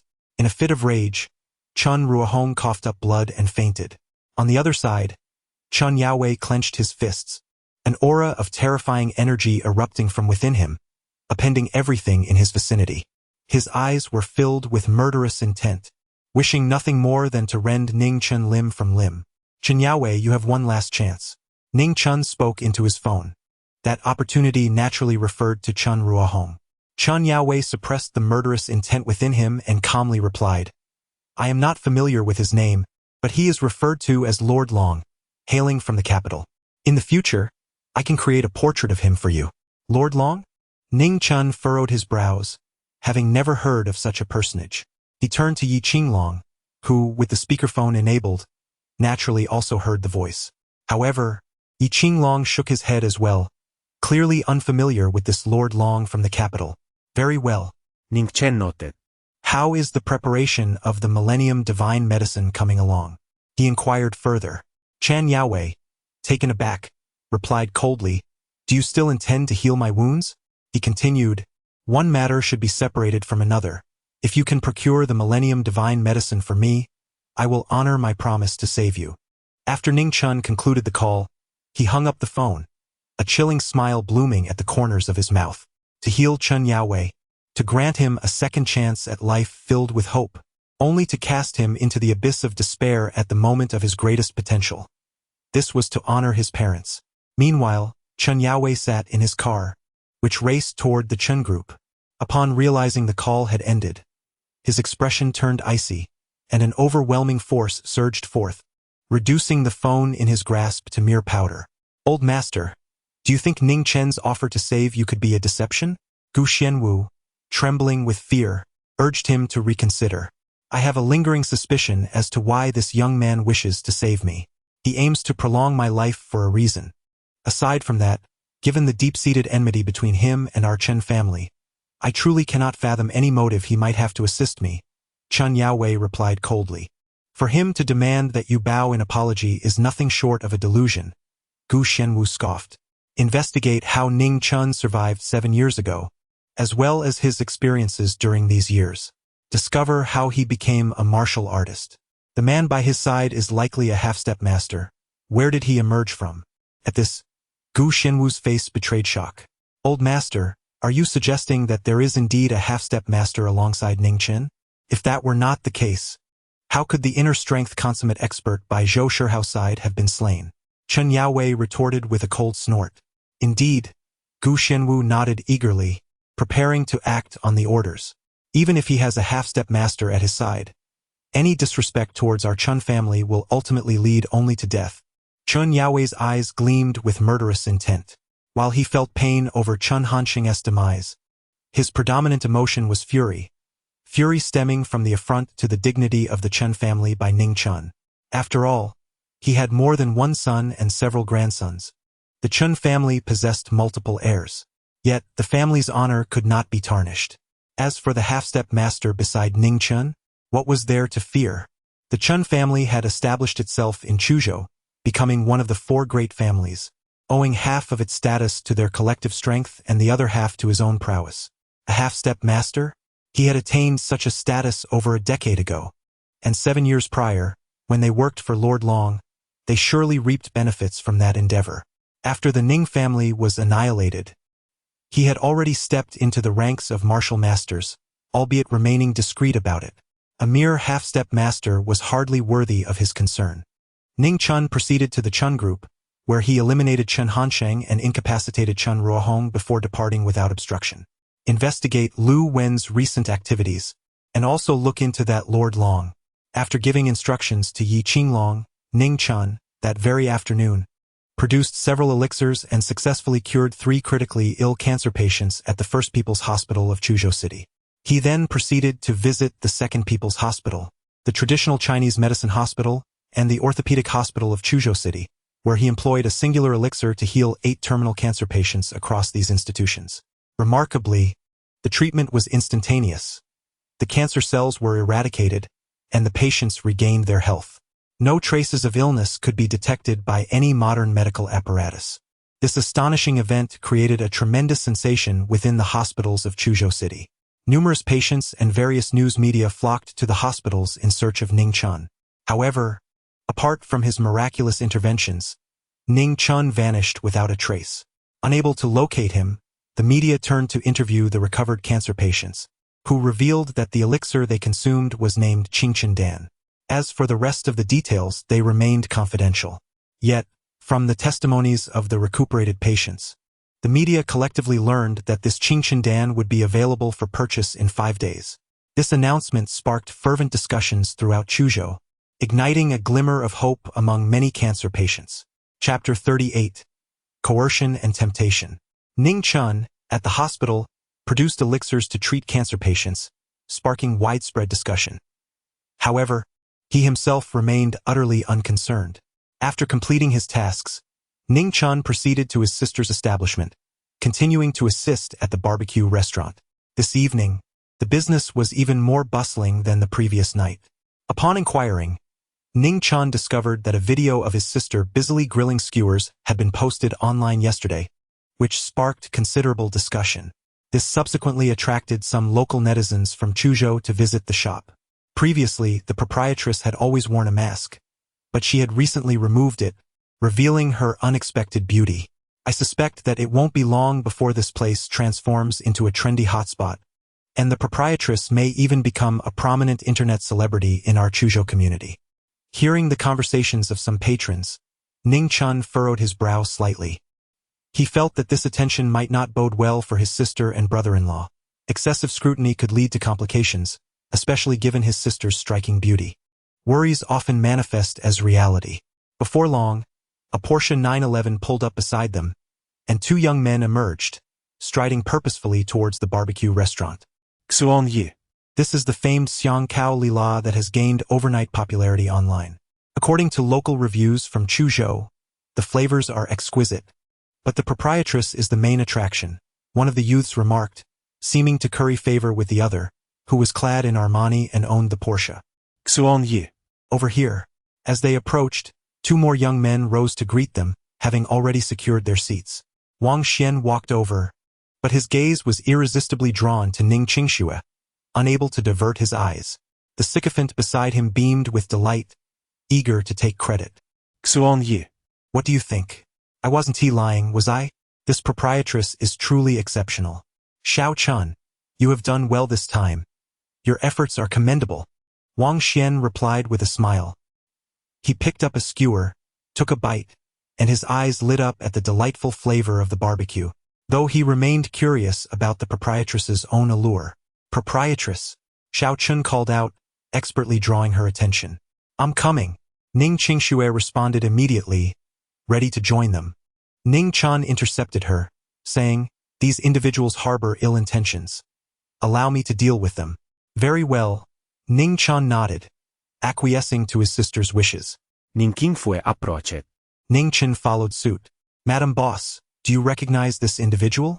Xiao Chun promptly gestured towards Wang Xian and inquired. Ning Qingxue smiled and said, all who arrive are guests, and they are all patrons of our establishment. Xiao Chun interjected, he is Wang Xian, the son of Wang Jipeng, a trusted confidant of our deputy mayor Shen Yanji from Chuzhou City. Furthermore, his uncle is the chairman of the renowned venture capital firm, Hongyu Capital, in our city. It is essential to maintain a low profile. At the appropriate moment, Wang Xian spoke up. Ning Qingxue remained remarkably calm, her face adorned with a smile. Do the esteemed guests wish to order any additional dishes? Xiao Chen's expression darkened slightly. Why are you so inept at handling matters? Wang Xian waved his hand dismissively and rebuked. How can you speak to such a lovely proprietress in that manner? He then turned back to Ning Qingxue, smiling once more. Madam, I find the flavors of your establishment quite delightful. May I add you on WeChat? Perhaps in the future, I might bring my father and uncle here to sample your offerings. I could even persuade my uncle to invest a little capital, enabling you to open a chain store directly in Chuzhou. I merely wish to engage in a modest business venture. Ning Qingxue offered a gentle smile and politely declined. Wang Xian furrowed his brow. He had made his identity clear and had even tempted her with financial incentives, yet she remained unmoved. How can you be so unappreciative? How can you turn away such immense wealth? Xiao Chun immediately rose, pouring a glass of beer and handing it to Ning Qingxue. Come, toast with our brother Xian. Afterward, matters like health inspections will be a triviality. If you desire investment and a chain operation, it will all be attainable. Wang Xian was quite pleased with Xiao Chen's actions. The health inspection was, of course, a form of coercion, while the investment in a chain was a tempting lure. Coercion and temptation. He could hardly believe that Ning Qingxue would dare refuse. Chapter 39. Leader, what brings you here? Ning Chen's expression grew increasingly frosty. He was resolute in his actions and contemplated direct confrontation. However, Ning Qingxue seemed to anticipate his intentions, grasping his hand to prevent any rash actions. Observing this, Wang Xian suddenly erupted in laughter. Your husband is over there, yet here you are holding hands with another man. It appears your husband is quite the cuckold.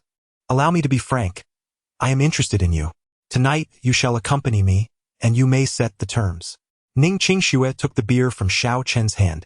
Wang Xian's smile broadened as he remarked, it seems you are quite an intelligent woman. However, before he could finish his sentence, Ning Qingxue lifted the glass of beer and splashed it directly onto his face. Shameless. We do not welcome patrons like you in our establishment. Leave. Ning Qingxue coldly declared. Have you lost your mind? Wang Xian slammed his hand on the table, stood up, and swung his arm to deliver a slap towards Ning Qingxue. However, in the next moment, he was sent flying across the room, a distinct footprint imprinted upon his chest. Ning Chen emerged, an intense aura of killing intent surrounding him. If you're tired of living, then I shall grant your wish, he declared. How dare you? Xiao Chen glared at Ning Chen, only to receive a swift slap that sent him sprawling. The same fate befell their two companions, as Ning Chen dispatched them with ease. Each kicked onto the adjacent road, writhing in pain. Brother, there are many guests here. Do not resort to murder, Ning Qingxue implored urgently. She understood that her brother was no ordinary individual now. He showed no mercy when it came to taking lives, and she feared the repercussions of his actions. I understand, he replied. Ning Chen nodded. He had every intention of eliminating these individuals, yet he would never resort to violence within his sister's barbecue establishment. Otherwise, Wang Xian and his companions would scarcely withstand a mere kick from him. They would have exploded into a mist of blood long ago. The commotion instantly drew the attention of numerous patrons, particularly towards Wang Xian's direction. Wang Xian's expression turned extremely grim. He had never anticipated that, in this small territory of Chuzhou, without provoking the four prominent families or Zhou Shihao, he would find himself assaulted. This ignominy was unprecedented for him. Furthermore, based on Ning Chen's recent display of prowess, it was evident that in a brawl, they would likely be outmatched. Wang Xian held the belief that fighting was a barbaric act, unbefitting someone of his stature, who wielded money and power to manipulate all around him. Just you wait, he seethed through gritted teeth. He scrambled to his feet and hastily retrieved his phone, dialing his father's number. Dad, I'm at a barbecue restaurant at 108 Bin Road, and I've been attacked. You need to send someone from the relevant authorities to apprehend the assailants and shut down the establishment. They are not individuals we cannot afford to offend, are they? Wang Jipeng inquired first. Wang Xian gritted his teeth and replied, Rest assured, I have a clear memory of those we cannot provoke. I can confirm they are neither from the Chen, Zhao, Yuan, or Yang families, nor from the Shihao group, just a popular barbecue joint. That's good to hear. As long as they are not those people, anyone who dares to harm my son will undoubtedly pay the price. I'll be there shortly in about 10 minutes, Wang Jipeng assured. All right, Dad, hurry, Wang Xian said before hanging up, turning to cast a sinister glance at Ning Chen and Ning Chen. You are all doomed. Xiao Chun, standing nearby, exhaled in relief. Zhongli, who had rushed over from the kitchen, positioned himself protectively behind Ning Chen and then asked, Brother-in-law, is everything all right? It's just a few lowlifes. I will handle it, Ning Chen replied with a smile. Zhongli nodded, aware that Ning Chen's capabilities were far beyond his imagination, and thus refrained from interfering with his decisions. To apologize for disturbing everyone's enjoyment, all patrons present today will dine free of charge, Zhongli announced to the other guests. This elicited applause from the crowd. As for Wang Xian and his companions, they glanced over with curiosity, yet they remained oblivious to the unfolding events. There was no brawl or bloodshed that would frighten the patrons away. Mr. Ning, shall we deal with them? Yi Qinglong approached to seek Ning Chen's directive. Make them kneel. I wish to see who will come to their aid today. Ning Chen responded with a cold snort. Yi Qinglong grinned widely and strode toward Wang Xian and his associates. Yi Qinglong always exuded an intimidating aura, particularly potent against martial artists, and even more so against ordinary people. As he approached Wang Xian and Xiao Chen, a shiver ran down their spines. Wang Xian, feeling a sense of dread, stammered, What do you want? I'll deal with your mother, Yi Qinglong retorted, delivering a sharp command. Kneel. Grabbing Wang Xian by the hair, he hoisted him up. Wang Xian felt as if his scalp would be torn off, the pain causing him to grimace and cry out in agony. Kneel? Ye Winklong imuiret. Yes, I'll kneel. Wang Xian's voice trembled, tears welling up from the pain. Yi Qinglong released him, and without hesitation, Wang Xian dropped to his knees. However, it was too late for words. Seeing Wang Xian kneel, Xiao Chun and the others, startled, quickly followed suit. The four of them formed a line on the street outside the barbecue restaurant, creating a striking spectacle. Brother Xian, someone is filming us.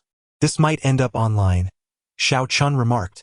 Though he hadn't suffered the brunt of Yi Qinglong's wrath, the earlier slap from Ning Chen had left half his face swollen and still ached, causing him to cover his face. Damn it! If anyone posts this online, I will make them pay dearly, Wang Xian gritted his teeth. Yi Qinglong delivered a swift slap, admonishing, Mr. Ning instructed you to kneel properly. No whispering. Tears streamed from Wang Xian's eyes as the pain intensified. Yi Qinglong followed with another slap across his face. Kneel properly, keep your head up, and straighten your back. Wang Xian, enduring the pain, complied and adjusted his posture. Smack! Another resounding slap landed on his head. I haven't even spoken. Why are you still being punished? Wang Xian was on the verge of breaking down. Keep your gaze forward, Yi Qinglong commanded coolly. Wang Xian's eyes burned with resentment, his heart filled with murderous intent. Yet in that moment, he dared not resist and quickly complied, fixing his gaze ahead. You have not knelt properly, Yi Qinglong remarked, turning his attention to Xiao Chun. Xiao Chun trembled, promptly adjusting his posture, back straight, eyes forward, head held high. He felt he had never been this upright. Smack! Another sharp slap rang out. Wang Xian, tears of pain streaming down his face, protested. Why did you hit me again? Because your kneeling does not meet the standard. Yi Qinglong grinned, his expression resembling that of a demon to Wang Xian. The ensuing 10 minutes felt like an eternity for Wang Xian, a torment unlike any he had ever experienced.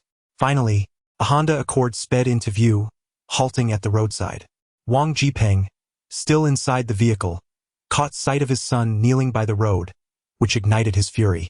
The Wang family held a respectable position in Chuzhou, and the sight of his son not only being assaulted but also made to kneel in public was a profound affront to his dignity. Wang Jipeng flung the car door open and stormed out, seething, "Who dares to lay a hand on my son?" Ning Chen stepped forward. "It is I," he remarked, casting a glance at Wang Jipeng. Wang Jipeng's gaze swept over Ning Chen, and he could ascertain that this individual was certainly not one of the elite second or third generation from Chuzhou. Moreover, the prominent second and third generations of Chuzhou would never be found in a barbecue establishment, donning a work apron and serving as a waiter. "You possess quite the audacity," Wang Jipeng coldly observed, giving Ning Chen a disdainful look before moving forward to assist his son. Wang Xian, filled with unexpected joy, thought to himself, "I shall see who dares to rise." Ning Chen merely uttered a fleeting remark, while Yi Qinglong's gaze swept over Wang Xian. Wang Xian trembled involuntarily, gripped by sudden terror. Even with his father beside him, he found himself too afraid to rise. He feared that Yi Qinglong might unleash another barrage of slaps. He was genuinely frightened. "Dad, my legs are weak. You deal with them first, and I will get up afterward," Wang Xian cried, his voice laden with distress. Wang Jipeng could easily perceive his son's fear. At that moment, 2 police cars arrived with a wail, and several law enforcement officers stepped out. "Secretary Wang," one of the officers exclaimed upon spotting Wang Jipeng, hastening over. The officers then turned their attention to Ning Chen and Yi Qinglong. Finally, Wang Xian managed to gather himself. He stood unsteadily, a cold smirk adorning his face. Wang Jipeng also fixed a cold stare on Ning Chen, anticipating the moment when they would apprehend him, ensuring that Ning Chen and his companions would pay a steep price. They intended to manipulate the situation to their advantage. "Secretary Wang, your presence is quite imposing." However, at that very moment, a voice emerged from the side. The tone seemed vaguely familiar. Wang Jipeng immediately turned to look, only to behold a woman clad in a black casual outfit, her voluptuous figure impossible to conceal, approaching with an alluring grace. Yet, upon seeing her, Wang Jipeng's mind was not consumed by thoughts of her beauty or physique, but rather by a sense of reverence. She was a woman of formidable connections, an extraordinarily unique presence in Chuzhou, one that few dared to provoke. Moreover, he could not afford to recklessly reveal her identity to others. He could only utter, "Leader. What brings you here?" Chapter 40. Come to my house. Ning Chen also turned his gaze toward the woman. Xin Yanji. He was well aware that Xin Yanji had arrived earlier, lingering in the car nearby, yet she had not alighted. "I often frequent this barbecue place. I am acquainted with them," Xin Yanji remarked initially. "Apologize?" Wang Xian was utterly bewildered. He had summoned his father to seek retribution. Just moments ago, his father had been brimming with confidence. Yet upon seeing this woman, he instantly wilted. "Dad, Wang Xian protested, feeling indignant. Having just been struck across the face and enduring a prolonged period of humiliation, he feared that his disgrace would soon surface online. If he did not vent his anger now, how could he ever show his face again? In their circle, he would surely become an object of ridicule. However, just as Wang Xian opened his mouth, Wang Jipeng swiftly delivered a resounding slap across his son's face, fearing that Wang Xian might utter something disrespectful towards Xin Yanji. The sharp sound of the slap reverberated once more. Wang Xian held his face in disbelief. Moments ago, he had been struck by the staff at the barbecue restaurant, and now, his father had unceremoniously delivered another blow? "Apologize," Wang Jipeng commanded dismissively. Even in his ignorance, Wang Xian comprehended the gravity of the situation. This woman was evidently someone his father could not afford to offend, a formidable presence that their family must not provoke. Fine, I apologize. Wang Xian covered his face and hastily approached Ning Qingxue, bowing deeply as he said, "I am truly sorry for my prior offense. I implore you to forgive my transgressions and not hold it against me. I do not wish to see you again," Ning Qingxue replied, offering no words of forgiveness. "I shall leave immediately and will never appear before you again," Wang Xian responded, displaying remarkable tact. Only after this exchange did Wang Jipeng turn his attention to Xin Yanji, inquiring, "Leader, are you satisfied?" Xin Yanji remained silent, merely directing her gaze toward Ning Chen. Wang Jipeng, perplexed, quickly looked back at Ning Chen.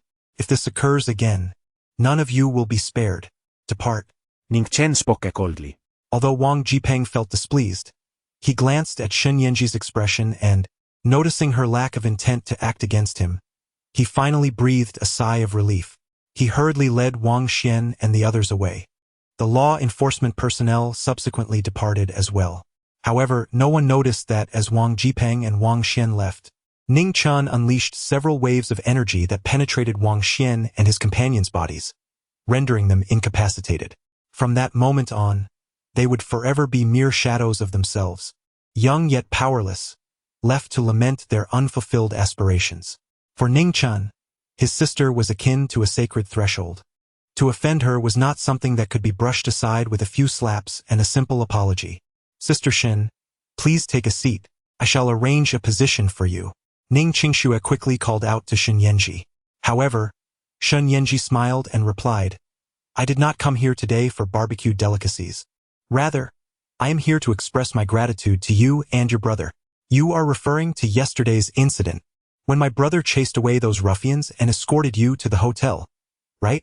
It was nothing, merely a small act of kindness. Ning Qingxue responded with a smile. Ruffians? Ning Chen remarked, yesterday you drank excessively and collapsed on a bench along Bin Road. A group of unscrupulous individuals had been lurking, intending to take advantage of you. Shen Yanji was immediately drenched in a cold sweat. She comprehended the implications of taking advantage, which referred to the non-consensual abduction of an intoxicated woman for illicit encounters. She could scarcely fathom the horror of what might have transpired last night, if she had indeed fallen prey to those ruffians after losing consciousness. The mere thought sent chills down her spine. The consequences of such an encounter were beyond her capacity to endure. Shen Yanji cast a glance at Ning Chen, her expression laden with complexity. Although she harbored some resentment towards him for having removed her clothing, she felt an overwhelming sense of gratitude towards him in this moment. Thank you, she uttered simply, but those familiar with her would understand the profound weight of her words. She had never been one to express herself verbally. She preferred actions that spoke volumes. During her tenure at the Dragon Soul Division, she was the resolute deputy director, and in Chuzhou City, she served as the decisive and capable deputy mayor. She had always prioritized action over mere words. Without hesitation, she retrieved her phone and dialed a number, instructing, please compile and send me the surveillance footage from last night near number 108 Bin Road. Clearly, she had no intention of letting those three scoundrels off the hook. Ning Chen mused that if those three ruffians had known they were targeting the deputy mayor of Chuzhou City, even 100-fold courage would not have sufficed for their audacity. After a brief exchange with Ning Qingxue, Shen Yanji turned her attention back to Ning Chen, inquiring, may I speak with you privately? Of course. Ning Chen replied with a nod, following her to the riverside. She leaned against the railing, gazing at Ning Chen as she spoke. I truly appreciate your help last night. Though Shen Yanji did not intend to display her physique, her posture inadvertently accentuated her breathtaking curves. Ning Chen admired the astonishing curvature and remarked, sow good seeds, reap good fruits. I am extending my hand to save you only because of the kindness you've shown to my sister. Sow good seeds, reap good fruits, Shen Yanji murmured, astonished that her casual remarks had woven such a profound karmic connection. Taking a deep breath, she retrieved a note from her pocket and handed it to Ning Chen. Is it true that you can heal the injuries within me? Indeed, but it will require 2 more acupuncture sessions, Ning Chen replied candidly. Silver needles? Shen Yanji's eyes flickered with interest. Precisely. To mend the damaged meridians within you and address those concealed injuries, silver needles must be employed to channel energy, threading through your body, a task that demands considerable mental fortitude. Ning Chen affirmed with a nod. I have attempted this method before, but it was unsuccessful. Shen Yanji's gaze dimmed slightly. Just because others have failed does not imply that I will, Ning Chen said with a smile. This assertion, tinged with arrogance, was nevertheless substantiated by the improvement in Shen Yanji's condition, lending credence to his words. Even though Shen Yanji had long occupied a position of power, her emotions rarely betrayed her. Yet now, she could hardly conceal her exhilaration. For a long time, she had resisted her fate, striving to carve out an alternative path even after being abandoned by her family. Now, the prospect of recovery from her injuries felt akin to a rebirth. I shall remember this kindness, Shen Yanji said earnestly. She refrained from expressing how she would thank Ning Chen, as that would be too mundane, resembling a mere transaction. Instead, she simply conveyed her intention to cherish this act of benevolence. Ning Chen did not care whether she remembered this favor and inquired, "Shall we book a room at a hotel or go to your home?" This statement carried an ambiguous undertone. However, a woman like Shen Yanji was far from ordinary. She understood the implication behind his words, yet considering her status, the repercussions of going to a hotel with Ning Chen would tarnish her reputation throughout Chuzhou. After a brief pause, she replied, "Let us go to my home." Chapter 41. Healing in the boudoir. To Ning Chen's surprise, Shen Yanji's residence was not cold and monotonous, but rather exquisite and inviting, perfectly reflecting her refined demeanor. The space was immaculate and serene, devoid of any disorder. "I'll take a shower first," Shen Yanji said after pouring Ning Chen a glass of water before heading to the bathroom. 10 minutes later, she emerged clad in a delicate nightgown and asked, "What should we do next?" "Let us go to your room," Ning Chen suggested, rising to his feet. Shen Yanji furrowed her brow slightly at this. Noticing her reaction, Ning Chen added, "You can lie on the sofa if you prefer." Since reaching adulthood, no man had ever entered her room, not even a child, and her father was no exception. Yet at this moment she sighed softly, realizing that the sofa was not as convenient. It would be better to proceed to the bedroom. The treatment of her injuries was a matter of life and death, leaving no room for error. She opened the door and stepped inside first, remained indifferent and stepped inside. "Undress and lie down," he instructed. Shen Yanji nodded, having mentally prepared herself for this moment. After her bath, she had donned a loose, lightweight nightgown, which was effortlessly removable. Consequently, Ning Chen beheld Shen Yanji, who, though not a matron, possessed an allure surpassing that of one. Without the usual hesitation exhibited by women, she resolutely untied her nightgown before him. The garment slipped down her alabaster form, revealing her clad only in delicate black lace lingerie and underwear, standing before Ning Chen, albeit with her back to him. Despite having lost her martial prowess, Shen Yanji had once been a formidable warrior, and her senses remained acute. At that moment, she felt an uncomfortable awareness of a searing gaze traversing her waist and hips. She instinctively recognized it to be Ning Chen's scrutiny. Although she had braced herself for this, a faint blush still graced her cheeks. Nevertheless, she did not waver. Taking a deep breath, she unfastened her lingerie's clasp. In an instant, her ample curves seemed to burst forth, liberated from their constraints, though she adeptly shielded them with her arms. The lingerie was not entirely removed, still resting on her shoulders, merely unveiling her smooth, fair back. "Surely, there is no need to remove the underwear?" Shen Yanji, turning her back to Ning Chen, reclined on the bed, her cheeks aflame. In truth, even the lingerie could have remained intact. At that juncture, Ning Chen spoke, "There's really no need to remove the lingerie." Shen Yanji's expression froze, and she stifled her rising ire, striving for composure. "Then why did you remove my lingerie last night?" After encountering Ning Chen, she had dismissed the notion of him being a rogue who would exploit her vulnerability. Her discernment had led her to believe that he had only removed her lingerie to administer treatment for her injuries. However, it now appeared otherwise. Ning Chen's lips twitched slightly. "When did I remove your undergarments?" "You did not?" Shen Yanji's expression shifted slightly. "I merely removed your soiled clothing. How could I have possibly unfastened your undergarments?" Ning Chen surmised that there was likely some misunderstanding, as he certainly did not wish to be misconstrued as a pervert. "If it wasn't you, then who could it be?" Shen Yanji's composure faltered, instinctively sitting up to gaze at Ning Chen. However, as she rose, she suddenly realized the risk of exposure, hastily reclining once more. Yet, she found it difficult to regain her calm. Unbeknownst to her, her undergarments had been removed. If not by Ning Chen, could there be another culprit? "Is it possible that you simply grew uncomfortable in your sleep and removed it yourself?" Ning Chen suggested unexpectedly. Shen Yanji's expression stiffened, falling into silence. There was no doubt that this was the truth. She possessed an admirable figure, voluptuous and curvaceous, particularly her bosom, which could be described as weighty. Fortunately, it remained firm and taut, maintaining a curve that many women envied. Even a certain enchanting friend of hers, who once remarked that if she were a man, she would gladly perish beneath her own bosom. Later, she even fervently declared that even as a woman, she would willingly sacrifice herself for it. However, Shen Yanji did not particularly relish this attention, for to her, an overly ample bosom was not advantageous. It impeded her movements, especially as she had once been a martial arts practitioner, requiring agility in her motions. What was alluring to others, ironically hindered her flexibility. Additionally, in various social settings, she often inexplicably attracted the gaze of many men, their eyes lingering on her chest, albeit without any substantial action, yet such scrutiny made her uncomfortable.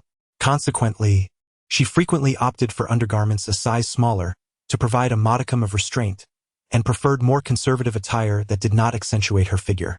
In such circumstances, wearing undergarments was not particularly comfortable, and she had long grown accustomed to sleeping partially unclothed. If Ning Chen had not unfastened her undergarments, it was entirely plausible that she had subconsciously removed them in her sleep. Perhaps that was indeed the case. Shen Yanji lay on the bed, the flames of her anger extinguished. Perhaps there was a hint of embarrassment, yet her demeanor remained unchanged, revealing no signs of distress. She did not bother to fasten her undergarments again, simply stating, "I am ready." Rather than being coy, it was far better to confront the situation with forthrightness. Very well. Ning Chen inhaled deeply, forcibly suppressing the fleeting, whimsical thoughts that danced in his mind. It was hardly his fault.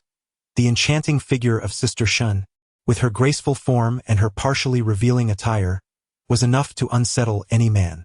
If he could maintain the composure of Lu Xiaowei and keep his thoughts untainted, that would indeed be remarkable.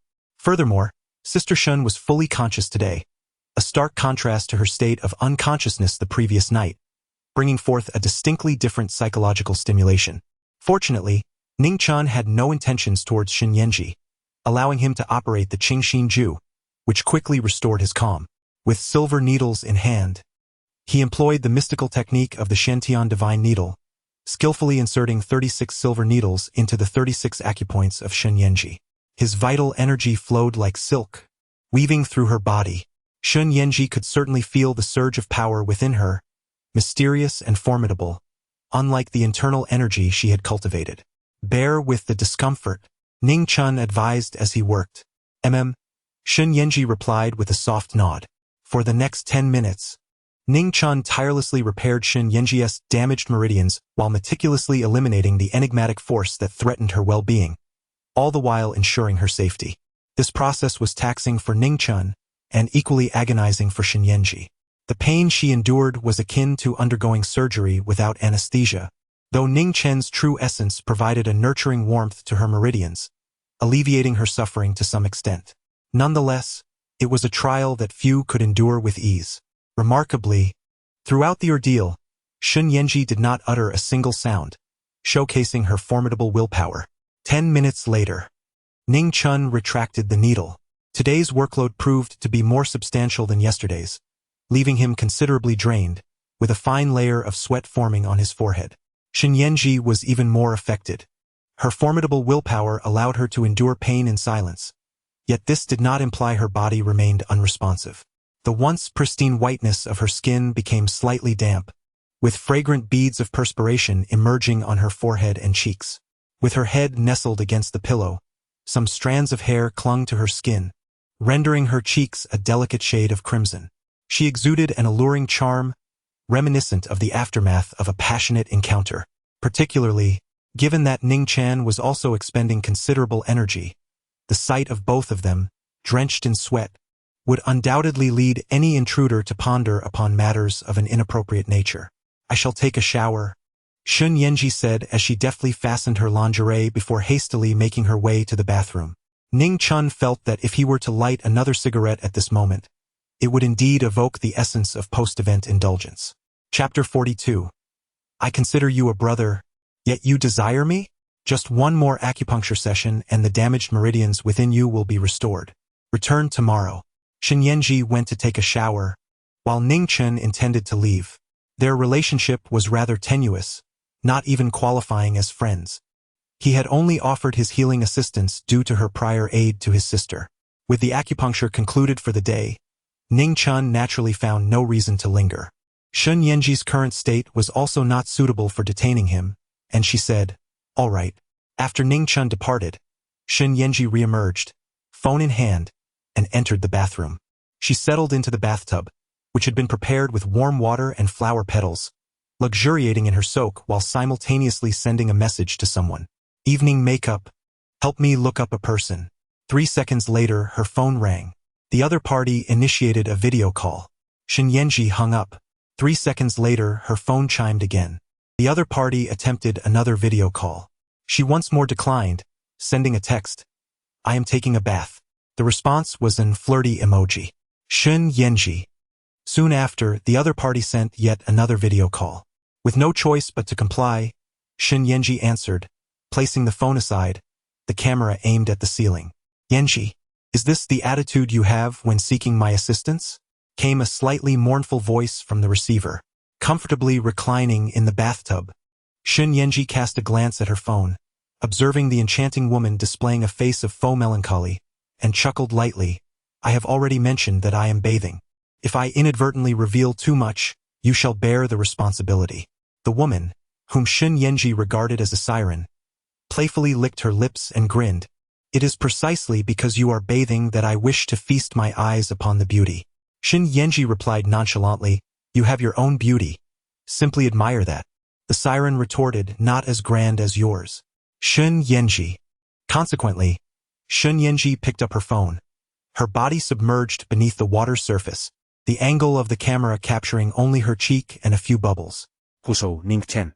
Investigate his experiences over the past 7 years for me. The more detailed, the better. As for events prior to those 7 years, she had already discerned that Ning Chen was a descendant of the Ning family in Chuzhou earlier that day. This clarity eliminated any doubts regarding his ability to treat her injuries. Otherwise, how could she have so readily disrobed before a stranger, nearly exposing herself, and allowed him to administer acupuncture? Yet, her curiosity was piqued regarding what Ning Chen had encountered over those 7 years and the reasons behind such a transformative change. "All right, our esteemed queen has spoken. How could I dare to refuse? Grant me a night, and I assure you, I will uncover every detail." The siren confidently assured, patting her chest, though it did not quite rival Shun Yanji's own ample bosom. The following day, morning, Lin Luoxian. "You are truly repulsive, Ning Chen. Then I shall wash up." Lin Luoxian. "You speak as if we are about to engage in something." Ning Chen. "I believe that tonight I could finally shed the title of virgin and truly become a man." Lin Luoxian. "I regard you as a younger brother, yet you harbor thoughts of intimacy with me?" Ning Chen. "Did you not instruct me to cleanse myself and await your arrival?" Lin Luoxian. Ning Chen. "Rest assured, I am quite innocent. Otherwise, had I been a seasoned gentleman of the same age, you would have found yourself at a disadvantage. I remain a virgin and so do you. It is our first time, making us a perfect match." Silence. Silence. Yet more silence. Ning Chen chuckled, continuing to tease Lin Luoxian. "Have you ever heard a few ancient proverbs?" Lin Luoxian replied, "What proverbs?" Ning Chen. "A freshman in college, adorned in splendid attire." Ning Chen. "A freshman, embracing the golden rooster." Ning Chen. "A freshman girl, never to part." Ning Chen. "A freshman girl, truly a good candidate for a wife." Lin Luoxian. "Are you just making that up?" She then sent another message. "Silly younger brother, in fact, I am 2 years your senior." Ning Chen. "A sophomore girl, a fine young lad." Lin Luoxian. "Why can't it be a young lady?" Ning Chen. "Whether it's a son or a daughter, as long as you bear a child with me, I will accept it." Lin Luoxian. "Who would want to have children with you? You're becoming increasingly outrageous. Daring to flirt with your elder sister? Therefore, there is hope." Meanwhile, a faint blush adorned Lin Luoxian's cheeks. As she put away her phone, she let out a soft huff, teasingly remarking how increasingly bold he had become. She feared that if their conversation continued, Ning Chen might utter something even more audacious, leaving her at a loss for words. She feigned anger, yet the corners of her eyes and brows seemed to harbor a hint of sweet amusement. After concluding the chat with Lin Luoxian, Ning Chen reached out to Yi Qinglong, inquiring, "How is the coffin preparation coming along?" "Good. Ning Chen noted. As he had been teasing Lin Luoxian, the smile on his face gradually faded, replaced by an expression of indifference, with a glimmer of murderous intent hidden in his eyes. Lu family. Lu Wen. Years ago, one of his father's most trusted aides, a person whom his father held in high regard, had betrayed him 7 years prior. He sold out his father for wealth and privilege. Lu Wen had concealed his treachery well. On the surface, he merely appeared to be ungrateful, hastily severing ties with the Ning family 7 years ago, and beyond that, had seemingly committed no other transgressions. If it weren't for Chen Yaowei's revelation, it would have been difficult to uncover that he had disclosed the existence of the jade pendant belonging to Ning Chen's father. Today marks Lu Wen's 49th birthday. In Chuzhou, it is customary to celebrate the year before reaching a decade milestone. Thus, it is common to hold birthday celebrations a year in advance when approaching ages like 60 or 70. For instance, such celebrations are often held at 59 or 69, rather than on the actual milestone birthday. Lu Wen, now 49, was hosting a grand celebration today, inviting numerous guests to celebrate his birthday. This was the information Yi Qinglong had previously gathered. With that in mind, how could Ning Chen possibly refrain from extending his congratulations? Chapter 43. Miss Zhao with utmost respect. Chuzhou, Crown Hotel. This establishment is one of the 3 premier 5-star hotels in Chuzhou, owned by the Chuzhou Crown Investment Management Company, and is a property of the Lu family. The chairman is Lu Wen. The Crown Hotel has garnered significant renown in Chuzhou, often serving as the venue for events held by the city's elite, thereby enhancing its prestige and reputation. Many ordinary individuals take pride in hosting events at the Crown Hotel. For instance, last year, a news story emerged about a couple who had been in a relationship for 7 years. Just before their wedding, the bride's mother insisted that the banquet be held at the Crown Hotel, adhering to the highest standards, inviting guests from afar to uphold family honor. This required the groom to spend a 6-figure sum, ultimately leading to a tumultuous fallout. Nevertheless, it only served to elevate the hotel's status further. Today, Lu Wen's 49th birthday celebration is naturally being held at the Crown Hotel, which is not open to the public today. Entry is restricted unless one possesses an invitation. Otherwise, one cannot enter the hotel. Yi Qinglong had gone to procure the coffin. As the time approached, Ning Chen made his way to the Crown Hotel alone. Sir, please hold on. May I kindly ask for your invitation? Upon arriving at the entrance of the Crown Hotel, the security guard politely inquired. Today is the chairman's birthday banquet, and they had received strict orders to prevent any unruly individuals from entering and disrupting the atmosphere and prestige of the celebration. Without an invitation, how could they possibly gain entry? Ning Chen pointed towards a group of individuals ahead and remarked, implying that his status was not on par with the esteemed guests of the Zhao family from Chuzhou, as they were unfamiliar with him and required an invitation to proceed. Ning Chen smiled gently. Sir, where is your invitation? The security guard inquired. I do not possess an invitation, Ning Chen replied nonchalantly. I am sorry, but without an invitation, we cannot permit entry. The hotel is closed to the public today. Not just anyone can gain access. The guard's smile gradually faded, becoming somewhat haughty. Today, they were guarding against individuals like this. They could not allow those without invitations to infiltrate the hotel. Young man, strive diligently. In my youth, I too aspired to mingle in the circles of the influential, but no amount of effort could breach those barriers. Without the requisite status, entry remains elusive.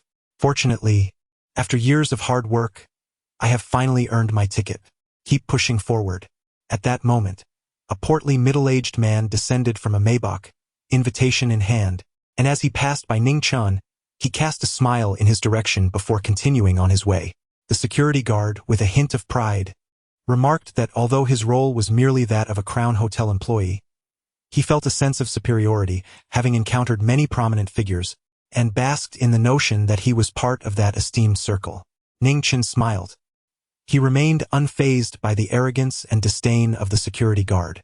If he wished to enter the Crown Hotel, not just one guard, but even 100 or 1,000 would be unable to obstruct him. However, Ning Chen did not force his way in. He merely waved toward the entrance of the Crown Hotel.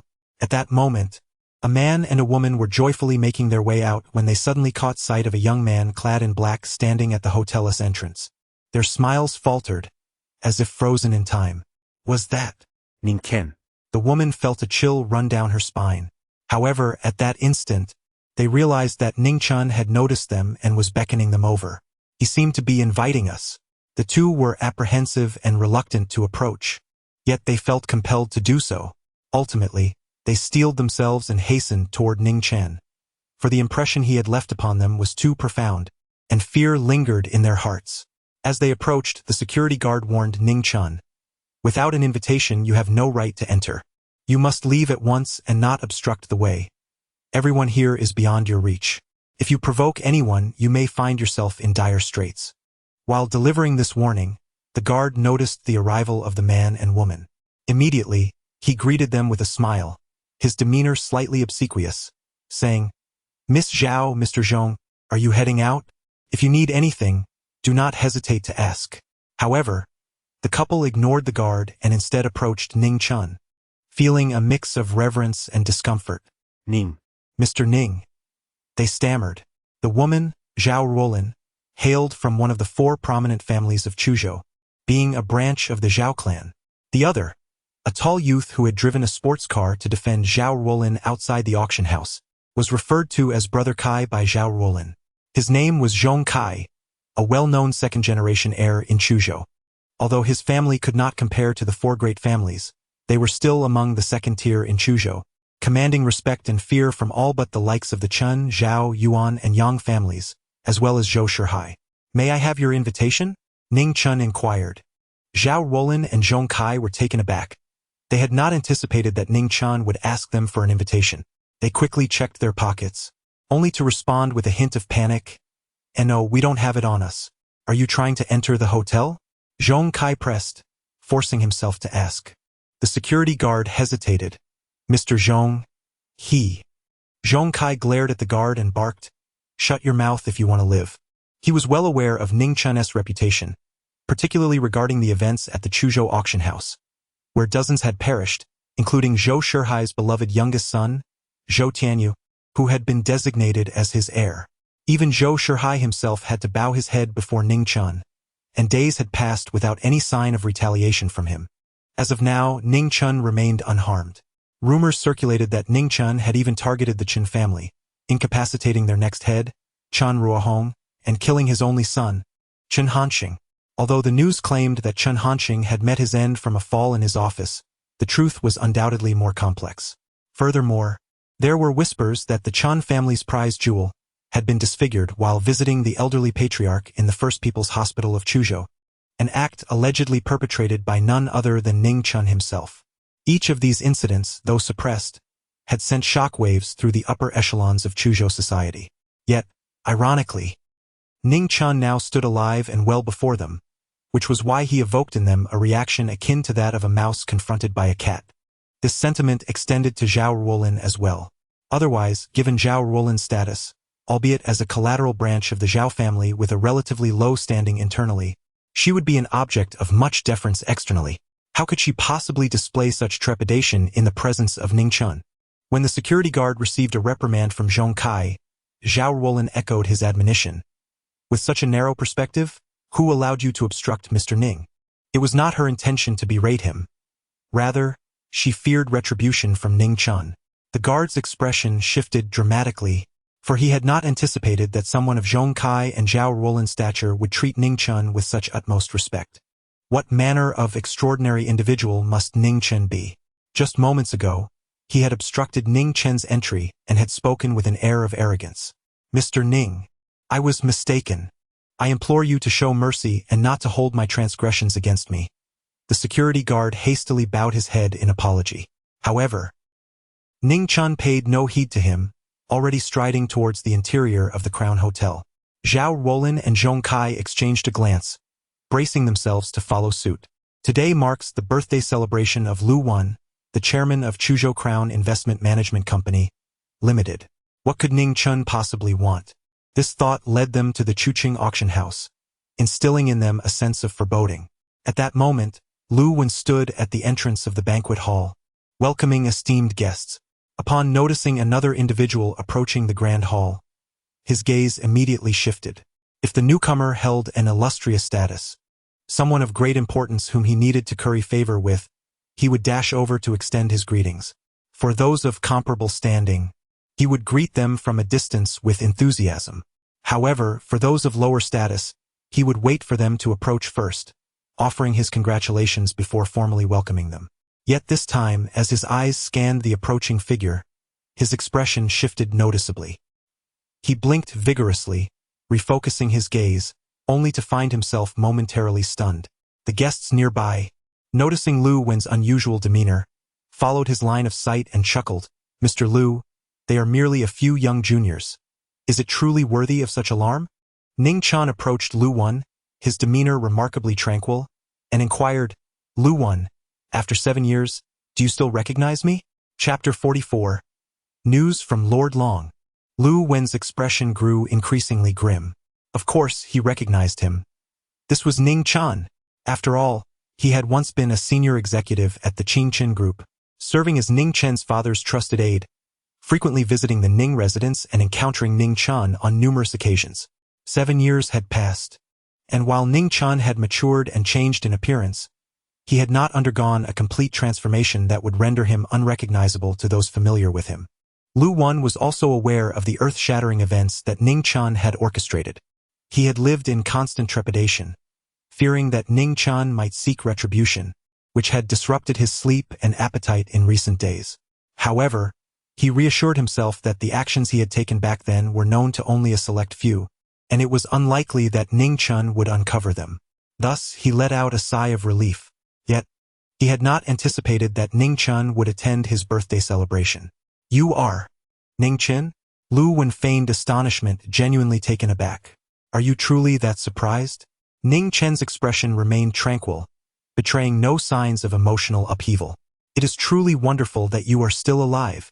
Lu Wen, after a moment of astonishment, burst into laughter, his intentions evident as he approached to embrace Ning Chen, exuding a warmth that felt even more intimate than that of a biological son.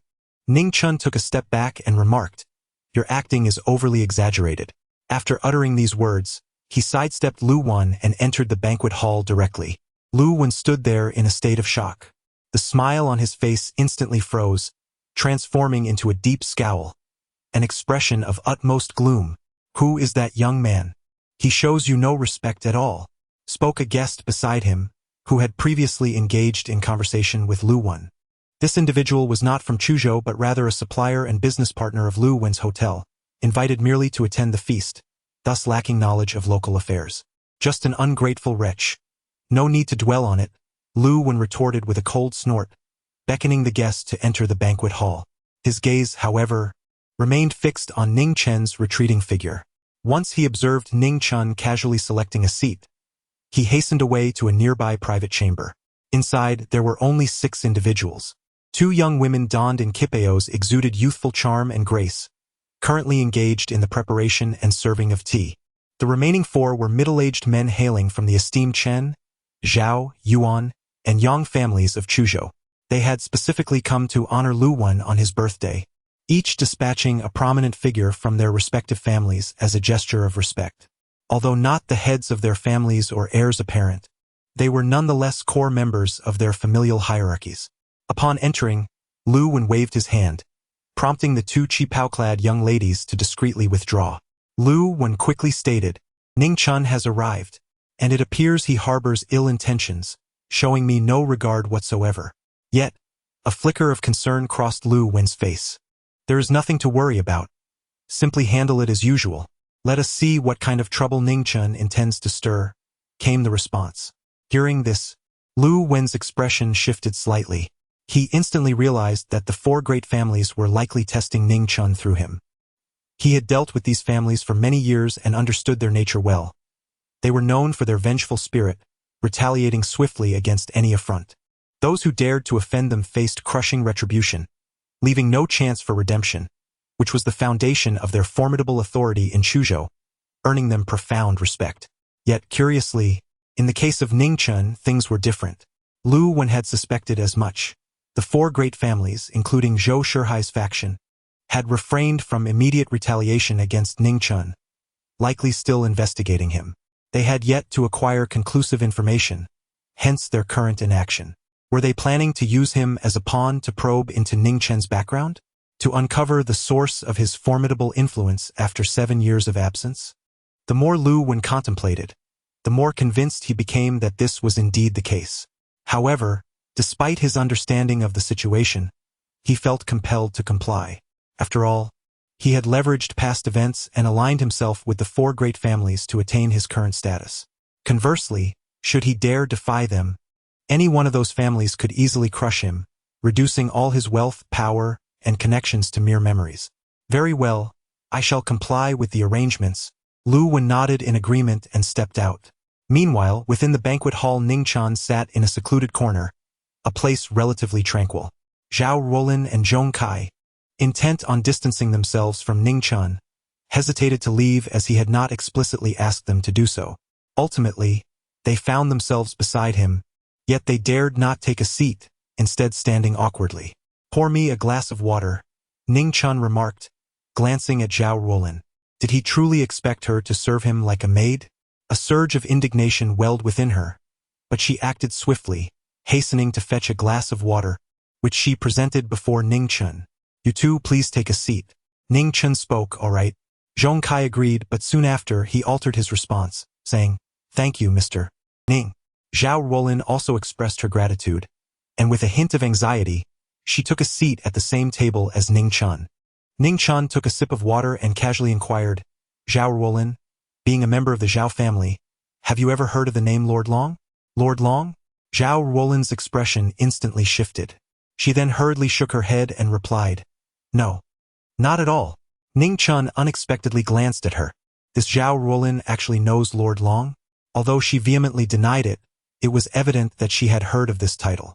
Ning Chen was merely inquiring casually, yet he was astonished to find a glimmer of insight. He promptly asked, "What do you know about Lord Long?" Zhao Ruolin's complexion turned somewhat pale as she hastily replied, "I truly do not know. I have not heard of him." "It seems you are of little use then," Ning Chen stated indifferently, exuding an aura of menace. Zhao Ruolin felt as if she had plunged into an icy abyss. "Sister Ruolin, if you know anything, please speak up," Zhong Kai urged, recognizing the peril posed by Ning Chen, the embodiment of death. Zhao Ruolin was acutely aware of the danger. Indeed, Ning Chen disregarded her lineage from the Chen family in Chuzhou. In trepidation, she lowered her voice and confessed, "7 years ago, I caught a distant glimpse of Lord Long. He..." As she spoke, her pallor deepened, her lips drained of color, as if haunted by a dreadful memory. Zhong Kai, fearing that Ning Chen might act upon a whim against Zhao Ruolin, implored her again, "Sister Ruolin, please do tell." "He caused my mother's death," Zhao Ruolin wept. "Caused your mother's death?" Zhong Kai's eyes widened in disbelief, utterly shocked. Through Zhao Ruolin's fragmented narration, Ning Chen learned that 7 years prior, Lord Long had visited the Zhao family. In an effort to curry favor, the Zhao family selected several exquisite young women to present to him, hoping to forge a connection with this formidable figure. Zhao Ruolin, possessing natural beauty, despite not being a direct descendant, was among those chosen. However, Lord Long showed no interest in these young maidens. Ultimately, he set his sights on Zhao Ruolin's mother, a strikingly beautiful young matron. Though her mother resisted, she was forcibly taken to Lord Long's quarters, and by dawn, she was carried out lifeless. Following this incident, Zhao Ruolin and her father experienced a slight elevation in status within the Zhao family, even as they remained a branch family. Among the collateral lines, they were regarded as the most esteemed. This matter was strictly forbidden to be mentioned within the Zhao household. Not long after, her father remarried, never uttering a word about her mother, as if she had never existed. Zhao Ruolin too refrained from speaking of it. Yet, this event cast a long shadow over her heart. Had it not been for her fear of Ning Chen's wrath, she would never have revealed it. "Can you sketch?" Ning Chen inquired. Zhao Ruolin nodded in agreement. Zhong Kai also remarked, aside from her exceptional beauty, Ruolin's artistic skills are also unparalleled. "Please fetch some paper and a pen." Ning Chen addressed Zhong Kai. Taken aback, Zhong Kai dared not ask further questions and hurried off to retrieve the necessary materials. 2 minutes later, Ning Chen handed the paper and brush to Zhao Ruolin, saying, Please create a portrait of Lord Long. Ning Chen initially believed that after 7 years, Zhao Ruolin might have forgotten the appearance of Lord Long. However, to his surprise, Zhao Ruolin remained silent and, in less than 10 minutes, swiftly sketched a simple portrait. She handed it to Ning Chen, stating, "This is Lord Long. Is it him?" Ning Chen's expression changed abruptly. He recognized the middle-aged man depicted in the portrait. Although Zhao Ruolin's sketch was hastily done and simplistic, it was sufficient for Ning Chen to identify him. He was certain that he had encountered the man in the portrait 7 years prior. They had crossed paths, even if just once. Ning Chen recalls vividly that after the man exited the Ning family's ancestral home, he vanished without a trace. He pondered for a moment, bewildered by the swiftness of his departure, as if he had simply turned around and ceased to exist. In retrospect, it is clear that the individual in question must have been a formidable martial artist. Thus, could it be that this man was none other than Lord Long? Ning Chen's expression darkened slightly. However, now that he was aware of the appearance of Lord Long, the investigation would become comparatively easier. As for Chen Yaowei, there was no longer any need for him to create a portrait. After all, that old fox, Chen Yaowei, might very well manipulate the depiction to his advantage. In contrast, Zhao Ruolin's account was genuine and trustworthy. Ning Chen carefully tucked away the sketch and turned to Zhao Ruolin, declaring, "I will find this Lord Long and eliminate him." Zhao Ruolin's eyes suddenly sparkled with excitement.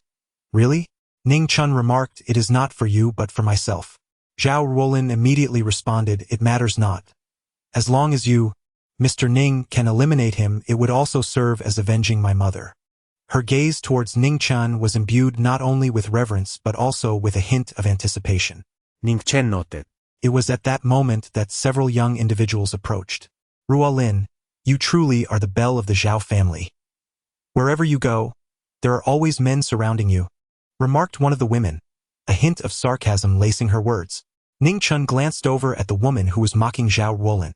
Although her appearance was rather unremarkable, her position at the center of attention indicated that she held considerable status. Zhao Ruolin remained silent, for this individual was her elder sister, Zhao Yuyu, a direct descendant of the Zhao family. In terms of status and standing, she was not someone Zhao Ruolin could compare herself to. Ironically, Zhao Yuyu's ordinary look seemed to fuel her tendency to pick on her sister, leaving Zhao Ruolin feeling both angry and powerless. At least, Zhao Yuyu was aware of her own standing and refrained from engaging in a verbal clash. Zhao Yuyu appeared quite pleased with herself. Her gaze then shifted to Zhong Kai as she remarked, "Zhong Kai, as the esteemed heir of the Zhong family, why do you spend your days mingling with Zhao Ruolin? Are you seeking a Cinderella to diminish your own standing? I enjoy it, so what?" Zhong Kai retorted, somewhat irked, yet he refrained from uttering any harsh words, for he knew that the Zhong family did not hold a candle to the Zhao family in terms of prestige. His feelings for Zhao Ruolin were genuine. Otherwise, he would not have continued pursuing her after she had drawn a line between them previously. Zhao Yuyu shook her head with a sneer. "If you wish to willingly descend into mediocrity, then so be it.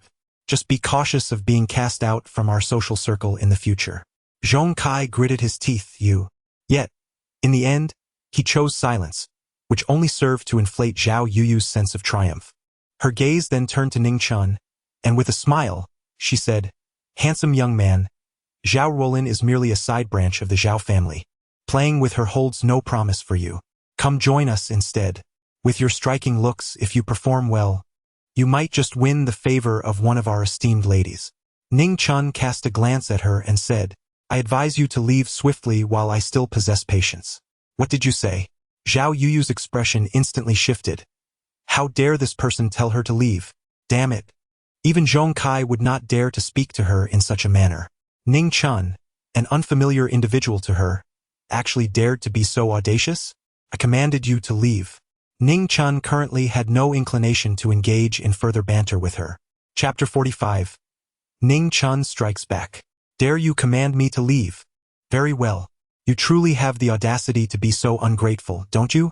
Zhao Yuyu ground her teeth in fury. How tiresome. Ning Chen struck with an ethereal palm, sending Zhao Yuyu hurtling through the air. In that instant, the crowd was left in a state of utter shock and disbelief. Ning Chen sat there, merely waving his hand through the air, Yet Zhao Yuyu was unexpectedly propelled away, her face marked by a distinct handprint. No, it was more than just one handprint. After hitting the ground, Zhao Yuyu could not help but spit out a mouthful of blood, accompanied by a few shattered teeth. It was evident that that slap had knocked out her very teeth. How dare you strike me? Zhao Yuyu rose, fury coursing through her veins. Not only do I dare to strike you, but I also dare to kill you. Do you believe it? Ning Chen gazed coldly at Zhao Yuyu and spoke icily. Go ahead, try to kill me if you dare. Do you even know who I am? Before she could finish her sentence, Ning Chen reached out with an invisible force, and Zhao Yuyu was seized as though by an unseen hand, struggling helplessly in midair, her words caught in her throat. Even if you were the king of heaven, Ning Chen would not hesitate to strike you down. Ning Chen let out a cold snort. Instantly, Zhao Yuyu felt as though her entire skeleton was creaking, as if an invisible force were about to crush her bones on the spot. Hearing this, Zhao Yuyu and her companions were taken aback, their expressions shifting dramatically. They could hardly fathom that the man surrounding Zhao Ruolin was, in fact, the infamous killer Ning Chen. I was wrong. Zhao Yuyu managed to squeeze out a few words through clenched teeth.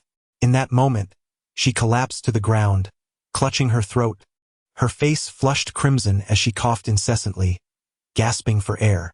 Let her off, Ning Chen thought, not out of mercy, but rather because he wished to continue attending the birthday celebration without creating a bloody scene that would mar the atmosphere. The commotion drew considerable attention. The numerous bodyguards stationed at the event quickly converged, and even Lu Wan was alerted, hurrying over to the scene. There, he witnessed a certain young lady from the Zhao family in distress on the ground, while others looked on in fear.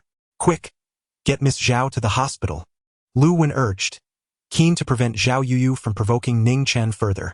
For Lu Wan, it was imperative that the birthday celebration he had long anticipated proceeded smoothly, hoping that Ning Chen would not cause any disruptions. In such a case, even if the four prominent families sought to confront Ning Chen, he could remain uninvolved. He dared not defy the wishes of the four families. Yet if he could placate Ning Chen and ensure the integrity of his birthday festivities, the families could hardly fault him. It's fine now. Everyone disperse, Lu Wan instructed, urging the bodyguards to clear the area. He himself hurried away, refraining from engaging with Ning Chen. The crowd cast curious glances at Ning Chen, pondering his true identity. In the midst of Lu Wan's birthday celebration, he had publicly assaulted someone, disrupting the ambience, yet Lu Wan had taken no action against him. Those who recognized Zhao Yuyu's status were engulfed in a torrent of speculation regarding Ning Chen's origins. Wow, brother. You're incredible. You're simply amazing. After the crowd began to disperse, a middle-aged man approached, his face brimming with admiration as he regarded Ning Chen. Ning Chen gazed at the other man, who was none other than the middle-aged rotund figure that had previously encouraged him at the entrance of the hotel. The middle-aged man spoke again. Do not take to heart those words I uttered earlier at the hotel entrance. It was merely my ignorance. Not at all, Ning Chen replied with a gentle smile. May I join you at your table? Inquired the middle-aged man. If you are untroubled by the prospect, you are welcome to sit, Ning Chen replied with a calm smile. Instantly, the middle-aged man burst into laughter. What is there to fear? I find you quite approachable. Clearly, he had misinterpreted Ning Chen's intent. Ning Chen chuckled softly, choosing not to elaborate further. After that moment, the table where Ning Chen sat seemed akin to a forbidden zone. Aside from him, Zhao Ruolin, Zhong Kai, and the middle-aged portly man, no one dared to approach. Approximately half an hour later, the guests gradually arrived. As noon approached, Lu Wan addressed the assembly. Good afternoon, esteemed guests. Today marks my 49th birthday, and I am profoundly grateful for your presence at this celebration. Lu Wan expressed his heartfelt appreciation for the support of the four prominent families of Chuzhou, Chen, Zhao, Yuan, and Yang, acknowledging their contributions to his success. This speech had been meticulously prepared, serving as an opportunity to affirm his allegiance to the influential families while simultaneously showcasing his accomplishments. His words conveyed the sentiment that his achievements in life were not solely the result of his own efforts but were significantly bolstered by the backing of these esteemed families. Upon concluding his speech, thunderous applause erupted. Lu Wan basked in the ovation, filled with boundless ambition. He envisioned the establishment of a grand family, Even if he could not rival the four illustrious families of Chuzhou, he aspired to be a formidable presence, a name that would resonate through history, remembered by future generations. However, at that very moment, a voice suddenly pierced through the applause. Since you have recounted your rise to prominence, I have a few inquiries I would like to pose. The voice resonated like thunder, effectively silencing the applause. The crowd turned to locate the source, while Lu Wen on stage felt a sudden jolt of apprehension. Ning Chen, it appears that this is indeed aimed at him? Damn it, truly damn it. The smile on Lu Wen's face gradually faded away. Ning Chen inquired, Liu Wen. I would like to ask you a question. In those years when your family was destitute and unable to afford secondary education, who was it that provided the financial assistance for you to complete your studies? And who continued to support you after your initial failures, allowing you to devote 2 additional years to your studies without any concerns, ultimately enabling you to gain admission to university? Upon hearing these words, the expressions of the numerous guests shifted noticeably. Standing on the stage, Lu Wen's countenance darkened further, leaving him speechless. Ning Chen continued, Lu Wen, during the year of your graduation, when your father fell gravely ill, who was it that reached out to the hospital and renowned doctors, covering all the medical expenses to ensure your father's treatment? Lu Wen's expression grew increasingly somber. Ning Chen continued, Lu Wen, when you were struggling to find a job, feeling inadequate and facing numerous rejections, who was it that offered you an opportunity, devoted their efforts to nurture you, allowing you to transform from an inconspicuous impoverished youth into an esteemed executive within just a few short years? Lu Wen's expression turned ashen. Ning Chen continued, who, in your arrogance and hubris, offended those in power and nearly found themselves imprisoned, yet expended substantial wealth and connections to extricate you from such peril?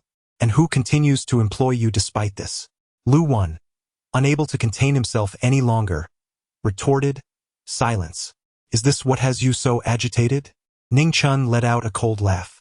At this moment, he finally stood up, emerging into the sight of the crowd. Chapter 46. After today, the Lu family shall exist no more. Who is this person? All eyes were fixated on Ning Chen. Ning Chen's 4 questions. Among the numerous guests present, anyone with a modicum of intelligence could discern that Ning Chen's consecutive inquiries were far from baseless. Lu Wen gazed at Ning Chen, his expression grim. At that moment, a young man stepped forward, Lu Wen's son, Lu Chenghua. Some in the crowd recognized the young man's identity. Lu Chenghua faced Ning Chen and coldly declared, Ning Chen, let me make this clear. My father's success today has nothing to do with your Ning family, so do not seek validation here. Out of respect for past ties, my father refrains from holding grudges against someone of your generation, but I will not indulge you. Even without Ning Hichu's financial support, my father could have pursued his education and gained admission to university. In fact, if it weren't for Ning Hichu's funding, my father, in a desperate situation, might have been spurred to realize his potential and secured university admission without needing to retake his exams. It seems rather that your family has delayed my father, wasting 2 precious years of his life. My father's rise within Qingchen Group was solely due to his exceptional abilities. He achieved success through his own efforts. Ultimately, any enmity my father faced stemmed from corporate matters.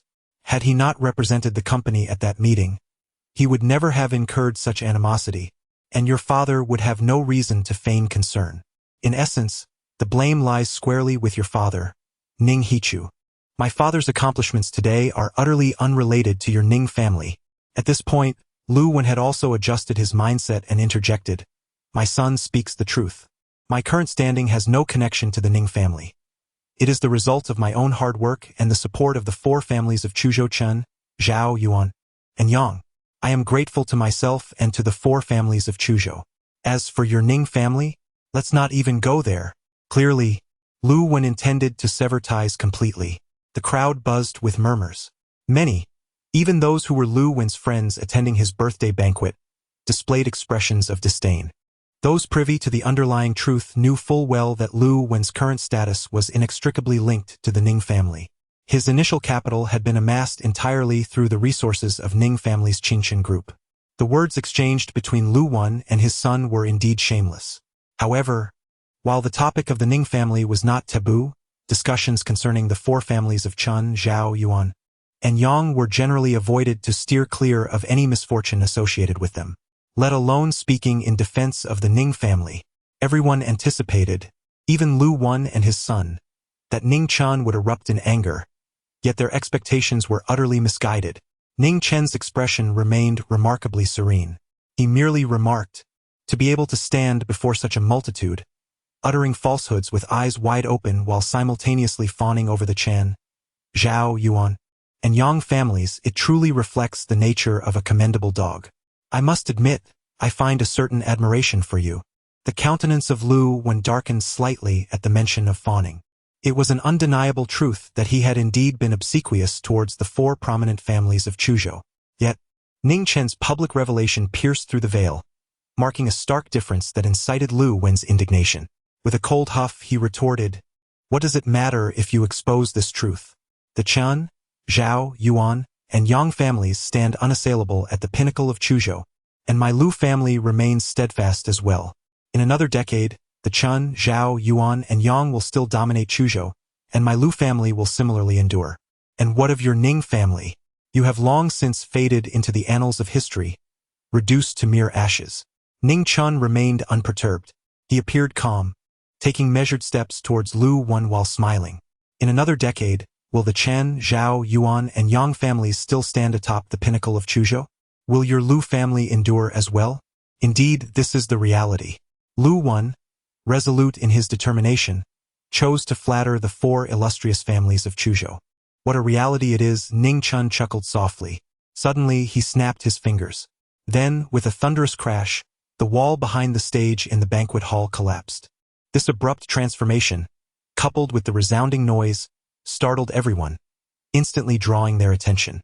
They then beheld a towering figure, a robust man standing at nearly 2 meters tall, approaching while effortlessly carrying a pitch-black coffin in one hand.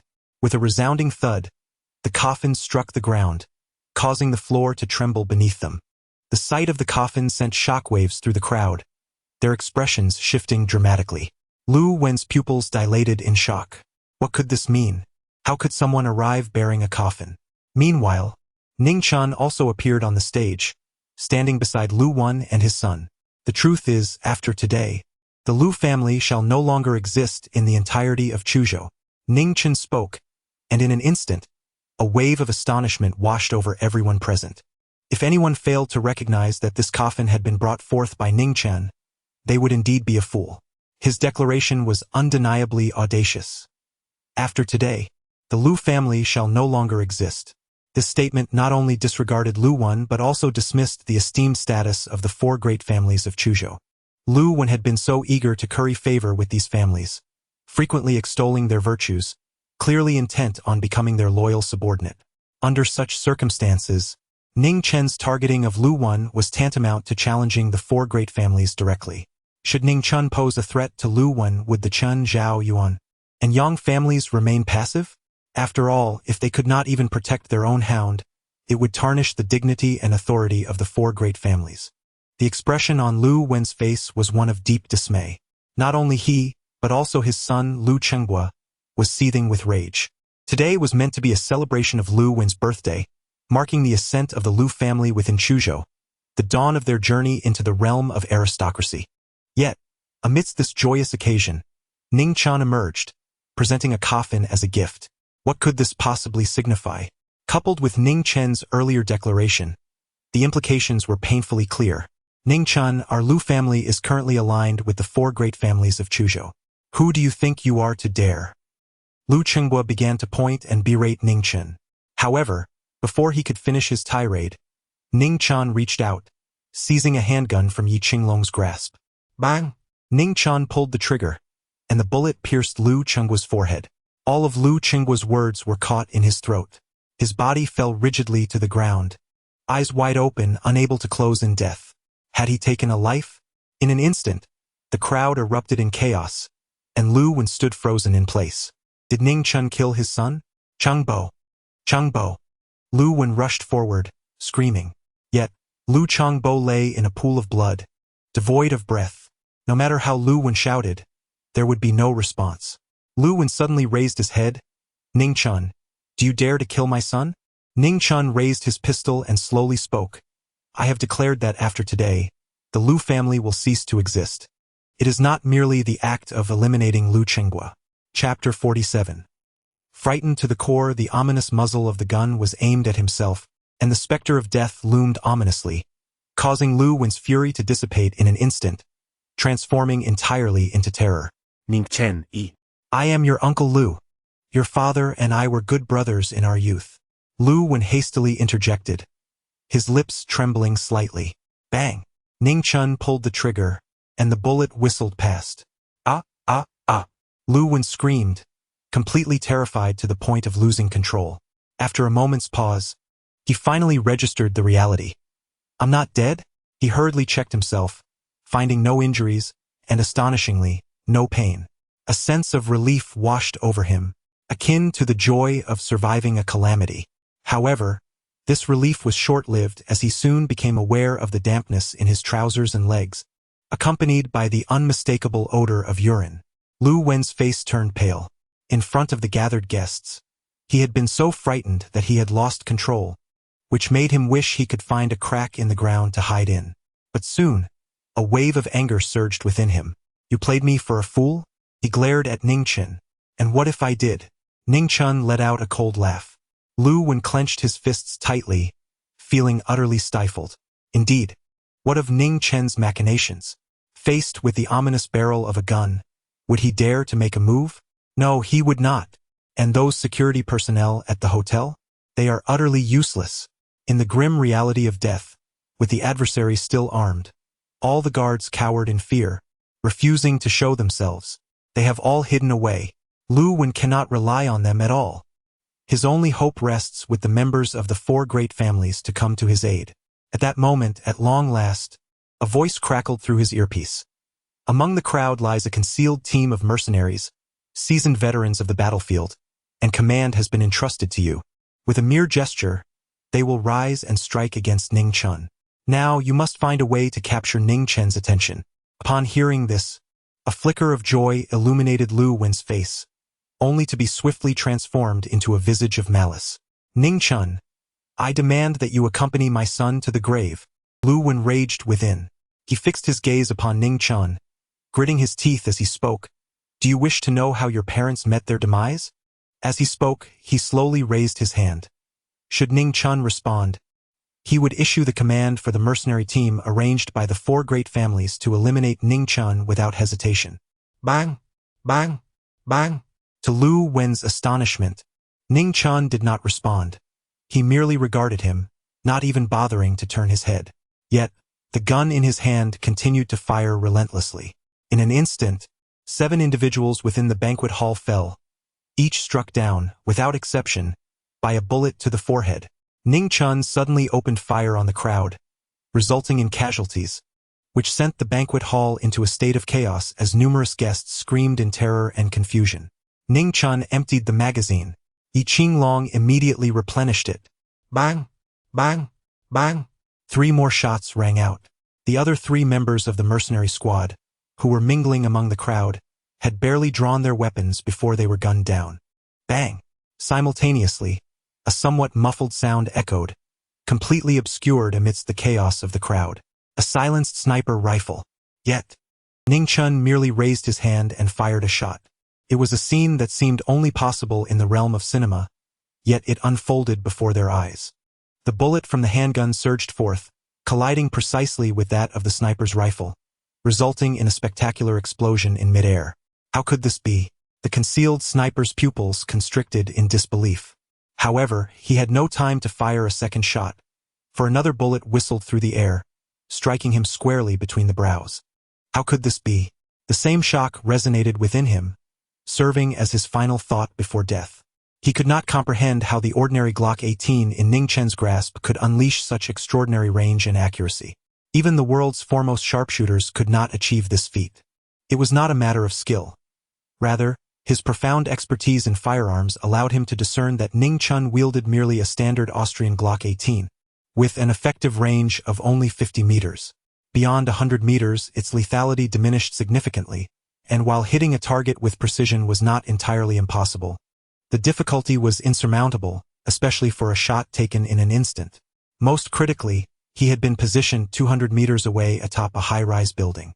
In his understanding, this was an unattainable task, theoretically impossible. Yet, he was destined never to uncover the truth. His eyes closed in eternal slumber. In the banquet hall, chaos erupted among the crowd. At that moment, Yi Qinglong's voice rang out, "Silence."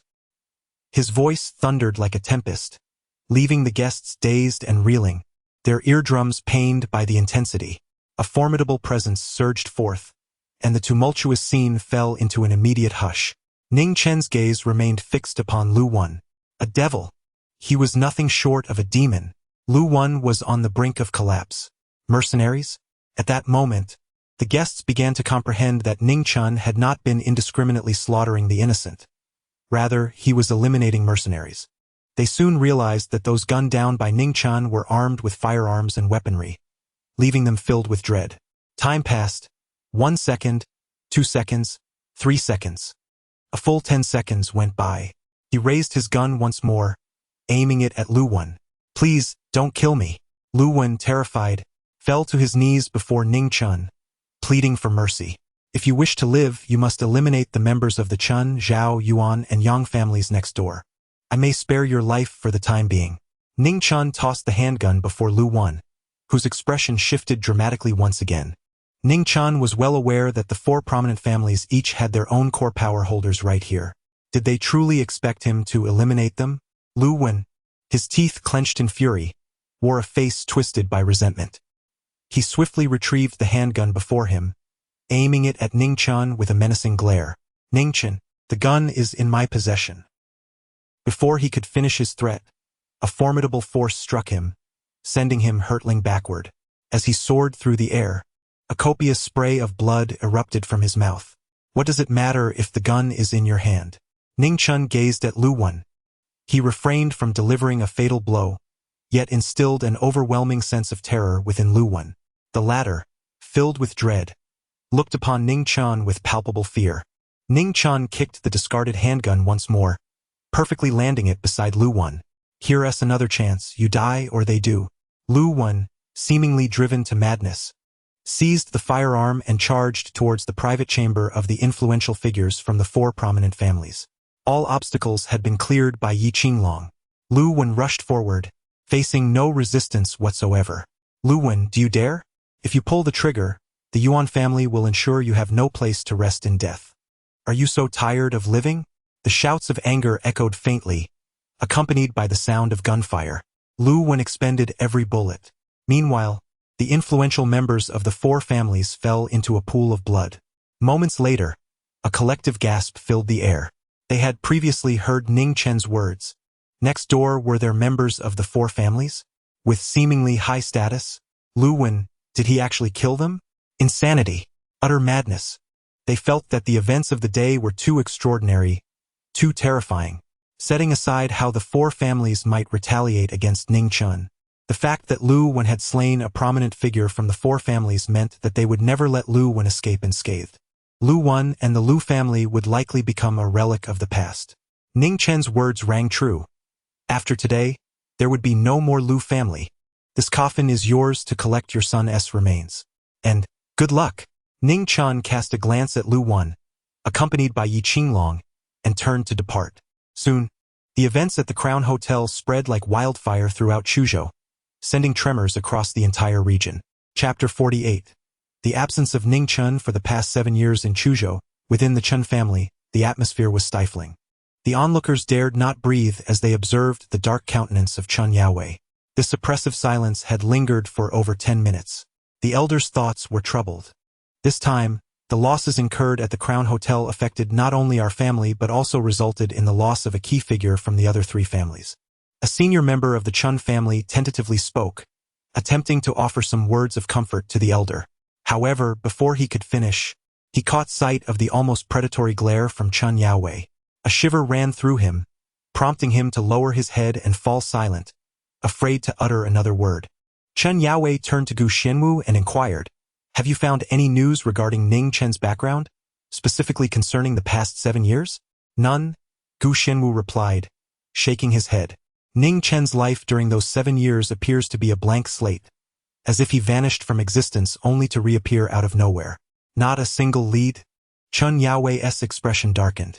Gu Xianwu hastily replied, I am making every effort. I will see if I can glean any information from the 2 individuals accompanying him. The 4 prominent families had enlisted a team of mercenaries, all of whom were elite warriors, believing that an unexpected assault employing firearms would provoke Ning Chen into action. They planned to observe him closely, hoping to uncover some details about him and the burly man by his side. However, regrettably, Ning Chen appeared to have pierced through their thoughts at the Crown Hotel. He merely brandished his weapon without exerting his full strength. Chun Yaowei nodded and then inquired, How is the search for the Millennium Divine Medicine progressing? His eyes were cold, filled with a murderous intent. Once he acquired the Millennium Divine Medicine, the day of reckoning with Ning Chen would arrive upon his recovery. Regardless of Ning Chen's esteemed status, he was determined to trample him underfoot. Should Ning Chen choose to submit and serve him, he might consider sparing Ning Chen, valuing his exceptional medical skills. However, if he refused to yield, the consequence would be swift and merciless execution. Old Master, what shall we do about Lu Wen? Someone inquired. Although a core figure of the Chen family had perished at the Crown Hotel due to Ning Chen's involvement, the death was ultimately at Lu Wen's hands. Eliminate him. Chen Yaowei snorted coldly. Similar discussions were concurrently unfolding among the Zhao, Yuan, and Yang families. They had previously refrained from taking action, opting to ascertain Ning Chen's true nature first. Yet, like the Chen family, the Zhao, Yuan, and Yang families had uncovered no intelligence. For the time being, they decided to remain dormant. Moreover, the Zhao, Yuan, and Yang families had privately reached a consensus. Given that Ning Chen had already engaged directly with the Chen family, resulting in the demise of Chen Ruohong and his son Chen Hanqing at Ning Chen's hands, they were all the more compelled to act. Ning Chen initially sought trouble with the Chen family. They all wished to observe the conflict from a distance, urging the Chen family to probe into Ning Chen's background. In Chuzhou, within Shen Yanji's office, as the 4 prominent families became aware of the news regarding the Crown Hotel, she had already acquired first-hand information. Ever since her paths intertwined with Ning Chen's, she had developed a keen interest in him. Observing the events surrounding the Crown Hotel, Shen Yanji murmured to herself, This time, Chuzhou is bound to undergo a monumental upheaval. However, she was indifferent to the fate of the 4 families. Her curiosity lay solely in unraveling the enigma that was Ning Chen. Amongst the multitude of renowned physicians and miracle workers in the country, none could heal her injuries, yet Ning Chen managed to restore her health. Although she had lost all her martial prowess and could not accurately gauge Ning Chen's realm or discern his true strength, an instinct told her that he was unfathomable, perhaps even stronger than she had been at her peak. 7 years prior, he was merely an ordinary rich heir. 7 years hence, he had become a dual threat in both medicine and martial arts, shrouded in mystery. What had transpired during those 7 years? A flicker of intrigue sparkled in Shen Yanji's beautiful eyes, deepening her curiosity about Ning Chen. Without hesitation, she retrieved her phone and dialed a certain enchanting friend. Jiang Wanzhuang, you claimed that you would uncover every detail about Ning Chen in one night. It has now extended beyond that. The enchanting voice on the other end cleared its throat. Well, I haven't managed to find anything yet. You may consider it my incompetence. To atone, I shall accompany you for a night of indulgence.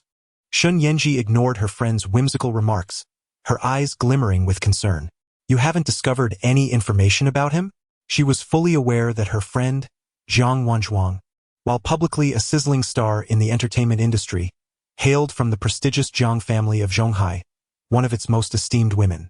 Moreover, she was the young mistress of the He family, married to the heir of Zhonghai's He family, which also housed the nation's largest intelligence agency, outclassing even the most prominent families in the capital when it came to gathering information. It was rare for the He family of Zhonghai to encounter information they could not obtain. Thus, Shen Yanji had no doubt when her enchanting friend had confidently asserted her capabilities. Yet now, to hear that she had found nothing, it was truly astounding. There was no indication of any restricted information classified at an SSS level. It was simply that no information existed. 7 years ago, Ning Chen vanished, and now he re-emerged as if those years had been erased from existence. However, I can provide you with a piece of information that is accessible. The man and woman accompanying him are siblings named Yi Qinglong and Yi Hongli, the leaders of the Azure Dragon Hall and Vermilion Bird Hall of the Shura Palace. Ning Chen must have an inseparable connection with this enigmatic Shura Palace. I initially intended to gather more information before relaying it to you, but now that my queen has inquired, I shall inform you without delay, the enchanting voice continued. The Shura Palace? A fresh wave of intrigue flickered in Shen Yanji's beautiful eyes. After departing from the Crown Hotel, Ning Chen made his way to the company. Director Ning, a new medicine called Qingchen has emerged in the hospital capable of treating cancer. The senior executives of Qingchen Group promptly approached Ning Chen to report. Before they could finish their briefing, Ning Chen interjected, Qingchen is my creation. I will present a batch of Qingchen to the group for sale. The moment these words were uttered, the executives were struck with astonishment. Qingchen It shared a name with the newly rebranded company. Moreover, Ning Chen had just announced his intent to enter the medicinal business, so they held onto a glimmer of hope that Qingchen was indeed the miraculous medicine he referred to. If so, a cancer-curing medicine would yield boundless wealth, an epic-making breakthrough, perhaps even securing a Nobel Prize in medicine with ease, capturing global attention in an instant. However, these lofty aspirations remained mere fantasies. None dared to harbor such optimistic expectations. Yet now, the newly appointed chairman boldly proclaimed that Qingchen was his creation and would become the company's product? Shock? Unprecedented shock, followed by uncontainable joy. The remaining executives could almost envision the monumental impact if Qingchen Group truly launched Qingchen. Ning Chen spent the afternoon at the company. As evening approached, the sky gradually darkened.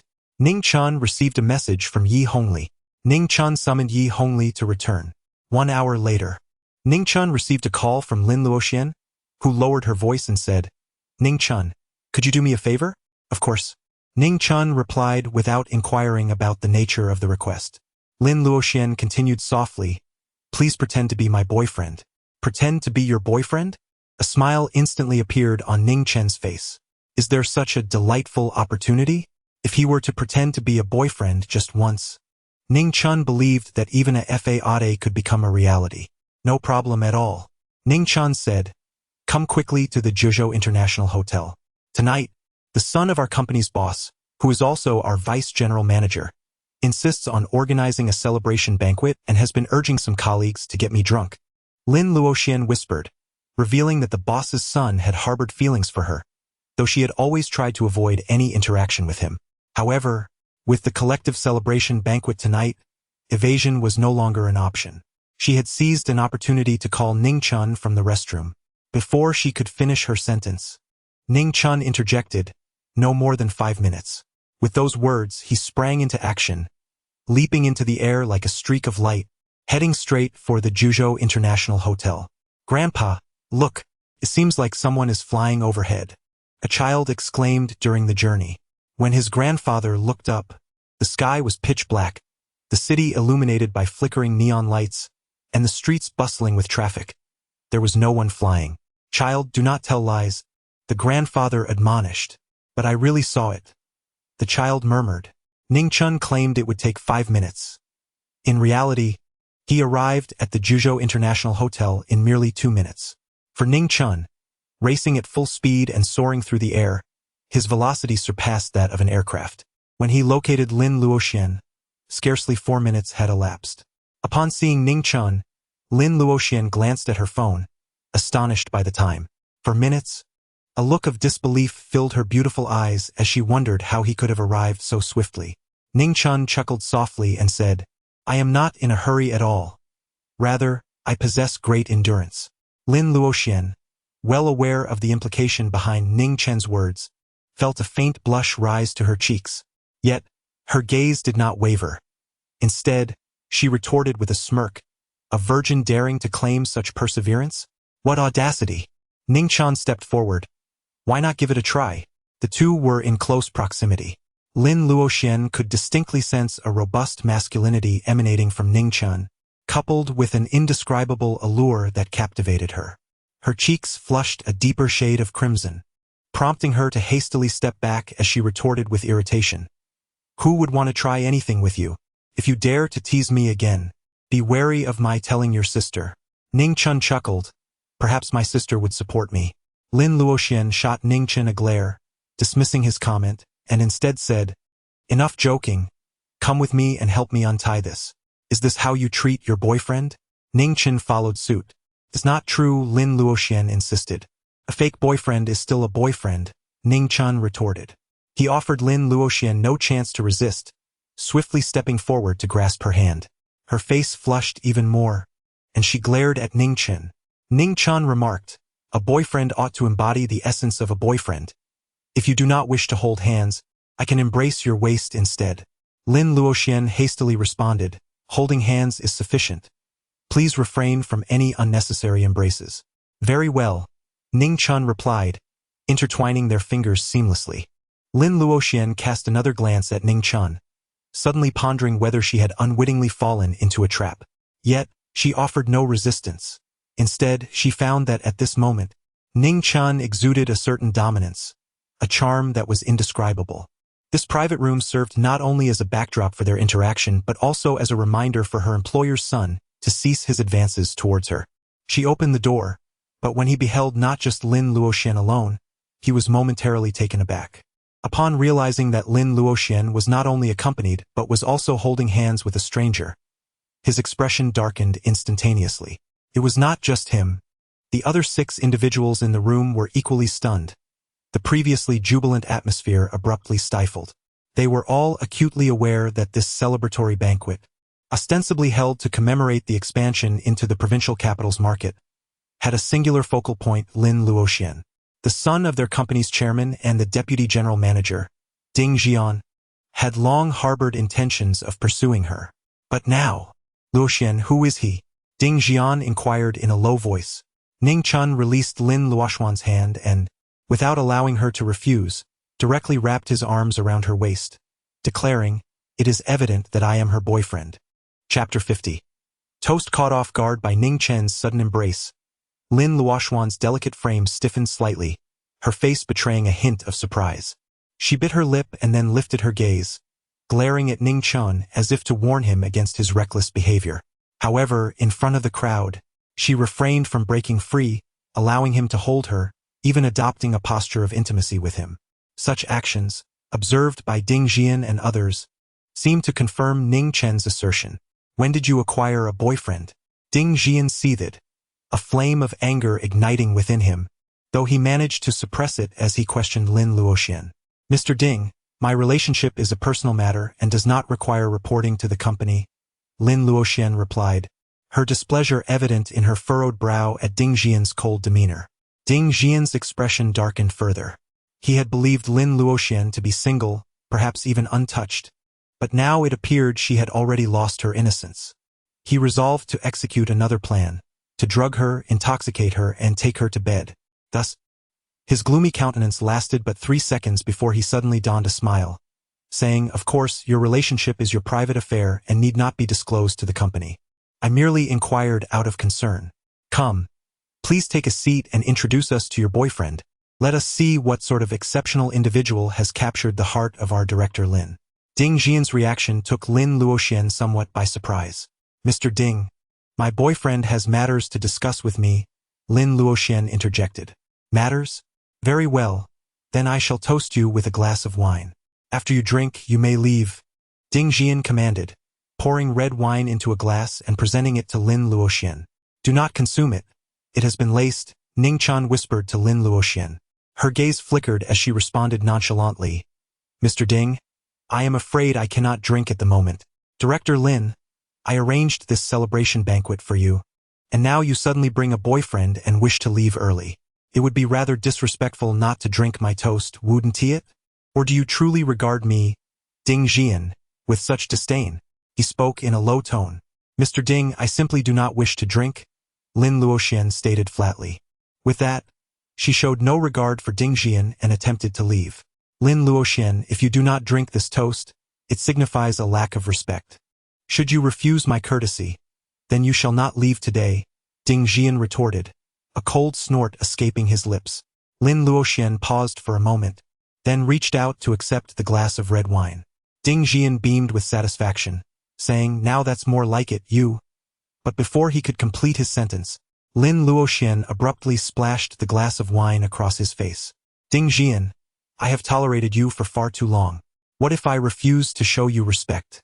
Lin Luoxian coldly replied, revealing that she was no fragile maiden to be bullied. She merely preferred to avoid confrontation. However, given Ding Jian's current attitude and his intentions to drug her, she no longer cared about maintaining decorum. "Fuck you, you filthy bitch." Ding Jian was momentarily stunned before erupting in fury, raising his hand to strike Lin Luoxian. Yet someone was even faster. Smack! Ning Chen delivered a sharp slap, sending Ding Jian flying across the room. "How dare you strike me?" Ding Jian exclaimed, clutching his face in disbelief. However, Ning Chen refrained from further violence. Instead, he merely snapped his fingers. Palace Master. Soon, four cloaked figures silently entered the private room. They were members of the Zhuke Hall from the Shura Palace, specifically assigned to provide round-the-clock protection for Lin Luoxian. "Bring over 4 cases of red wine," Ning Chen instructed. Before long, the 4 members of Zhuke Hall had transported 4 entire cases of red wine, each containing 6 bottles, totaling a grand sum of 24 bottles. Ning Chen picked up a bottle, uncorked it, and approached Ding Jian, placing the bottle of red wine before him. "You enjoy toasting, do you not? Allow me to raise a toast to you as well. This bottle is dedicated to you. Consume it entirely." Ning Chen gazed at Ding Jian with an expression of serene calmness, yet it instilled in Ding Jian an unsettling sense of dread, as if he were confronting a primordial beast. "Do you refuse to drink?" Ning Chen inquired, maintaining the same tone. "It appears you are disregarding my hospitality. If that is the case, you shall not leave here unscathed today." With that, he concluded. Ning Chen waved his hand, signaling him to drink up. Upon hearing this, 2 individuals from the Zhuke Hall approached, forcefully lifting Ding Jian and thrusting a bottle of red wine into his mouth. Gulp, gulp, gulp. With a deep crimson hue spreading across his face, Ding Jian soon retched violently. "Who are you to dare?" At that moment, one of Ding Jian's trusted management team members finally regained his composure and shouted in anger. However, under Ning Chen's piercing gaze, the remainder of his words became lodged in his throat. "What is your relationship with these individuals?" Ning Chen turned to Lin Luoxian and softly inquired, his demeanor markedly different. Lin Luoxian shook her head. The executives present at the gathering were all allies of Ding Jian, evidently assisting him in his endeavors, which was precisely why she had reached out to Ning Chen. Otherwise, why would she seek an excuse to slip away from a typical company celebration? She would bring 4 more boxes of red wine and let them share it among themselves. Ning Chen immediately stated, prompting everyone to become restless. "You shall not dare." One of Ding Jian's confidants reprimanded angrily, insisting on calling the police. A man in black from the Zhuke Hall approached, seized the confidant's hair, and forcefully slammed his head onto the table, producing a resounding thud. Simultaneously, a gun was pressed against his temple, as the assailant, devoid of expression, coldly demanded, "If you possess the audacity, repeat what you just said."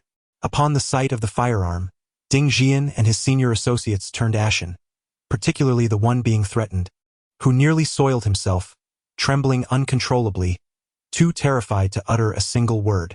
"Will you drink on your own, or shall we assist you?" The black-clad figure from Zhuke Hall placed 4 cases of red wine before Ding Jian. Chapter 51, Lipprint, Ning Chen. Will it be safe for Ding Jian to consume all 24 bottles of red wine? After leaving the hotel, Lin Luoxian's face still bore a hint of concern. By the time they departed, Ding Jian had already downed 4 bottles, attempting to kneel before her in a plea for mercy, forgiveness, and reprieve. Yet Ning Chen remained indifferent. Lin Luoxian, not one to play the saint, disregarded Ding Jian as well.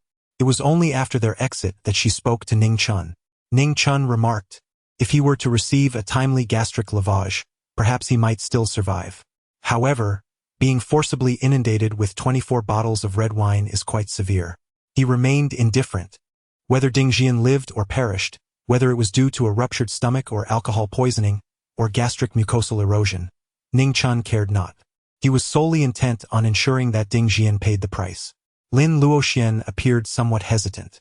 Ning Chen inquired, "Are you afraid of causing his demise?" Lin Luoxian nodded, exhaling softly, and replied, "Perhaps it is because I have always lived in a society governed by law, where I believe he does not deserve death." She resided in the modern world, where even the most intense disdain for someone rarely culminated in a genuine desire to end their life. A measure of retribution, a severe reprimand would suffice to alleviate one's frustrations. However, Ning Chen was standing up for her, protecting her, which rendered it impossible for her to speak on behalf of Ding Xian. Moreover, she understood that Ning Chen was no ordinary individual, unbound by societal norms and conventional rules. "Let him live," Ning Chen declared with a smile. He certainly comprehended Lin Luoxian's perspective. After all, Sister Luoxian was different from him.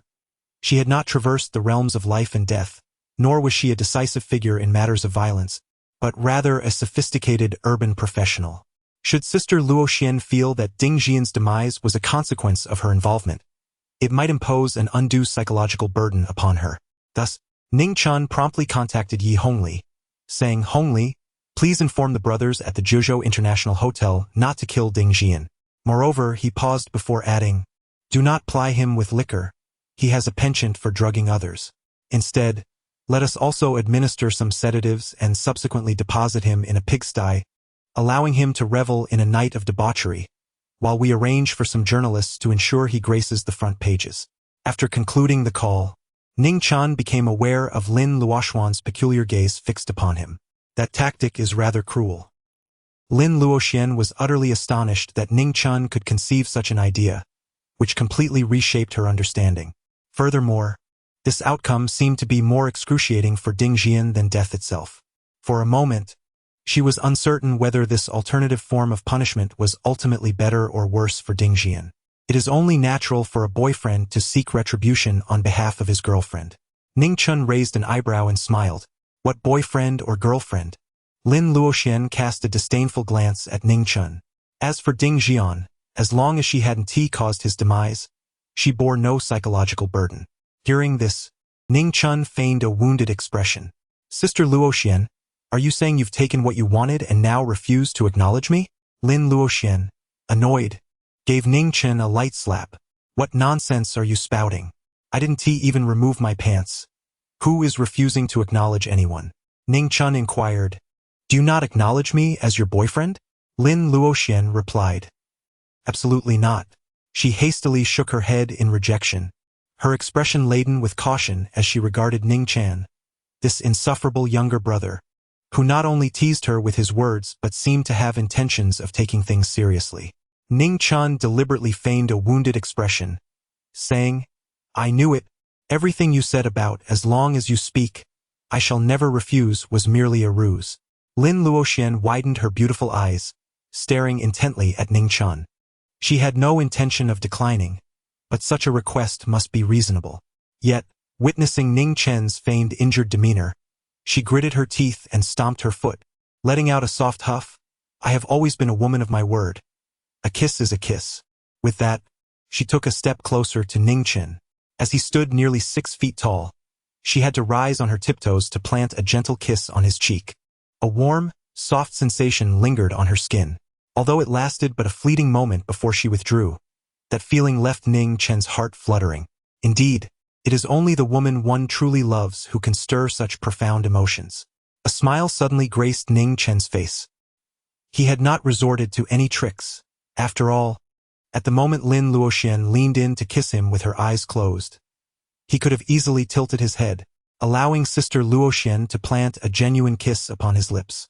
However, he understood well that haste makes waste. Even in the pursuit of a woman's heart, one must tread carefully, taking each step with patience. Rushing the process could lead to unintended consequences. This wisdom had been imparted to him by his esteemed mentor, Master Qin Meiwu. Ning Chen was smiling, while Lin Luoxian's cheeks flushed a delicate pink, radiating warmth. She was too shy to meet his gaze, as this was her first kiss with a man. After a prolonged moment, she finally lifted her eyes to Ning Chen and retorted, "Are you satisfied now? Would it be possible to share another kiss if I were to express dissatisfaction?" Ning Chen inquired with a playful smile. Lin Luoxian replied, "What do you think?" "All right." Ning Chen nodded in agreement. Previously, Ning Chen had flown through the air to reach her. This time, however, they opted for a taxi to the fragrant grilled meat restaurant. Upon seeing Ning Chen and Lin Luoxian together, Ning Qingxue approached them with delight.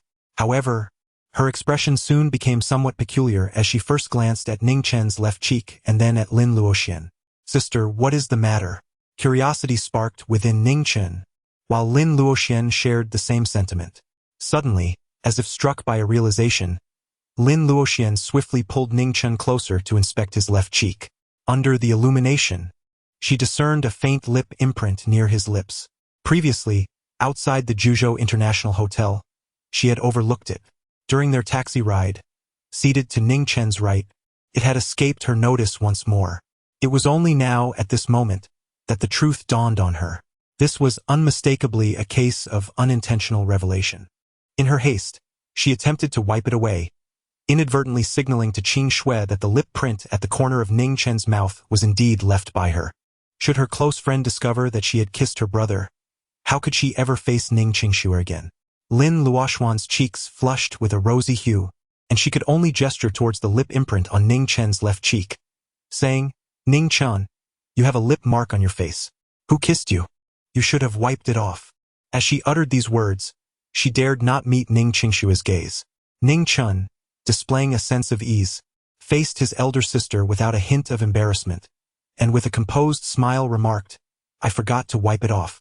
Ning Qingxue glanced at Ning Chen and Lin Luoxian, discreetly producing a wet tissue and handing it to Lin Luoxian. Lin Luoxuan's face flushed even deeper. "Qingxue, what are you giving this to me for?" "It's for your brother. He doesn't even know where the lipstick mark is. Why not lend him a hand?" Ning Qingxue replied with a gentle smile. "Well, I suppose I can help him a bit." Lin Luoxian accepted the wet tissue and delicately brought it to Ning Chen's cheek, removing the lipstick mark. Ning Qingxue's eyes seemed to sparkle with mirth as she had received a call in advance, knowing that Lin Luoxian and Ning Chen were still hungry. Thus, she did not request their assistance, instead reserving a special spot for them to sit down. She then turned around and personally went to fetch food for them. "Ning Chen, it is all your fault. You, in your perfectly fine state, insisted that I kiss you. Now look what has happened. With your sister finding out, how am I to face her?" At this moment, Lin Luoxuan's cheeks were flushed, akin to the rosy hue of intoxication, both embarrassed and enraged. Ning Chen chuckled. "Did you not notice? Compared to merely being a close friend, my sister would likely prefer to see you as both her confidant and her sister-in-law." Chapter 52. "Are you jealous?" "I did not notice," Lin Luoxian replied, refusing to acknowledge it, casting Ning Chen a sidelong glance, yet inadvertently revealing just how enticing her gesture was. A subtle stir stirred within Ning Chen's heart, as he yearned to embrace Lin Luoxian and savor her delicate beauty. Yet, such thoughts remained confined to his mind, and he refrained from delving deeper into the topic. Instead, he remarked, "Sister Luoxian, having dealt with Ding Jian today, it seems you may find it difficult to remain at that company." Lin Luoxian nodded, letting out a soft sigh. "I shall tender my resignation tomorrow." Ning Chen remarked. "Join the Qingchen group. We are in need of a general manager." "A general manager? That is a company valued in the billions. While the company I currently work for is worth less than 500 million, and I merely serve as the director of the marketing department. If Ning Chen were to invite me to oversee a department, I might just manage. However, to be placed in charge of a company worth tens of billions as the general manager, I lack the confidence to accept such a daunting responsibility." She felt deeply touched by Ning Chen's trust in her. Yet it was precisely this trust that made her reluctant to accept, for she could not bear to let him down. Just as she was about to shake her head in refusal, Ning Chen preemptively stated, "The company will also engage professional managers to assist you in the management.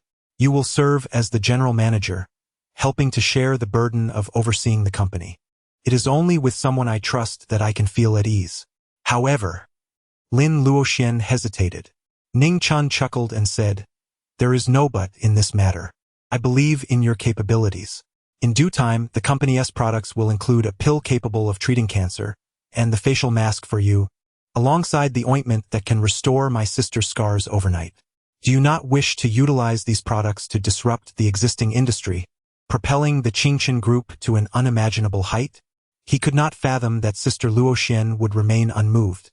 Indeed, Lin Luoxian's eyes brightened with intrigue. In truth, ever since Ning Chen had unveiled the ointment that restored Ning Qingshua's beauty, she had sought that very ointment not for her own use, but with aspirations of perhaps establishing a company to launch such a product, anticipating its potential to become a global sensation. She harbored plans in her heart, yet due to the current demands of the company, she had yet to articulate them to Ning Chen. As fate would have it, Ning Chen had taken the initiative to invite her, thereby granting her an opportunity and a stage to showcase her ambitions. Sister Luoxian, you may set your annual salary as you please. Whatever amount you desire is acceptable, along with 50% of the company's equity and dividends, Ning Chen continued.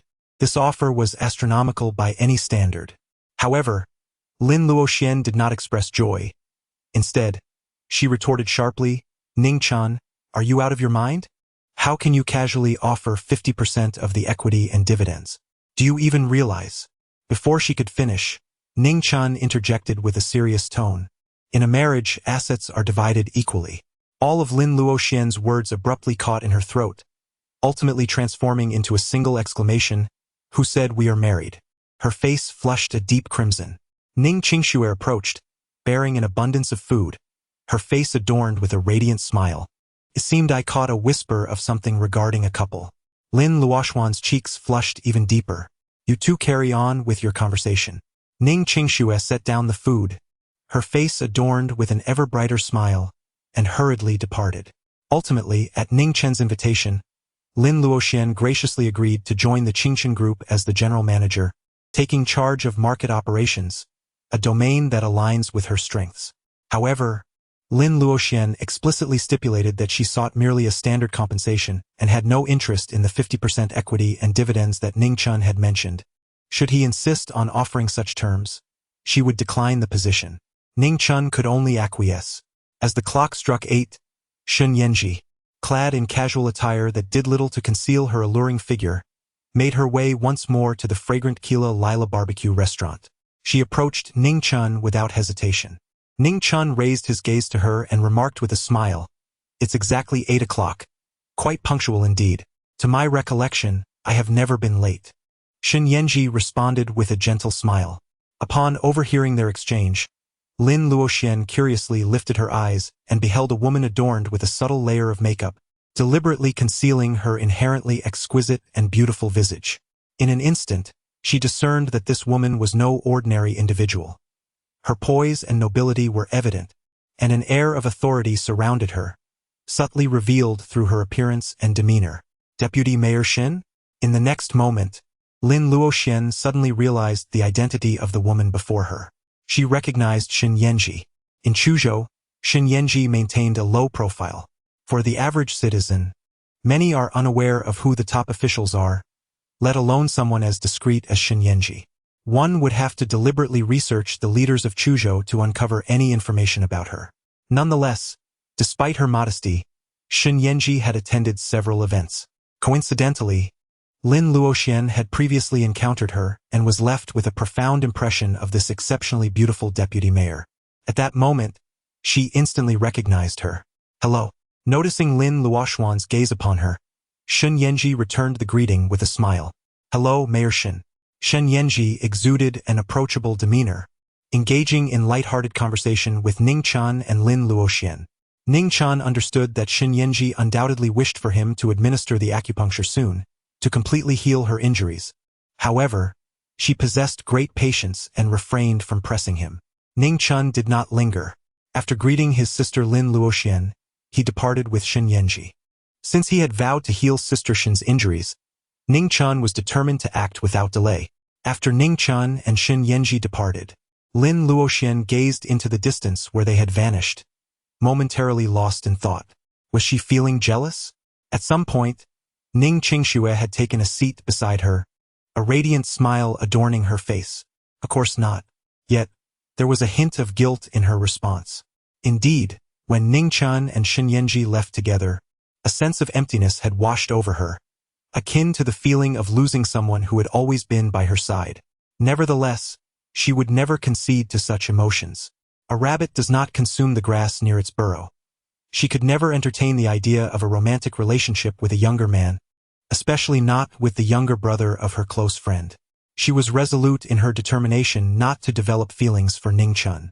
Stripping off her clothing, she remained clad only in black lace lingerie, reclining on the bed. This time, however, she refrained from unfastening her undergarments. "Ning Chen, you may come in now." Upon hearing Shan Yenji's voice, Ning Chen finally pushed the door open.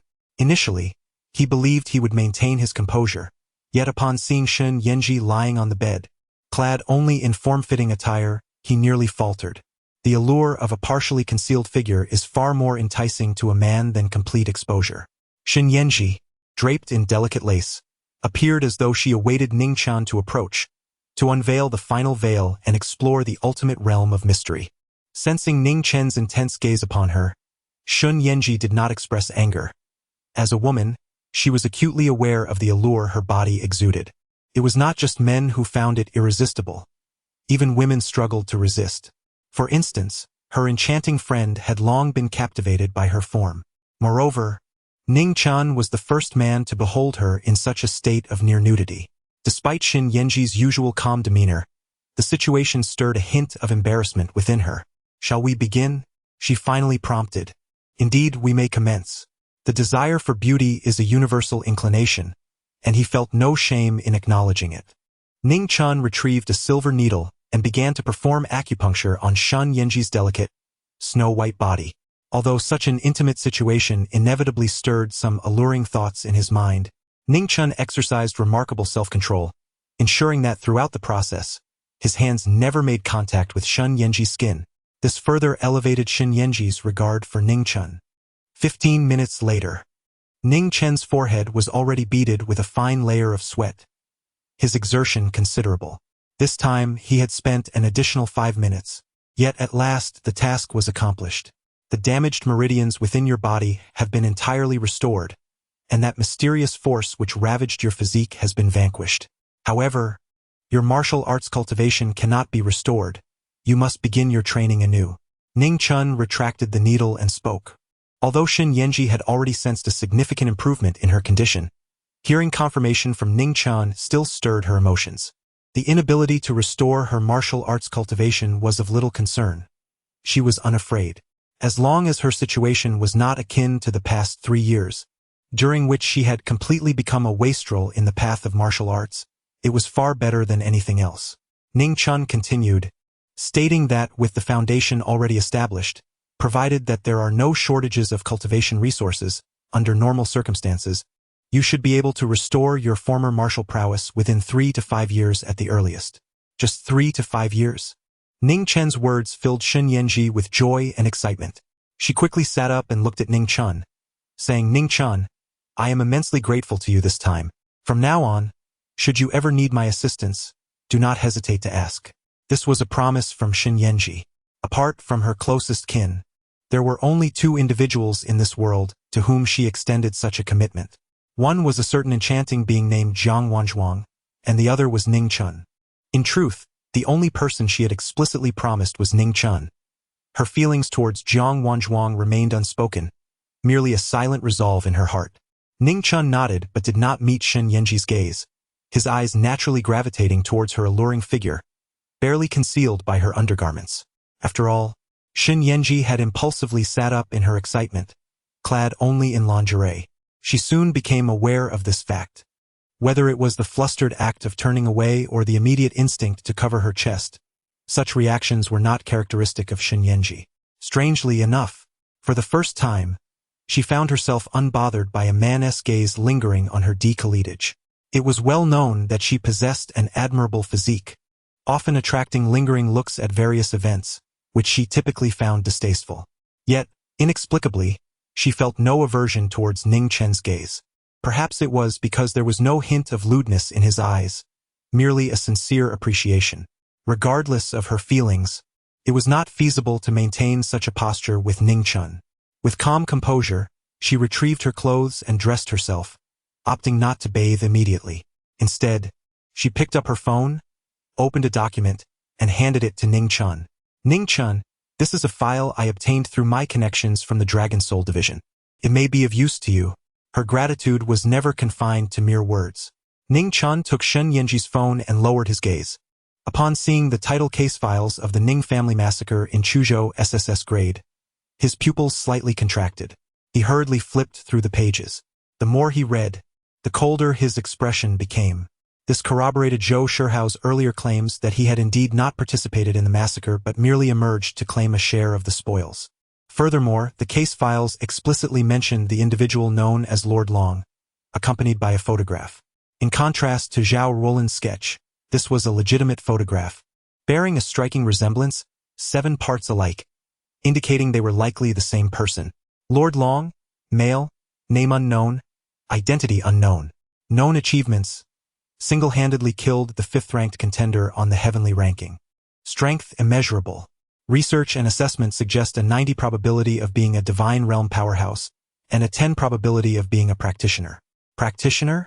Upon reading this information, Ning Chen felt a slight shock within. He understood that the classification of martial arts in the Great Xia consisted of 6 realms: external energy, internal energy warriors, transformation masters, grand masters, heavenly level, and divine realm. Even if Lord Long was suspected to be a divine realm powerhouse, Ning Chen would merely find it somewhat surprising. However, he had not anticipated that this dossier from the Dragon Soul Department would mention Lord Long, potentially a practitioner. Ning Chen is indeed a practitioner. To be precise, in the Divine Village, all 13 of his masters are practitioners. However, practitioners are a rarity in this world. The number of individuals aware of the existence of practitioners is exceedingly small.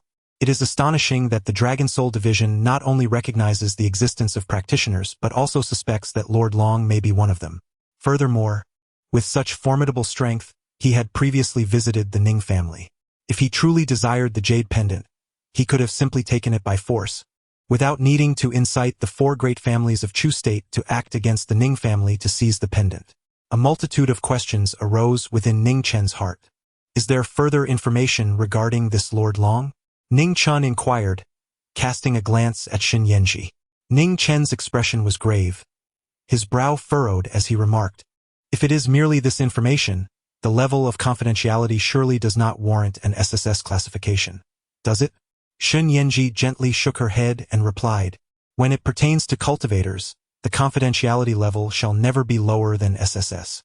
As she spoke, her gaze also fell upon Ning Chen, revealing a hint of curiosity in her eyes. Ning Chen keenly sensed Shen Yanji's gaze, yet he maintained a composed demeanor.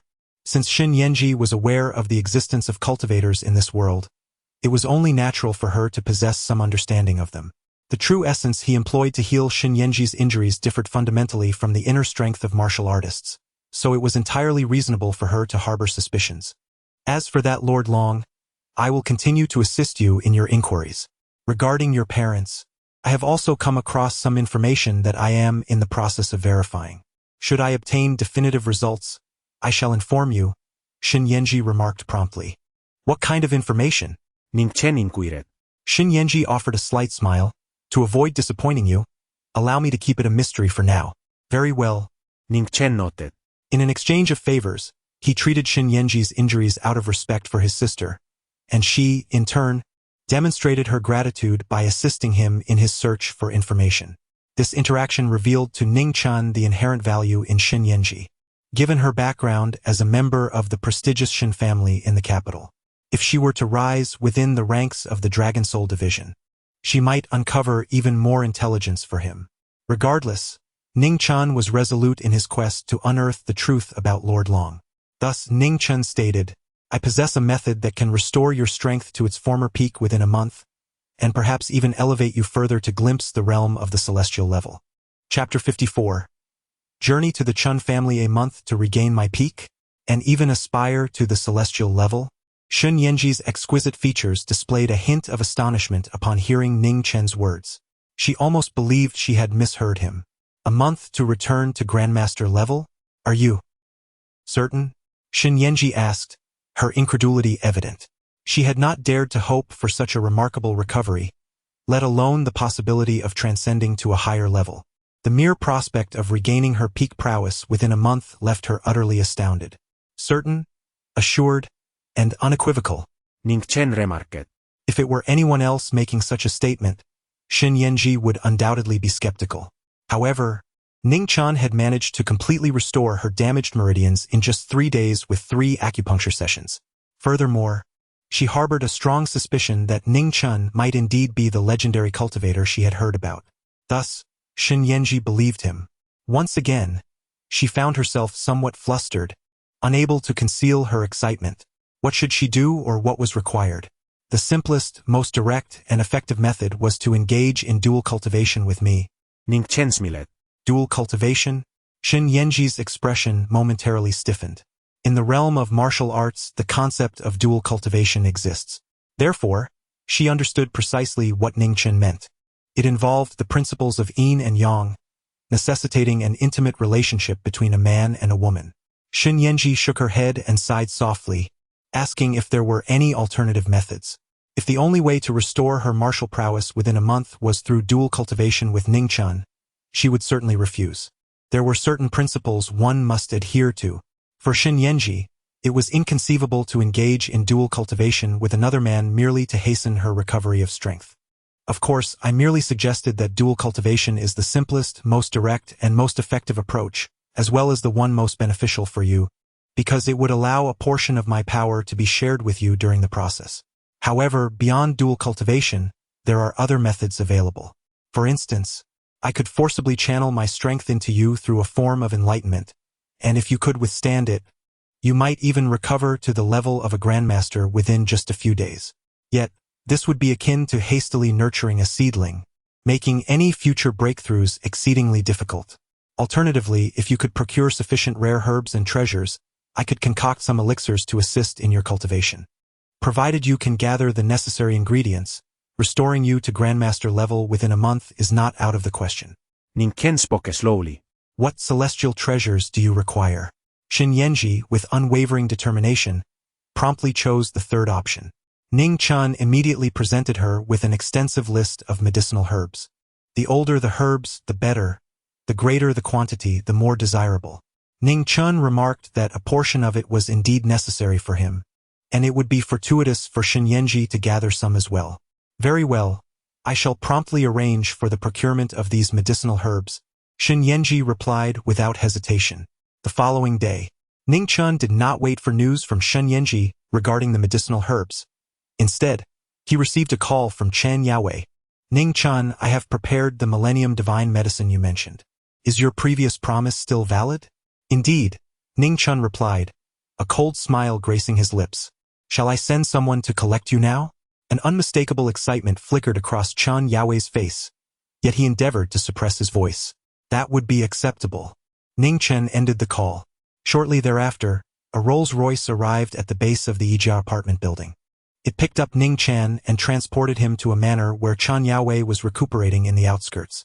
Upon arriving at the estate, Ning Chen's consciousness radiated throughout the entire estate, and a faint, enigmatic smile curled at the corners of his lips. At that moment, Chen Yaowei, accompanied by the upper echelons of the Chen family, personally arrived to greet him. The atmosphere felt decidedly peculiar. After all, in recent days, Chen Ruohong had been incapacitated by Ning Chen, and Chen Hanxing had met his demise at Ning Chen's hands.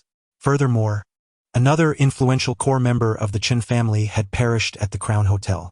All these events were intricately linked to Ning Chen. The Chen family of Chuzhou yearned to see Ning Chen suffer 1,000 deaths. Yet, because Ning Chen held the power to heal Chen Yaowei, they could only suppress their animosity. At this critical juncture, the senior members of the Chen family followed closely behind Chen Yaowei, even donning smiles, lest they offend Ning Chen and provoke his displeasure, potentially jeopardizing Chen Yaowei's healing. Even Chen Yaowei himself exhibited a similar demeanor. Beneath the surface of his eyes lurked a murderous intent, yet he could only present a facade of cordiality, greeting Ning Chen as if their past grievances had never existed. Ning Chen spoke directly. Rest assured, since I have vowed to rescue you, I shall indeed do so. Even if it means seeking vengeance against your Chen family, I will first save you and then pursue my retribution. Therefore, feel free to display your true expressions. There is no need for such hypocritical smiles, which are rather distasteful. Upon hearing Ning Chen's words, the faces of Chen Yaowei and the other high-ranking members of the Chen family darkened. Some of them were inclined to scoff, but under Chen Yaowei's gaze, they ultimately restrained themselves. What of the Millennium Divine Herb? Ning Chen inquired. Excellent. With a sweep of his spiritual sense, he confirmed that this was indeed a ginseng that had survived for a millennium, having reached the status of a divine herb. Subsequently, Ning Chen produced a pill and tossed it to Chen Yaowei. Consume this pill and within a minute, all your injuries will be fully healed. Is one pill sufficient? Chen Yaowei was astonished. If you doubt it, you need not take it, Ning Chen replied with a cold smile. After a brief moment, Chen Yaowei did not directly ingest the pill. Instead, he hurried to the backyard with it. He had already arranged for a professional team to be on standby to analyze the pill. Upon thorough testing, they confirmed it was non-toxic. Soon, Chen Yaowei's expression drastically changed. Old master, what is wrong? The other high-ranking members of the Chen family were alarmed, worried about Chen Yaowei's condition. Chen Yaowei raised his hand to signal everyone to remain calm, revealing a hint of joy on his face. My injuries have truly healed completely. At his words, the entire Chen family erupted in excitement. The recovery of the old master's injuries signified the restoration of his lifespan, ensuring the continued prosperity of the Chen family. Chen Yaowei's gaze then fell upon Ning Chen as he coldly stated, "So, you could have healed my injuries all along, but you deliberately set conditions just to have me procure a Millennium Divine Herb for you? You are not entirely foolish," Ning Chen chuckled. Millennium Divine Herbs are exceedingly rare on present-day Earth, akin to finding a phoenix feather. I did not anticipate that you would indeed manage to acquire one. Upon hearing this, the high-ranking members of the Chen family glared at Ning Chen with fury. It should be noted that they had expended tremendous resources to obtain the Millennium Divine Herb, only to find it unnecessary for the old master's treatment. However, Chen Yaowei did not exhibit anger. Instead, he laughed and said, "Ning Chen, the truly foolish one is you. With my injuries healed, you hold no value to me, and I need not harbor any reservations. Today, since you have entered the Chen family, do not expect to leave alive." At this moment, the trap had been laid bare. Chapter 55. Chen Yaowei, are these your only tactics? As Chen Yaowei revealed his hand, the situation became dire. The high-ranking members of the Chen family all exited the room. In a flurry, dozens of men in black emerged from all directions, each wielding semi-automatic rifles. In the distance, 5 snipers were concealed, their sights trained on vital points of Ning Chen's body, including his forehead, back of the head, neck, and heart. Clearly, should those snipers pull the trigger, the high-caliber bullets would instantaneously pierce through Ning Chen's form. Is the lesson from the Crown Hotel not sufficient? Do you still believe that deploying more mercenaries will threaten me?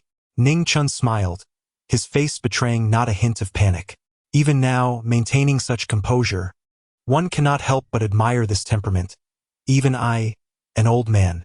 Chen Yaowei sneered, were you not a member of the Ning family, I would surely recognize your talents and recruit you, but alas, you belong to the Ning clan, and thus your demise is inevitable today. Tech. With a single command, Chen Yaowei ceased his words. In an instant, dozens of mercenaries armed with semi-automatic rifles, along with snipers concealed in various distant locations, opened fire simultaneously. Bang! Bang! Bang! Countless bullets rained down, targeting Ning Chen directly. Chen Yaowei chuckled coldly. A powerful martial artist might evade bullets, relying solely on speed and the ability to predict the trajectory of the incoming projectiles.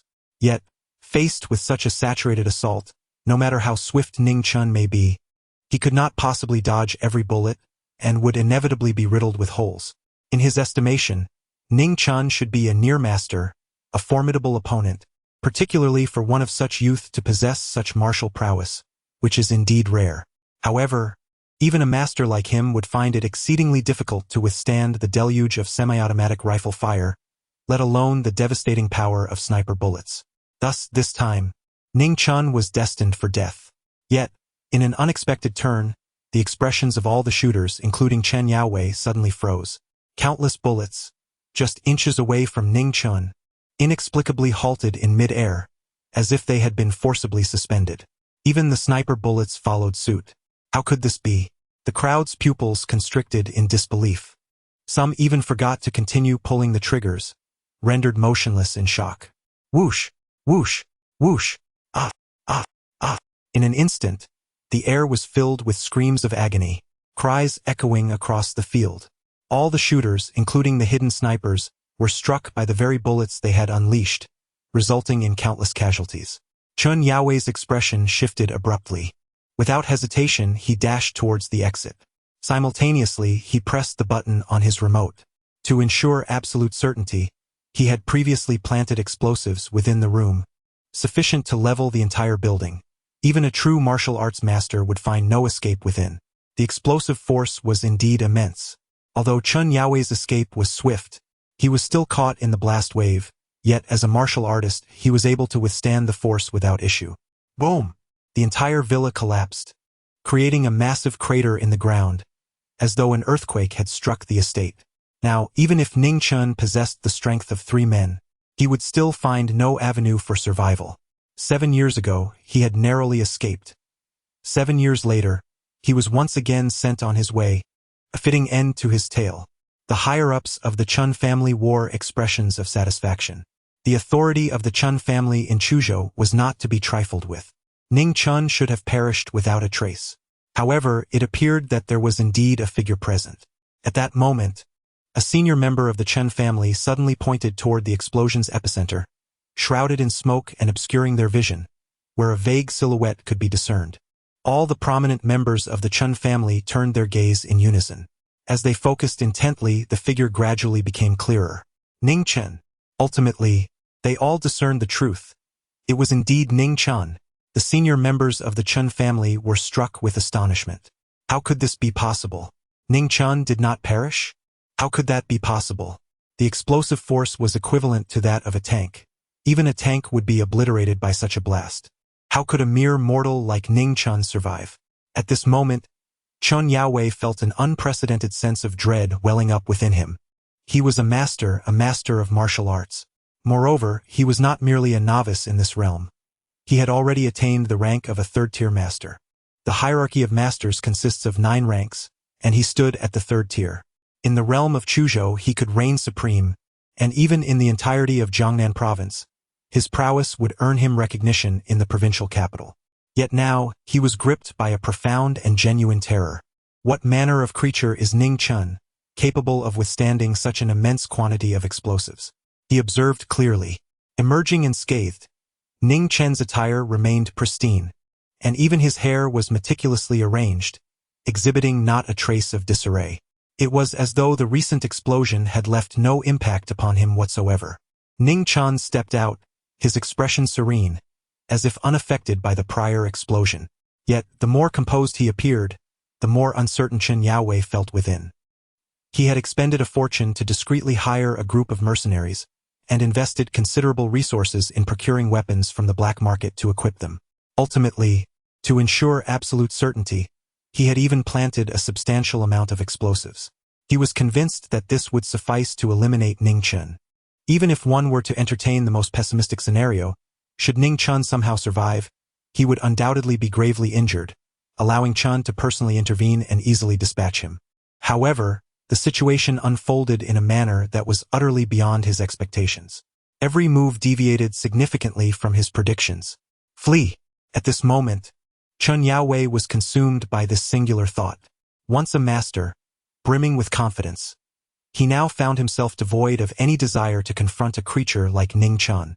With this realization, Chun Yaowei turned and fled, channeling his full mastery into a powerful burst of speed, propelling himself over 10 meters in an instant. Did I permit you to leave? Ning Chen let out a cold snort. He did not even pursue, yet that single disdainful sound, imbued with spiritual force, struck like a heavy hammer upon Chun Yaowei's heart. Chun Yaowei let out a muffled groan, and in an instant, he collapsed to the ground. An invisible pressure, akin to a mountain, bore down upon him, rendering him incapacitated. No matter how he struggled, he could not rise.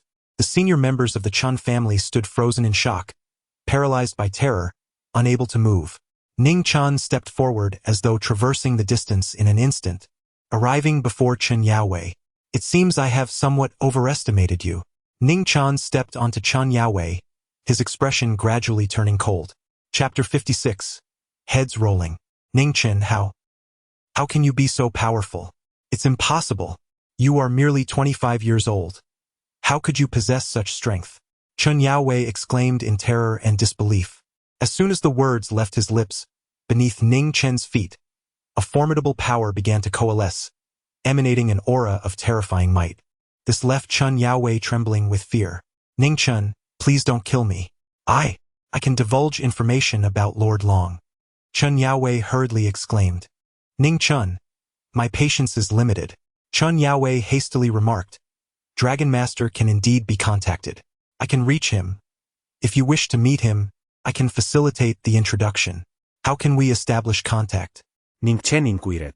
With this, Chen Yaowei quickly produced an object from his person, intending to hand it to Ning Chen. However, the moment he revealed the item, it transformed into a radiant beam of light, enveloping Chen Yaowei. In the next instant, he vanished before Ning Chen's eyes like a flash of lightning. The lightning teleportation talisman. A cold smile curled at the corners of Ning Chen's mouth. It seemed evident that Dragon Master was indeed a bona fide cultivator. Otherwise, he would not have been able to produce the Lightning Goddess Movement Talisman, a creation only cultivators could forge, to present to Chen Yaowei. Moreover, Ning Chen could discern that the talisman in Chen Yaowei's possession was of considerable rank.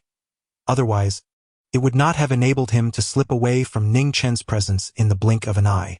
However, Ning Chen did not feel anger, nor did he pursue Chen Yaowei. In truth, how could he fail to see through Chen Yaowei's ruse?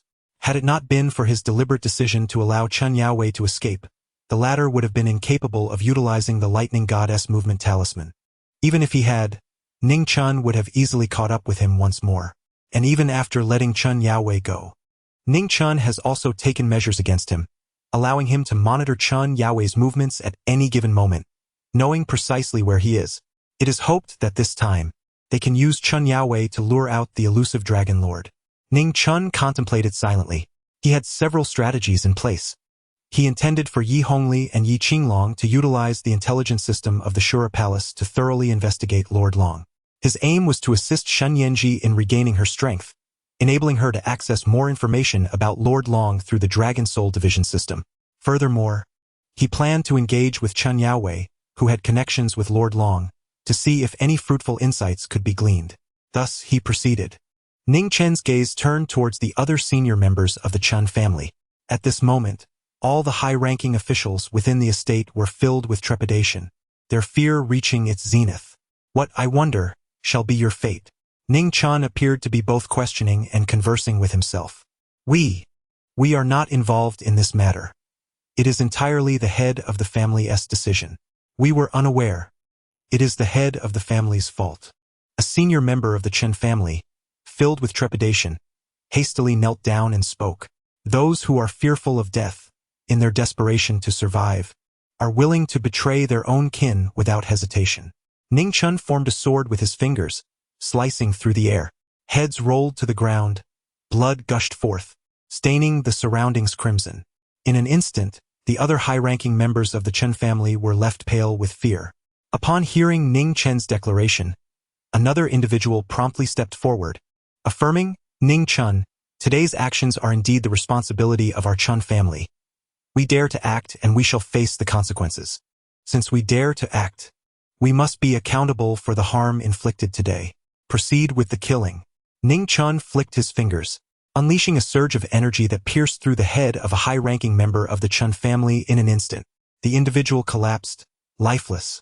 The others promptly knelt, bowing their heads in silence, quaking in fear of uttering a word that might displease Ning Chen, knowing it could lead to their demise. I came to rescue your family patriarch, yet you repay kindness with enmity, and now you remain utterly mute? Then, let the slaughter commence. With a swift kick, Ning Chen sent a high-ranking member of the Chen family flying, their body erupting in a gruesome display, resulting in instant demise. The remaining members of the Chen family were engulfed in despair. Whether they pleaded for mercy out of fear for their lives or faced the inevitable with courage, death loomed over them all. Silence now felt like a death sentence as well. What could they possibly do to escape this fate? Mr. Ning, if you could spare our lives, We pledge our unwavering loyalty to you from this moment forth. One of the high-ranking members of the Chen family stammered, desperate to survive, disregarding all else. Ning Chen gazed upon the remaining 4 individuals, a chilling smile gracing his lips. I have no need for your servitude. Then, what must we do for you to spare us? The 4 remaining senior members of the Chen family appeared on the verge of tears. We are unaware of Lord Long's whereabouts. The pallor of their faces was stark. Do not inquire about Lord Long, Ning Chen commanded. In that instant, the 4 seemed to glimpse a glimmer of hope, hastily responding, Mr. Ning, we assure you we shall speak with complete candor. Ning Chen pointed to one of the individuals and inquired, what is 1 plus 1? The person was utterly bewildered. What kind of question is this? Correct? Ning Chen nodded.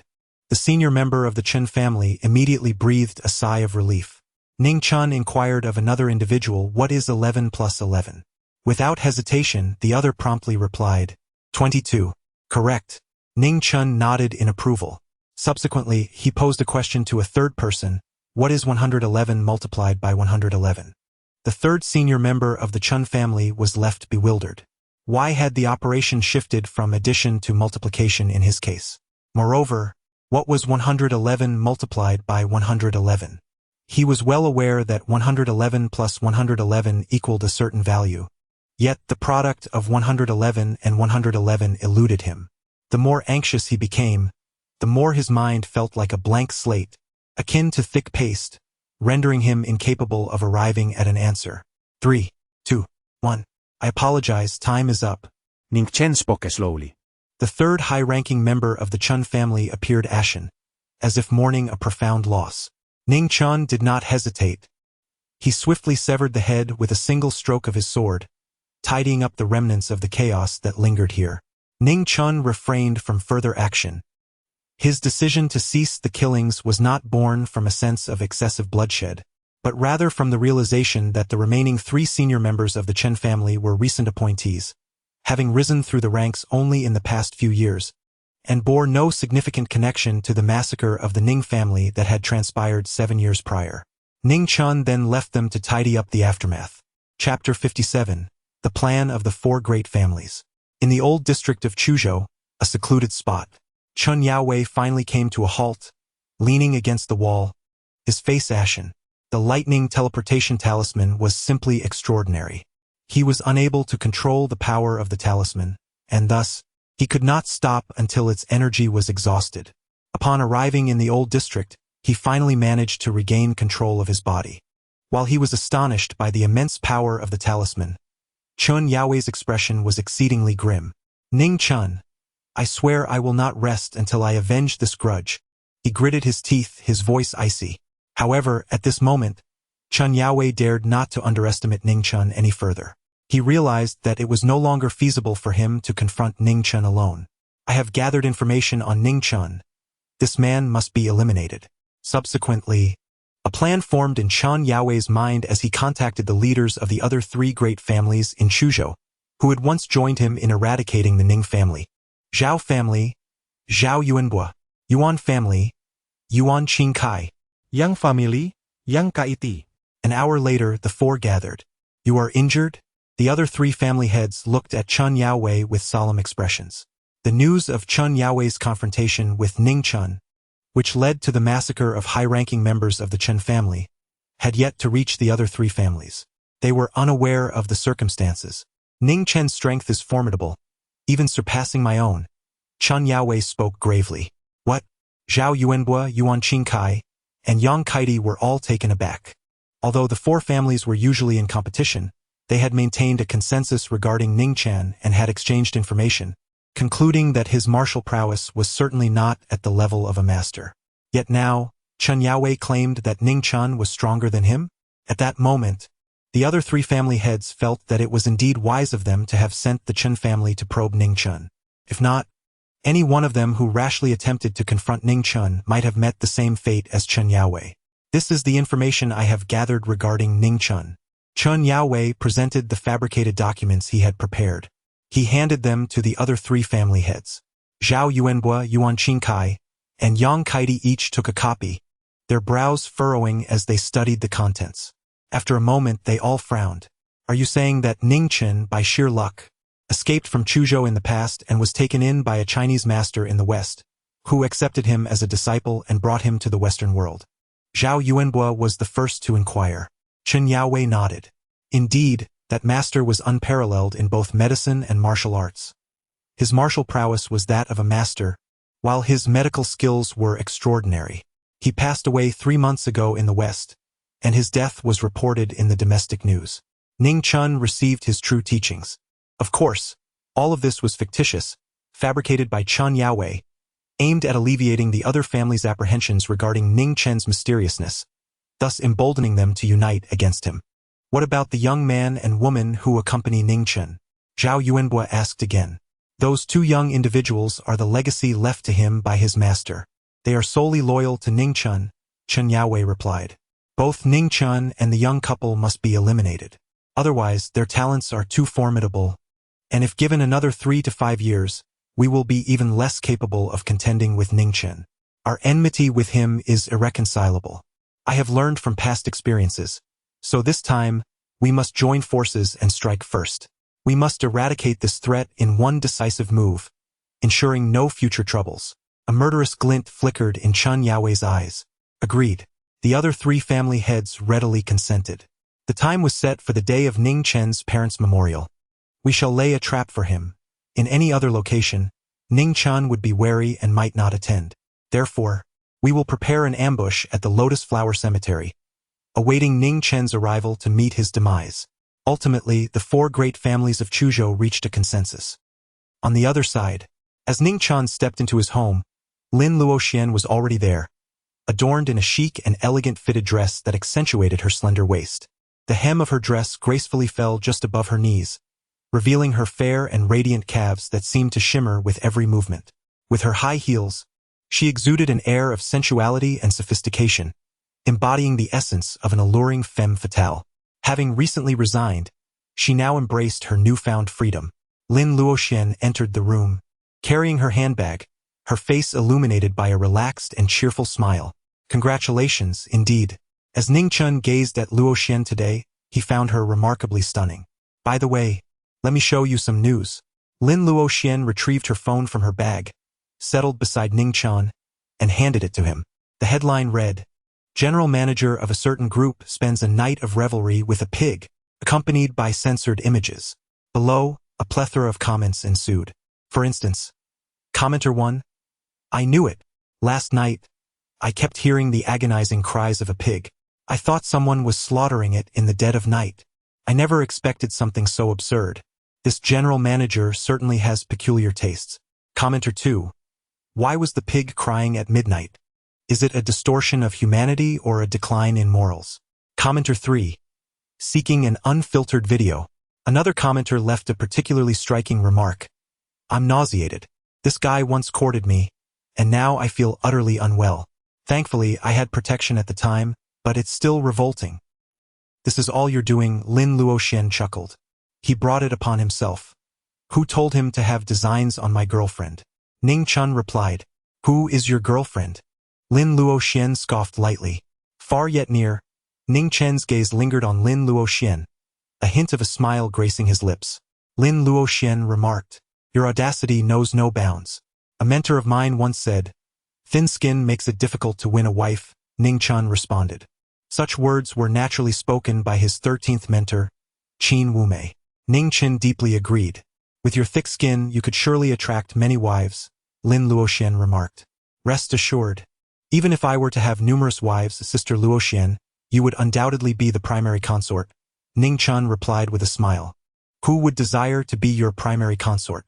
Lin Luoxian retorted, both exasperated and amused. Chapter 58.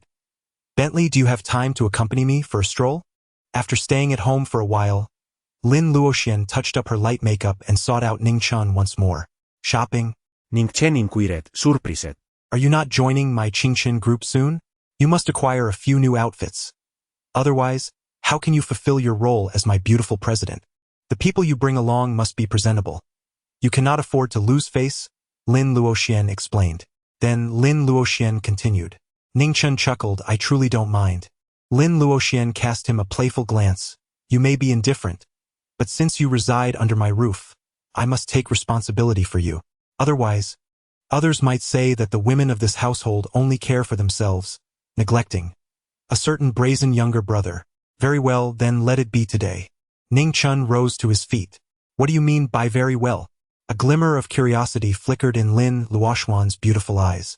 Ning Chen unexpectedly extended his finger once more, playfully brushing Lin Luoxuan's delicate nose, and remarked with a smile, "You will understand in due time." Lin Luoxuan's body stiffened slightly, momentarily frozen in place. "Ning Chen, you..." She bit her lip, casting an indignant glare at him, though a hint of embarrassment was evident. Ultimately, she refrained from lashing out, merely huffing, "You've become mischievous, no longer the obedient youth you once were. And you, Sister Luoxian, are no longer the young maiden you used to be," Ning Chen replied. Lin Luoxian lightly bit her pearly teeth, her gaze filled with a warning as she retorted, "Are you implying that I have aged and lost my youthful charm?" Ning Chen chuckled, remarking that she appeared even more beautiful, graceful, and enchanting. After a brief pause, he added, "And indeed, you seem more adorable as well." Adorable? Lin Luoxian was taken aback that Ning Chen would use such a term to describe her. As they walked on, Ning Chen took her hand, leading her outside. Lin Luoxian followed him for a few steps before suddenly realizing that she was willingly allowing Ning Chen to hold her hand, appearing remarkably at ease. How could this be? She exerted her strength. Yet Ning Chen did not loosen his grip. After leaving the Ijia apartment with Lin Luoxian, Ning Chen headed straight to the Bentley dealership. Upon arrival, Lin Luoxian appeared bewildered and turned to Ning Chen, inquiring, "Weren't we supposed to go to the mall to buy clothes? Before we shop for clothes, we must first pick up the car." Ning Chen replied with a smile. "Have you purchased a Bentley?"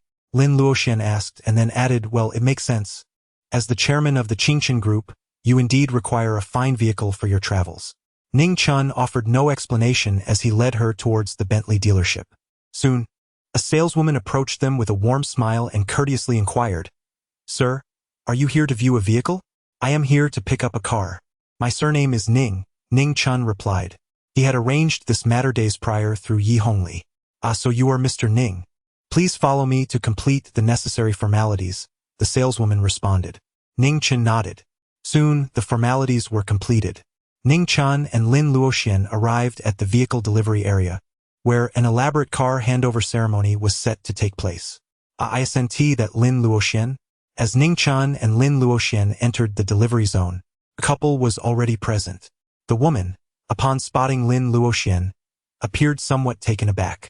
Immediately, she adopted a mocking tone. "What is this? Have you come to witness my acquisition of a Bentley?" Lin Luoxian, feeling slightly perturbed, thought to herself how fortunate she had been today, only to encounter such an irksome individual. "Who are you calling irksome?" the woman retorted angrily. "Whoever speaks is the one addressed," Lin Luoxian replied nonchalantly. The woman's expression darkened, but her male companion intervened, reassuring her, "Let us focus on the joy of our car pickup today and not allow irrelevant individuals to dampen our spirits." The woman's demeanor softened slightly, and she scoffed, "Indeed, some people will likely never afford a luxury vehicle like a Bentley. They come here merely to vex me. If I were to react in anger, I would be playing right into her hands." Lin Luoxian remained speechless. This woman, named Lu Ziyu, was the marketing director of a competing firm, frequently at odds with her. She had employed charm to usurp several lucrative deals that Lin Luoxian had nearly secured, but Lin Luoxian had subsequently intercepted a significant contract, leaving Lu Ziyu unable to swallow her resentment. She then proceeded to explain this to Ning Chen. Ning Chen's expression was somewhat peculiar. He pointed at the Bentley Continental GT in the car exchange area and inquired, "Are you saying that this vehicle belongs to you?" A proud smile graced Lu Ziyu's face as she replied, "Of course, this is a gift from my boyfriend, the top-tier model, worth nearly 4 million upon purchase. To be precise, including optional features, purchase tax, decoration, insurance, service fees, and a myriad of other expenses. The total amounted to 3,806,000 yuan. Ning Chen inquired, "How do you know?" Lu Ziyu was momentarily taken aback. However, her male companion displayed an air of unease, suggesting, "Ziyu, why don't we go rest for a while?" The vehicle handover ceremony is about to commence. There's no need to wait any longer. Lu Ziyu immediately responded, expressing her desire to showcase her superiority before Lin Luoxian, relishing the thought of trampling upon this self-righteous woman. Yet she soon adopted a feigned coyness, saying, "Qingyun, after we collect the car, let us find a hotel and relax properly. Shall we?" As she spoke, her alluring eyes sparkled enticingly.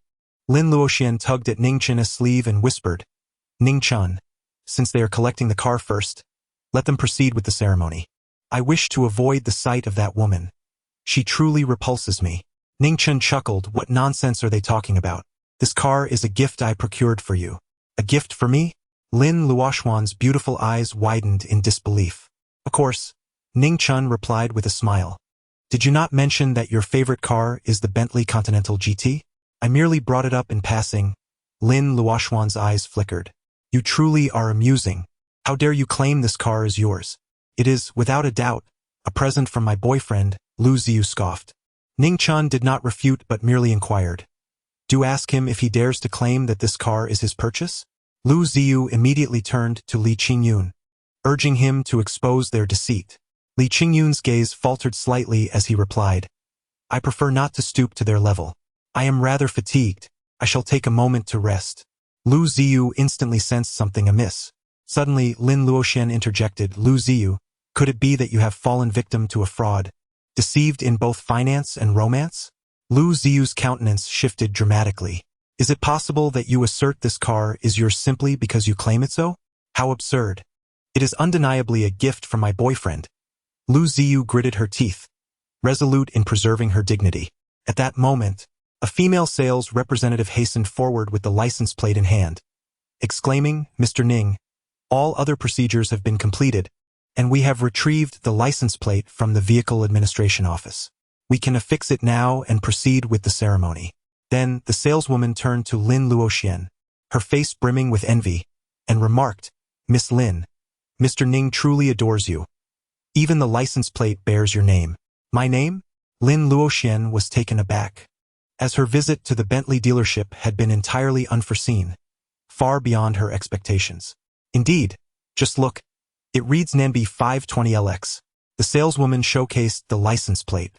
Lin Luoxian was momentarily stunned. Nanbi indicated their license plate from Chuzhou City in Jiangnan Province. The meaning of 520LX was unmistakable. "I love you, Luoxian."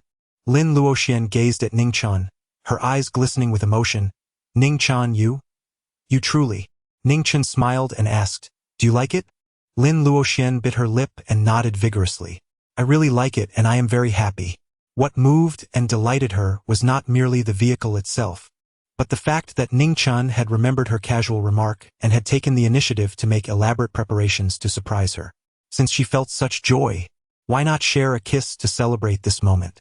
Ning Chen playfully tapped his cheek with his finger and teased, "Do you truly wish for me to kiss you?" Lin Luoxuan's eyes flickered slightly. Ning Chen raised an eyebrow.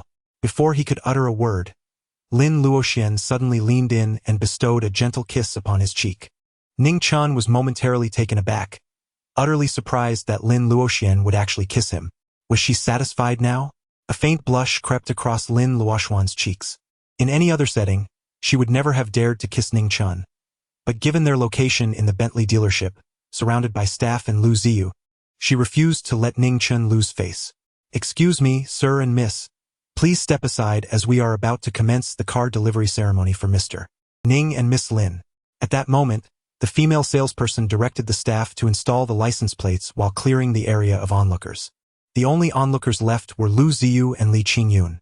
This was akin to a resounding slap in the face for Lu Ziyu, leaving her feeling utterly humiliated, wishing she could vanish into the ground. Chapter 59. You speak of a love as vast as the starry sky, yet what do I possess?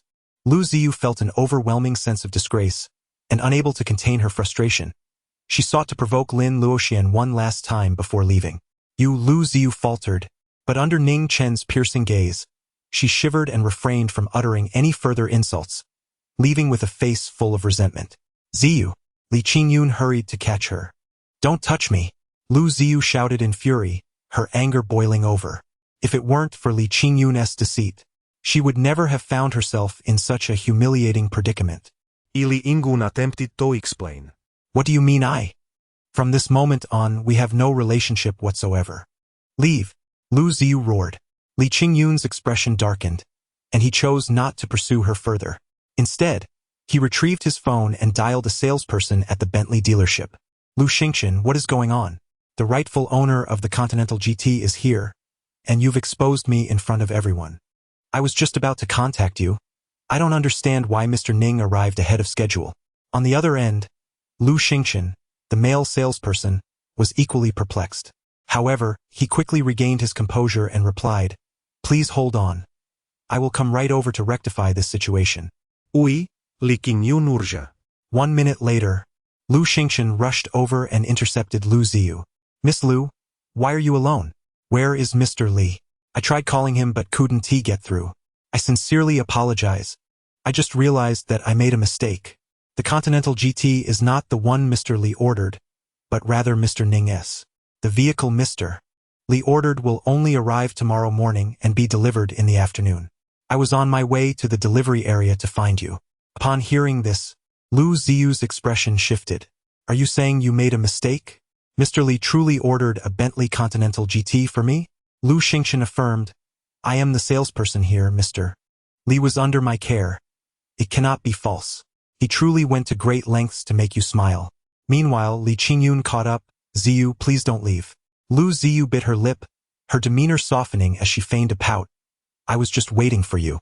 Lu Xingchen discreetly gave Li Qingyun a thumbs up from behind Lu Ziyu, signaling that everything was under control. Li Qingyun exhaled in relief. He was not wealthy, nor was he a second-generation rich kid.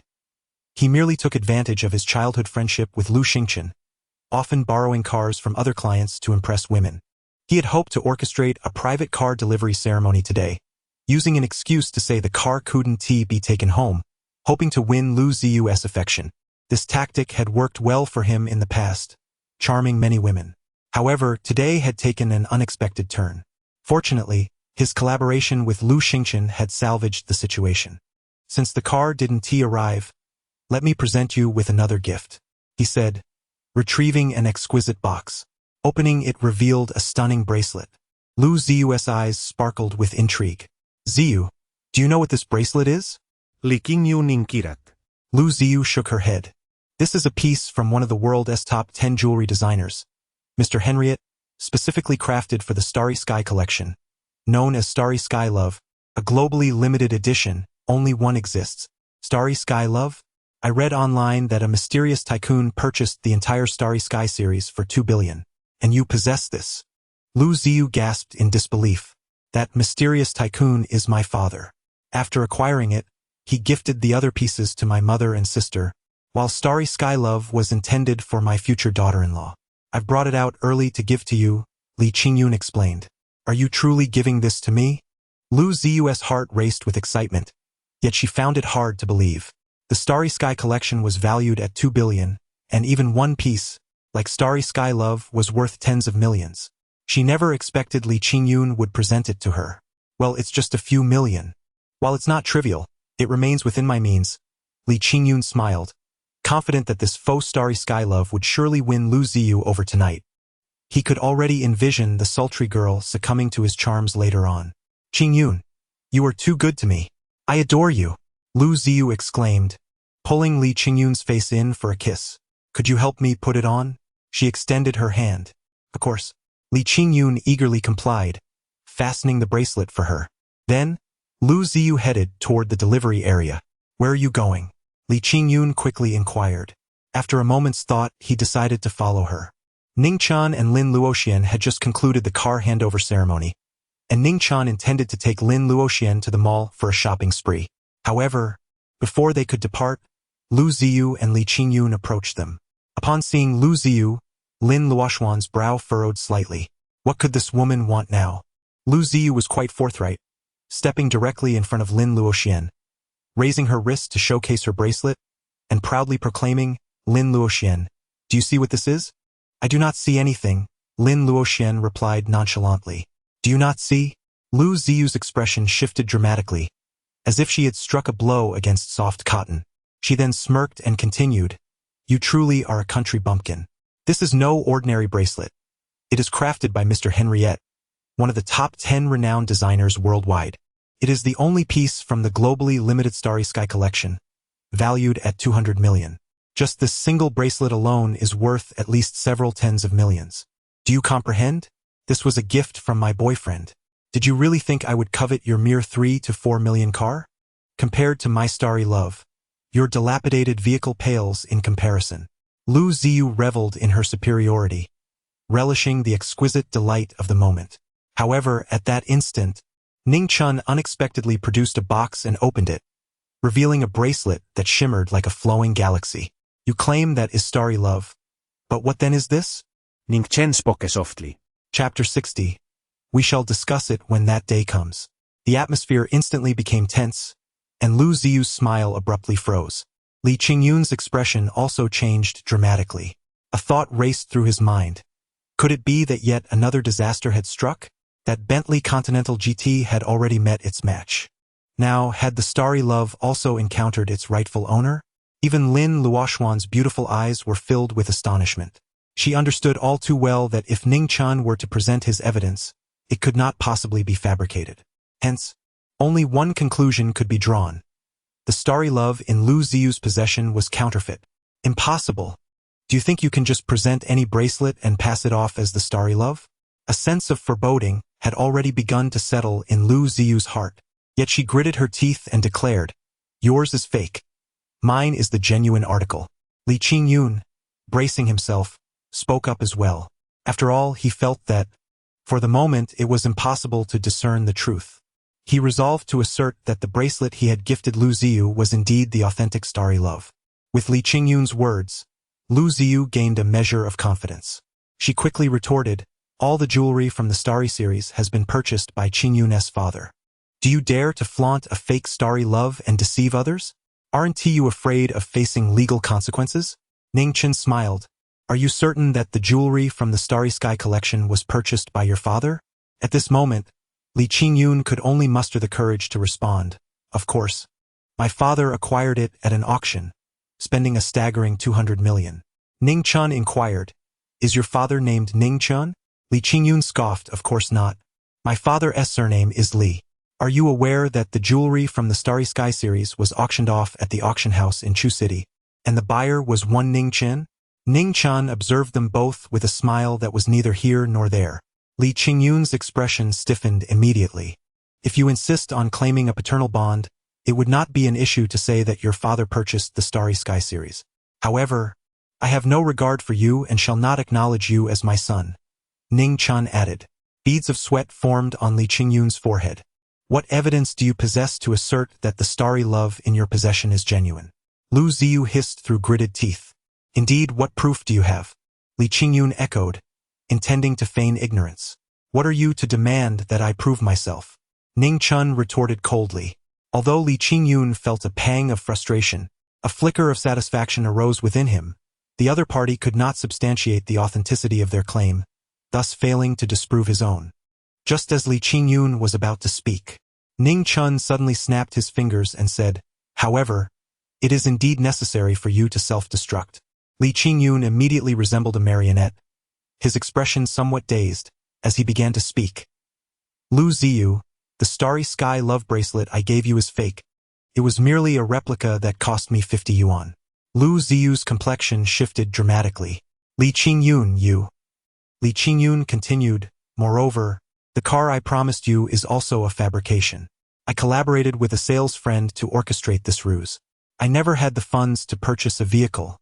Instead, I provided him with money to stage a scene where I presented a car to various women, only to concoct an excuse as to why the car could not be driven away that day. This charade allowed me to seduce nearly every woman I encountered that night." Upon hearing these words, Lu Ziyu's shock was palpable. Yet there was more to come. Li Qingyun added, "I am not merely a lecher seeking to deceive women into bed. I am also an opportunistic voyeur. Each woman I seduced was recorded on video, which I later sold for profit. Occasionally, I would even stream these encounters live. Without any legitimate employment, this has been my means of sustenance. Pleasure paired with profit. If anyone ever sought retribution, I would threaten to disseminate the videos to their families, workplaces, or acquaintances. For 2 years, I navigated this precarious existence unscathed, eventually growing bolder to the point of extorting money from some. Lu Xingchen cooperated with me not only for monetary gain but also because I exploited certain women, enticing them into intimate relations with him. I had already announced my intention to livestream my conquest of Lu Ziyu that very night. As Li Qingyun recounted his exploits, Lu Ziyu transitioned from shock and fury to a pallid countenance. The thought of being deceived by Li Qingyun, only to have their intimate moments recorded and broadcast, was utterly unbearable. The mere possibility of her private videos reaching her family or colleagues sent shivers down her spine. Li Qingyun, you scoundrel! Lu Ziyu approached him, delivering a resounding slap across his face, exerting all her strength. The sharp crack of the slap echoed in the air. Li Qingyun was jolted back to reality, momentarily stunned as the memories flooded back. His face turned ashen. He realized the gravity of his confessions, which bordered on criminality. Ziyu, it's not what you think. Please listen to me. He stammered. I refuse to listen to your nonsense. Lu Ziyu retorted, striking him again. Call the police, Lin Luoxian interjected, a note of disdain in her voice. Although she held contempt for Lu Ziyu and her transactional nature, she loathed Li Qingyun's character even more. Lu Ziyu glanced at Lin Luoxian, feeling utterly humiliated. She understood that, after this incident, she could never face Lin Luoxian again. She would forever be unable to hold her head high in her presence. It seemed as though Li Qingyun had been hypnotized, revealing everything without restraint. Is this your boyfriend's doing? Lu Ziyu tentatively inquired. Boyfriend? Lin Luoxian allowed a faint smile to grace her lips. She did not deny it. Instead, she turned her gaze toward Ning Chen. Ning Chen nodded slightly. Thank you all. Otherwise, I fear I would have faced utter disgrace. Lu Ziyu appeared utterly drained, as if her very essence had been siphoned away. If she had previously carried herself with an air of arrogance, much like a proud peacock flaunting its cosmetic enhancements, now she resembled a wilted eggplant, deflated and defeated. Lin Luoxian, I owe you an apology. I am truly sorry. Following this, Lu Ziyu extended her apologies to Lin Luoxian before finally contacting the authorities. Ning Chen, how on earth did you manage to extract the truth from that scoundrel, compelling him to divulge everything so candidly? After retrieving the car, the two drove towards the shopping mall, and Lin Luoxian's curiosity piqued. Hypnosis was the succinct reply. Ning Chen inquired, are you still able to perform hypnosis? Lin Luoxian expressed her astonishment, her beautiful eyes widening. What? Do you not believe me? Why not give it a try? Ning Chen chucklet. Lin Luoxian immediately regarded Ning Chen with caution. You wouldn't hypnotize me and then do something nefarious, would you? Ning Chen smiled wickedly. So you are only just realizing it now?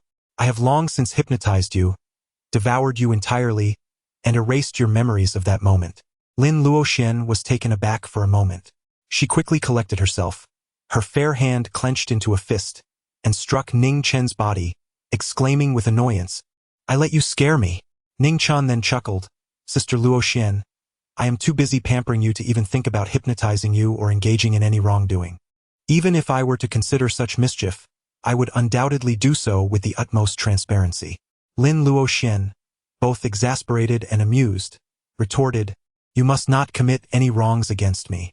What does it mean to act with transparency? What if it is entirely of your own volition? Perhaps you might even take the initiative to wrong me? Ning Chen replied with a smile. Lin Luoxian insisted that is impossible. Nothing is absolute, Ning Chen countered. It is simply not possible, Lin Luoxian reiterated.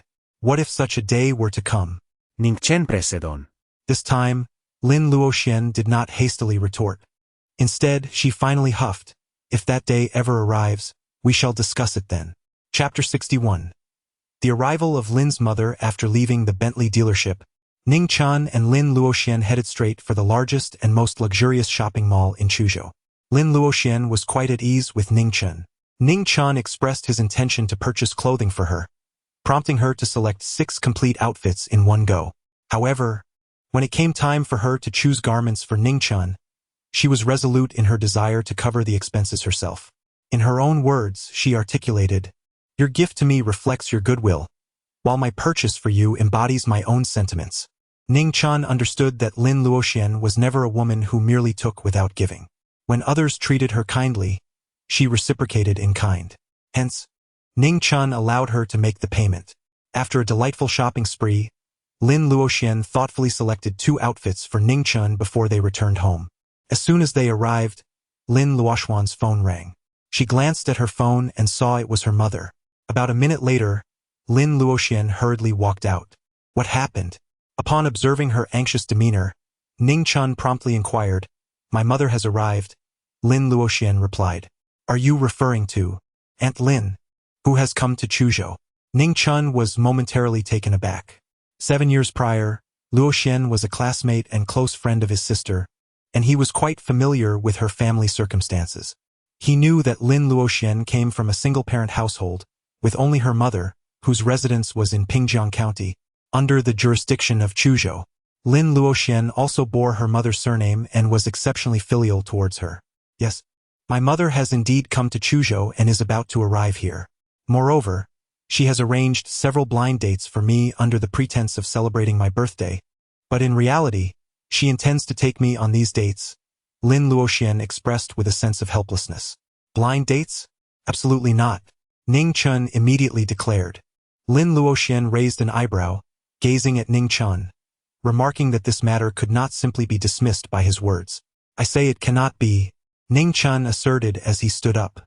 "Just tell Auntie that I am your boyfriend, and you are already in a relationship, so there is no need for further matchmaking." A smile graced the corners of Lin Luoxian's lips as she regarded Ning Chen. Ning Chen inquired, "What is it that brings you joy?" Lin Luoxian's smile blossomed even brighter as she responded, "In truth, I have already informed my mother that I am in a relationship, and we are currently living together. I shall marry no one but him." Ning Chen can hardly fail to grasp Lin Luoxian's intention. She desires to use him as a shield. Ning Chen's lips curled into a faint smile as he inquired, "What is the name of your partner?" Lin Luoxian shot him a glance of disdain, replying, "You ask this question knowing full well the answer." Ning Chen inquired. "So you truly mean that she will marry no one but him?" "That is a mere fabrication." Lin Luoxian approached, playfully lifting Ning Chen's chin with a teasing gesture, and said, "Do me a favor and let us pretend to be a couple once more." Ning Chen shook his head. "Unwilling?" Lin Luoxian exclaimed in frustration. "Of course, I am reluctant to deceive Aunt Lin. However, if it means truly being your boyfriend, then I would certainly be amenable." Ning Chen replied with a smile. Just as Lin Luoxian was about to respond, the doorbell rang. She glanced at the visual doorbell and exclaimed, "My mother is here." Quickly turning to Ning Chen, she lowered her voice. "Ning Chen, you are now my boyfriend, so please don't give us away. If you perform well, then perhaps I will allow you another kiss." With that, Lin Luoxian opened the door. A middle-aged woman appeared before Ning Chen and Lin Luoxian, exuding a timeless elegance. Despite not having deliberately adorned herself at over 40, she was undeniably striking in both appearance and figure. Particularly her looks, which bore a resemblance to Lin Luoxian's, made it immediately evident that they were mother and daughter. "Mom, come in quickly." Lin Luoxian welcomed her eagerly. Lin Biyun's gaze fell directly on Ning Chen, a smile gracing her features. "Dear, aren't you going to introduce us?" Auntie, Ning Chen greeted. Ning Chen promptly stepped forward to welcome Lin Biyun into the room. "Mom, this is Ning Chen, the one I mentioned to you." "I." Lin Luoxian's cheeks flushed slightly as she added, "My boyfriend." Very well, Lin Biyun remarked, her initial impression of Ning Chen being exceedingly favorable. That evening, Lin Biyun decided to stay over. Consequently, she settled into the guest room, while Ning Chen and Lin Luoxian shared the master bedroom. "You take the bed. I'll make do with a sleeping mat on the floor," Lin Luoxian asserted without hesitation, making her decision clear. Ning Chen shook his head, exclaiming, "How could I possibly allow you, a lady, to sleep on the floor? You shall take the bed." Lin Luoxian also shook her head and replied, "You have played the role of my boyfriend and dealt with my mother for so long. It must have been quite taxing for you. Since it was I who requested your assistance, how could I let you sleep on the floor?" Ning Chen exclaimed. "Who said I intend to sleep on the floor?" Lin Luoxian, taken aback, responded, "Then you." Suddenly, she fell silent, realizing the implications of her words. At this moment, Ning Chen chuckled. I shall share the bed with you. No, no, Lin Luoxuan replied. Her cheeks immediately tinged with a rosy hue as she shook her head repeatedly. After all, she and Ning Chen were merely pretending to be a couple, a ruse to deceive her mother. Ning Chen. Very well, then I shall sleep on the floor. Lin Luoxian, however. Ning Chen. Then shall we all sleep on the bed? Lin Luoxian. Can't I sleep on the floor? Ning Chen. That's not possible. Lin Luoxian suddenly smiled and said, Very well, then it shall be as you wish. Ning Chen also smiled, just about to get into bed, when Lin Luoxian suddenly embraced the quilt and handed it to him, saying, As you wish, you may sleep on the floor. Ning Chen. Lin Luoxian, you truly are ruthless. Ning Chen gritted his teeth, clutching the blanket, spreading it on the floor, and reclined upon it. Lin Luoxian chuckled softly and turned to take a shower. Ning Chen. She called out softly several times, but Ning Chen remained unresponsive, his breath deep and steady, as if he had already succumbed to a profound slumber. Lin Luoxian closed the door to the room, quietly climbed onto the bed. Ning Chen, are you truly asleep? Still no reply. I was merely jesting. I didn't intend for you to actually sleep on the floor. If you are still awake, do join me on the bed, she said once more. Then, she swiftly turned and nestled into the bed. Chapter 62. What difference would it make to try again? Lin Luoxian immediately sensed a wave of warmth as she slipped beneath the covers. Gritting her teeth, she exclaimed, I knew you were feigning it. As expected, you revealed yourself in an instant. Ning Chen spoke with a hint of arrogance. Well, I don't care. After all, it was you who invited me to share the bed. Lin Luoxian retorted with a hint of annoyance. So, you expect me to comply with whatever you say? Indeed. Ning Chen nodded. Then I command you to get down from here right now, Lin Luoxian huffed. What did you say? The wind is too strong. I couldn't hear you. Ning Chen replied, his composure unwavering. Meanwhile, Lin Luoxian felt a flutter of anxiety. After all, it was her first experience sharing a bed with an adult male, leaving her heart in turmoil. Particularly, Ning Chen's playful teasing only heightened her unease, as she worried whether he might take advantage of her vulnerability. Fortunately, after Ning Chen lay down, he remained properly positioned at the edge of the bed, maintaining a respectful distance from her. Furthermore, there were no inappropriate actions. Any that might have occurred were merely verbal. This brought a slight sense of relief to Lin Luoxuan's heart amidst the darkness. Ning Chen suddenly spoke, Sister Luoxian, extend your hand. Lin Luoxian, feeling cautious, inquired, What do you intend to do? Nevertheless, she still reached out her hand. Ning Chen retrieved the bracelet of starry love and swiftly adorned her wrist with it. What have you put on me? Lin Luoxian inquired with curiosity. Unlike Ning Chen, she could not see in the dark. Everything around her appeared rather vague and indistinct. With a flick of his fingers, a cluster of azure flames ignited, unlike ordinary flames, radiating a luminous clarity akin to moonlight, illuminating the room ever so slightly. The bracelet shimmered with a brilliance reminiscent of a flowing sea of stars, exuding an indescribable beauty, truly embodying the allure of the night sky. Is this the love of the starry sky? Lin Luoxuan's eyelashes quivered as she lifted her gaze to Ning Chen, her voice soft, a profound sense of emotion enveloping her heart. Yes, the car from earlier today was not the birthday gift. This indeed is the true gift, presented to you a day in advance. Ning Chen murmured. You're giving me a gift worth tens of millions just like that? Lin Luoxian bit her lip. In truth, this bracelet had already been refined by Ning Chen, imbued with a trace of his power. Should Lin Luoxian ever find herself in peril, it would serve as a shield, safeguarding her life. The true value of the bracelet lay in this essence, far surpassing mere millions or billions. Yet, Ning Chen chose not to elaborate on this aspect but instead remarked, Forget about tens of millions. Even if it were billions, it matters not.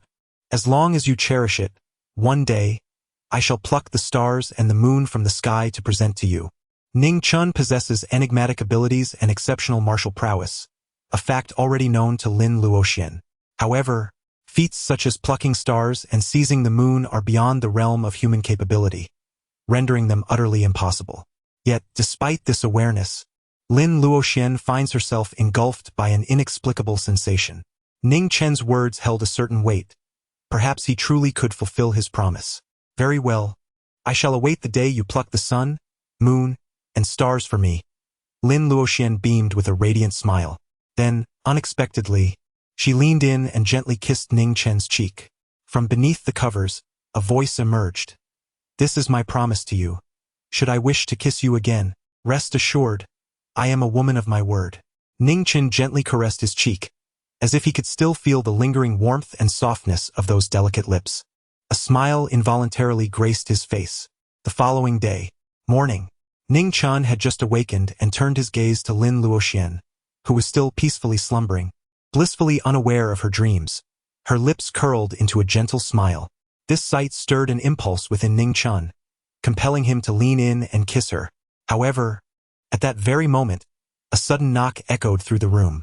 The sound jolted Lin Luoxian awake, and as she lay there, she quickly noticed Ning Chen sitting up and exclaimed, hastening to embrace him. She half lay upon him, wrapping her arms around him, her head nestled against his shoulder. This intimate contact allowed Ning Chen to acutely perceive the softness of Lin Luoxian's form and the alluring rise of her bosom. As a man, particularly one in the prime of youth, such proximity inevitably elicited a physiological response, even for a cultivator like Ning Chen. The sudden closeness of Lin Luoxian, especially with one of her legs draped over his, intensified his sensations, causing his blood to surge. Daughter, Xiao Ning, are you two awake? I've prepared breakfast. Came a voice as the door swung open. Lin Biyun stood at the threshold, her face alight with joy as she beheld the young couple entwined on the bed, a smile gracing her features. After speaking, she promptly closed the door. That was close. With the door now shut, Lin Luoxian finally exhaled in relief.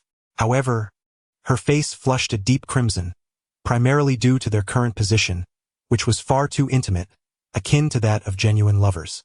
Moreover, she could distinctly feel Ning Chen's physiological reaction against her leg. Hastily, she withdrew from him, separating their bodies. You don't misunderstand. I was acting for my mother's sake. I knew she would insist on seeing us together in order to believe it. That's why I intentionally left the door unlocked. The reason we were in such a close position was to convince her completely, to prevent her from pondering any matchmaking schemes. Lin Luoxian whispered, lowering her voice. Her mother had always harbored suspicions about her being a lesbian. Thus Lin Luoxian anticipated that her mother would not easily accept the truth and had prepared accordingly. Otherwise, her mother would not have barged in uninvited while they were still asleep. I don't misunderstand. In truth, what would it matter if it happened again? Ning Chen gazed intently at Lin Luoxian, particularly at her nightgown, where glimpses of skin were tantalizingly revealed. What if we were to do it again? He pondered. Lin Luoxian's beautiful eyes widened in disbelief. You insufferable little brother. Are you seriously considering a repeat? Do you find this amusing? She retorted with indignation. Yet she couldn't help but notice the glint in Ning Chen's eyes. In a fit of annoyance, she swiftly grabbed a nearby pillow and hurled it at him, exclaiming, "What are you staring at?" With that, she quickly turned away to adjust her attire and rise from the bed. Alas, this left Ning Chen in a predicament. Early in the morning, ignited by a certain woman's teasing, yet left to extinguish the flames alone. Chapter 63.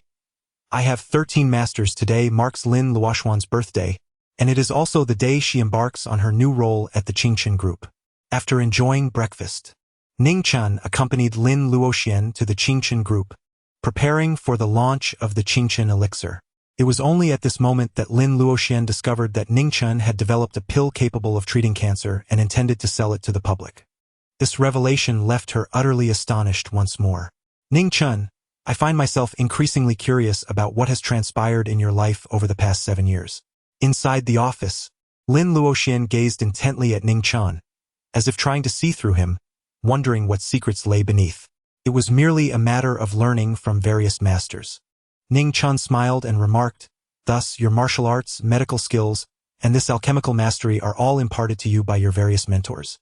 Lin Luoxian's curiosity deepened. She wondered what kind of celestial masters they could possibly be. Ning Chen nodded. "Indeed, I have a total of 13 masters, each imparting a wealth of knowledge to me. 13 masters? Lin Luoxuan's curiosity was piqued further. Please, do share their stories with me. Ning Chen gently tapped his own cheek. Do you wish for me to kiss you again? Lin Luoxian immediately grasped Ning Chen's intention. Ning Chen nodded. If you give me a kiss, I will tell you. You are truly becoming more outrageous. If you won't kiss, then speak or not as you please. Lin Luoxian crossed her arms, accentuating her curvaceous figure, though her expression was slightly pouting, transforming the aloof, mature woman into a figure of endearing charm. The first master was a blind old woman, affectionately referred to as Granny C. Although her sight was lost, she possessed the supreme divine eye and wielded the preeminent eye techniques known to the world, her strength unfathomable. Moreover, she was the village chief of the divine village, holding unparalleled authority, with the power to both approve and reject any matter.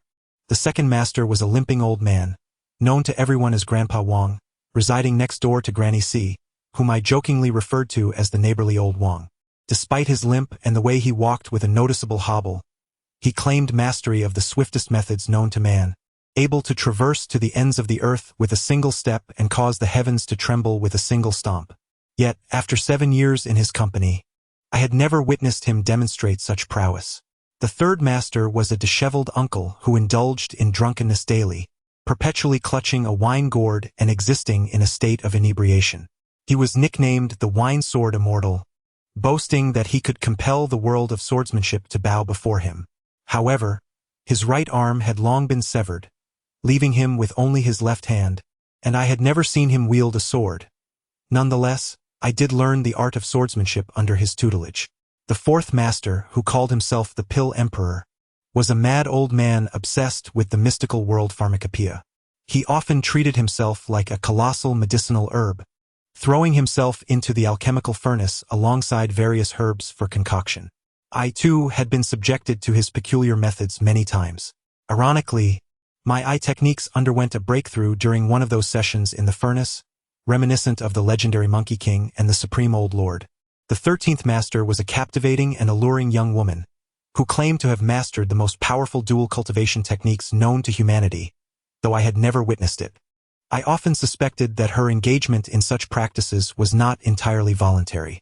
Lin Luoxian, listening intently, was rendered almost speechless. The more she heard, the more surreal it became. If Ning Chen's formidable martial prowess and his ruthlessness in combat, along with his unparalleled medical skills, were within the realm of her understanding, then the introduction of his 13 masters transcended her comprehension. No wonder it seemed you had transformed entirely. In the end, Lin Luoxian could only murmur to herself. If the individuals Ning Chen spoke of truly existed, they were certainly no ordinary mortals, and his ability to learn from them could not be measured by common standards. Ning Chen approached Lin Luoxian, who gazed at him in confusion, uncertain of his intentions. Unexpectedly, Ning Chen leaned in, pressing his lips against Lin Luoxuan's. In an instant, Lin Luoxuan's eyes widened in astonishment.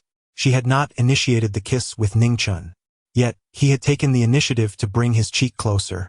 Inviting her to kiss him? Could it be done this way? Ning Chen's audacious maneuver left Lin Luoxian momentarily stunned.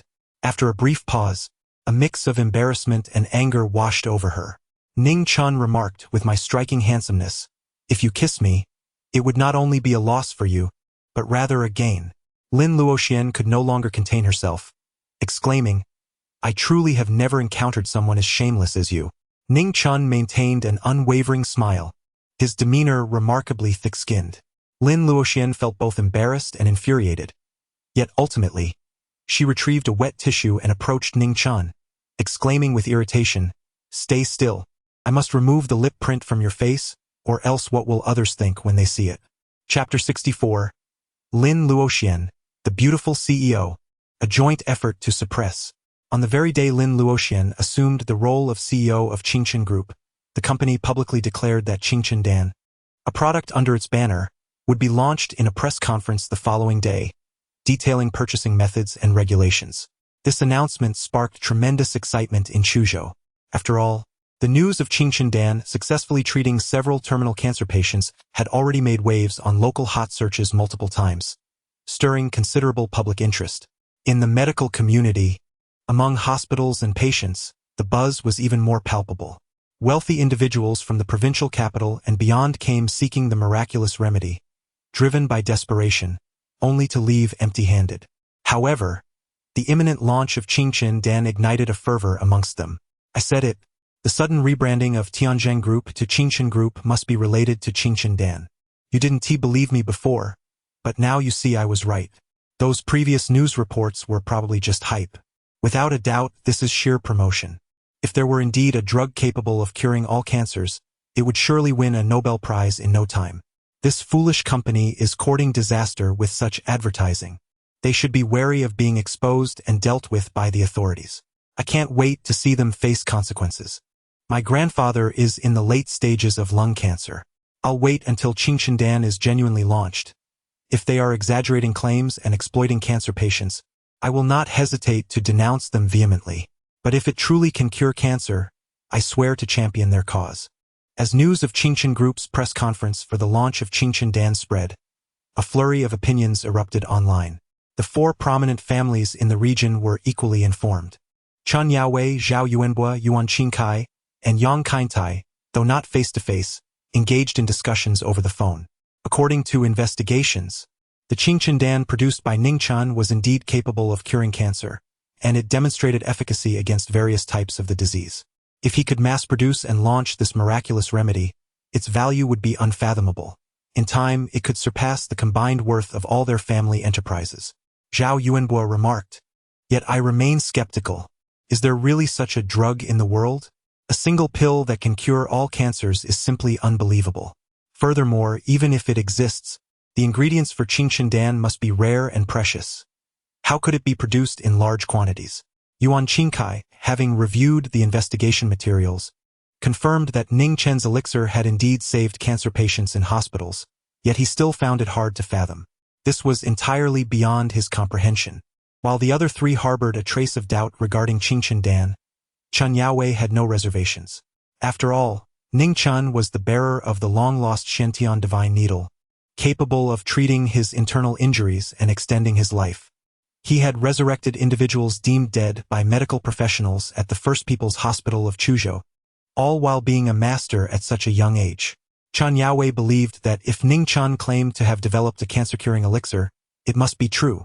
If only Ning Chen could be of service to me, Chen Yaowei mused internally, yet he was acutely aware that their deep-seated enmity could not be resolved. Thus, Ning Chen must peris.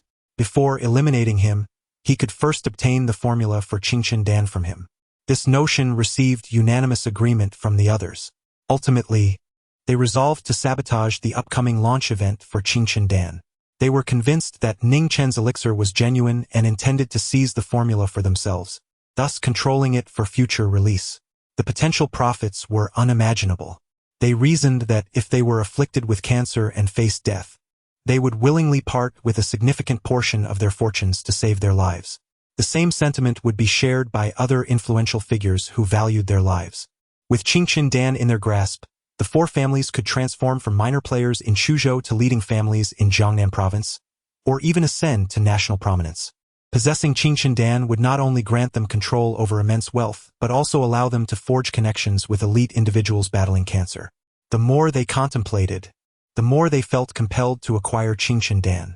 Thus, they resolved to turn the launch event for Ning Chen into Chuzhou's greatest farce, ensuring it could not be successfully held. They planned to seize the formula, produce it under a different name, and reintroduce it to the market. Following Ning Chen Group's announcement of the press conference, which had created a sensation, within just 3 hours the four prominent families Chen, Zhao, Yuan, and Yang jointly proclaimed a ban on Ning Chen Group. They declared that no one in Chuzhou was permitted to attend the launch of Ning Chen or purchase it, or they would face enmity from the four families. The news sent shockwaves throughout Chuzhou. The united front of the four families against a single enterprise was unprecedented in the region's history. Even 7 years prior, during their opposition to the Ning family, the four families had not made such a public declaration. Ning Chen Group is finished. Ning Chen is doomed. This was the immediate reaction of many upon hearing the news. In stark contrast to the external discussions and online chatter, the consensus in Chuzhou was one of skepticism and disapproval. Ning Chen remained remarkably composed. Lin Luoxian promptly approached him and inquired, Have you seen the news? The 4 prominent families have joined forces to suppress our group, mandating that no one is allowed to participate in the press conference or purchase Ning Dan.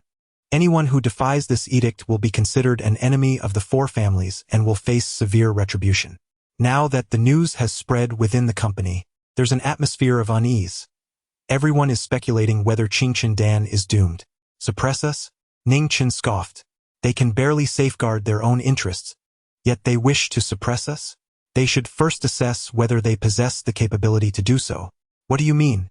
Lin Luoxian asked, astonished. Check the local news.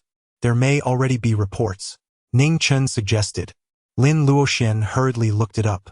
Soon she exclaimed, the Chun Group, Zhao Group, Yuan Group, and Yang Group are all under investigation by the relevant authorities, and several key executives have been taken away. Chapter 65. Splendid moments, solitary man and woman. Is it you're doing? Lin Luoxian asked, somewhat incredulous. I merely provided some unsavory documents to Shen Yanji.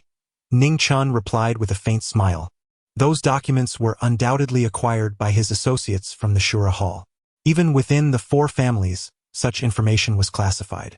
However, Shen Yanji was different. Although she held a subordinate position, she hailed from the esteemed Shen family in the capital. Who in Chuzhou would dare to offend her? With her direct oversight, who would risk disobedience? As soon as the 4 families declared their intention to suppress the Ning Chen group, they found themselves ensnared in their own predicament, a considerable one at that. With one misstep, their commercial empire could face a devastating blow. Mayor Shen? Lin Luoxuan's mind conjured the image of a dignified and graceful woman, her figure perfectly sculpted. She suddenly remarked, it seems your relationship with Mayor Shen is even better than I had imagined. Ning Chen chuckled, are you feeling jealous? Jealous of what? Stop being so self-absorbed. Lin Luoxian huffed lightly, turning to leave. I'm going to arrange for someone to disseminate this news, ensuring stability within the company. The beautiful president certainly had her charms. Ning Chen gazed at Lin Luoxuan's professional attire as she departed, murmuring to himself. A phrase suddenly came to mind, uniform seduction. He began to understand why Chun Ruohong and his son, Chun Hanxing, opted for secretaries clad in office uniforms. It stirred a certain excitement within Ning Chen. He couldn't help but imagine the enchanting possibility of indulging in a scene of uniform seduction with the alluring President Lin Luoxian in the office. It would undoubtedly be delightful. However, Ning Chen merely entertained the thought for a moment before dismissing it. President Lin. Ning Chen called out to Lin Luoxian. What's the matter? All right. Lin Luoxian, lost in thought, felt a faint blush creep across her cheeks. That evening, Lin Luoxuan's mother, Lin Biun, prepared an extravagant feast at home. Ning Chen, Lin Luoxian, Ning Qingxue, Zhang Li, and Lin's mother gathered together in the Yi family apartment to celebrate Lin Luoxian's birthday. The atmosphere was warm and delightful. As night deepened, Lin Luoxian said, Sister Luoxian, come with me to a place. Where to? You will know when we get there. Ning Chen led Lin Luoxian to a helipad, where a helicopter had been awaiting their arrival. A helicopter? Lin Luoxian exclaimed in astonishment, for she had never before experienced a flight in one. Come aboard. Ning Chen was the first to board the helicopter, extending his hand to pull Lin Luoxian up alongside him. As the helicopter ascended, it soared towards the outskirts of the city. The night scenery of Chuzhou was unexpectedly enchanting. Lin Luoxuan's excitement was palpable to the naked eye. Witnessing her joy, Ning Chen couldn't help but smile. Had he not feared being too ostentatious, he might have even wished to glide through the skies with Lin Luoxian. They traveled onward to the outskirts. Sister Luoxian, look over there. Ning Chen pointed toward a certain direction. It was so dark that nothing could be seen. Lin Luoxian glanced over, and her gaze met an expanse of pitch blackness. Allow me to perform a little magic for you. Ning Chen chuckled softly. What sort of magic? Lin Luoxian asked, her heart brimming with anticipation. Then, before her very eyes, Ning Chen rubbed his hands together to conjure a fireball, which he flicked into the air. In an instant, the fireball shot forth into the darkness. The next moment, the entire void was illuminated in a flash. Bursts of fireworks ascended skyward, creating a scene that felt ethereal and dreamlike. Lin Luoxian covered her mouth, her eyes wide with astonishment. She had never witnessed such enchanting fireworks before. What she did not realize was that, at this very moment, some unseen force seemed to muffle the sound of the helicopter's blades, allowing her to focus entirely on this mesmerizing display from the best vantage point. The fireworks continued to dazzle for a full 10 minutes before gradually coming to a close. Did you enjoy that? A smile adorned Ning Chen's face as he gazed at Lin Luoxian, a feeling of fondness enveloping him. Lin Luoxian radiated joy, yet her eyes glistened with unshed tears, overwhelmed by the unexpected surprise of the evening that left her deeply touched. I recall you mentioning your desire to experience bungee jumping, though you have always held back out of fear. Am I correct? Suddenly, Ning Chen spoke again. Lin Luoxian lightly pressed her lips together and nodded. Would you like to experience it just once? Do not be afraid. I will accompany you, Ning Chen said.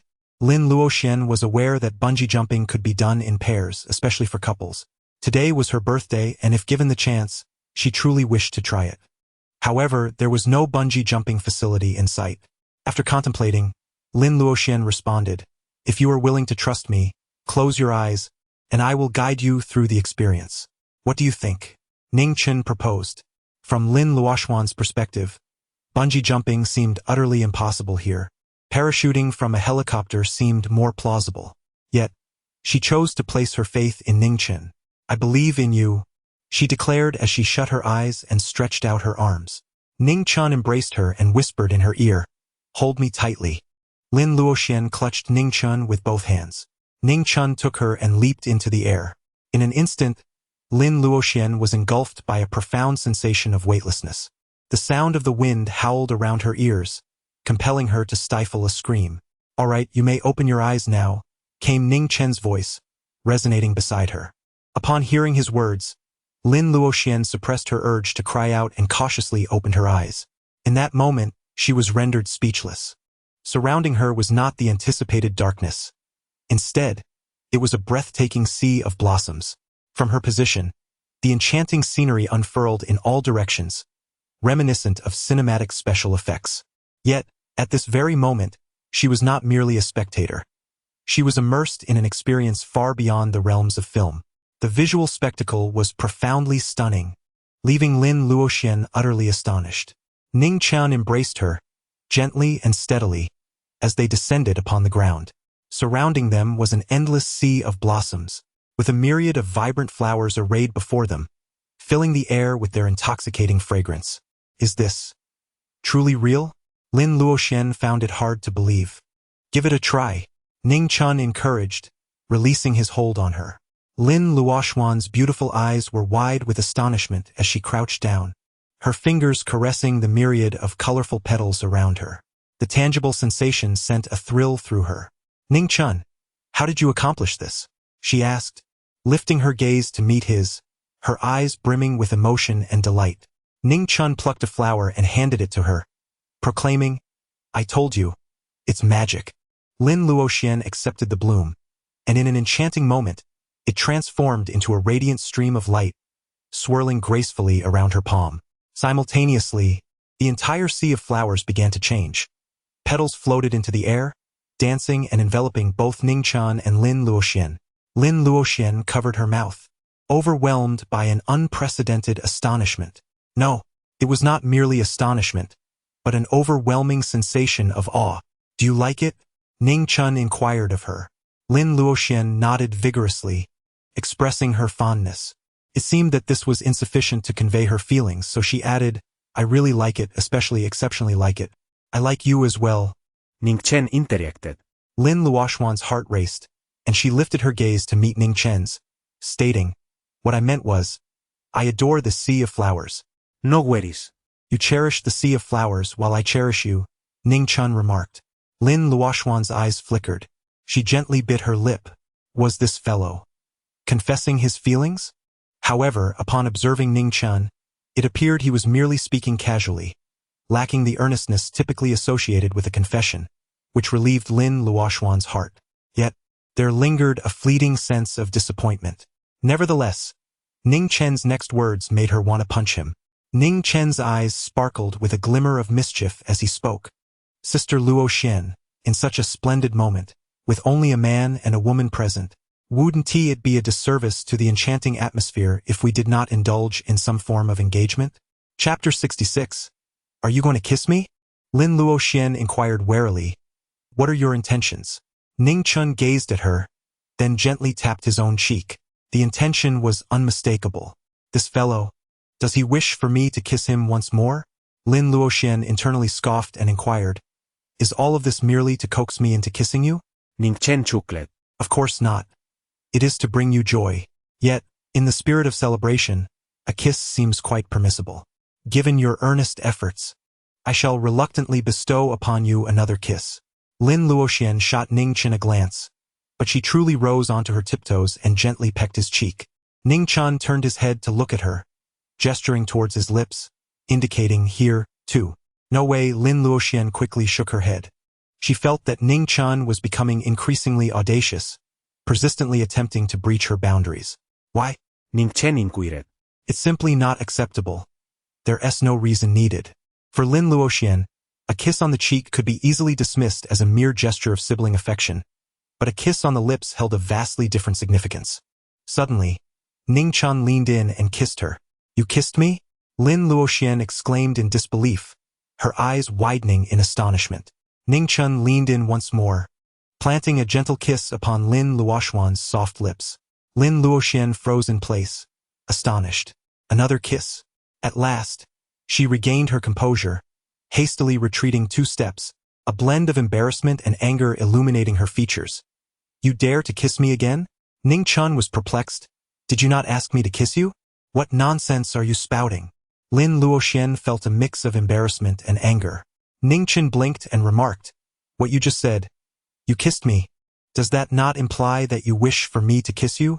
Lin Luoxian replied. Was that truly my intention? What I meant was, you actually kissed me. It was not an invitation for you to kiss me.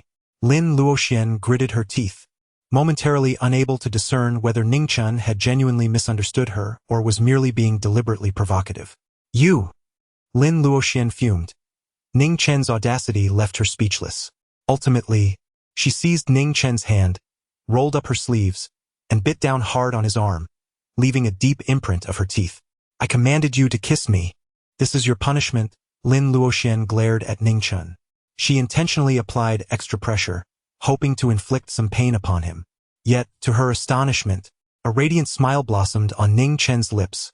If that is the case, why not bite a few more times? After your punishment, it might grant me additional opportunities to kiss you. Lin Luoxian was exasperated and retorted vehemently. I should never have felt sympathy for you.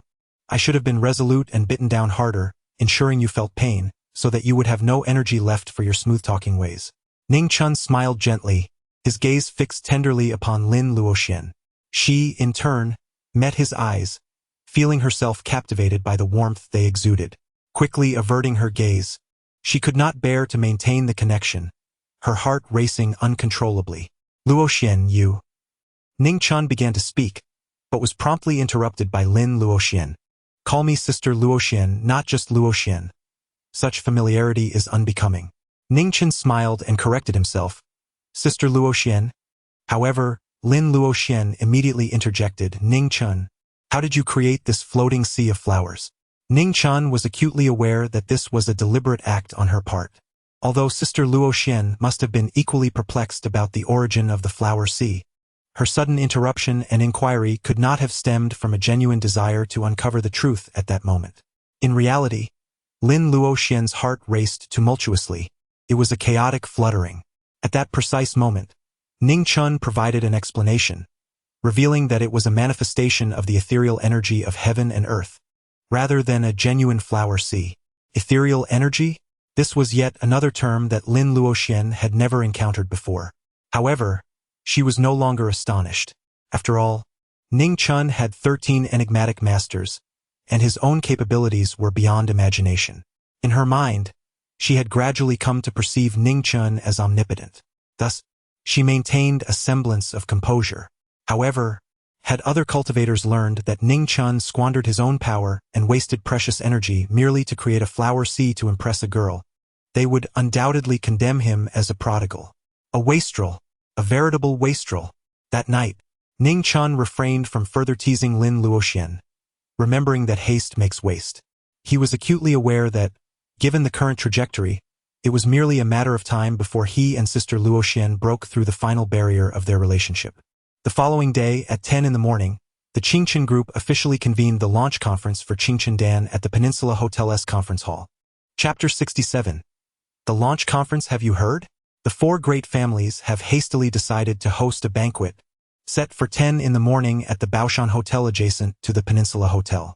I've also heard that the invitees for this banquet are identical to those invited to the Qingchen Group's Qingchen Dan launch conference. A blatant interception. It seems the four great families are not merely making empty threats of a blockade. They are taking action as well. Of course, the prestige and strength of our four great families in Chuzhou are not to be trifled with. When they declare a blockade, they certainly follow through. It is a pity for the Qingchen Group. Having offended the four great families, their fate appears sealed. As the morning progressed, discussions erupted on local forums in Chuzhou. Soon, photographs surfaced. The images were filled with luxury cars, all captured outside the Baoshan Hotel. The Maybach with the license plate NB 66666 belongs to the chairman of Junwei Group. If my memory serves me right, his name was indeed on the Qingchen Group's invitation list.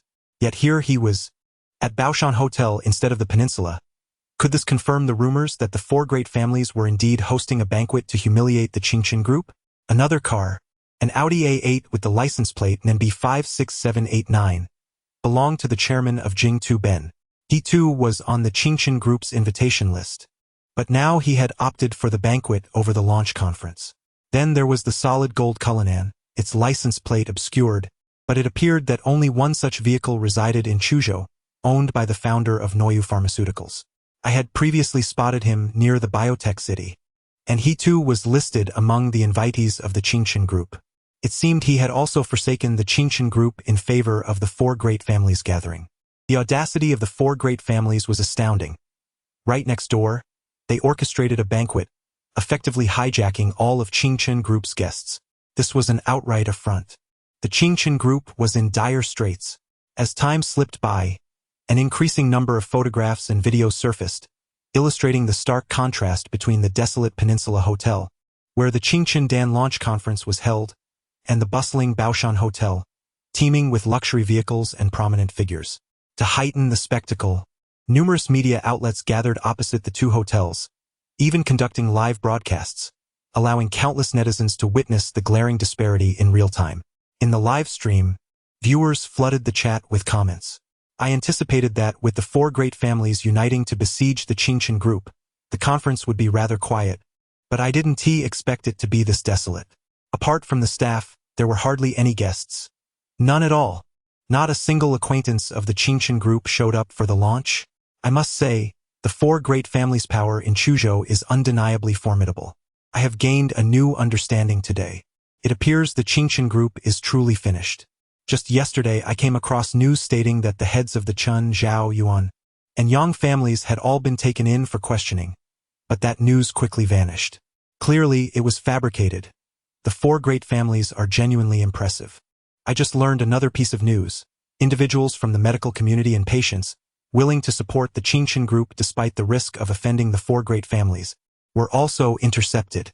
The four great families wielded their influence, finding excuses to block access to the road leading to the hotel. They were determined to render the Qingchen Group a complete laughingstock. As time continued to pass, the Qingchen Dan launch conference was set to commence at 10 o'clock. Yet, it was already 9:30, and still no guests had arrived. Not only were the forums buzzing, but even the employees within the Qingchen Group were engaged in fervent discussions. If their grandly announced launch conference ended up with no guests in attendance aside from the media, it would not merely be a laughingstock for Chuzhou. It would become a joke across the entire industry. Ning Chen, it's already 9:30, and no one has come. What should we do? Lin Luoxian could no longer remain composed and approached Ning Chen, voicing her concerns. Ning Chen glanced at the time and remarked, "It is nearly time." "Nearly time for what?" Lin Luoxian inquired, somewhat bewildered. Ning Chen simply reassured her that there was no need to worry about any mishaps during today's press conference, as he was already well prepared. However, Lin Luoxian was left in the dark regarding the specifics of his preparations. Ning Chen chuckled. Allow me to perform another magic trick for you. What kind of magic? Lin Luoxuan's beautiful eyes sparkled with curiosity. The previous night's enchantment had filled her with delight, and Ning Chen's words ignited her anticipation. A grand transformation. Ning Chen replied with a mysterious smile. He then exited the conference hall of the Peninsula Hotel, making his way outside. He was the newly appointed young chairman of the Ning Chen group. Immediately, a swarm of reporters, who had been strategically positioned nearby by the four prominent families, rushed towards him. Mr. Ning, today marks the launch of the Ning Chen Dan by the Ning Chen group, yet no guests have arrived thus far. What are your thoughts on this situation? Mr. Ning, it is said that every guest on your invite list has chosen to attend the event at the neighboring Baoshan Hotel instead. How do you feel about their disregard for your event? Mr. Ning, were you anticipating this rather desolate turnout? The reporters hurled various pointed questions at him. At this moment, numerous viewers were watching the live broadcast. Is this really the chairman of the Ning Chen group? He is so young and handsome. What a pity. Having offended the four prominent families, his fate seems bleak. Oh, if I had known the chairman of the Ning Chen group was this youthful and charming, I would have brought my friends to show him support, sparing him from such embarrassment. My heart aches for him. Netizens continued to post their thoughts. Meanwhile, within the Baoshan Hotel, Chen Yaowei, Zhao Yuanbua, Yuan Qingkai, and Yang Kaidi were watching Ning Chen, besieged by reporters on a large LCD screen. This is the consequence of opposing us, the four prominent families, Chen Yaowei scoffed. A sense of satisfaction washed over him. After all, he had suffered grievously at Ning Chen's hands, losing several high-ranking members of his family, including his son. His hatred for Ning Chen ran deep, and witnessing this moment provided him with a small measure of vindication. Outside the Peninsula Hotel, Ning Chen attempted to leave, but the reporters continued to surround him. Mr. Ning, you mentioned that everything is under control. What does that mean? Are you suggesting that you anticipated this lack of attendance and thus decided to proceed with the launch of Ning Chen Dan despite the absence of guests? This was precisely the task assigned to them by the four families. To make Ning Chen uncomfortable, keeping him entangled before the cameras, ensuring he would embarrass himself. After all, with so many media present and the event being broadcast live, if Ning Chen were to lash out, the repercussions would be significant. Even if he emerged unscathed, the Ning Chen group would suffer considerable negative fallout, potentially jeopardizing the launch of Ning Chen Dan. They could then approach the four families for their reward. Step aside, Ning Chen demanded. Yet the reporters showed no signs of relenting. Step aside. Ning Chen merely repeated the words once. Yet this time, those two words were imbued with an overwhelming aura of consciousness. Instantly, the reporters felt as though they had been struck by a tremendous force, leaving them in torment and instilling an unprecedented sense of reverence towards Ning Chen, compelling them to instinctively yield the path. Ning Chen then stepped forward, traversing through them, and headed directly towards the Baoshan Hotel. He is heading to the Baoshan Hotel? A multitude of netizens, through the live broadcast, witnessed Ning Chen's approach to the Baoshan Hotel, leaving them utterly dumbfounded. The chat rooms and forums erupted in a frenzy. How could he be going to the Baoshan Hotel? Could it be that this young chairman intends to personally invite a few guests to alleviate the awkwardness on their side? I speculate that he might be seeking to apologize to the four great families, perhaps in private, imploring their forgiveness in hopes of finding a way out. Various discussions ensued, predominantly leaning towards the notion that Ning Chen's visit to the Baoshan Hotel signified his submission to the four great families. Beyond this, there seemed to be no other plausible possibilities. Meanwhile, within the confines of the Baoshan Hotel, Chen Yaowei, Zhao Yuanbua, Yuan Qingkai, and Yang Kaitai were all furrowing their brows in concern. What brings Ning Chen to Baoshan Hotel? Their curiosity piqued. The media quickly followed in his wake, rushing into the hotel. Then, the journalists, along with Chen Yaowei, Zhao Yuanbua, Yuan Qingkai, and Yang Kaitai, who were watching the live broadcast from within the hotel, were left momentarily stunned. They observed as Ning Chen arrived at the entrance of Baoshan Hotel, where a distinguished middle-aged man, impeccably dressed in a suit, promptly emerged. Mr. Ning, I apologize. I seem to have entered the wrong hotel. I was under the impression that the Ning Chen Dan product launch was being held here. My sincerest apologies. I must hurry over now, he said with an eager smile, clearly trying to ingratiate himself. Chapter 68. Shen Yanji, in her high heels and queenly demeanor, staunchly supports Ning Chen. thanks to the reporters dispatched by the four great families who had been tailing Ning Chen. The words of this impeccably dressed gentleman were audibly captured by various netizens as well as the aforementioned four individuals inside Baoshan Hotel. Chen Yaowei, Zhao Yuanbua, Yuan Qingkai, and Yang Kangtai's expressions darkened almost immediately. The viewers online were left in disbelief. What? This man is he Junwei, the chairman of Junwei Group, the owner of that Mercedes Maybach with the license plate, NB 66666. Yes, it is indeed him. I've seen his interviews at economic forums and followed his tabloid news, which featured his photos and videos. So he mistakenly came to the wrong hotel? This is akin to delivering a resounding slap to the faces of the four great families. As the netizens fervently debated this turn of events, another slightly portly middle-aged man with a receding hairline emerged after the chairman of Junwei Group. Oh my! This bald entrepreneur is quite the celebrity in Chuzhou. He has even hosted several live broadcasts. He is the owner of that golden Rolls-Royce Cullinan, the founder of Noyu Pharmaceuticals. Why is he here? Did he also come to the wrong hotel? The comments flooded in from the viewers. At that moment, they received their answer. The founder of Noyu Pharmaceuticals swiftly approached Ning Chen, bowing slightly and extending his hand for a handshake, his demeanor a mix of reverence and flattery. Mr. Ning, I sincerely apologize. Upon arriving, I noticed so many vehicles entering this hotel, and I mistakenly believed the launch was here. I take full responsibility for this oversight and humbly seek your forgiveness. I will head to the Peninsula Hotel immediately. I hope you will not be displeased. The online audience was once again left agog. The chairman of Junwei Group had made a mistake, and now the founder of Noyu Pharmaceuticals had, too. However, it soon became clear that many more individuals were exiting Baoshan Hotel, all approaching Ning Chen to apologize, each uniformly stating, I entered the wrong hotel. Ultimately, under the watchful eyes of the online audience, every guest invited by Ning Chen Group departed from Baoshan Hotel, making their way to the adjacent Peninsula Hotel. If just one person had made an error, I might have believed it, but now being told that all 178 guests invited by Ning Chen Group had entered the wrong hotel, I would be utterly incredulous. This is undoubtedly intentional. Many discerned that these guests likely feigned their mistakes, initially leading everyone to believe they had forsaken Ning Chen Group to attend the banquet of the four great families. Then they swiftly claimed they had erred, heading towards the Ning Chen Group launch. Who were the abandoned ones? It was all too evident. The ones truly forsaken were the four great families. This was akin to delivering a resounding slap, not one, but 178 slaps, right to the faces of the four families, echoing with a resounding crack. At that moment, inside Baoshan Hotel, Chen Yaowei, Zhao Yuanbua, Yuan Qingkai, and Yang Kangtai wore expressions dark enough to drip with bitterness. Damn it! Do these people truly fear the retribution of the four great families? They had initially sought to render Ning Chen Group a laughingstock. Yet now, they could foresee that even if they managed to retaliate against those individuals later, the events of today would become an enduring disgrace for the four families, a topic of ridicule and gossip throughout Chuzhou. It was an unprecedented humiliation.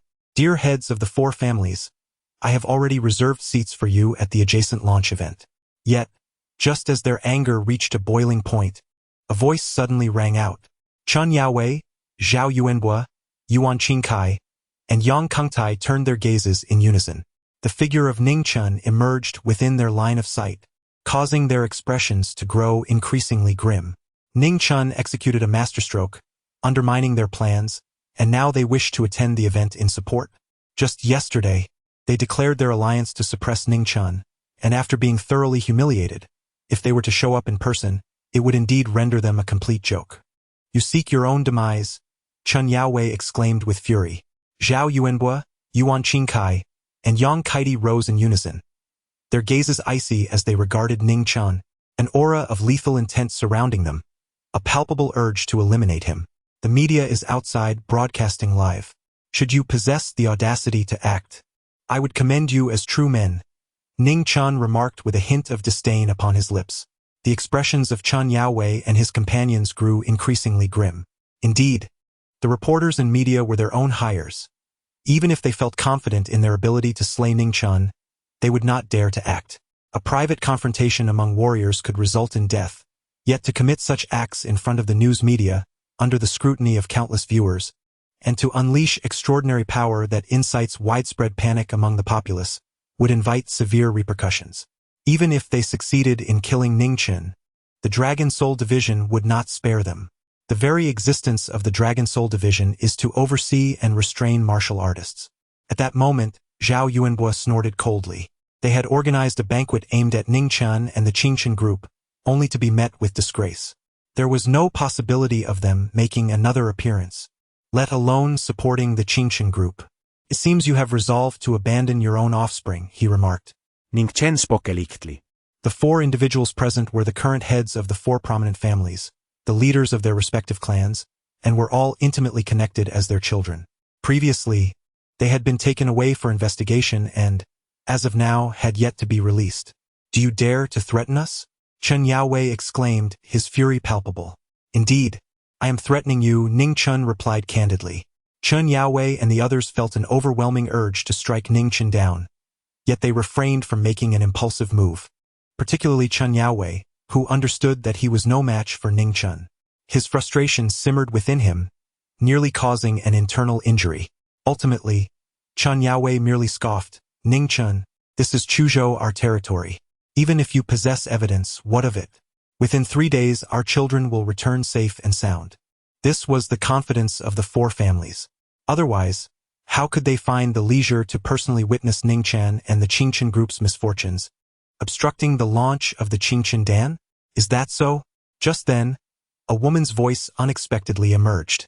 The expressions of Chen Yaowei and the others darkened as they turned to locate the source. Xin Yanji? Upon seeing the woman, their faces collectively shifted. They were well aware of who Xin Yanji was. In all of Chuzhou, there was but one person capable of instilling true fear and even reverence in the 4 families, and that was Xin Yanji. Despite Ning Chen having previously slaughtered numerous members of the Chen family and severely injuring Chen Yaowei, leaving him to narrowly escape, Chen Yaowei's sentiments towards Ning Chen were merely rage and resentment, devoid of any respect. Only Xin Yanji commanded such regard. The reason was simple. This deputy mayor of Chuzhou had formerly served as the deputy director of the Dragon Soul Division in Jiangnan province, and, moreover, she hailed from one of the most prestigious families in the capital, being a direct descendant of the Xin lineage. Ning Chen also glanced over. High heels, uniform, subtle makeup, exuding an air of intellectual maturity, and striking beauty that radiated a queenly demeanor. Xin Yanji cast a gentle smile at Ning Chen, then turned her attention to Chen Yaowei and the others, stating, I will personally handle this case. The evidence is irrefutable, and no one shall obstruct it. Chapter 69. Absolute kill. The expressions of Chen Yaowei and his companions shifted dramatically. If Xin Yanji were to take charge personally, it would mean she could act without regard for their standing. No matter how deep their roots in Chuzhou, they could not sway her. There was no solution.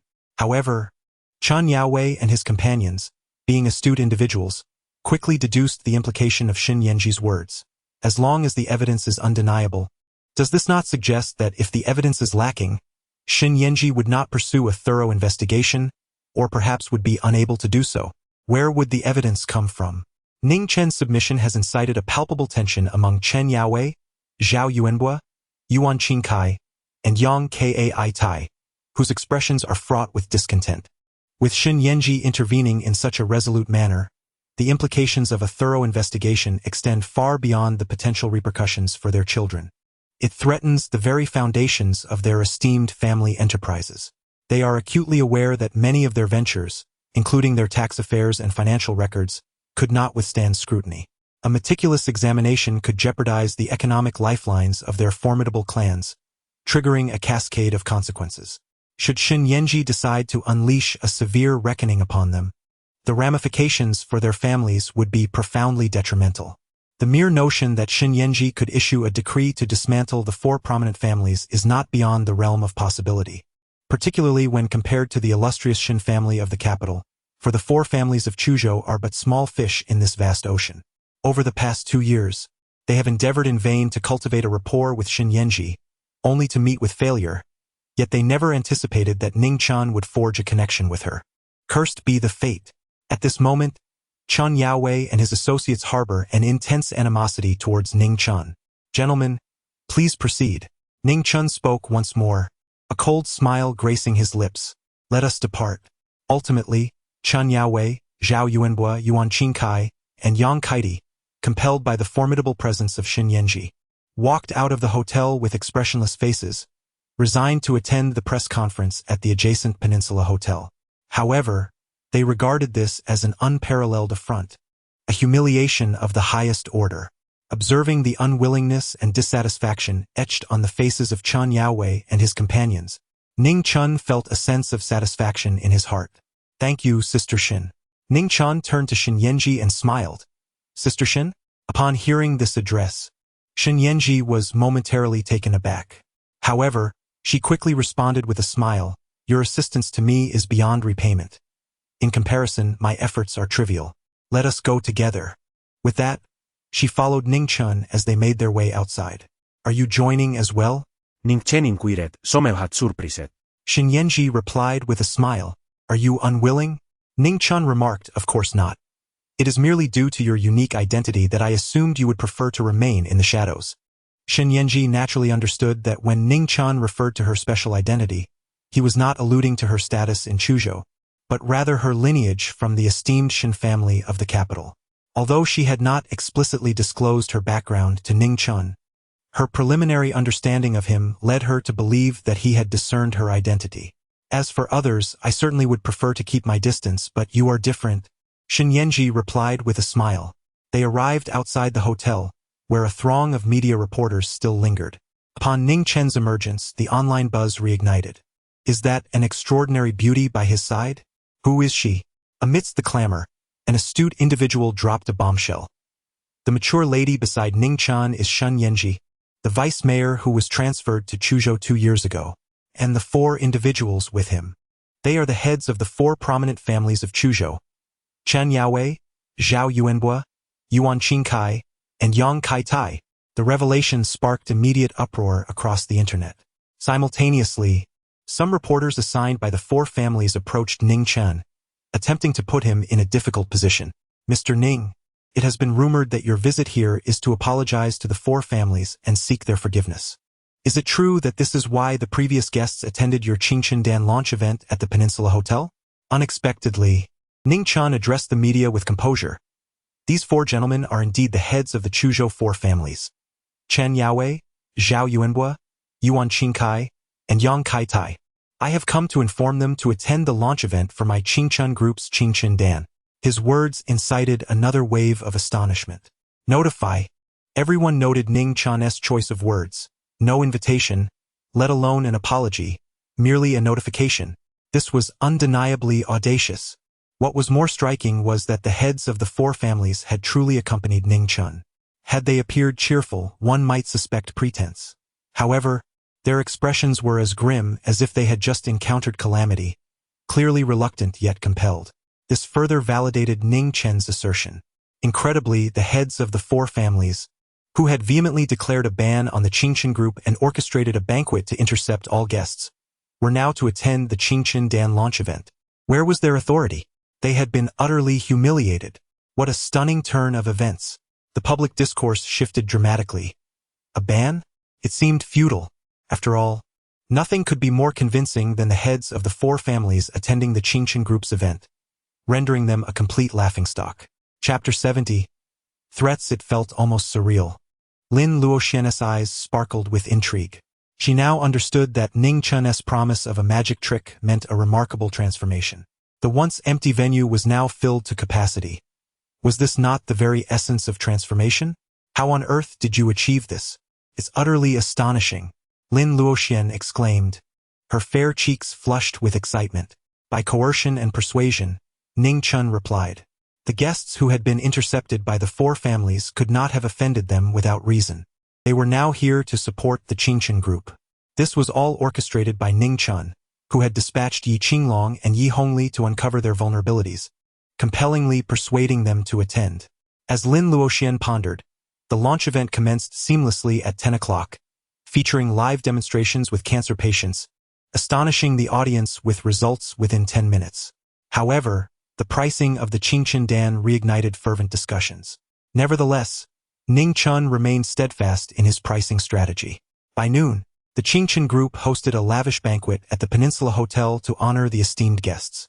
At that moment, Lin Luoxian received an unexpected call from a mysterious number.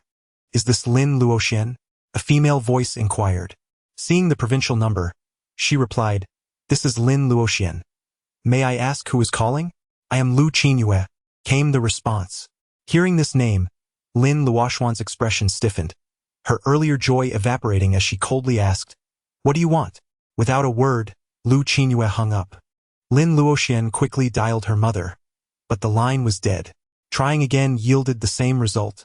Panic surged within her. The ruthless woman might indeed pose a threat to her mother. Gripping her phone, she rushed to find Ning Chen but paused, realizing she could not let her troubles impede him, especially since Ning Chen's commitment to the Ning group was a tribute to his father's legacy. "I cannot leave. Today is a momentous occasion for the Ning group," she insisted, and Ning Chen agreed to stay. Lin Luoxian then spotted a somewhat elegant matron seated on the sofa, flanked by two middle-aged men. Recognizing the unfamiliar yet familiar face, she felt a chill, but her gaze quickly scanned the room for her mother. Yet, there was no sign of her. "What have you done with my mother, Lu Qinyue?" Lin Luoxian demanded. Lu Qinyue, unfazed, retorted with a cold laugh, "If you have managed to remain pure until now, that would indeed be surprising. Not a virgin anymore? No matter, we can arrange for a restoration surgery. But you must remember, from this day forth you will be a virgin." The humiliation was unbearable. Lin Luoxian clenched her fists, suppressing her rage as she pressed, "Where is my mother?"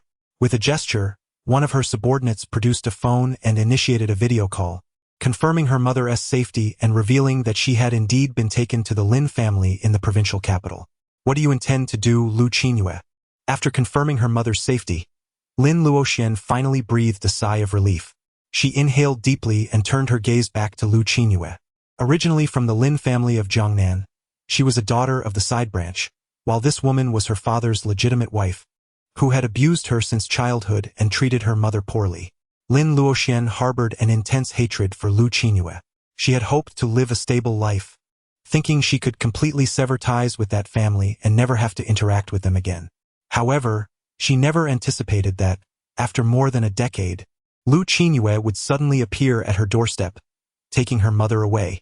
Lu Qinyue scrutinized Lin Luoxian, noting her beauty. A marriage alliance? Lin Luoxian's expression changed instantly. She could immediately discern that this alliance was undoubtedly a perilous trap. Lu Qinyue already had a pair of children. If the marriage partner were a suitable match or someone the Lin family aspired to, Lu Qinyue would undoubtedly send her own daughter to marry.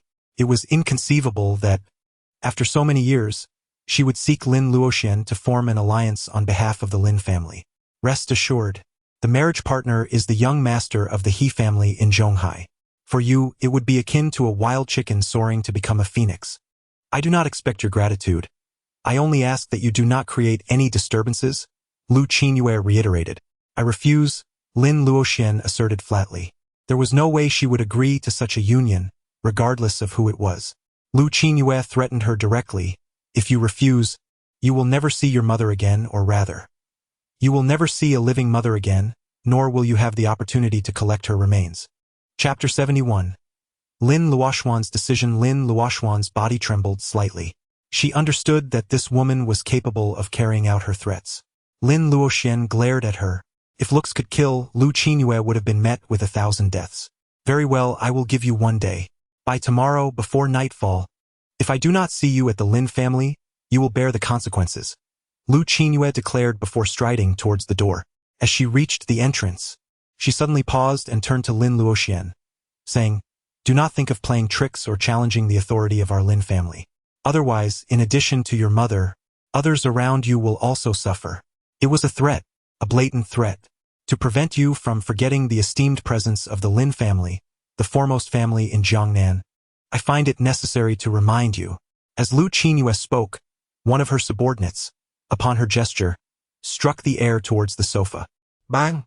In an instant, the 3-meter-long sofa exploded into fragments. "We're leaving." With that, Lu Qinyue took her leave. leaving Lin Luoxian standing alone in the room, isolated and desolate.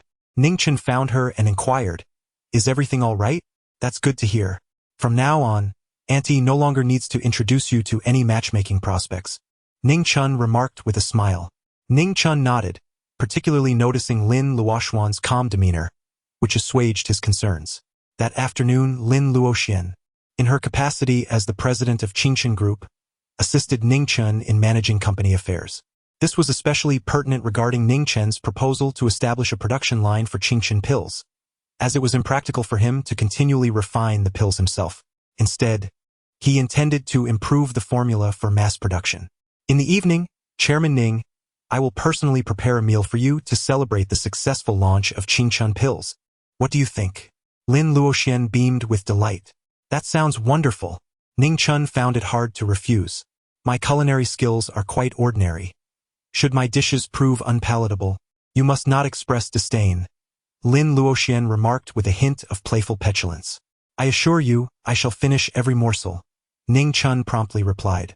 Although Lin Luoxian claimed her cooking was mediocre, in truth, the flavors were exquisite, having inherited her mother's culinary prowess, though she seldom had the opportunity to cook. She then produced 2 bottles of fine red wine that she had previously cherished. Dream on, Lin Luoxian shot Ning Chen an exaggerated eye roll. Subsequently, she inquired, Ning Chen, what are your plans moving forward? Ning Chen did not conceal his intentions, stating, in a few days, it will be the anniversary of my parents' passing. I must prepare for this solemn occasion, and it is time for those who once wronged my family to face the consequences. They shall come to my parents' grave to bow and repent.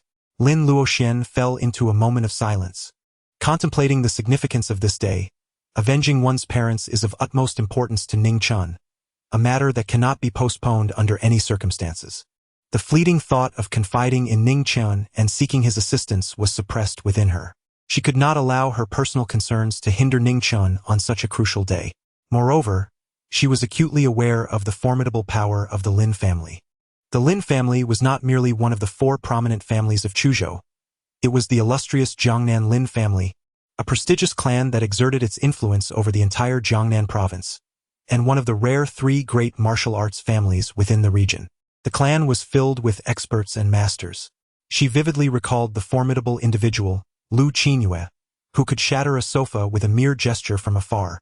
Such prowess was not uncommon within the Lin family, and that was not even their strongest member.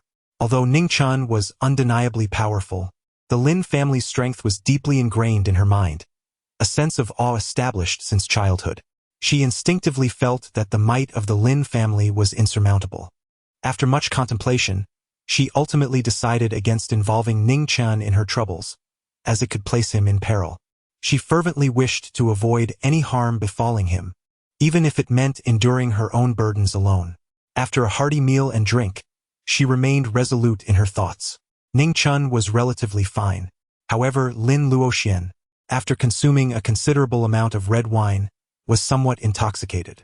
When she stood up, she nearly lost her balance and fell. Ning Chen hurried over to support her. Sister Luoxian, you seem to be a little intoxicated. I am not drunk. You are the one who is inebriated, Lin Luoxian retorted with a slight huff. Indeed, you are perfectly sober, Ning Chen replied with a chuckle. Lin Luoxian then playfully looped her arm around Ning Chen's neck, gazing into his eyes with a slightly dazed expression. Tell me the truth, little brother. Have you always been coveting your sister's figure? Of course, who could resist? You have a generous bosom, long legs, an alluring dairy, and you are undeniably beautiful. Ning Chen responded with a grin. You silver-tongued flatterer, you are so incorrigible. Lin Luoxian playfully swatted at him. Then, unexpectedly, she rose to her tiptoes and pressed her lips against Ning Chen's. This time not on his cheek, but on his lips. Ning Chen's eyes widened in astonishment. He never anticipated that Lin Luoxian would take the initiative to kiss him. Had she truly indulged too much? Ning Chen, she said, you've always been curious whether I am a white tiger, haven't you? Indeed, he replied. Then carry me to the bed, and I shall provide you with the answer, shall we? Ning Chen's vital energy surged abruptly, yet he remained motionless. The atmosphere this evening was so splendid. If you do not wish to uncover the truth, then so be it. Lin Luoxian released her hold on Ning Chen, no longer entwining her arms around his neck. Sister Luoxian, you have uttered these words. Do not lament your decision. Unable to endure such stimulation any longer, Ning Chen swiftly lifted her into his arms and strode towards the room. Chapter 72. The agreement upon entering Lin Luoxuan's bedroom. Ning Chen gently placed her on the bed, his gaze intense and fervent. Lin Luoxuan's cheeks flushed a deep crimson, her skin ablaze, as she found herself unable to meet his penetrating stare.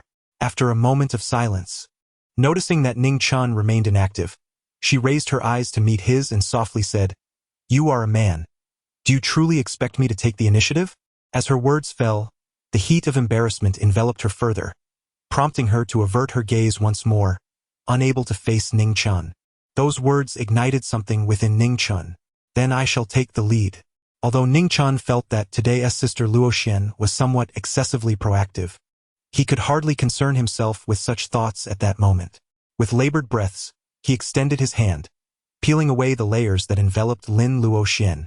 Ultimately, Lin Luoxian cooperated with Ning Chen, gently arching her waist to allow him to unveil the final layer of her enigmatic veil. At that instant, Ning Chen's breath was almost suspended. Her skin, smooth as jade, exuded a delicate and silky sheen. Do you see it clearly? Lin Luoxuan's face flushed, and even her neck and entire body appeared to be enveloped in a delicate layer of blush. Ning Chen instinctively nodded. Well, please come in, Lin Luoxian said, closing her eyes, unable to bear the sight of Ning Chen, her voice barely a whisper. Ning Chen could hardly endure such a stimulus.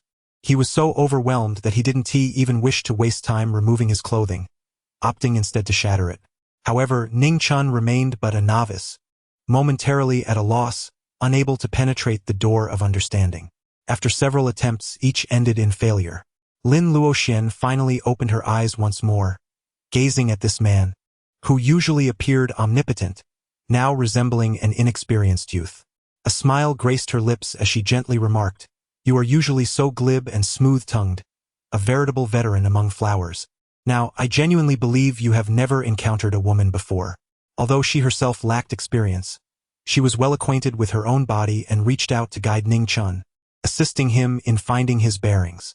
As Ning Chen felt Lin Luoxian's hand, he could not suppress a sharp intake of breath, while Lin Luoxian, too, felt a jolt of shock. The sensation was more terrifying than mere sight, instilling within her an inexplicable fear. Her cheeks burned as she softly said, "I am afraid of pain. Be gentle, will you?" "I shall be very gentle." Ning Chen took a deep breath, suppressing his impulses. Yet, just as both he and Lin Luoxian were prepared, her expression suddenly changed. "What's wrong? If you regret this and wish to stop, Ning Chen began, but Lin Luoxian interrupted. I think my period has arrived." After a quick examination, her fears were confirmed. At that moment, Lin Luoxian felt a wave of despair. Biting her lip, tears brimmed in her eyes. Was this the decree of fate? She had intended to feign that everything was well and to surrender herself to Ning Chen that very night. It was the first time she had such feelings for a man. Previously, her reservation stemmed from Ning Chen being her best friend's younger brother. But over the past few days, those concerns had largely dissipated. Had it not been for Lu Qinyue's sudden appearance, she believed that if Ning Chen truly liked her, they would naturally come together. Yet, time waits for no one. Lu Qinyue's arrival shattered her every hope. Thus, she yearned to fully entrust herself to Ning Chen before departing, leaving no regrets. But, did fate deny her even this opportunity? Sister Luoxian, please, don't cry. Perhaps we can wait for the next time? As Ning Chen beheld Lin Luoxian shedding tears, even as a peerless powerhouse who had learned the ways of interacting with women from his 13th master, he found himself at a loss on how to comfort her in such a situation. Ultimately, he could only extend his hand to gently wipe away her tears. Lin Luoxian pressed her lips together and managed to smile, saying, "I am fine. Let us just wait until next time." With that, she rose and made her way toward the bathroom. Meanwhile, Ning Chen, seated on the bed, gazed at his torn clothing, feeling utterly dismayed. Heavens, are you toying with me? It wasn't long before he had changed into a new outfit and calmed his own burgeoning desires. Let us sleep together tonight, Lin Luoxian suggested. All right. Ning Chen replied naturally as he lay down on her bed. Move a little closer. Lin Luoxian turned to face him, observing the obedient Ning Chen. Okay, he complied. Why are you being so honest? Do you not wish to take advantage of me? Lin Luoxian teased with a gentle smile. Ning Chen turned slightly, their eyes meeting in a captivating exchange. Unable to restrain himself, he reached out and gently brushed her nose, chuckling. Having already taken such a considerable advantage, my appetite has now grown. I no longer find the trifles appealing and shall have to wait for another occasion to claim an even greater advantage. Lin Luoxian swatted Ning Chen's hand away with a soft huff, retorting, You're dreaming. Once this opportunity passes, there shall be no more. If it doesn't happen today, there will be no next time. Ning Chen deliberately exclaimed with an exaggerated expression. How can you be so dishonest? You did not say that just a moment ago. Lin Luoxian denied it. What did I say just now? Ning Chen reiterated, You just mentioned that we shall wait for the next time. Lin Luoxian retorted, I never specified when that next time would be. Ning Chen gazed at her. Are you being unreasonable? Lin Luoxian raised an eyebrow. Indeed, I am being unreasonable. So what? Can you actually devour me? Ah, little demon, let me show you. Ning Chen suddenly flipped over, pinning Lin Luoxian beneath him once more, and kissed her fervently. After a considerable time, their lips parted. Ning Chen turned over and hurriedly recited the tranquil heart mantra to calm himself. Lin Luoxian observed Ning Chen, who appeared as though he were on the verge of bursting, and couldn't help but giggle. See, in the end, it is you who suffers the most. Ning Chen pointed at her, feigning indignation as he exclaimed, What a cruel woman, to employ such a treacherous beauty trap to make me suffer. Lin Luoxian laughed even more joyfully. Now do you realize my prowess? Indeed, I am frightened, Ning Chen chuckled in response. Yet, as Lin Luoxian continued to smile, her eyes began to glisten with unshed tears. What's wrong? Ning Chen, yearning to embrace her, found Lin Luoxian evading him with a swift turn, her laughter ringing out.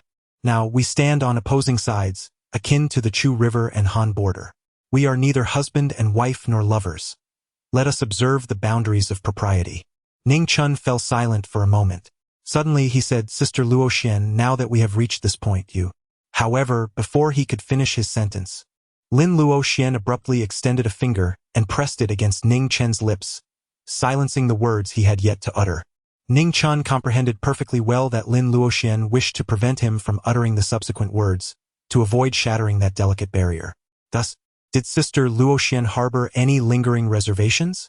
Nonetheless, since Lin Luoxian desired to maintain that fragile veil for the time being, Ning Chen resolved to refrain from further discourse. After all, given the current circumstances, the matters at hand would naturally unfold in due course. He then remarked, Did you not speak of the Chu River and the Han border? Did you not assert that there should be no intimate exchanges between men and women? Yet here we are, you have crossed the line and touched me. What do you propose we do about this? That very evening, Ning Chen and Lin Luoxian frolicked until the depths of the night, only gradually drifting into slumber thereafter. Lin Luoxian slept soundly, while poor Ning Chen, despite the joy of their playful antics, found the night rather taxing. However, having been tempered by his master, the 13th, his resolve proved sufficiently robust. The following day dawned. Upon rising, Ning Chen received a message from Shun Yanji. The medicinal herbs have arrived. The comprehensive list of medicinal herbs previously compiled by Ning Chen has all arrived. Such swiftness leaves Ning Chen astonished.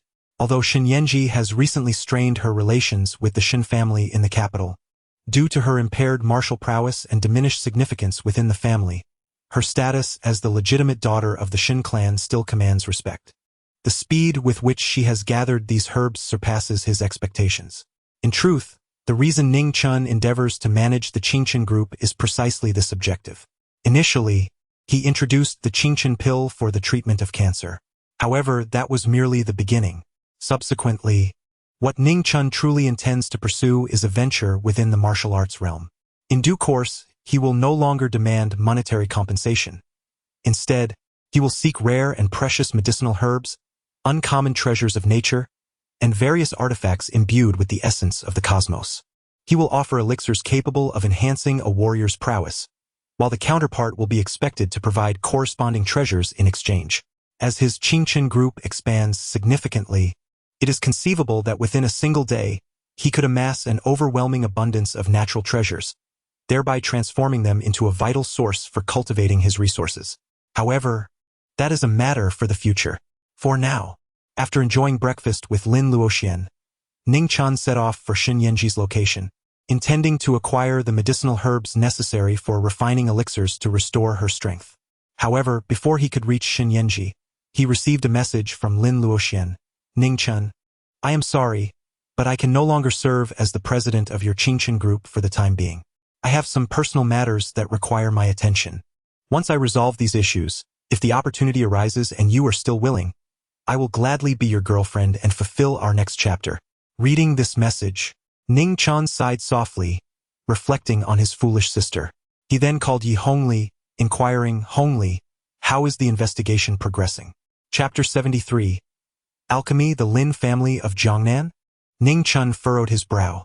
Yi Hongli replied, the Lin family of Jiangnan is one of the 3 prominent martial arts families in Jiangnan province, boasting 2 grand masters and a half-step heavenly level expert, exerting their influence over Jiangnan for many years. Ning Chen nodded slightly. Such strength could be considered formidable in Jiangnan. After all, based on the information he previously gathered from Yi Hongli and others, Jiangnan, while geographically advantageous and economically prosperous, does not rank among the pinnacle of the martial arts realm. The presence of a half-step heavenly level expert and 2 grand masters exerting pressure over Jiangnan is indeed justifiable. Why did Lu Qinyue take Aunt Lin away? Ning Chen inquired promptly. Very well. Once you uncover any information, report to me immediately. For now, you will personally lead a team to discreetly protect Luoxian as she travels to the provincial city. Once I have resolved matters here in Chuzhou, I shall come to you. Ning Chen reflected for a moment before speaking. In truth, he had sensed something amiss with Lin Luoxian the previous night. Although Lin Luoxian appeared perfectly normal, her voluntary submission to the situation was inherently unusual. While it might seem as though she had simply indulged too much in drink, leading to a lapse in judgment, Ning Chen understood that unless he had succumbed to intoxication and acted on primal instincts, it was improbable that such indiscretions would occur between them. Rest assured, I will ensure the safety of Miss Lin and her mother before the arrival of the hallmaster, Yi Hongli assured him. Exercise utmost caution until I reach the provincial city, Ning Chen advised. Yi Hongli, possessing extraordinary talent, had already glimpsed the realm of Grandmaster at a young age. However, with a half-step heavenly level expert from the Lin family in Jiangnan, she might not be able to cope with such a threat. The tone of Yi Hongli's voice over the phone softened. Is the hall master concerned for my safety? Ning Chen remarked. Indeed. Rest assured, my lord. I hail from the Azura Palace and possess the strength of a half-step celestial level. I am not in danger. Yi Hongli replied with a smile before ending the call. Ning Chen appeared contemplative. The only possibility for Sister Luoxian not to disclose the truth to him was her belief that involving him would plunge him into peril. However, the mere Lin family of Jiangnan posed no more threat to Ning Chen than a flick of his fingers could extinguish. Yet, there was more to consider. Ning Chen understood that since Sister Luoxian hailed from the Lin family in Jiangnan and had endured numerous hardships during her childhood there, the Lin family's formidable presence in her heart must be deeply entrenched, something he could not alter with mere words. Thus, he resolved that action would speak louder than words. He decided to wait for Yi Hongli to gather the necessary information regarding the situation at hand. Once matters in Chuzhou were resolved, he would personally journey to Jiangnan province to pay a visit to the Lin family. After imparting his instructions to Yi Hongli, Ning Chen did not linger further and proceeded to the residence of Xin Yanji. The Xin household, once immaculate and orderly, was now cluttered with an array of medicinal herbs.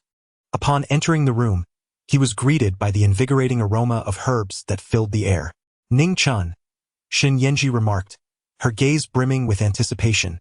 All the medicinal herbs you requested have been delivered, and their ages meet your specifications perfectly. Ning Chen proclaimed that within merely a month, he could restore her to her former peak prowess, and perhaps even enable her to transcend that threshold and glimpse the true celestial realm. She had originally possessed the cultivation of half a step into the celestial tier. She did not dare to hope that Ning Chen could facilitate her breakthrough to the celestial level within such a short span. Even the prospect of regaining her strength to that of a half-step celestial, or merely returning to the Grandmaster realm, was an unimaginable aspiration for her. Ning Chen gazed at the assortment of medicinal herbs and remarked with a smile, "I shall borrow the kitchen for a moment." He then selected a portion of the herbs and entered the scarcely utilized kitchen of Shen Yanji, who wore an expression of astonishment. Ning Chen intends to concoct elixirs within the confines of the kitchen. For Shen Yanji, the concept of elixirs is certainly familiar. Yet, which alchemist does not require a superior alchemical furnace, alongside an exceptionally controlled flame and the ideal environment? The notion that Ning Chen would engage in alchemy in a kitchen setting is, even to Shen Yanji's discerning eye, utterly unprecedented and unheard of. Chapter 74. A conversation between close friends. Shen Yanji felt an overwhelming curiosity and contemplated entering the kitchen to observe how Ning Chen managed to perform alchemy there. However, based on her understanding of alchemists, she recognized that the practice of alchemy is an intensely private and secretive endeavor. Unless one is a direct disciple, outsiders are seldom permitted to witness the process. Thus, despite her intrigue, Shen Yanji restrained herself from the impulse to intrude. A sense of propriety must be maintained. She initially believed she would have to wait several hours, but to her surprise, merely half an hour later, Ning Chen emerged from the kitchen. Although a delightful fragrance of elixirs wafted through the air, Ning Chen did not appear particularly pleased. Could it be that he had failed? Shen Yanji mused, feeling a twinge of disappointment. Nevertheless, she had already prepared herself to console Ning Chen, crafting a response in her mind that it was surely due to the inadequacies of the kitchen's equipment, and that she would procure a superior alchemical furnace for him. However, before she could articulate her thoughts, Ning Chen presented her with the elixirs. Not just one, but two distinct varieties, each comprising 6 exquisite capsules. Ning Chen expressed a hint of helplessness and remarked, "The elixirs produced using the rudimentary kitchen equipment are fairly effective, though their appearance leaves much to be desired. You'll have to make do with them." A flicker of astonishment crossed Shen Yanji's beautiful eyes. "You truly concocted elixirs? Moreover, you managed to create 2 varieties in merely half an hour? Is that so surprising?" Ning Chen inquired. Shen Yanji gazed intently at Ning Chen. "Is it not peculiar? Why do you appear so unfazed? In the kitchen, within just 30 minutes, you successfully crafted 2 elixirs. If this were to reach the ears of those alchemists, they would likely be left in utter disbelief, perhaps even considering it a fantastical tale. Even if the 2 elixirs you produced are merely the most ordinary, they would undoubtedly cause a significant stir. Your Qingchen elixirs, they couldn't have been made in the same manner, could they?" Shen Yanji asked, unable to suppress her astonishment. Ning Chen noted. Indeed, the initial batch of Qingchen Dan was concocted in the kitchen of Sister Luoxuan's home. Shen Yanji, after a moment, finally regained her composure, realizing that her astonishment had led her to act somewhat ungracefully. Ning Chen is indeed a miraculous being capable of healing her injuries, presumably a cultivator, which renders his alchemical prowess less astonishing. The pale white elixir is a cheer-replenishing pill, while the brownish one is a vitality-nurturing pill. One enhances the recovery of your internal energy, while the other fortifies your foundational strength during the recuperation process, deepening your essence. The combination of the two should yield commendable results. Ning Chen then took his leave, instructing Shen Yanji to arrange for the delivery of all medicinal materials to the Ning family's ancestral home. He assured her that he would return the following day with more elixirs. After Ning Chen departed, Shen Yanji glanced at the elixir in her hand. Regardless of her unwavering composure, her breath became somewhat hurried at that moment. 5 hours later, Shen Yanji's phone rang, signaling an incoming video call. However, she appeared oblivious to it. Another hour passed, and her phone chimed again with another video call. Finally, Shen Yanji opened her eyes, a hint of excitement gracing her features. She picked up the phone and connected the video call, instantly revealing a strikingly captivating face on the screen. "Yanji, why did you only just answer the video call?" The enchanting visage bore a trace of melancholy. Yet, as soon as the words were uttered, her expression froze momentarily, as if time had paused for 3 seconds. Then, the national goddess of the entertainment industry erupted. Disbelief etched across her face. "Yanji, what were you just doing? What do you think I was doing?" Shen Yanji replied, brimming with excitement, eager to share her good news with her best friend, though she decided to keep a bit of suspense. Jiang Wanzhuang scrutinized Shen Yanji for a moment before commenting, "You have a fine sheen of sweat on your cheeks and forehead. Your hair is stuck to your forehead, and your complexion is flushed. You look rather exhausted yet undeniably happy, with a touch of allure. Yanji, have you been secretly seeing a man behind my back?" Shen Yanji was taken aback. She glanced at her image on the screen and realized she did indeed have an enticing appearance. After consuming the elixir, the process of cultivation was both arduous and pleasurable, leaving her somewhat drained. "Yanji, confess honestly, have you been sneaking around with a man, or are you resorting to toys for your needs?" The one who was flourishing in the entertainment world, hailed as the national goddess and the wife of the prominent He family in Zhonghai, was now speaking without a filter, her excitement palpable. Shen Yanji could no longer hold back, retorting, "Do you think I'm like you? I haven't been sneaking around with anyone. Yanji, don't be absurd. You know very well the one I'm married to. The more one lacks something, the more sensitive and concerned they become. He keeps a close watch on me. Even if I wanted to sneak away with someone, I would be powerless to do so."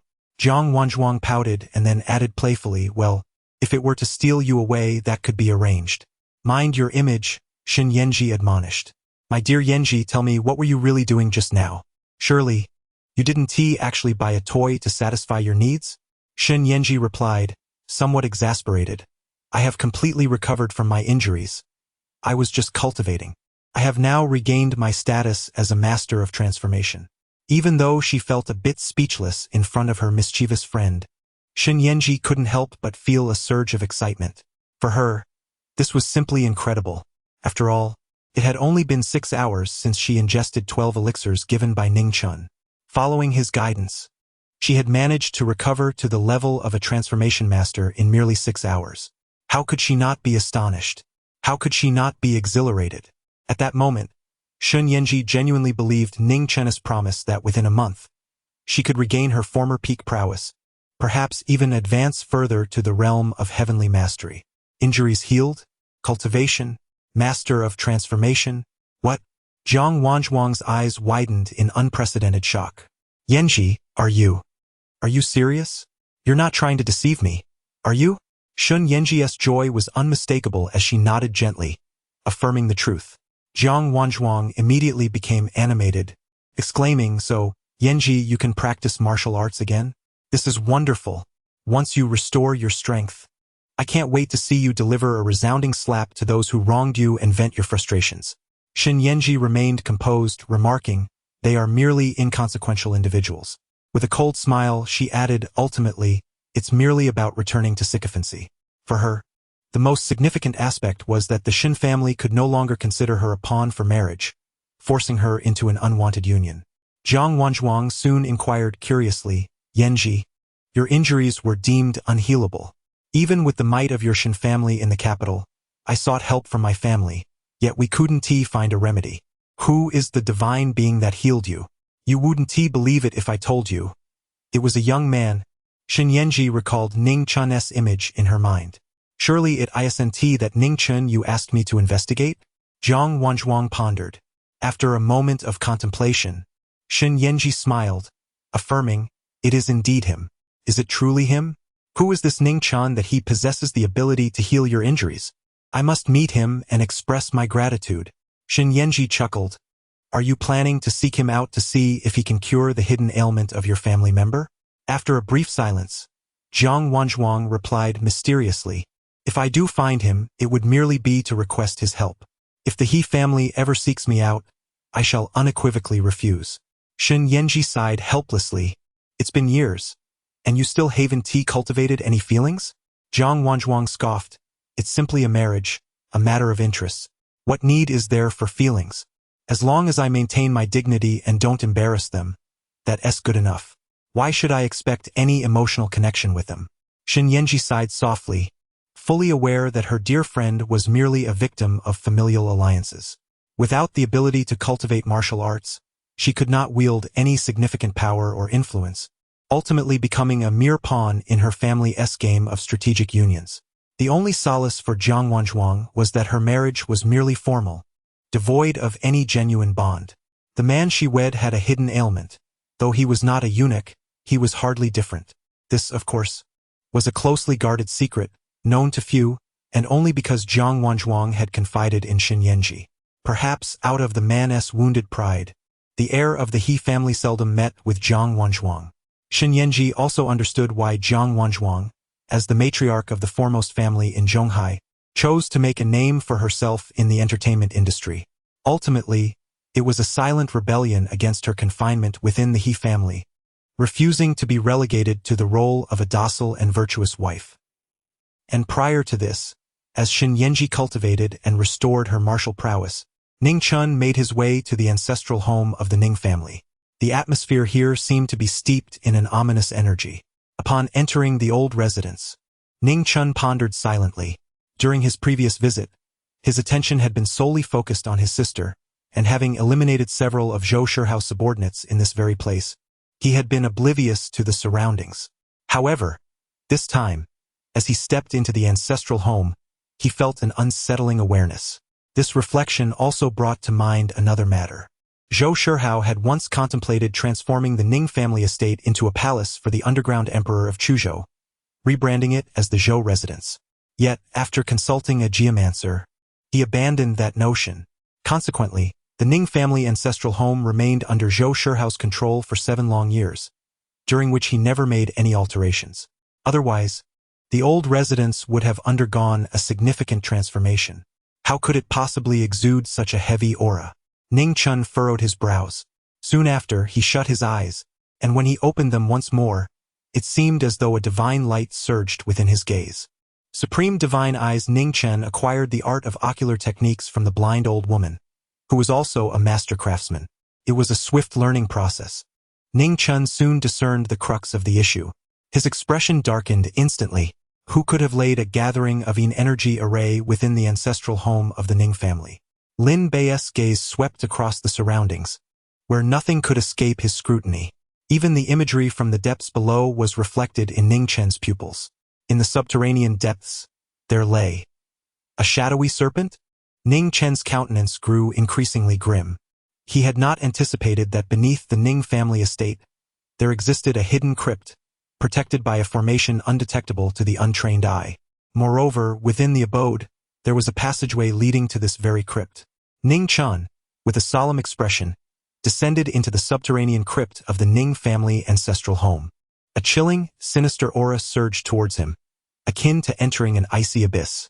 Yet, as he approached within 3 inches, this malevolent energy faltered and dissipated, unable to taint Ning Chen's corporeal form. At that moment, his gaze was fixed upon the center of the crypt, where a shadowy serpent lay ensnared by 9 heavy chains.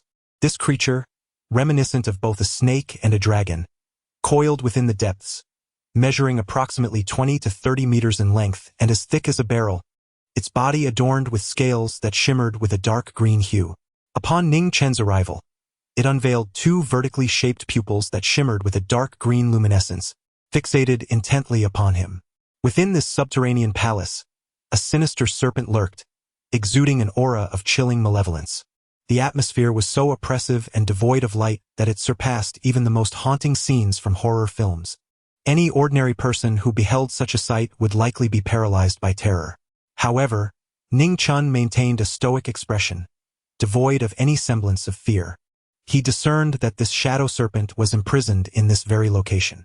Beneath the ancestral home of the Ning family lay a vast gathering array of Yin energy, which amassed the spectral essence of Chuzhou, accumulating within this subterranean chamber. Thanks to the formation, the energy did not disperse. Otherwise, the Ning family's ancestral residence and its surroundings would have undoubtedly transformed into a desolate realm of shadows, barren and lifeless. Furthermore, the nearby ordinary residence would have been assailed by the suffocating Yin energy, resulting in considerable casualties. Could it have been orchestrated by that Lord Long? A murderous intent erupted in Ning Chen's eyes. Ning Chen's heart harbored a murderous intent. The shadowy serpent, too, was equally menacing.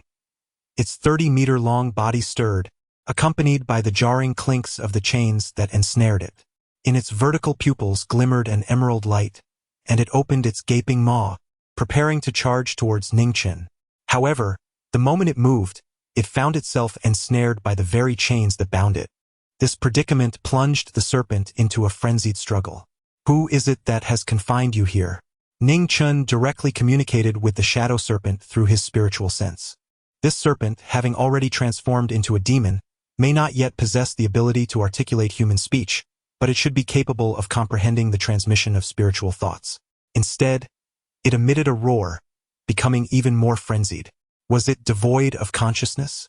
Soon, Ning Chen discerned the underlying issue. This shadow serpent had lost its intellect, acting solely on instinct. It appeared that those who had initially trapped it here had never intended for it to survive. They were not nurturing the serpent at all. Ning Chen pondered for a moment. Suddenly, the sinister serpent appeared to transform within his pupils, leaving only a luminous orb residing within the creature's form, glimmering brilliantly.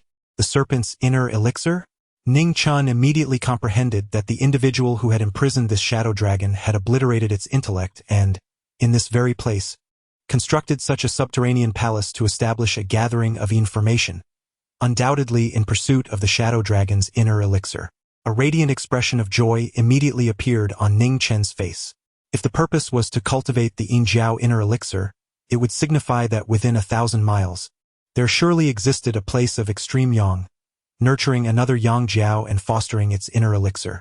Should he manage to acquire both the Yin Jiao and Yang Jiao inner elixirs simultaneously, not only would he thwart the plans of the esteemed Dragon Lord, but he might also find an opportunity for a breakthrough. The martial path consists of 6 realms: External Force Warrior, Internal Force Warrior, Transformation Realm Master, Grand Master, Heavenly Level, and Divine Realm. Conversely, the cultivation levels of practitioners are entirely distinct. One begins with Qi gathering, followed by Qi nurturing, and then Qi refinement. This comprises the 3 realms of Qi refinement, marking the threshold of initial cultivation. Beyond the 3 realms of Qi refinement lies the 3 innate realms: Foundation Establishment, Profound Connectivity, and Divine Sea. Subsequently, one progresses to the Purple Palace, Golden Core, and Yuan Infant. Currently, Ning Chen stands as a formidable figure at the pinnacle of the Divine Sea. He has been tirelessly seeking opportunities to transcend the Divine Sea and construct the Purple Palace. His relentless collection of rare materials, including millennium-old divine herbs, is a preparation for his impending breakthrough. Thus, obtaining both the Yin Jiao and Yang Jiao inner elixirs would undoubtedly be a significant boon for him. Without hesitation, Ning Chen took action.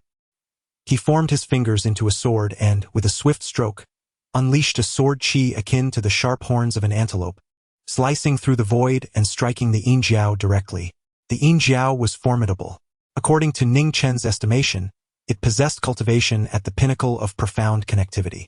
In terms of martial prowess, save for those at the divine realm, few could contend with this Yin Jiao. If it were not restrained, even heavenly level warriors would find themselves fleeing for their lives, and those below heavenly level would not even have the chance to escape. Yet for Ning Chen, it was merely a matter of a single sword strike. After severing the Yin Jiao, he approached and, with a swift motion, grasped the Yin Jiao inner elixir directly from its body. A surge of violent energy emanated from the inner elixir, a force unmanageable by non-cultivators. Ning Chen stowed away the inner core of the Yin crawfish and gazed upon the creature he had just slain, remarking coolly, "Your consciousness has faded, trapped here like a mere shell of your former self. This shall serve as your liberation." Naturally, even if the Yin crawfish had retained its wits, Ning Chen would show no mercy. Chapter 76. The situation of the Lin family in Jiangnan. As for the flesh and blood of the Yin crawfish, Ning Chen had no inclination towards it whatsoever. The creature absorbed the dark energy of the heavens and earth, rendering its flesh unsuitable for consumption, even for cultivators. Moreover, Ning Chen found the slimy appearance of the Yin crawfish utterly repugnant. He harbored no interest even in the scales adorning its body. Were other cultivators to learn that Ning Chen had only taken the inner core of the Yin crawfish, disregarding its corporeal form and failing to put it to use, they would undoubtedly berate him as a wastrel. After acquiring the inner core, Ning Chen sealed the underground chamber and destroyed the gathering information. Over the following days, he systematically dealt with the lingering dark energy within the chamber. In the days that ensued, Chuzhou remained remarkably tranquil. Ning Chen instructed Yi Qinglong to send someone to search for the place of extreme yang within 1,000 miles of Chuzhou, while he devoted his days to refining pills for Shen Yanji. In a mere handful of days, Shen Yanji's cultivation was restored to that of a grandmaster. Furthermore, thanks to Ning Chen's timely assistance, the hidden dangers that could have hindered her swift recovery were eliminated, leaving Shen Yanji profoundly grateful to him. It came to light that the head of the Jiangnan Lin family, who happens to be Lin Luoxuan's grandfather, had encountered problems in his pursuit of greater power, leading to his imminent demise. The He family of Zhonghai possessed a method to save the old gentleman Lin, ensuring that his martial prowess would not decline as a consequence of his condition. Thus, the Jiangnan Lin family sought to forge a connection with the He family of Zhonghai, who, in turn, aimed to extend their influence into Jiangnan. Consequently, both parties reached an accord to arrange a marriage alliance. The Jiangnan Lin family chose one of their daughters to wed He Yanlin, a direct descendant of the He family. He Yanlin was notorious in Zhonghai for his debauched lifestyle, indulging in vices such as gambling and womanizing, leaving a trail of ruined reputations in his wake. Notably, he had a penchant for mistreating women, showing a disturbing predilection for cruelty. Any woman wed to him would likely endure suffering rather than enjoy any semblance of happiness. Lu Qinyue, unwilling to see her own daughter suffer, ultimately settled on Lin Luoxian.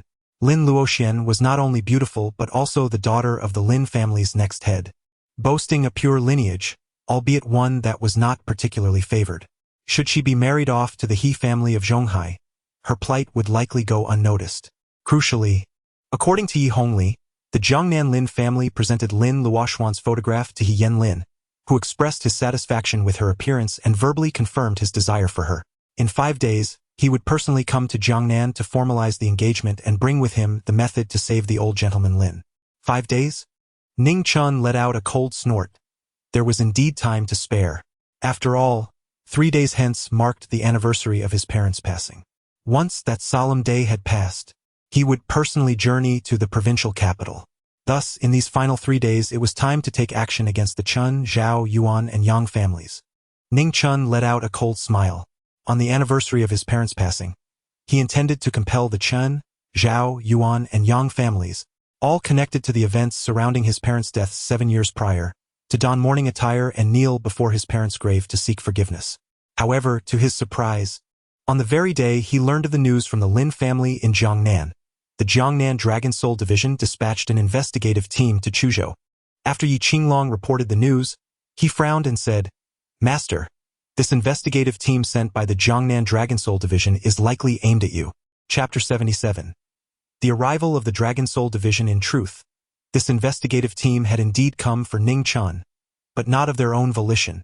They were invited by the 4 prominent families of Chen, Zhao, Yuan, and Yang. The 4 of them had initially planned to set a deadly trap for Ning Chen at the Lianhua cemetery on the anniversary of his parents' death. However, their greed for the Qingchen pill inadvertently brought Shen Yanji into the fray. They soon discovered that Ning Chen had a connection with Shen Yanji, a woman who rarely appeared at events organized by official departments and had not engaged in any private endeavors in Chuzhou over the past 2 years. The 4 families had exhausted every means to curry favor with Shen Yanji, but all their efforts had been in vain. On the day of the Qingchen Pill's launch, Shen Yanji not only defended Ning Chen, but also publicly attended the launch event hosted by the Qingchen Group. This was unprecedented and served as ample proof that the relationship between Ning Chen and Shen Yanji was extraordinary. Consequently, the 4 men grew wary, but their apprehension was not directed toward Shen Yanji herself, but rather her identity.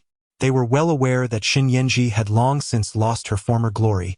Her martial prowess diminished, and she had stepped down from her position as deputy director of the Jiangnan Dragon Soul Division.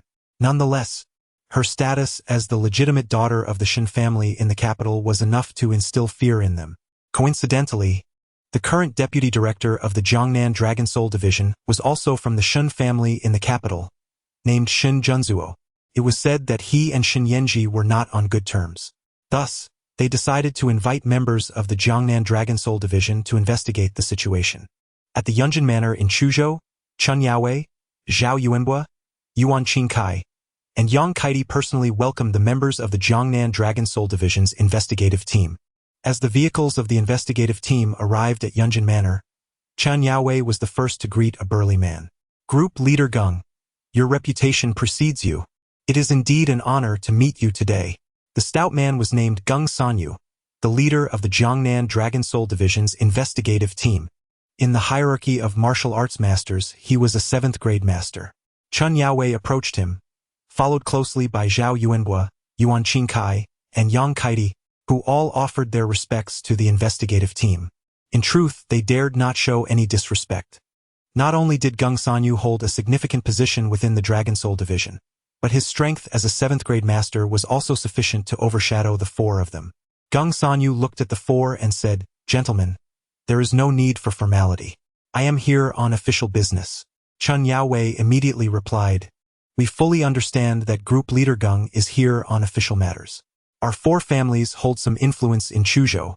If you wish to know anything, we shall be forthcoming with all information, even down to gathering evidence to spare you further toil."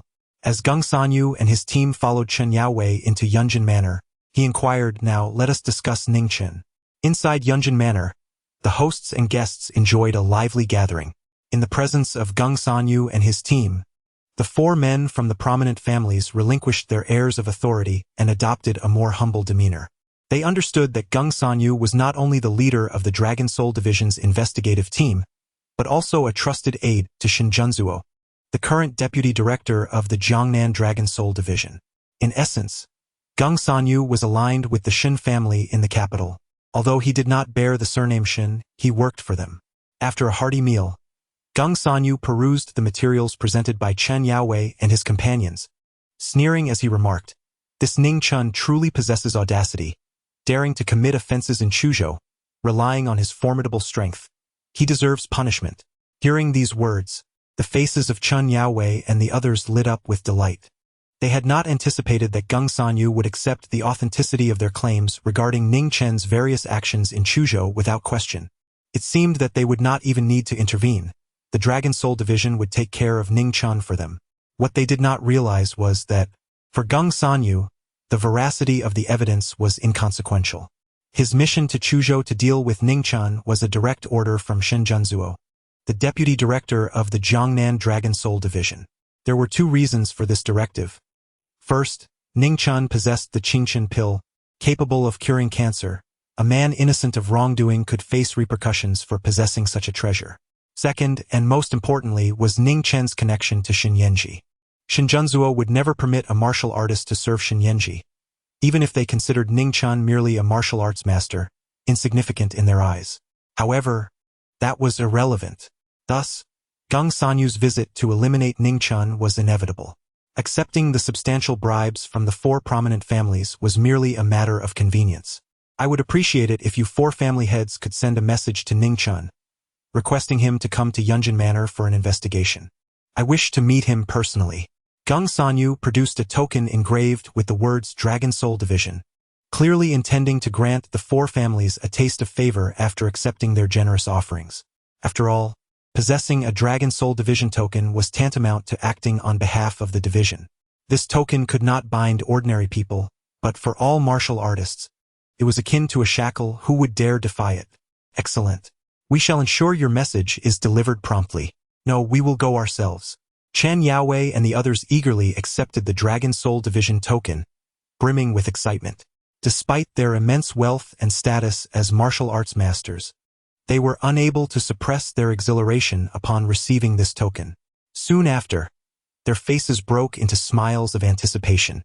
With the Dragon Soul Division token in hand, what could possibly prevent Ning Chen from complying? Should he dare to resist, it would be tantamount to opposing the Dragon Soul Division's orders. They could easily accuse Ning Chen of defying the Dragon Soul Division, perhaps even provoking him into attacking its members. If Ning Chen were to cause any harm to the Dragon Soul Division personnel, could he expect any leniency thereafter? Thus, Chen Yaowei, Zhao Yuanbua, Yuan Qingkai, and Yang Kaidi rushed toward the Ning family's old residence, knowing that Ning Chen had been residing there in recent days. In the ancient residence of the Ning family, Yi Qinglong arrived at the backyard and found Ning Chen. He said, "Master, the heads of the 4 prominent families have arrived, bearing the token of the Dragon Soul Division, commanding you to proceed to Yunjin Manor for an inquiry." "Allow them to enter," Ning Chen replied with a faint smile. Before long, Chen Yaowei and his companions stepped into the Ning family estate. Upon seeing Ning Chen, they immediately presented the Dragon Soul Division's token, sneering as they declared, "Ning Chen, we come on the orders of the Dragon Soul Division's investigative team to summon you to Yunjin Manor for questioning." At that moment, Chen Yaowei felt an overwhelming sense of triumph, particularly recalling how Ning Chen had forcefully defeated him just days prior, forcing him to flee in disgrace and even slaying several of his kin within the Ning family. The thought that Shen Yanji had personally overseen the capture of his only remaining daughter fueled his resentment, igniting a desire to exact vengeance upon Ning Chen. However, now Chen Yaowei believed he could finally vent his pent-up fury. Inviting the Dragon Soul Division's investigative team had proven to be an astute maneuver on their part. Little did they know. Ning Chen reclined upon a chaise in the courtyard, making no effort to lift his eyelids. He simply stated, "Since you have arrived, I must inform you that 3 days hence marks the anniversary of my parents' passing. On that day, the 4 of you, along with the individuals on this list," he said, presenting a document to them, "are required to don mourning attire and proceed to the Lotus Flower Cemetery to bow before my parents' grave and express your contrition." The expressions of Chen Yaowei and his companions shifted dramatically. Ning Chen audaciously commanded them to don mourning attire and kneel before his parents' graves to offer their apologies. Chen Yaowei immediately raised the Dragon Soul command token, his voice cold as ice. "Ning Chen, you are to present yourself at the Yunjin Manor to face the investigation of the Dragon Soul Division. Dare you defy this order?" With a whoosh, a surge of energy sliced through the air, striking the Dragon Soul command token. In an instant, the token shattered, and Chen Yaowei's hand was pierced by the same force. "Ah!" he cried out in agony, clutching his right hand as blood flowed profusely. You have destroyed the Dragon Soul command token?"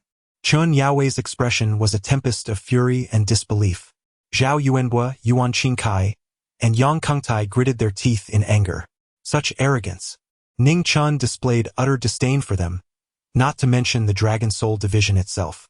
Yet, amidst their rage, a flicker of satisfaction ignited within Chen Yaowei and the others. They suddenly realized that Ning Chen's disregard for them paled in comparison to his blatant disrespect for the Dragon Soul Division. If he refused to heed the summons, refused to cooperate with the investigation, and even shattered the command token, they would simply inform Geng Sanyu, and Ning Chen would face dire consequences. There would be no need for embellishments. Merely recounting the events in their raw form to Geng Sanyu would seal Ning Chen's fate. With this thought, Chen Yaowei and his companions turned to leave. "Wait." At that moment, Ning Chen spoke up. Zhao Yuanbua, Yuan Qingkai, and Yang Kengtai intended to ignore him, but Chen Yaowei halted, knowing full well Ning Chen's formidable prowess. He turned, casting a cold glare at Ning Chen. "What do you intend to do? Bring me the list. In 3 days, I expect to see all of you in mourning attire, kneeling at the graves. Should even one be absent, I shall take their life." Ning Chen declared with indifference. Chen Yaowei ground his teeth in frustration, yet a sense of impending doom washed over him. It felt as though if he did not retrieve that list, he might not leave the Ning family estate alive that day. However, to go fetch the list meant lowering himself to pick it up from the ground, an indignity he found hard to bear. Ultimately, he relented. "Ning Chen, we shall see," he muttered, begrudgingly picking up the list from the ground before departing. At Yunjin Manor, Geng Sanyu seethed with rage. "Are you telling me that Ning Chen not only defied the order to submit to the investigation but also destroyed the Dragon Soul command token?" Chen Yaowei raised his bloodied hand, revealing the gaping wound, and stated, "Leader Geng, we dare not conceal any detail.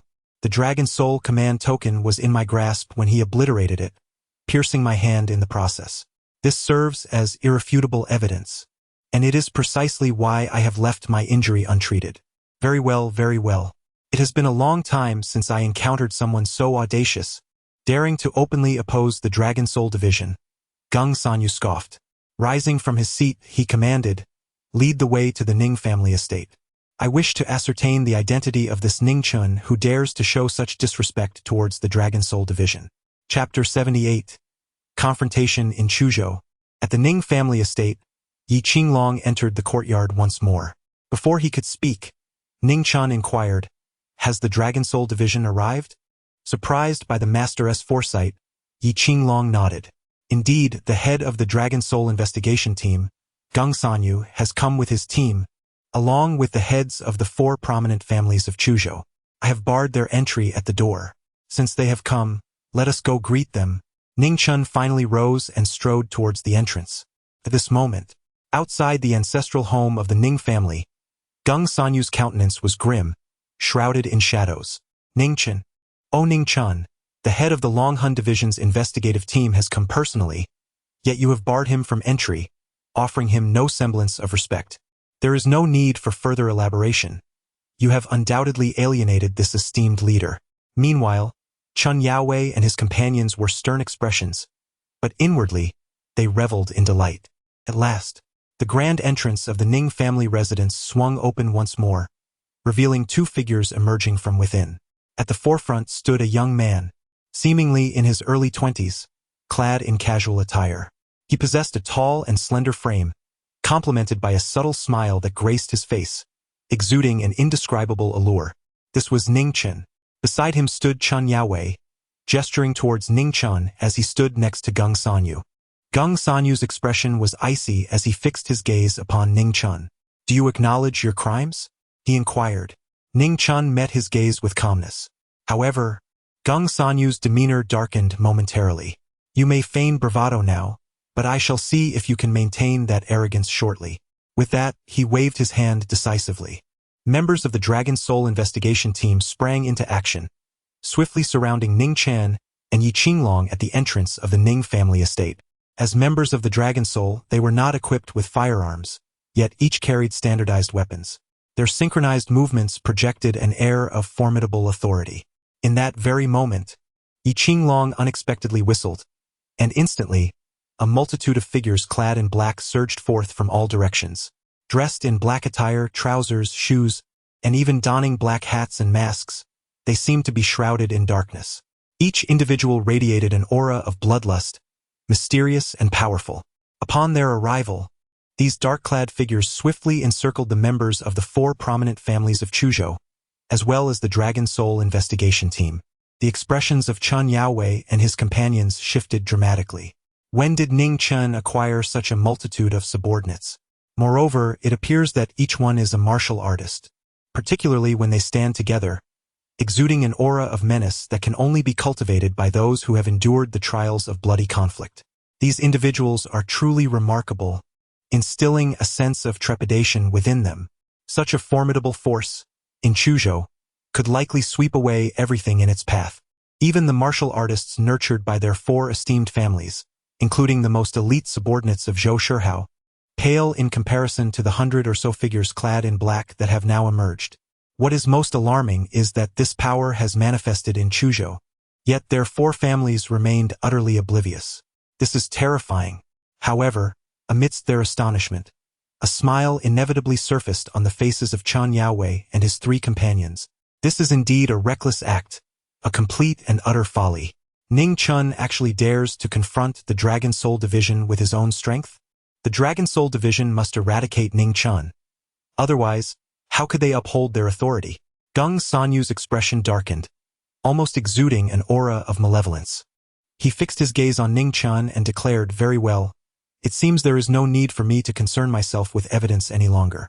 As his words fell, an immensely powerful aura erupted from within Gung Sanyu, and though the air around him was still, his garments billowed with a resonant sound.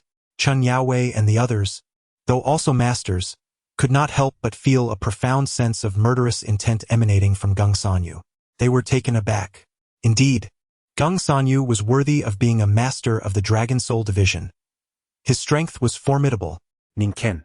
If you and your companions bow down and submit for an investigation now, I might consider granting you another opportunity. Otherwise, do not blame the Dragon Soul Division for directly suppressing you and your nefarious forces within the martial arts world. Gung Sanyu's gaze remained fixed on Ning Chen. He was not intimidated by Ning Chen. Rather, he pondered the source of such power within him and its connection to Shin Yanji. If this group, including Ning Chen, was indeed cultivated in secret by Shin Yanji, then the situation had far exceeded their expectations. Thus, if possible, he wished for Ning Chen to willingly submit and reveal everything, rather than resort to direct confrontation. Nefarious forces? Ning Chen smiled gently, waving his hand. Yi Qinglong immediately understood, took a tablet, and approached Geng Sanyu, offering it to him. Examine this information. If you truly uphold fairness and justice, then first apprehend the members of the 4 prominent families from Chuzhou. Perhaps I might contemplate cooperating with your investigation. Ning Chen spoke softly. Geng Sanyu took the tablet, glanced down briefly, and narrowed his eyes. However, the tablet soon shattered in his hands, dispersing into fragments. Since you are so obstinate, do not blame me. Geng Sanyu promptly commanded the members of the Dragon Soul investigation team to apprehend everyone present, declaring that any resistance would be met with lethal force. The atmosphere grew tense with impending conflict. Just then, a car sped onto the scene, and a figure of mature elegance emerged, striding forward with urgency. Wait! At the sound of this voice, Geng Sanyu's expression shifted drastically. He turned to look. Xin Yanji? Geng Sanyu's pupils constricted. Chen Yaowei and the others followed suit, their expressions equally transformed, taken aback by Xin Yanji's unexpected arrival. Yi Qinglong waved his hand, and the members of the Qingsong Hall from the Shura Palace parted to create a path for Xin Yanji. Yet, Geng Sanyu did not issue a command, and the members of the Dragon Soul investigation team remained unmoved. Step aside, Xin Yanji instructed.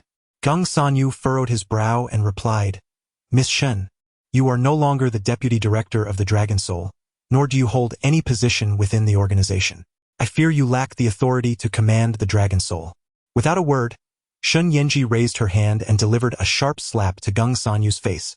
The sound of the crisp slap resonated through the air. Chen Yaowei and the others gasped in shock. Xin Yanji had actually struck the leader of the Dragon Soul investigation team? They swallowed hard, feeling a mixture of fear and astonishment. Xin Yanji was not to be trifled with. As the esteemed young lady of the Xin family, her status was unparalleled. If she dared to slap the team leader, who was to say she would not do the same to them? They dared not retaliate, opting instead to lower their heads, hoping she would overlook their presence. At that moment, Geng Sanyu, covering his face, glared at Xin Yanji, but his fury was tempered by fear. He did not dare to retaliate or make any move against her. Can we now clear the way? Xin Yanji spoke again. Geng Sanyu, gritting his teeth, ultimately relented, signaling for the members of the Dragon Soul investigation team to part and create a pathway. Xin Yanji made her way through the crowd to stand beside Ning Chen, softly asking, May I handle this? She wished to prevent an irreconcilable conflict between Ning Chen and the Dragon Soul. Ning Chen casually remarked, Certainly. Geng Sanyu's expression grew increasingly grim. His loyalty lay with the Xin family, specifically towards the lineage of Xin Junzuo. In essence, his allegiance was directed towards Xin Junzuo himself. Conversely, the branch of Xin Yanji had always been in a state of rivalry with that of Xin Junzuo. In the past, Xin Yanji consistently overshadowed Xin Junzuo until recent years, when Xin Yanji was rendered powerless, allowing Xin Junzuo to ascend as the foremost figure among the younger generation of the Xin family. Yet, as Xin Yanji himself had articulated in the face of Xin Yanji, Geng Sanyu truly felt inadequate. Even with Xin Yanji stripped of martial prowess and reduced to a state of helplessness, Geng Sanyu dared not confront him. When Xin Yanji had just slapped him, he could only endure in silence. Miss, I shall convey your words faithfully. Geng Sanyu gritted his teeth and declared, Fall back. He then signaled to the members of the Dragon Soul investigation team and turned to depart. This time, it was the members of the Shura Hall's Azure Dragon Hall who refused to relent, their gazes filled with hostility as they fixated upon them. This only served to deepen the pallor of Geng Sanyu's countenance. Ever since his elevation by Xin Junzuo, he had never felt such humiliation. Even in the provincial capital, the members of the 3 major martial families had treated him with the utmost courtesy. Never had he encountered such a disheartening experience as today. He cast a glance towards Xin Yanji, perceiving all present, including Ning Chen, as individuals under Xin Yanji's command, obedient to his will. Ning Chen raised his hand, prompting the members of the Ashura Temple's Qinglong Hall to disperse. Observing this, Chen Yaowei, Zhao Yuanbua, Yuan Qingkai, and Yang Kai Tai, accompanied by their respective families, were poised to depart immediately. Who granted you permission to leave? Xin Yanji interjected at that moment. Upon hearing her words, The four men froze momentarily, their expressions turning grave. However, noticing that Gung Sanyu had no intention of intervening, they could only muster the courage to turn and face Shin Yanji. "Miss Shin, what are your instructions?" Chun Yaowei inquired, a forced smile gracing his face. As for the form of address, it was evident to them that the status of the eldest daughter of the Shin family in the capital far surpassed that of the deputy mayor of Chuzhou. Hence they opted to address her directly as Mississippi. "You have mistaken the person to inquire," Shin Yanji retorted bluntly. "Mistaken?" The four men exchanged glances with Shin Yanji and then with Ning Chen, suddenly realizing their error, and could only turn their gazes toward Ning Chen. Ning Chen spoke softly. 3 days hence, all individuals on the list shall don mourning attire and accompany me to the Lotus Flower Cemetery, where we will bow before the graves, repent, and offer our apologies. Is that clear? The expressions of Chun Yaowei and his 3 companions darkened further. Initially, they could barely withstand Ning Chen's solitary threat. Now, with Shin Yanji as his apparent backing, at least in their perception, the weight of dual pressures became unbearable. Very well, Chun Yaowei and his companions begrudgingly nodded in agreement, allowing themselves to depart. As the crowd dispersed, Shin Yanji turned to Ning Chen. "Will you not invite me to your home for a visit?" "Of course," Ning Chen replied with a smile. Upon entering the Ning family estate, they settled into the courtyard. Ning Chen, assuming the role of a host, personally poured a glass of water for Shin Yanji. Ning Chen jested, "Since Sister Shin has no way to repay me, perhaps she might consider offering herself in return?" Shin Yanji's expression momentarily stiffened. Sister Shin.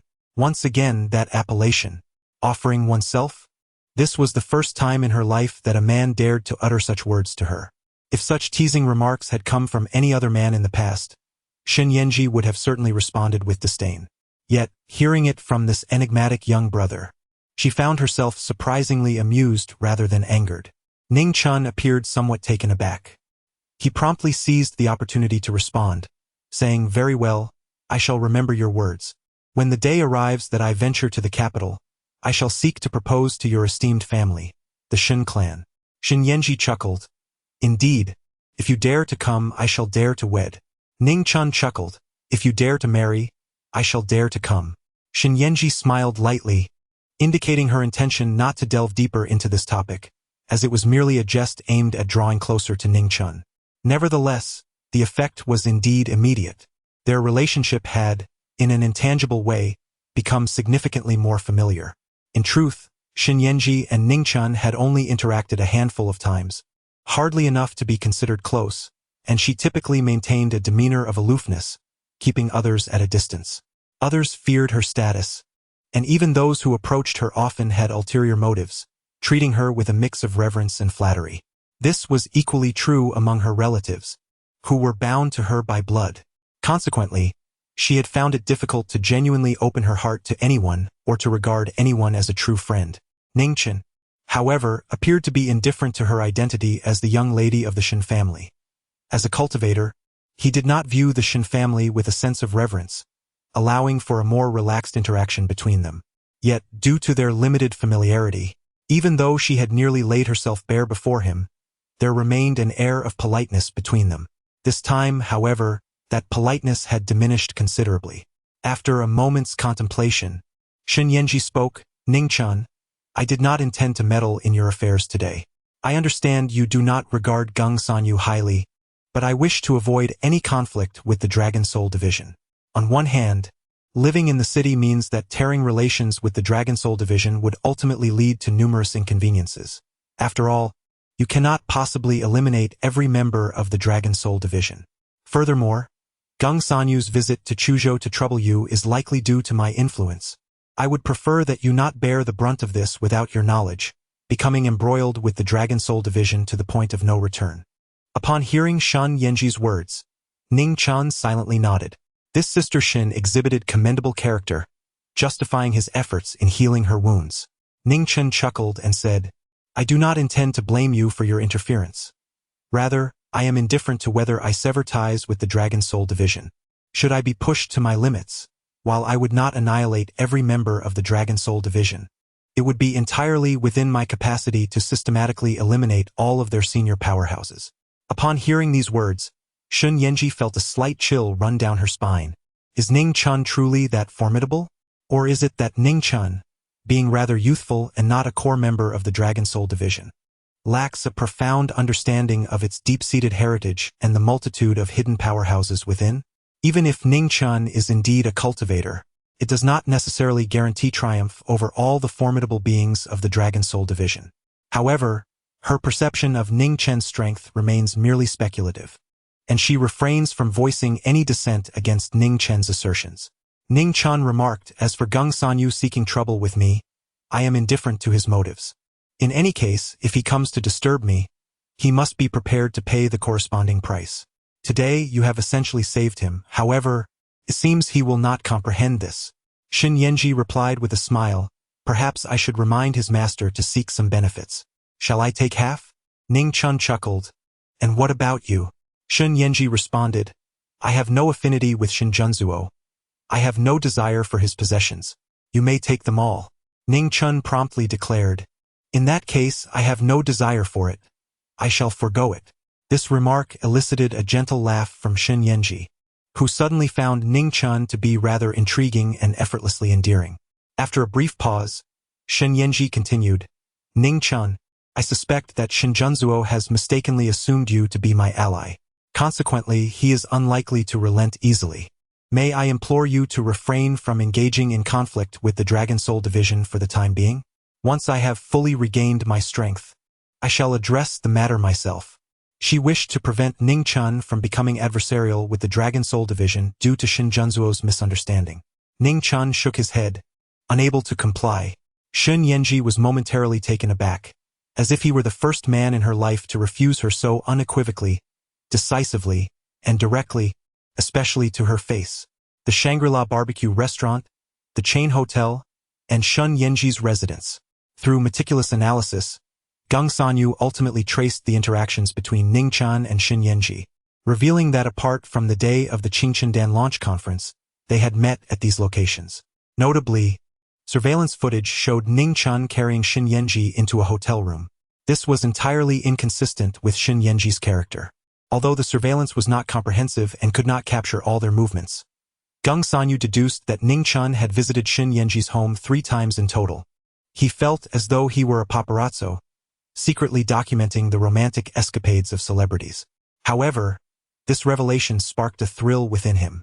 He promptly led a team to the chain hotel near the Shangri-La barbecue restaurant, where he presented relevant identification and reviewed the hotel's check-in records, confirming with the front desk that Ning Chen had indeed carried Shin Yanji into the hotel. At that time, Mr. Ning had even instructed the staff to prepare clean clothes for Miss Shin the following morning. At the very least, Shin Yanji had undressed. The evidence collectively indicated that the relationship between Ning Chen and Shin Yanji was far from ordinary. "Leader, we have discovered something else. A few days ago, Miss Shun acquired a large quantity of precious medicinal herbs, which were subsequently sent to the Ning family's ancestral home." At this moment, another team member called in with an update. What herbs were involved? Gung Sanyu inquired gravely. "We are currently investigating," the team member replied. Although the herbs Shin Yanji procured did not originate from the Shin family in the capital, there were no deliberate attempts to conceal their traces. Therefore, it was not difficult for the Long Hun Division's investigation team to uncover the truth, and they provided Gung Sanyu with an answer that day. Miss Shin's batch of herbs had been purchased at a high price on the black market, along with a detailed list of the items.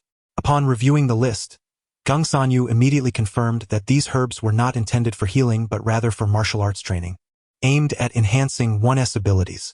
After clarifying all of this, Gung Sanyu promptly called Shin Junzuo, who was in the provincial capital, to report, "Director, upon my arrival in Chuzhou, I sought to interrogate Ning Chen but was obstructed by Shin Yanji. Through my investigation, I can confirm that Shin Yanji has been secretly cultivating a group of martial artists, with Ning Chen at the forefront, without our awareness." Upon hearing this report, a long pause ensued on the other end of the line before Shin Junzuo's voice, seemingly to himself, broke the silence.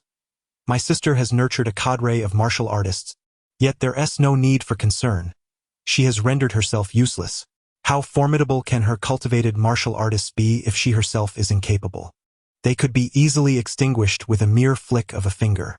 On the surface, She appears to be a paragon of virtue, preferring to go to a small place like Chuzhou rather than accepting a marriage arranged by the family.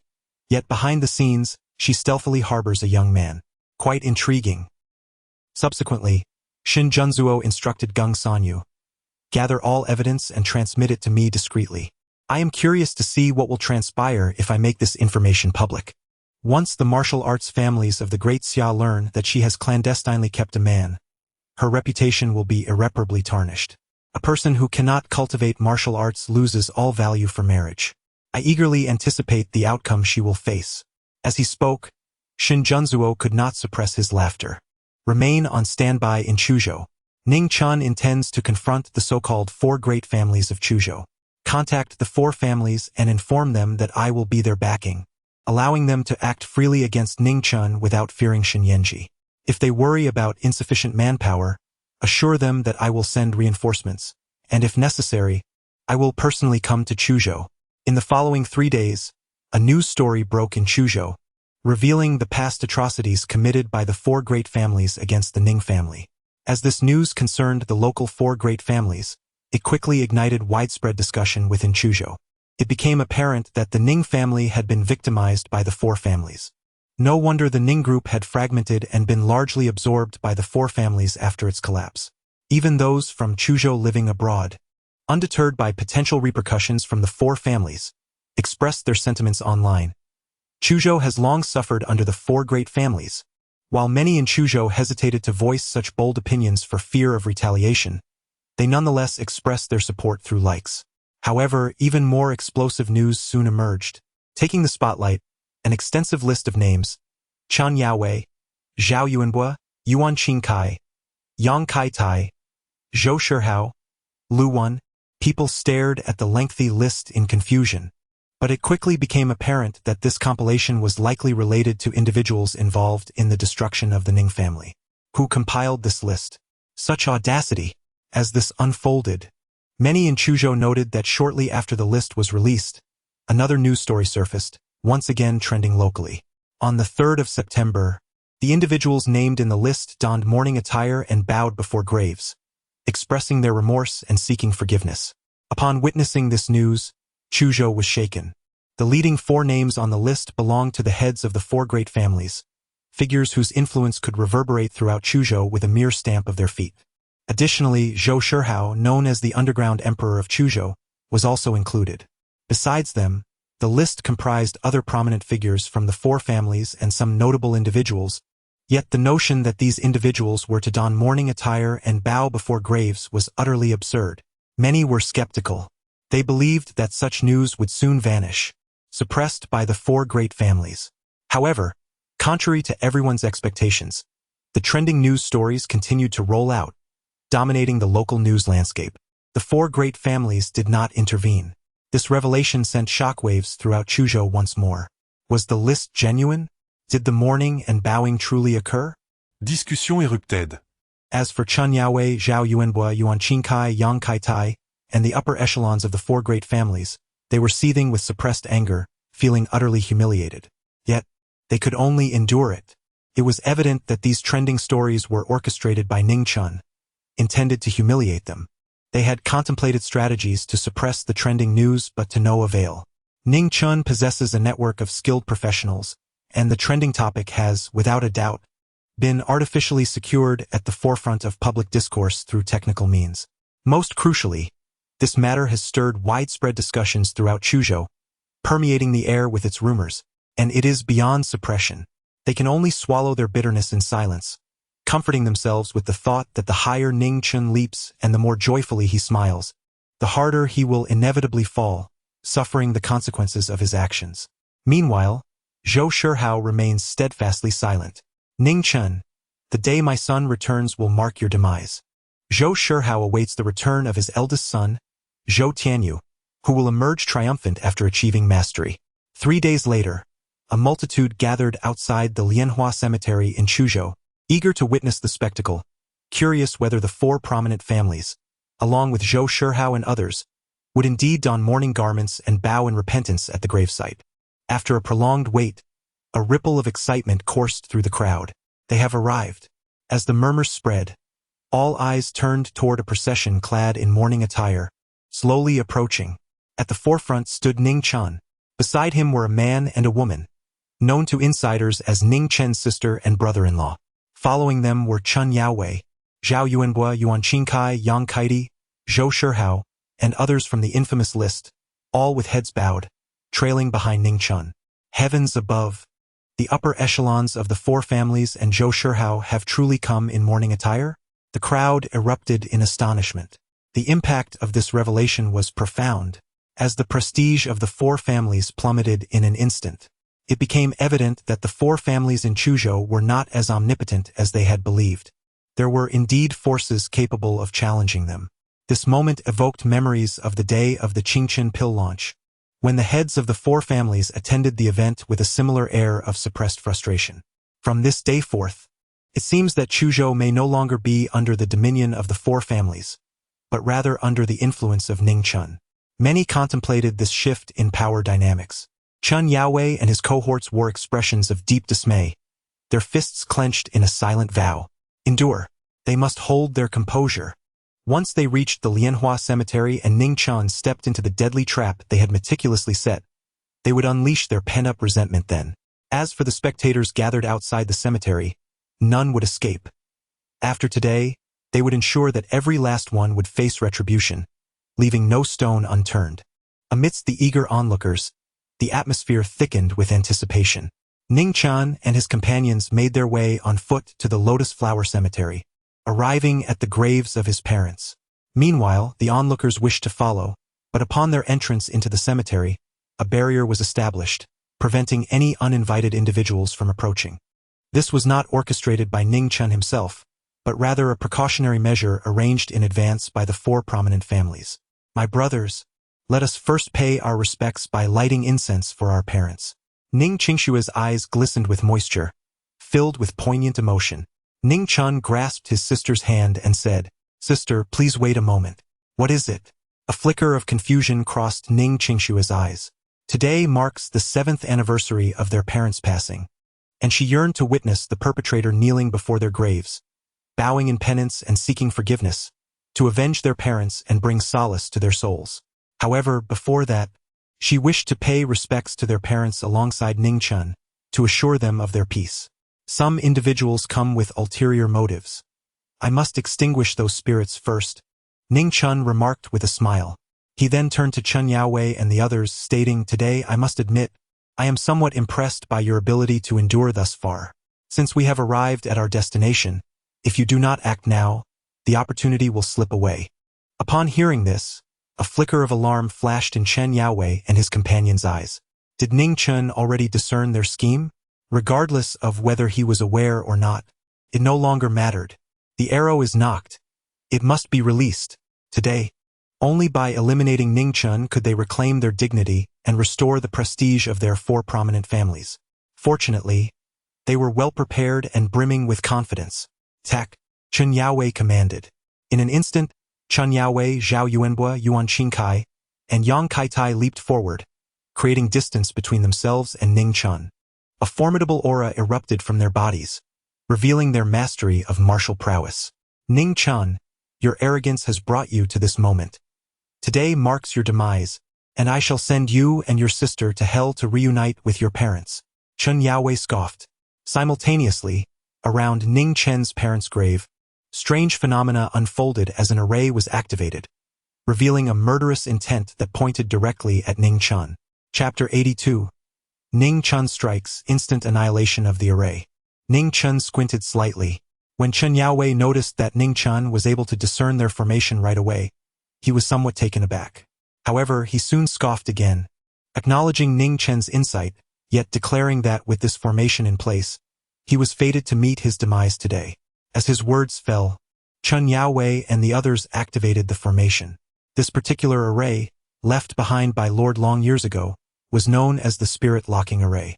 Trapped within its confines, one was ensnared as if caught in a quagmire, severely restricting movement. Even if Ning Chen possessed greater strength, what could it avail him? When they struck, even if Ning Chen wished to evade, his movements would be as sluggish as a snail. How could he escape? It was a path leading only to death. Zhou Shihao, Lu Wan, and the others watched in horror as this scene unfolded. Masters? All four of Chen Yaowei's group were indeed masters? Zhou Shihao, in particular, was utterly astonished. He had never anticipated that all four of them were martial masters. He had always believed that within the four prominent families of Chuzhou, there was only one master. This revelation filled him with trepidation. Fortunately, he had not acted on his initial impulse to replace one of the four families, or he might not have survived to this moment. Yet amid the shock, a glimmer of joy emerged within him. If Chen Yaowei and his companions could eliminate Ning Chen, it would resolve his lingering concerns. His son, Zhou Tianyu, would also return as a master. Even if they could not dominate Chuzhou, they could certainly stand on equal footing with the four families. Furthermore, with the formidable Black Dragon Chamber of Commerce backing his son, it was conceivable they could even surpass the four families. However, at this juncture, the paramount concern was to eliminate Ning Chen. Only then, Ning Chen, despite having fallen into a dire predicament, displayed not a trace of panic or fear upon his countenance. Such remarkable composure. Ning Chen's calm demeanor aroused a sense of unease in Zhou Shihao, while Chen Yaowei, Zhao Yuanbo, Yuan Qingkai, and Yang Kengtai also felt a hint of uncertainty. The four exchanged glances and, in unison, launched their assault. A visible wave of energy erupted from each of their bodies as they leapt into action, converging upon Ning Chen from four distinct directions. Chen Yaowei struck first with lethal intent. His palms spread wide, fingers splayed, as he executed a powerful downward strike. The inner force of a transformation master surged forth from his palm and fingers, manifesting as a fierce imprint that exuded an aura of imminent danger. This was the martial technique he had mastered, the mountain-crushing palm. By channeling all his inner energy into a single strike, he unleashed a tremendous force, the true power of which could only be realized at the level of a transformation master, allowing the inner force to extend outward. Zhao Yuanbo, on the other hand, clenched his fist, forming a concentrated mass of energy atop it, an embodiment of the martial prowess he had cultivated throughout his life. This was his manifestation of the transformation master, wherein the inner force was externalized, coalescing into a formidable energy that could detonate upon impact with an adversary, unleashing a force rivaling that of a small-scale explosive. Such was the might of a master. In their everyday demeanor, they might appear unassuming, lacking any overt signs of their true strength, but when provoked, the ferocity of a master was unmistakable, rendering them beyond the realm of ordinary humanity. Yuan Qingkai and Yang Kengtai similarly advanced toward Ning Chen from the remaining two directions. Ning Chen stood his ground, exhibiting no intention to strike back, nor did he even attempt to evade. He remained there, seemingly stunned into inaction. To the eyes of Chen Yaowei and his three companions, it appeared that they had successfully activated the spirit-locking formation left by Dragon Lord, and its effects exceeded their expectations. Rather than ensnaring Ning Chen in a quagmire that would render him sluggish, it nearly immobilized him entirely, preventing any possibility of evasion or resistance. What difference was there between this and awaiting death? In an instant, smiles emerged on the faces of the four.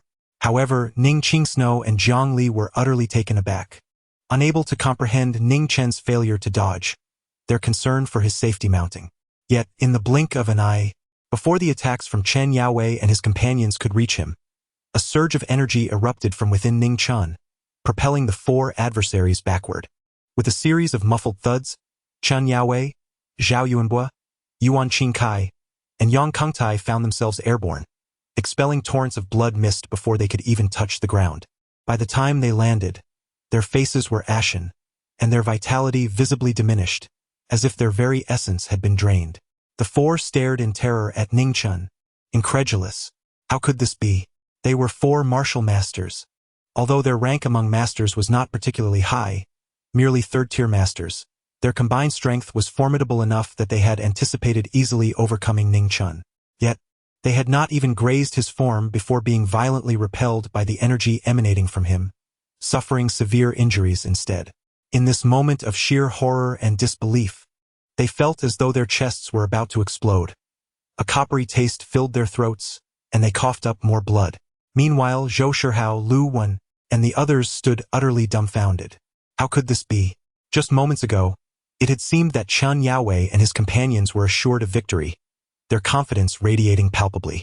How could Ning Chen have been rendered utterly incapable of resistance? How did the situation undergo a complete turnaround in the blink of an eye? Meanwhile, Ning Qingxue and Jiang Li both breathed a sigh of relief. You actually remained entirely unaffected by the formation? Chen Yaowei finally managed to utter these words with great difficulty. Ning Chen stepped forward, gazing down at Chen Yaowei, and remarked, "How audacious to flaunt such a rudimentary spirit-locking array, and an incomplete one at that." Among Ning Chen's 13 masters, there exists a figure of the utmost reverence in the realm of formations, at least in the context of Earth, regarded as a grandmaster. Ning Chen received the inheritance of the original array solution. While he cannot claim to be a master of formations, he is indeed an adept in the art of arrays. The antics of Chen Yaowei and his companions, as they toy with the formations in his presence, are akin to brandishing a great sword before the legendary Guan Yu. Do you truly believe I am oblivious to the mischief you orchestrated in the Lotus Flower Cemetery? They are merely trivial matters, beneath contempt. I could hardly be bothered to dismantle them in advance. I had initially thought you might astonish me. Yet, it appears that mediocrity is indeed mediocrity. Upon finishing his words, Ning Chen observed a drastic change in Chen Yaowei's expression, which fluctuated repeatedly. Ultimately, he could no longer contain himself and spewed forth a copious amount of blood, clearly agitated by Ning Chen's remarks. Ning Chen, however, felt no inclination to cast another glance at Chen Yaowei. Instead, his gaze shifted towards the corner of the Lotus Flower Cemetery, and he remarked with a hint of indifference, "The Dragon Soul Division has concealed itself for so long. Will they not reveal themselves?"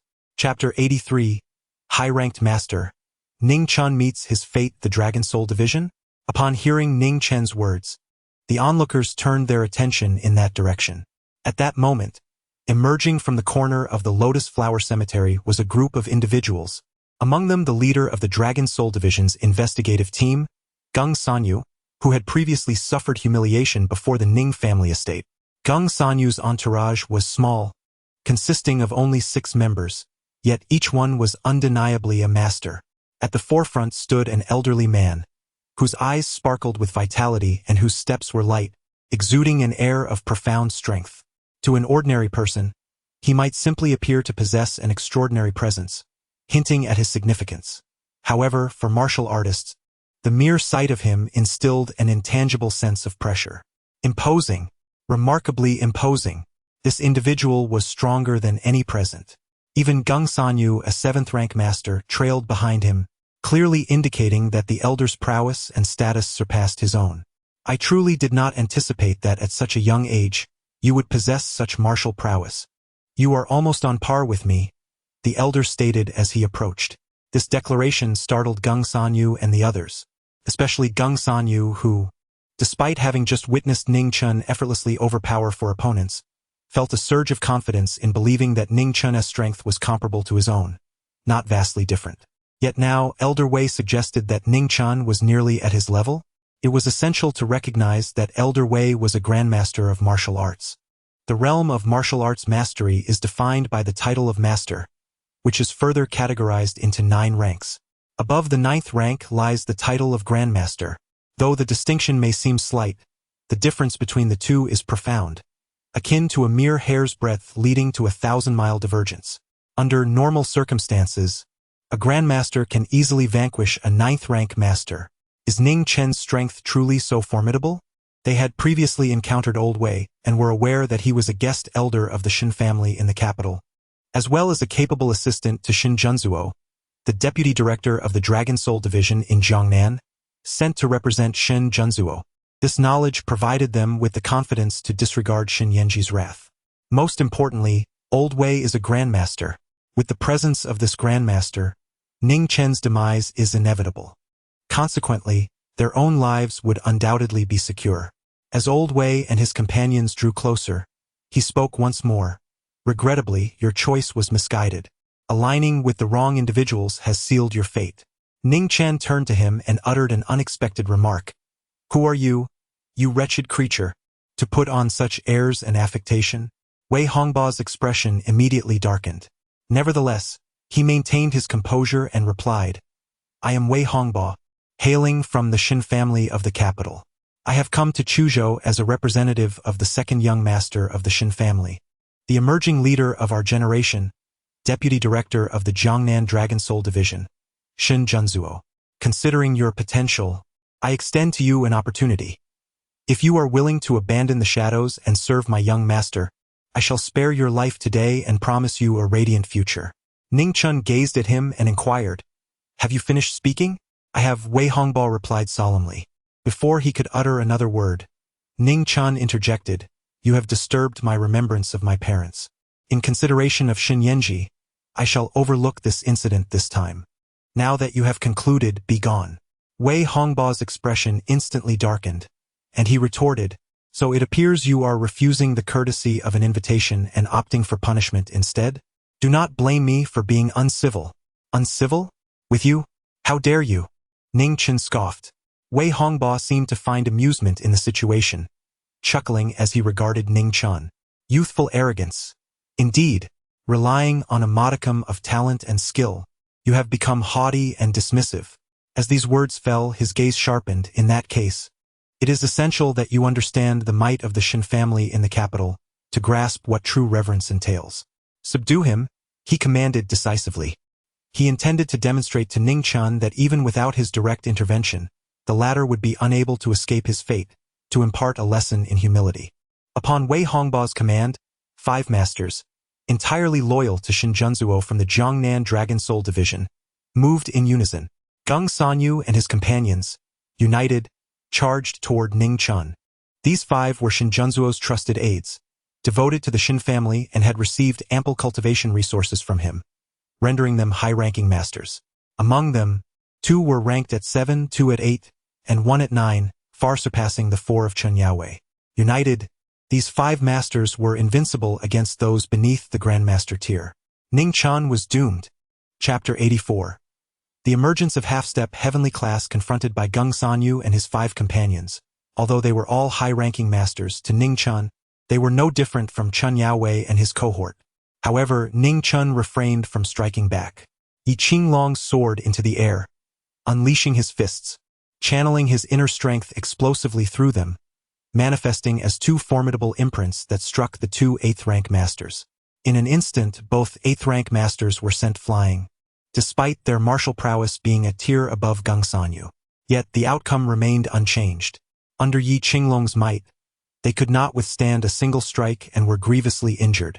As for the 2 9th-rank masters, though they exuded a more formidable aura and executed their strikes with greater ferocity, stirring a tempest that rendered the very atmosphere oppressive, they too could not endure even a single blow from Yi Qinglong, being decisively overwhelmed and severely wounded. With your mere strength, you lack the qualification to confront Mr. Ning. The 4 of Chen Yaowei were the perpetrators responsible for the harm inflicted upon his parents. Hence, despite their lower ranks, Ning Chen would personally engage with them, while Gung Sanyu and his allies were unworthy of his attention. The crowd's pupils dilated in shock. Is there truly such a formidable presence on Ning Chen's side? A Grand Master? At this moment, even Wei Hongbo's expression shifted dramatically. It turned out there was indeed a Grand Master alongside Ning Chen. The most astonishing aspect was that Yi Qinglong appeared to be no more than 30 years of age. A Grand Master at the tender age of approximately 30? Such innate talent is undeniably exceptional. However, what left him astounded was not merely the existence of a Grand Master at that age, but the fact that such a youthful Grand Master was subordinate to Ning Chen. To serve Ning Chen implies allegiance to Shin Yanji. When did Shin Yanji cultivate such a young Grand Master? In an instant, waves of turmoil surged within Wei Hongbo's heart. Yet, it was precisely this revelation that further solidified his murderous intent.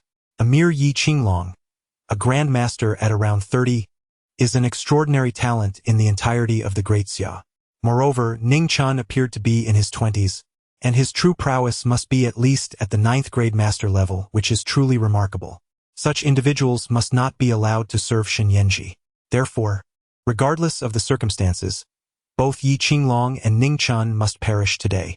Wei Hongbo refrained from uttering any grandiose declarations and instead commenced channeling the power within him.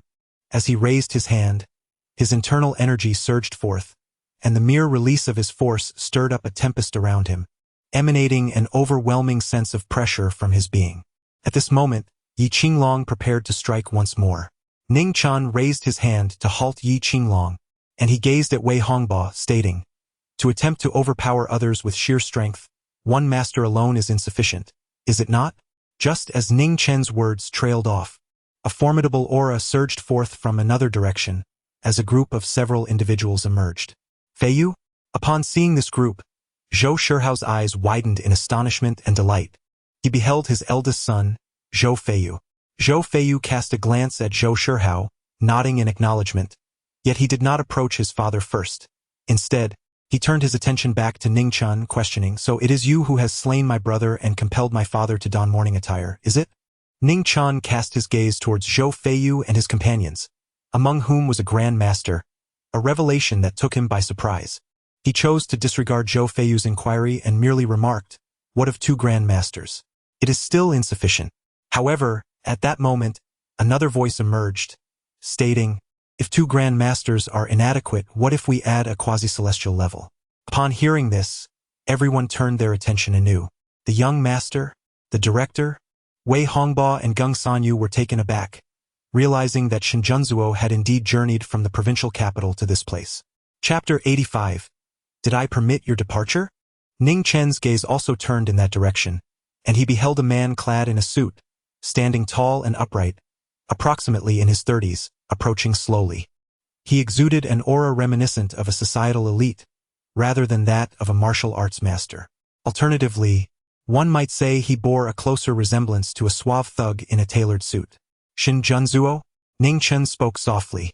Upon catching sight of Ning Chen, Shinjunzuo recognized him immediately and broke into a smile. "Indeed, it seems that Shinyenji has mentioned me quite often to you." Ning Chen understood that it was likely that Shinjunzuo mistakenly believed he was someone of significance to Shinyenji. However, Ning Chen chose not to elaborate, instead responding, "You are overthinking. She has never mentioned you in my presence." Shinjunzuo's eyes narrowed slightly, a glimmer of murderous intent flickering within his gaze. The implication behind Ning Chen's words was that Shinyenji cared little for him, to the extent that he was unworthy of even being mentioned by her. This reflection stirred memories of past incidents where he found himself overshadowed by Shinyenji at every turn, leaving him with a profound sense of discomfort. By virtue of this statement alone, one must perish. Although a smile remained on Shinjunzuo's face, it concealed an unmistakable intent to kill. Upon hearing this, Shinjunzuo, Wei Hongba, and even the esteemed master of the Black Dragon Merchant Association were all taken aback, their expressions shifting dramatically. Ning Chen's words were undeniably arrogant. "Very well, very well, very well," Shinjunzuo repeated thrice, and with a sense of finality, he declared, "Since you seek death, I shall grant it." As his voice fell, a terrifying aura erupted from his being, a force so potent that it shattered the surrounding flora and trees. Yet, as this formidable energy surged towards Ning Chen, it vanished without a trace, leaving no damage to his parents' grave. In fact, Ning Chen had shielded the surrounding tombstones with an unyielding protection.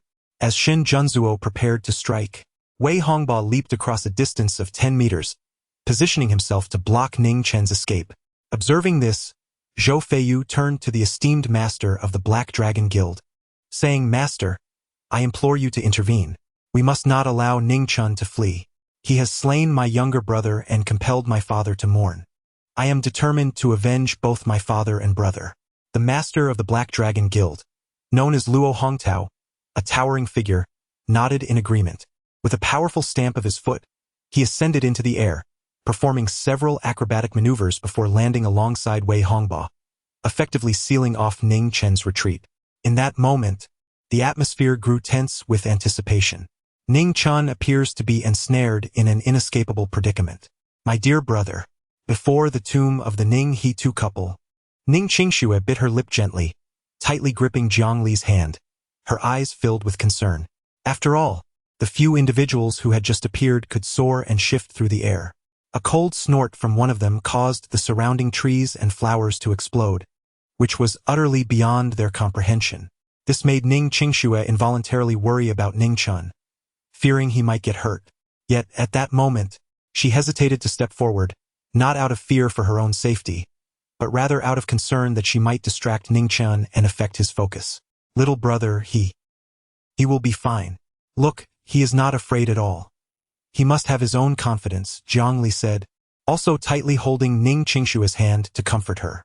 However, in truth, he felt no assurance himself. As a man, he could not reveal his own fears and needed to provide Ning Qingxue with a semblance of security. Yi Qinglong stood beside them, following Ning Chen's instructions to ensure that Ning Qingxue and Jiang Li remained unharmed. Meanwhile, in the midst of the confrontation, Ning Chen appeared remarkably relaxed. A glint of murderous intent flickered in his gaze as he looked at Shin Junzuo. Now that Shin Junzuo had delivered himself right to his doorstep, Ning Chen saw this as an opportunity to eliminate the obstacle posed by Shin Yanji. However, just as tensions were about to escalate, Shin Yanji arrived. Hold on. Shin Yanji, my dear sister, you finally made your appearance, Shin Junzuo remarked with a smile. He had just directed his murderous intent towards Ning Chen, refraining from immediate action in hopes of luring Shin Yanji out. It seemed that Shin Yanji had indeed lost her composure. As she approached, her voice was icy. Shin Junzuo, if you wish to live, take your people and leave the Lotus Flower Cemetery at once. Shin Junzuo's expression darkened immediately. Shin Yanji, you have always overshadowed me, and I could never compete with you. Back then, I could still afford you some respect and follow your orders. But now, you are nothing but a cripple, reduced to merely a pawn for marriage. Do you still think you can command me? I will remind you once more. If you do not wish to die, take your people and leave the Lotus Flower Cemetery immediately, Shen Yanji reiterated. She was acutely aware that today marked the anniversary of Ning Chen's parents' passing, and if Shin Junzuo persisted, the outcome would likely be beyond his capacity to bear. You think you can order me around? Shin Junzuo raised his hand and slapped Shin Yanji. This was an act he had long desired but never dared to execute. At that moment, seeing Shin Yanji still trying to give him orders, he could no longer contain himself. However, Shin Yanji swiftly seized his hand. With a sharp sound, she delivered a resounding slap to Shin Junzuo's face. The sound echoed crisply. Shin Junzuo was momentarily stunned. How could this be? How could Shin Yanji catch his hand and slap him without him evading? The next moment, Shin Junzuo's pupils constricted in sheer horror. Your martial arts cultivation has returned? Shin Yanji released his hand, her voice cold. Will you leave, or will you not? At once, Shin Junzuo wilted under her gaze. The psychological shadow Shin Yanji had cast over him was immense. With the realization that her martial prowess had been restored, he lost all traces of his previous arrogance. Shin Yanji's cultivation had indeed recovered. He had sensed her martial aura and confirmed it was at least at the Grand Master level, indicating that she had regained her strength. Otherwise, how could she confront him so boldly? Moreover, not only had Shin Yanji regained her own martial abilities, but she had also secretly nurtured Ning Chen and Yi Qinglong. The most alarming part was that he had previously been completely oblivious to all of this. The thought sent a shiver down Shin Junzuo's spine. This was terrifying. His intention in coming to Chuzhou was to eliminate Shin Yanji's support and create an opportunity, ideally, to have her perish here, thus securing his own peace of mind. He had been prepared to face the backlash from his family afterward, but he was unafraid. After all, he was still the favored son, and the family would not dare to take severe measures against him. But now everything had changed. Let us leave, he said, visibly shaken. Ning Qingxue and Jiang Li both heaved a sigh of relief. With this, Ning Chen would no longer be in any peril. Yet, at this moment, Ning Chen spoke. Did I grant you permission to leave? Chapter 86. Kneel down, did I grant you permission to leave? Upon hearing these words, Shun Yanji's beautiful eyes subtly shifted. She genuinely wished to avoid a conflict between Ning Chen and the Dragon Soul Division, and likewise, she did not desire a confrontation between Ning Chen and Shin Junzuo. It was not that she felt an overwhelming need to protect Shin Junzuo. Rather, she simply did not want Ning Chen to clash with the Shin family.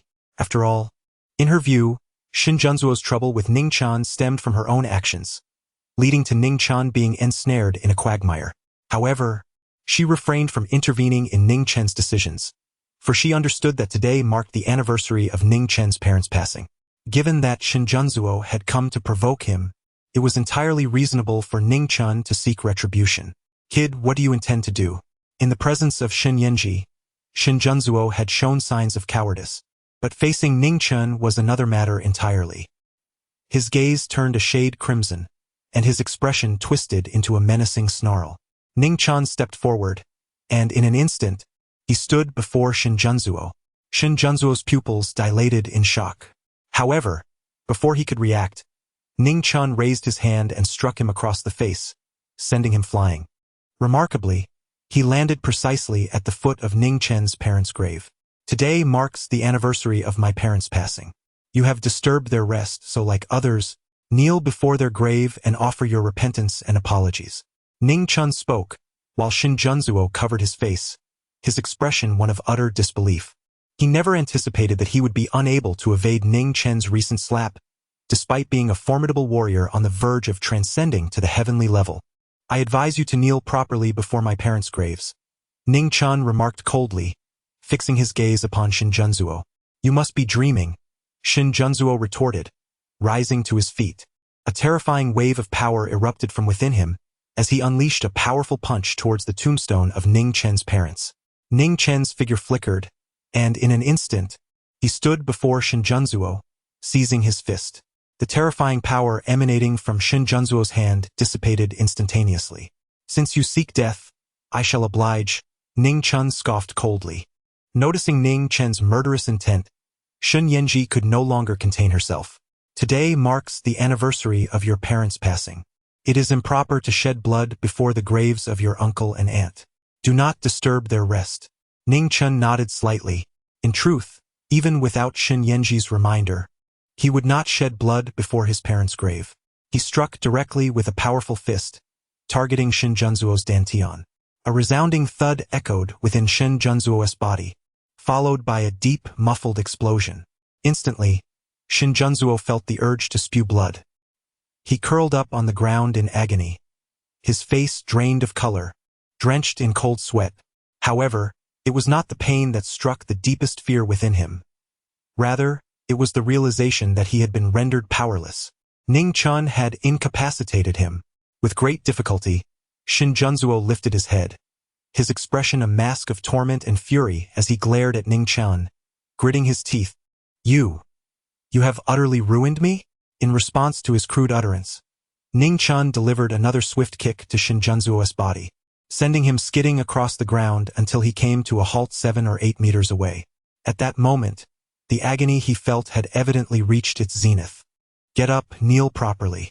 Ning Chen cast a cold gaze upon him.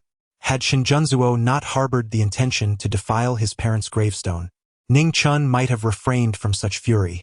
However, the sight of Shin Junzuo's fist striking the gravestone compelled Ning Chen to issue a silent death sentence upon him in his heart. The young master, Wei Hongba, witnessed this scene, filled with rage, and was poised to charge forward.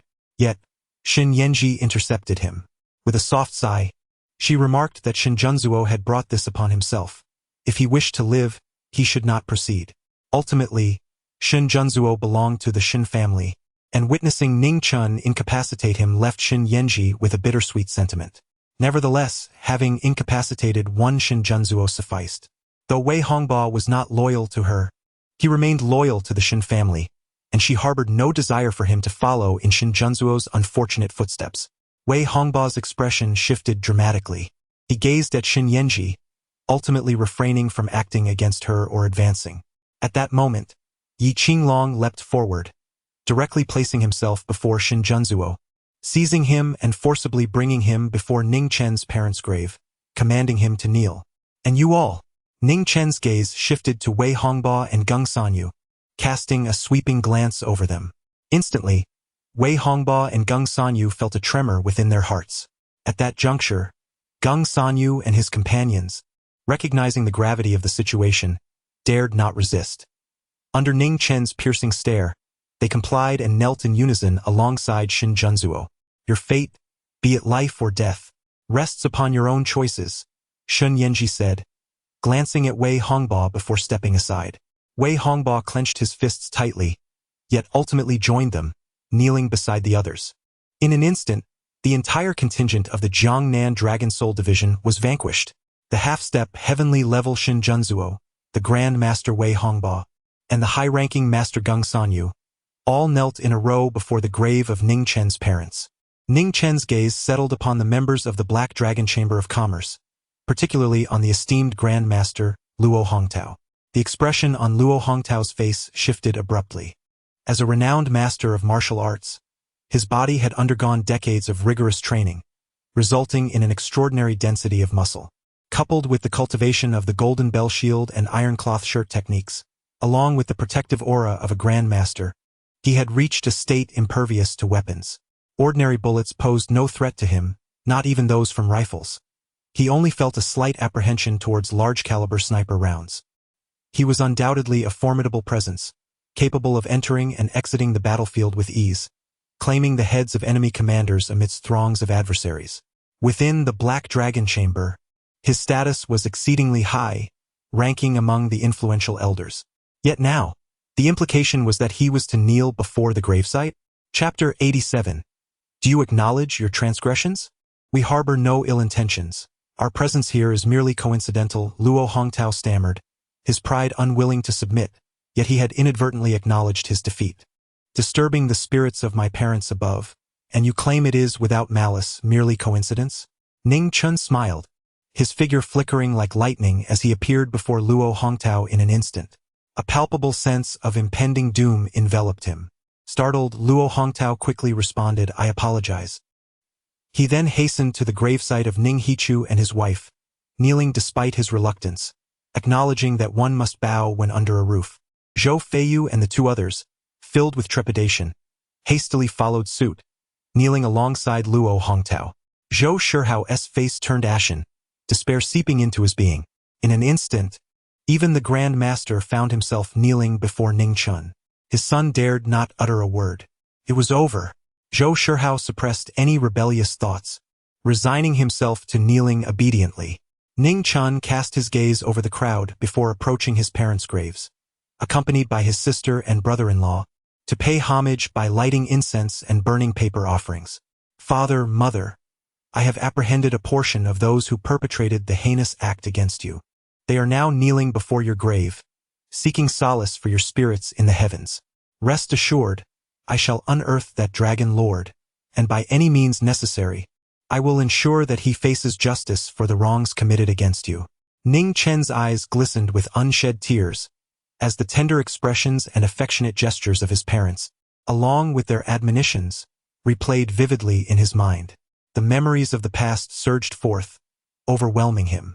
A man may not weep easily, yet today, Ning Chen succumbed to his emotions. An hour later, the memorial service concluded. As Ning Chen and his companions descended from the Lotus Flower Cemetery, all irrelevant individuals outside had been discreetly cleared away by Xin Yanji. Considering that his sister was still with child, Ning Chen instructed Jiang Li to assist her in resting in the vehicle. What do you intend to do with these people? Xin Yanji inquired, gazing at Ning Chen. Ning Chen declared, those who must be killed shall be slain, and those who deserve to be spared shall be released. As his words fell, Ning Chen struck decisively. With a flick of his finger, a surge of true essence pierced directly through Shin Junzuo's forehead. Once rendered a mere shell of a man and compelled to kneel before the graves of Ning Chen's parents in a gesture of supplication, Shin Junzuo's eyes now brimmed with a venomous hatred, and within his heart, a frenzied desire for vengeance was born. Yet, he could never have anticipated that Ning Chen would launch an unprovoked attack, ending his life without warning. Shin Junzuo's eyes widened in profound disbelief. His mouth opened as if to utter something, but no words escaped his lips. Instead, he lay there, a visage of unyielding resentment, before succumbing to death with his eyes left unclosed. Ning Chen suddenly struck down, taking the life of Shin Junzuo, leaving the others in a state of shock. Only Xin Yanji sighed softly, for she had foreseen this outcome. Though her interactions with Ning Chen had been limited, she had garnered a fundamental understanding of him. He was undeniably a man of decisive action. Had he not been provoked, perhaps matters would have unfolded differently. But once his sensitive spot was touched, death was inevitable. Xin Yanji then turned her gaze towards Wei Hongba and Gung Sanyu, stating, I am the one who killed Shin Junzuo. Do you understand? The expressions on Wei Hongbo and the others' faces were a portrait of despair. Ning Chen's mood was far from pleasant.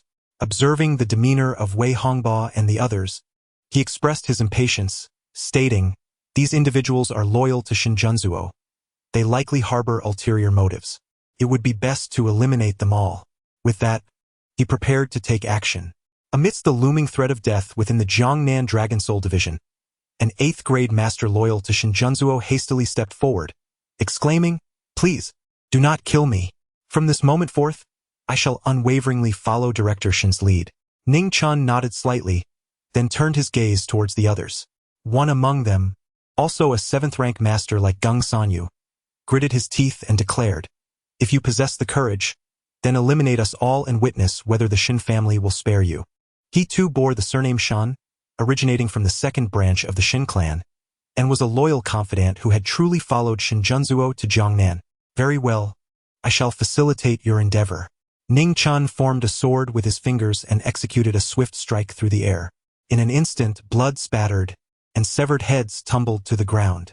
Beside him, Gung Sanyu's face turned ashen, and he could not suppress a shiver that coursed through his entire body. Ning Chen uttered not a single superfluous word. His intent to kill was unmistakable. "I pledge my loyalty to Director Shin," Gung Sanyu hastily declared, utterly terrified, his previous bravado evaporating. The others quickly followed suit, voicing their allegiance to Shin Yenji.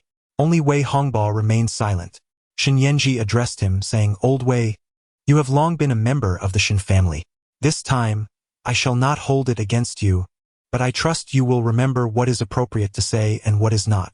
Wei Hongbo looked at Shin Yenji with surprise. He had anticipated either death or subjugation, with no other options available.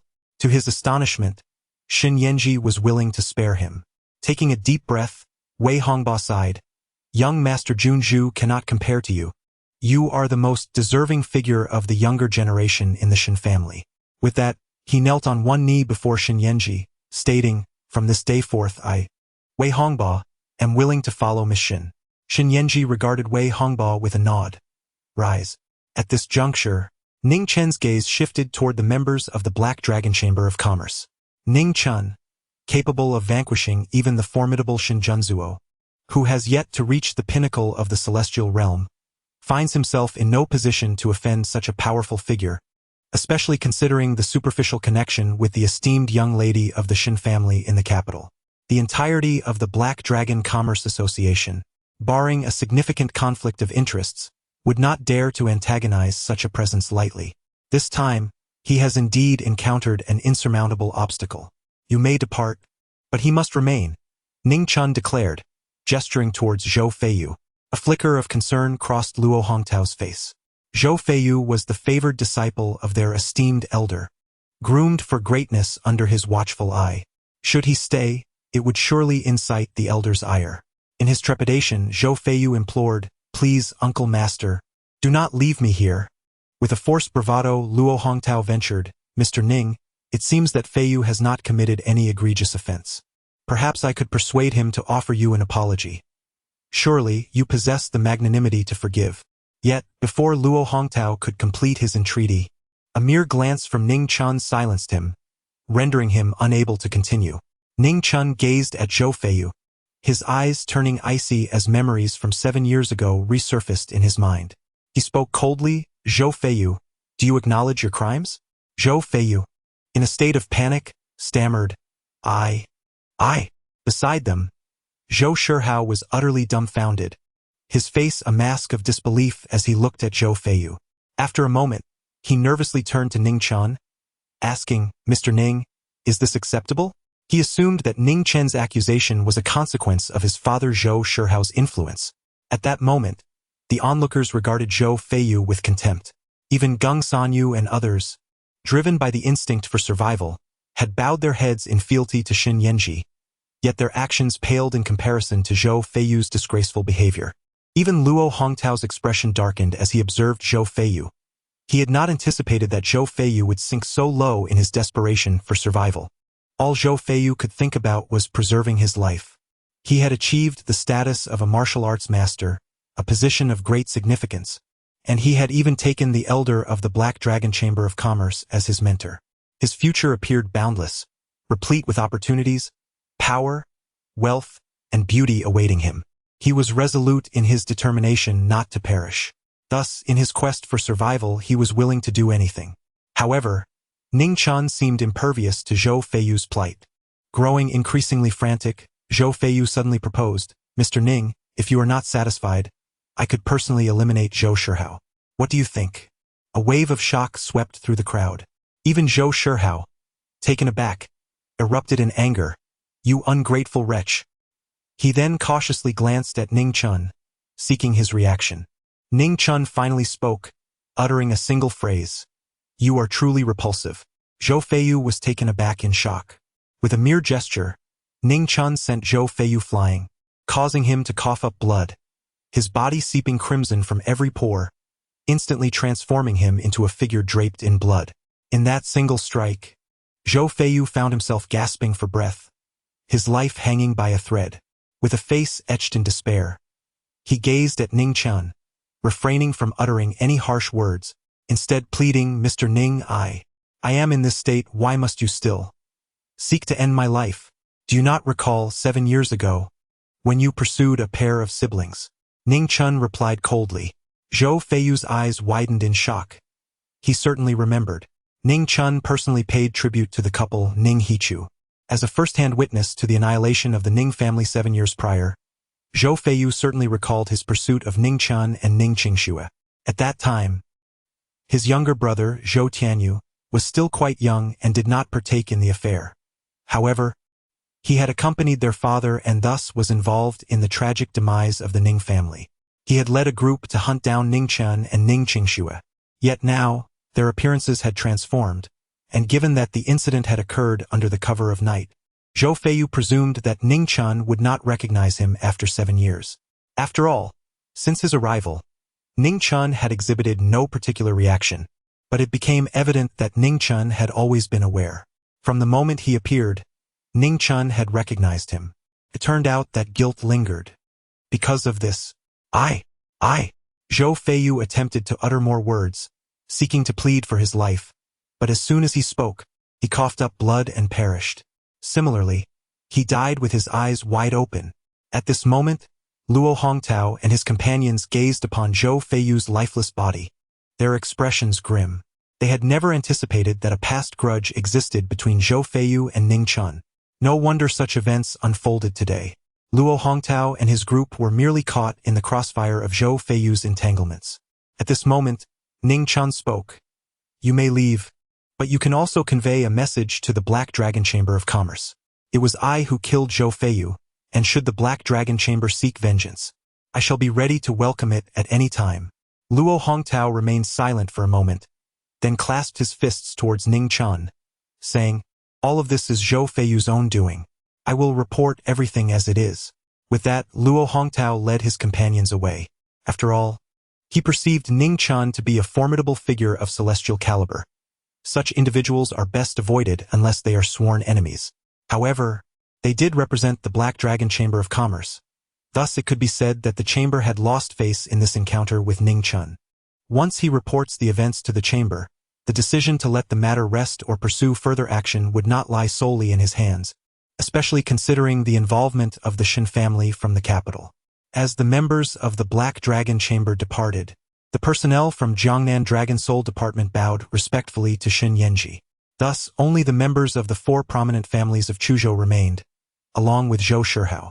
Ning Chen's gaze swept across the crowd as he inquired, "Who among you can divulge any information about Lord Long? Perhaps I might spare your lives." Lord Long? At this moment, Chun Yaowei and his companions were already paralyzed with fear. They hastily replied, "We truly have no knowledge of Lord Long's whereabouts. He merely appeared 7 years ago, requesting us to search for a jade pendant on behalf of the Ning family. Subsequently, he instructed us to annihilate the Ning family, and in return, he granted us certain benefits that allowed us to ascend to the realm of masters. Beyond that, we genuinely know nothing. Given such circumstances, you are of little use to me." Ning Chen scoffed disdainfully. He felt a tinge of disappointment towards Chun Yaowei. Initially, upon witnessing Chun Yaowei produce the Lightning Goddess Movement Talisman, Ning Chen had entertained the notion that there might be some connection between Chen Yaowei and Lord Long, hoping to use him as a means to lure out Lord Long. However, Chen Yaowei had not acted as he had anticipated, failing to establish any contact with Lord Long. In a desperate bid for survival, Chen Yaowei racked his brain and suddenly recalled something. Zhao Yuanbua. Lord Long personally visited Chuzhou and took a fancy to a woman from your Zhao family, keeping her company for an entire night. She might possess information about Lord Long. Chapter 89.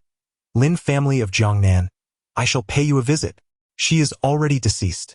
She died the moment she left Lord Long's chamber. Zhao Yuanbua stammered, hastily interjecting. Since Lord Long had relations with a woman from your Zhao family, it stands to reason that your family must have the closest ties to him. You must surely know more about Lord Long, Chen Yaowei urged, shifting the blame onto Zhao Yunbua. Yet Zhao Yuanbua was equally ignorant of Lord Long's whereabouts. His complexion fluctuated, and ultimately he could provide no coherent explanation. At this moment, Ning Chen suddenly made his move, lifting Zhao Yuanbua with a firm grip. His gaze pierced directly into Zhao Yuanbua's eyes, and in that fleeting instant, Ning Chen's consciousness forcefully invaded Zhao Yuanbua's mind. However, at that moment, an exceedingly terrifying aura suddenly erupted within Zhao Yuanbua's consciousness. Boom! A shockwave burst forth from Zhao Yuanbua's entire being, sending the martial arts masters Chen Yaowei, Yuan Qingkai, and Yang Kengtai tumbling. Shen Yanji's pupils constricted slightly as she cautiously observed Zhao Yuanbua. For at that moment, a phantasmal figure emerged from within Zhao Yuanbua's body. Although it was merely a shadow, and the exact form and features were indistinguishable, the piercing intensity of its gaze was palpable, instilling an overwhelming sense of spiritual pressure in everyone present. They felt an involuntary urge to kneel in submission. Indeed, something strange was afoot. Yet Ning Chen remained unperturbed, instead breaking into a cold smile. With a swift motion, he extended his hand, unleashing his true essence, which manifested in the void as a vividly lifelike hand, coalescing to grasp at the shadowy figure. Dare you? The apparition, incensed by Ning Chen's audacity to strike, immediately retaliated with a palm strike of its own. In an instant, the two hands collided. Boom! An overwhelming force rippled forth, erupting violently from the epicenter of their clash, akin to a tempest of 12th degree intensity, with fierce winds swirling chaotically. The mere aftershocks were sufficient to upheave the cement tiles covering the nearby ground, shattering anything that came too close. Yet, Ning Chen stood steadfast, untouched by the chaos, his garments remaining undisturbed. Not even a corner fluttered. Furthermore, after the collision, the hand of the shadow disintegrated, while Ning Chen's hand continued its relentless advance. Ultimately, amidst the astonished gazes of onlookers, he seized the apparition, forcibly extricating it from Zhao Yuanbua's form. The shadow seethed with rage. However, after its palm strike, its strength had evidently waned significantly, rendering it no match for Ning Chen, who subdued it effortlessly. Ning Chen seized him and, amidst the incredulous gazes of the onlookers, extracted a gourd, ensnaring that ethereal apparition within the seemingly worn vessel.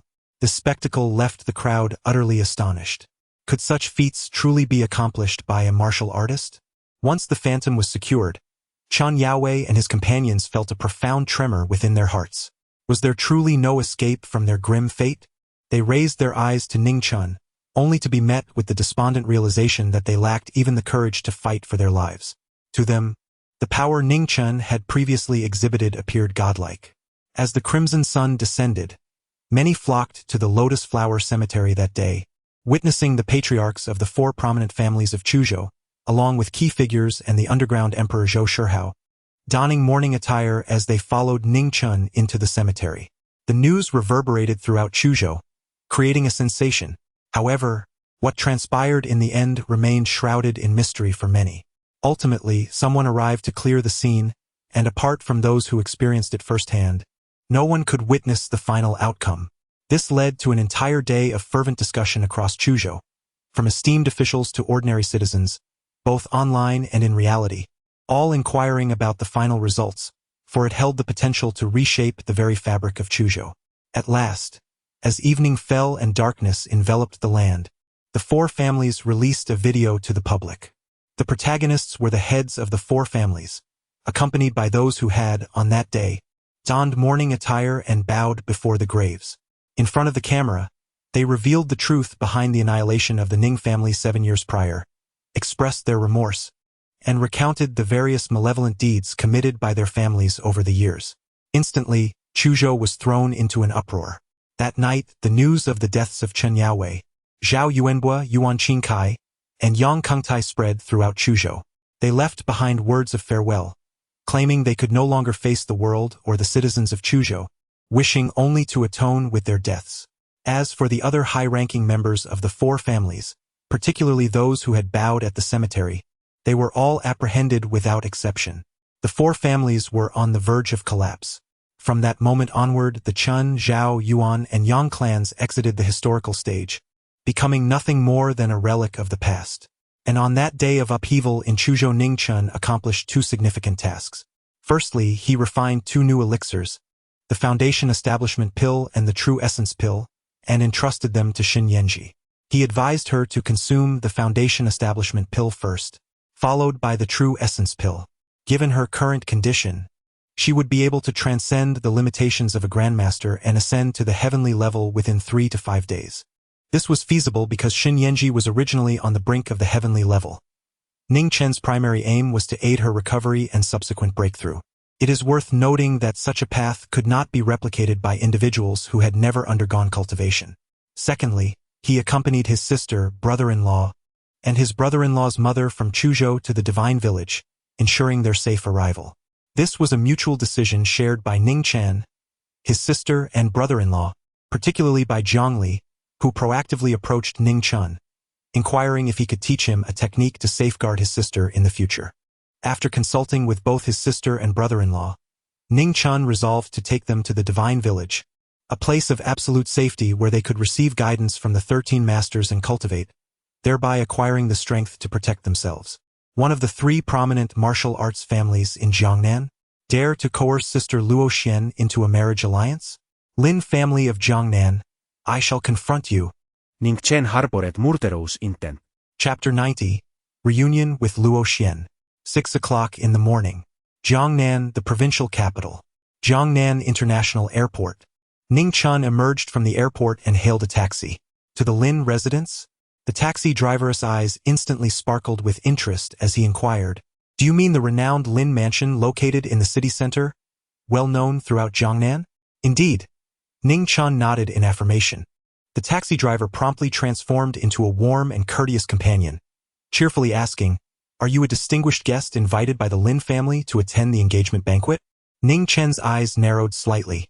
An engagement banquet? Indeed, since yesterday, esteemed guests have been arriving at the Lin family, all gathered for the engagement banquet between the Jiangnan Lin family and the Zhonghai He family. "I assumed you were also invited from afar to attend the celebration," remarked the taxi driver with a smile. "One might say so," Ning Chen replied, maintaining his smile, though it bore a hint of menace. Upon hearing this, the taxi driver grew increasingly enthusiastic, exclaiming, "These past few days, the foremost event in Jiangnan is undoubtedly the union between the Lin family and the He family from Zhonghai. It has generated quite a buzz, with everyone saying that the Lin family's Lin Luoxian is indeed fortunate, as if she were blessed in a previous life." A coldness lingered within Ning Chen's smile. "Is it truly a blessing? Indeed, you are unaware of how many women yearn to be in her position." The taxi driver, growing increasingly animated, seemed to believe that Ning Chen was merely a guest invited to the occasion. Moreover, the Lin family had not sent a dedicated vehicle to escort her, suggesting her status was not particularly elevated. Given that Ning Chen had arrived by plane from afar, he presumed she was oblivious to the underlying circumstances. It is worth noting that the He family of Zhonghai is a nationally renowned lineage. Whispers abound that the Jiangnan Lin family intends to ally with the He family of Zhonghai, seeking to seize this opportunity to ascend as the foremost family in Jiangnan. Such illustrious clans are truly captivating. The taxi driver continued with fervor, his enthusiasm escalating, as if he would gladly transform himself into a woman to replace Lin Luoxian, becoming the illegitimate daughter of the Jiangnan Lin family. Ning Chen sat silently in the car, absorbing the atmosphere. Finally, he uttered, "In the Jiangnan Lin family, the lineage of the family head still includes a young lady of the Lin clan. If she were to marry into the He family of Zhonghai, such a splendid opportunity would not be relinquished to a bastardy. This remark left the taxi driver in profound silence. Indeed, delving into the world of affluent families is akin to navigating a deep sea. Such matters are truly inscrutable. After an hour's journey, around 7 o'clock, Ning Chen arrived at the entrance of the Jiangnan Lin family estate. Jiangnan, an economically prosperous province, has its capital, Jiangzhou, serving as its economic epicenter. In this area, every inch is precious. Yet, amidst this valuable territory, the Jiangnan Lin family resides within the first ring, near the city center, occupying an expansive area that transcends the description of a courtyard, resembling instead a traditional Jiangnan Watertown garden. The ancient and elegant gate showcases the Lin family's profound heritage. The two stone lions flanking the entrance exude an imposing presence without a hint of aggression. Furthermore, outside the grand entrance of the Jiangnan Lin family, 6 impeccably dressed bodyguards are stationed, reminiscent of the royal guards of ancient times. This starkly contrasts with the bustling traffic and towering buildings surrounding them. It is precisely this juxtaposition that underscores the immense power of the Jiangnan Lin family. Even those unfamiliar with the local dynamics would be left in awe of the Lin estate's prowess upon passing by. At this moment, the Jiangnan Lin family was welcoming guests. However, Ning Chen did not proceed directly inside. After alighting from the vehicle, he patiently waited for less than a minute before Yi Hongli approached him. Upon seeing Ning Chen, her radiant face lit up with a brilliant smile. "My lord, why didn't you call me after arriving at the airport? I had already arranged for someone to meet you there." Ning Chen was unaware of this. Otherwise, he would not have taken a taxi. Nevertheless, he deemed it inconsequential and promptly inquired, "How is Luo Xian?" For the past few days, Lin Luo Xian's phone had been perpetually turned off, leaving Ning Chen unable to reach her, with only Yi Hongli providing daily updates on the situation. Yi Hongli responded, "Where is her room?" Ning Chen asked directly, "Here." Yi Hongli produced a map, revealing the entire layout of the Lin estate, indicating a specific courtyard in the backyard. "All right, thank you for your efforts." Ning Chen smiled and patted Yi Hongli on the shoulder. "Serving you is my utmost pleasure. I find no hardship in it," Yi Hongli replied with a captivating smile that could enchant the world. "By the way, my lord, according to the information I have received, the He family from Zhonghai is expected to arrive in Jiangnan this afternoon, and tonight will be the engagement banquet between the Jiangnan Lin family and the Zhonghai He family." She then proceeded to brief Ning Chen on the particulars of the situation. Yet Ning Chen remarked, "There is no need for haste. I shall first pay her a visit." After uttering these words, Ning Chen stealthily entered the Lin residence. Despite the pervasive surveillance surrounding the estate, not a trace of Ning Chen was captured. Even in the courtyard where Lin Luoxian resided, several inner strength practitioners were vigilantly guarding the area, yet they remained utterly oblivious to Ning Chen's arrival. Ultimately, Ning Chen entered Lin Luoxuan's boudoir. At that moment, within the room, Lin Luoxian lay upon her bed, her delicate brows slightly furrowed even in slumber, indicating that her rest was far from peaceful. She was not clad in a nightgown. Rather, she lay fully dressed as she slept. Having cohabited with Lin Luoxian for several days, Ning Chen was aware that she possessed a mild obsession with cleanliness. No matter how late it was, she would always take a shower each day and would only retire to bed after changing into fresh sleepwear or a nightgown. Among her choices, she favored nightgowns, which were predominant in their shared apartment. However, at this moment, she slept in her clothes, a testament to her inner turmoil, revealing her persistent state of vigilance in such an environment. This sight tugged at Ning Chen's heart. Had he known earlier, he would not have merely summoned Yi Hongli to safeguard Sister Luoxian. Rather, he should have come to the provincial city before his parents' death anniversary to address matters concerning the Lin family. Yet, in this world, there exists no remedy for regret. Ning Chen chose not to dwell on the events that had transpired. Instead, he approached the bedside, seated himself gently on the edge of the bed, and softly clasped Lin Luoxuan's hand. A wave of warm, soothing essence flowed from Ning Chen's palm into Lin Luoxuan's being, alleviating her physical exhaustion. Simultaneously, Ning Chen also employed his divine consciousness to soothe Lin Luoxian, allowing her furrowed brow to gradually relax. Thus, After approximately half an hour had elapsed, Lin Luoxian finally awakened. She felt a hand clasping hers, which startled her, causing her to open her eyes wide in surprise. "Do not be afraid, it is I." The voice of Ning Chen resonated with a magnetic quality, indescribably melodious, seemingly infused with a spiritual essence that soothed the soul. Lin Luoxian widened her eyes in disbelief as she gazed at Ning Chen. It was not until a full 10 seconds had passed that she murmured, "Am I dreaming?" She grasped Ning Chen's hand, feeling its tangible presence. Then, she lifted her other hand to pinch her own cheek, seeking to ascertain whether it would hurt. However, just as Ning Chen extended his hand to grasp her other hand as well, smiling as he said, "If you wish to ascertain whether this is but a dream, there is no need to pinch your face. Just kiss me and you shall know." After Ning Chen finished speaking, Lin Luoxian did not respond as she usually did, with a roll of her eyes or a dismissive remark. Instead, without the slightest hesitation, she leaned in and pressed her lips directly against Ning Chen's cheek. The softness of her lips left a tender imprint on his skin. In that fleeting moment, Ning Chen's heart fluttered, yet he refrained from any inappropriate advances towards Lin Luoxian. The kiss lingered for a full 5 seconds before she withdrew her head, murmuring, "It feels familiar." Upon uttering those words, a wave of embarrassment and indignation washed over her. How could she claim it was a familiar feeling? As if she had become accustomed to kissing Ning Chen? Was it not shameful? However, that fleeting thought of shame quickly dissipated. Soon, her eyes grew misty with emotion. She gazed at Ning Chen, a mixture of astonishment and delight illuminating her features, her voice trembling as she asked, "Ning Chen, what brings you here?" Ning Chen jested, "Of course, I have come to fulfill our agreement regarding the next time. As I mentioned, I have little interest in trifles. I am here to seize a far greater advantage from you.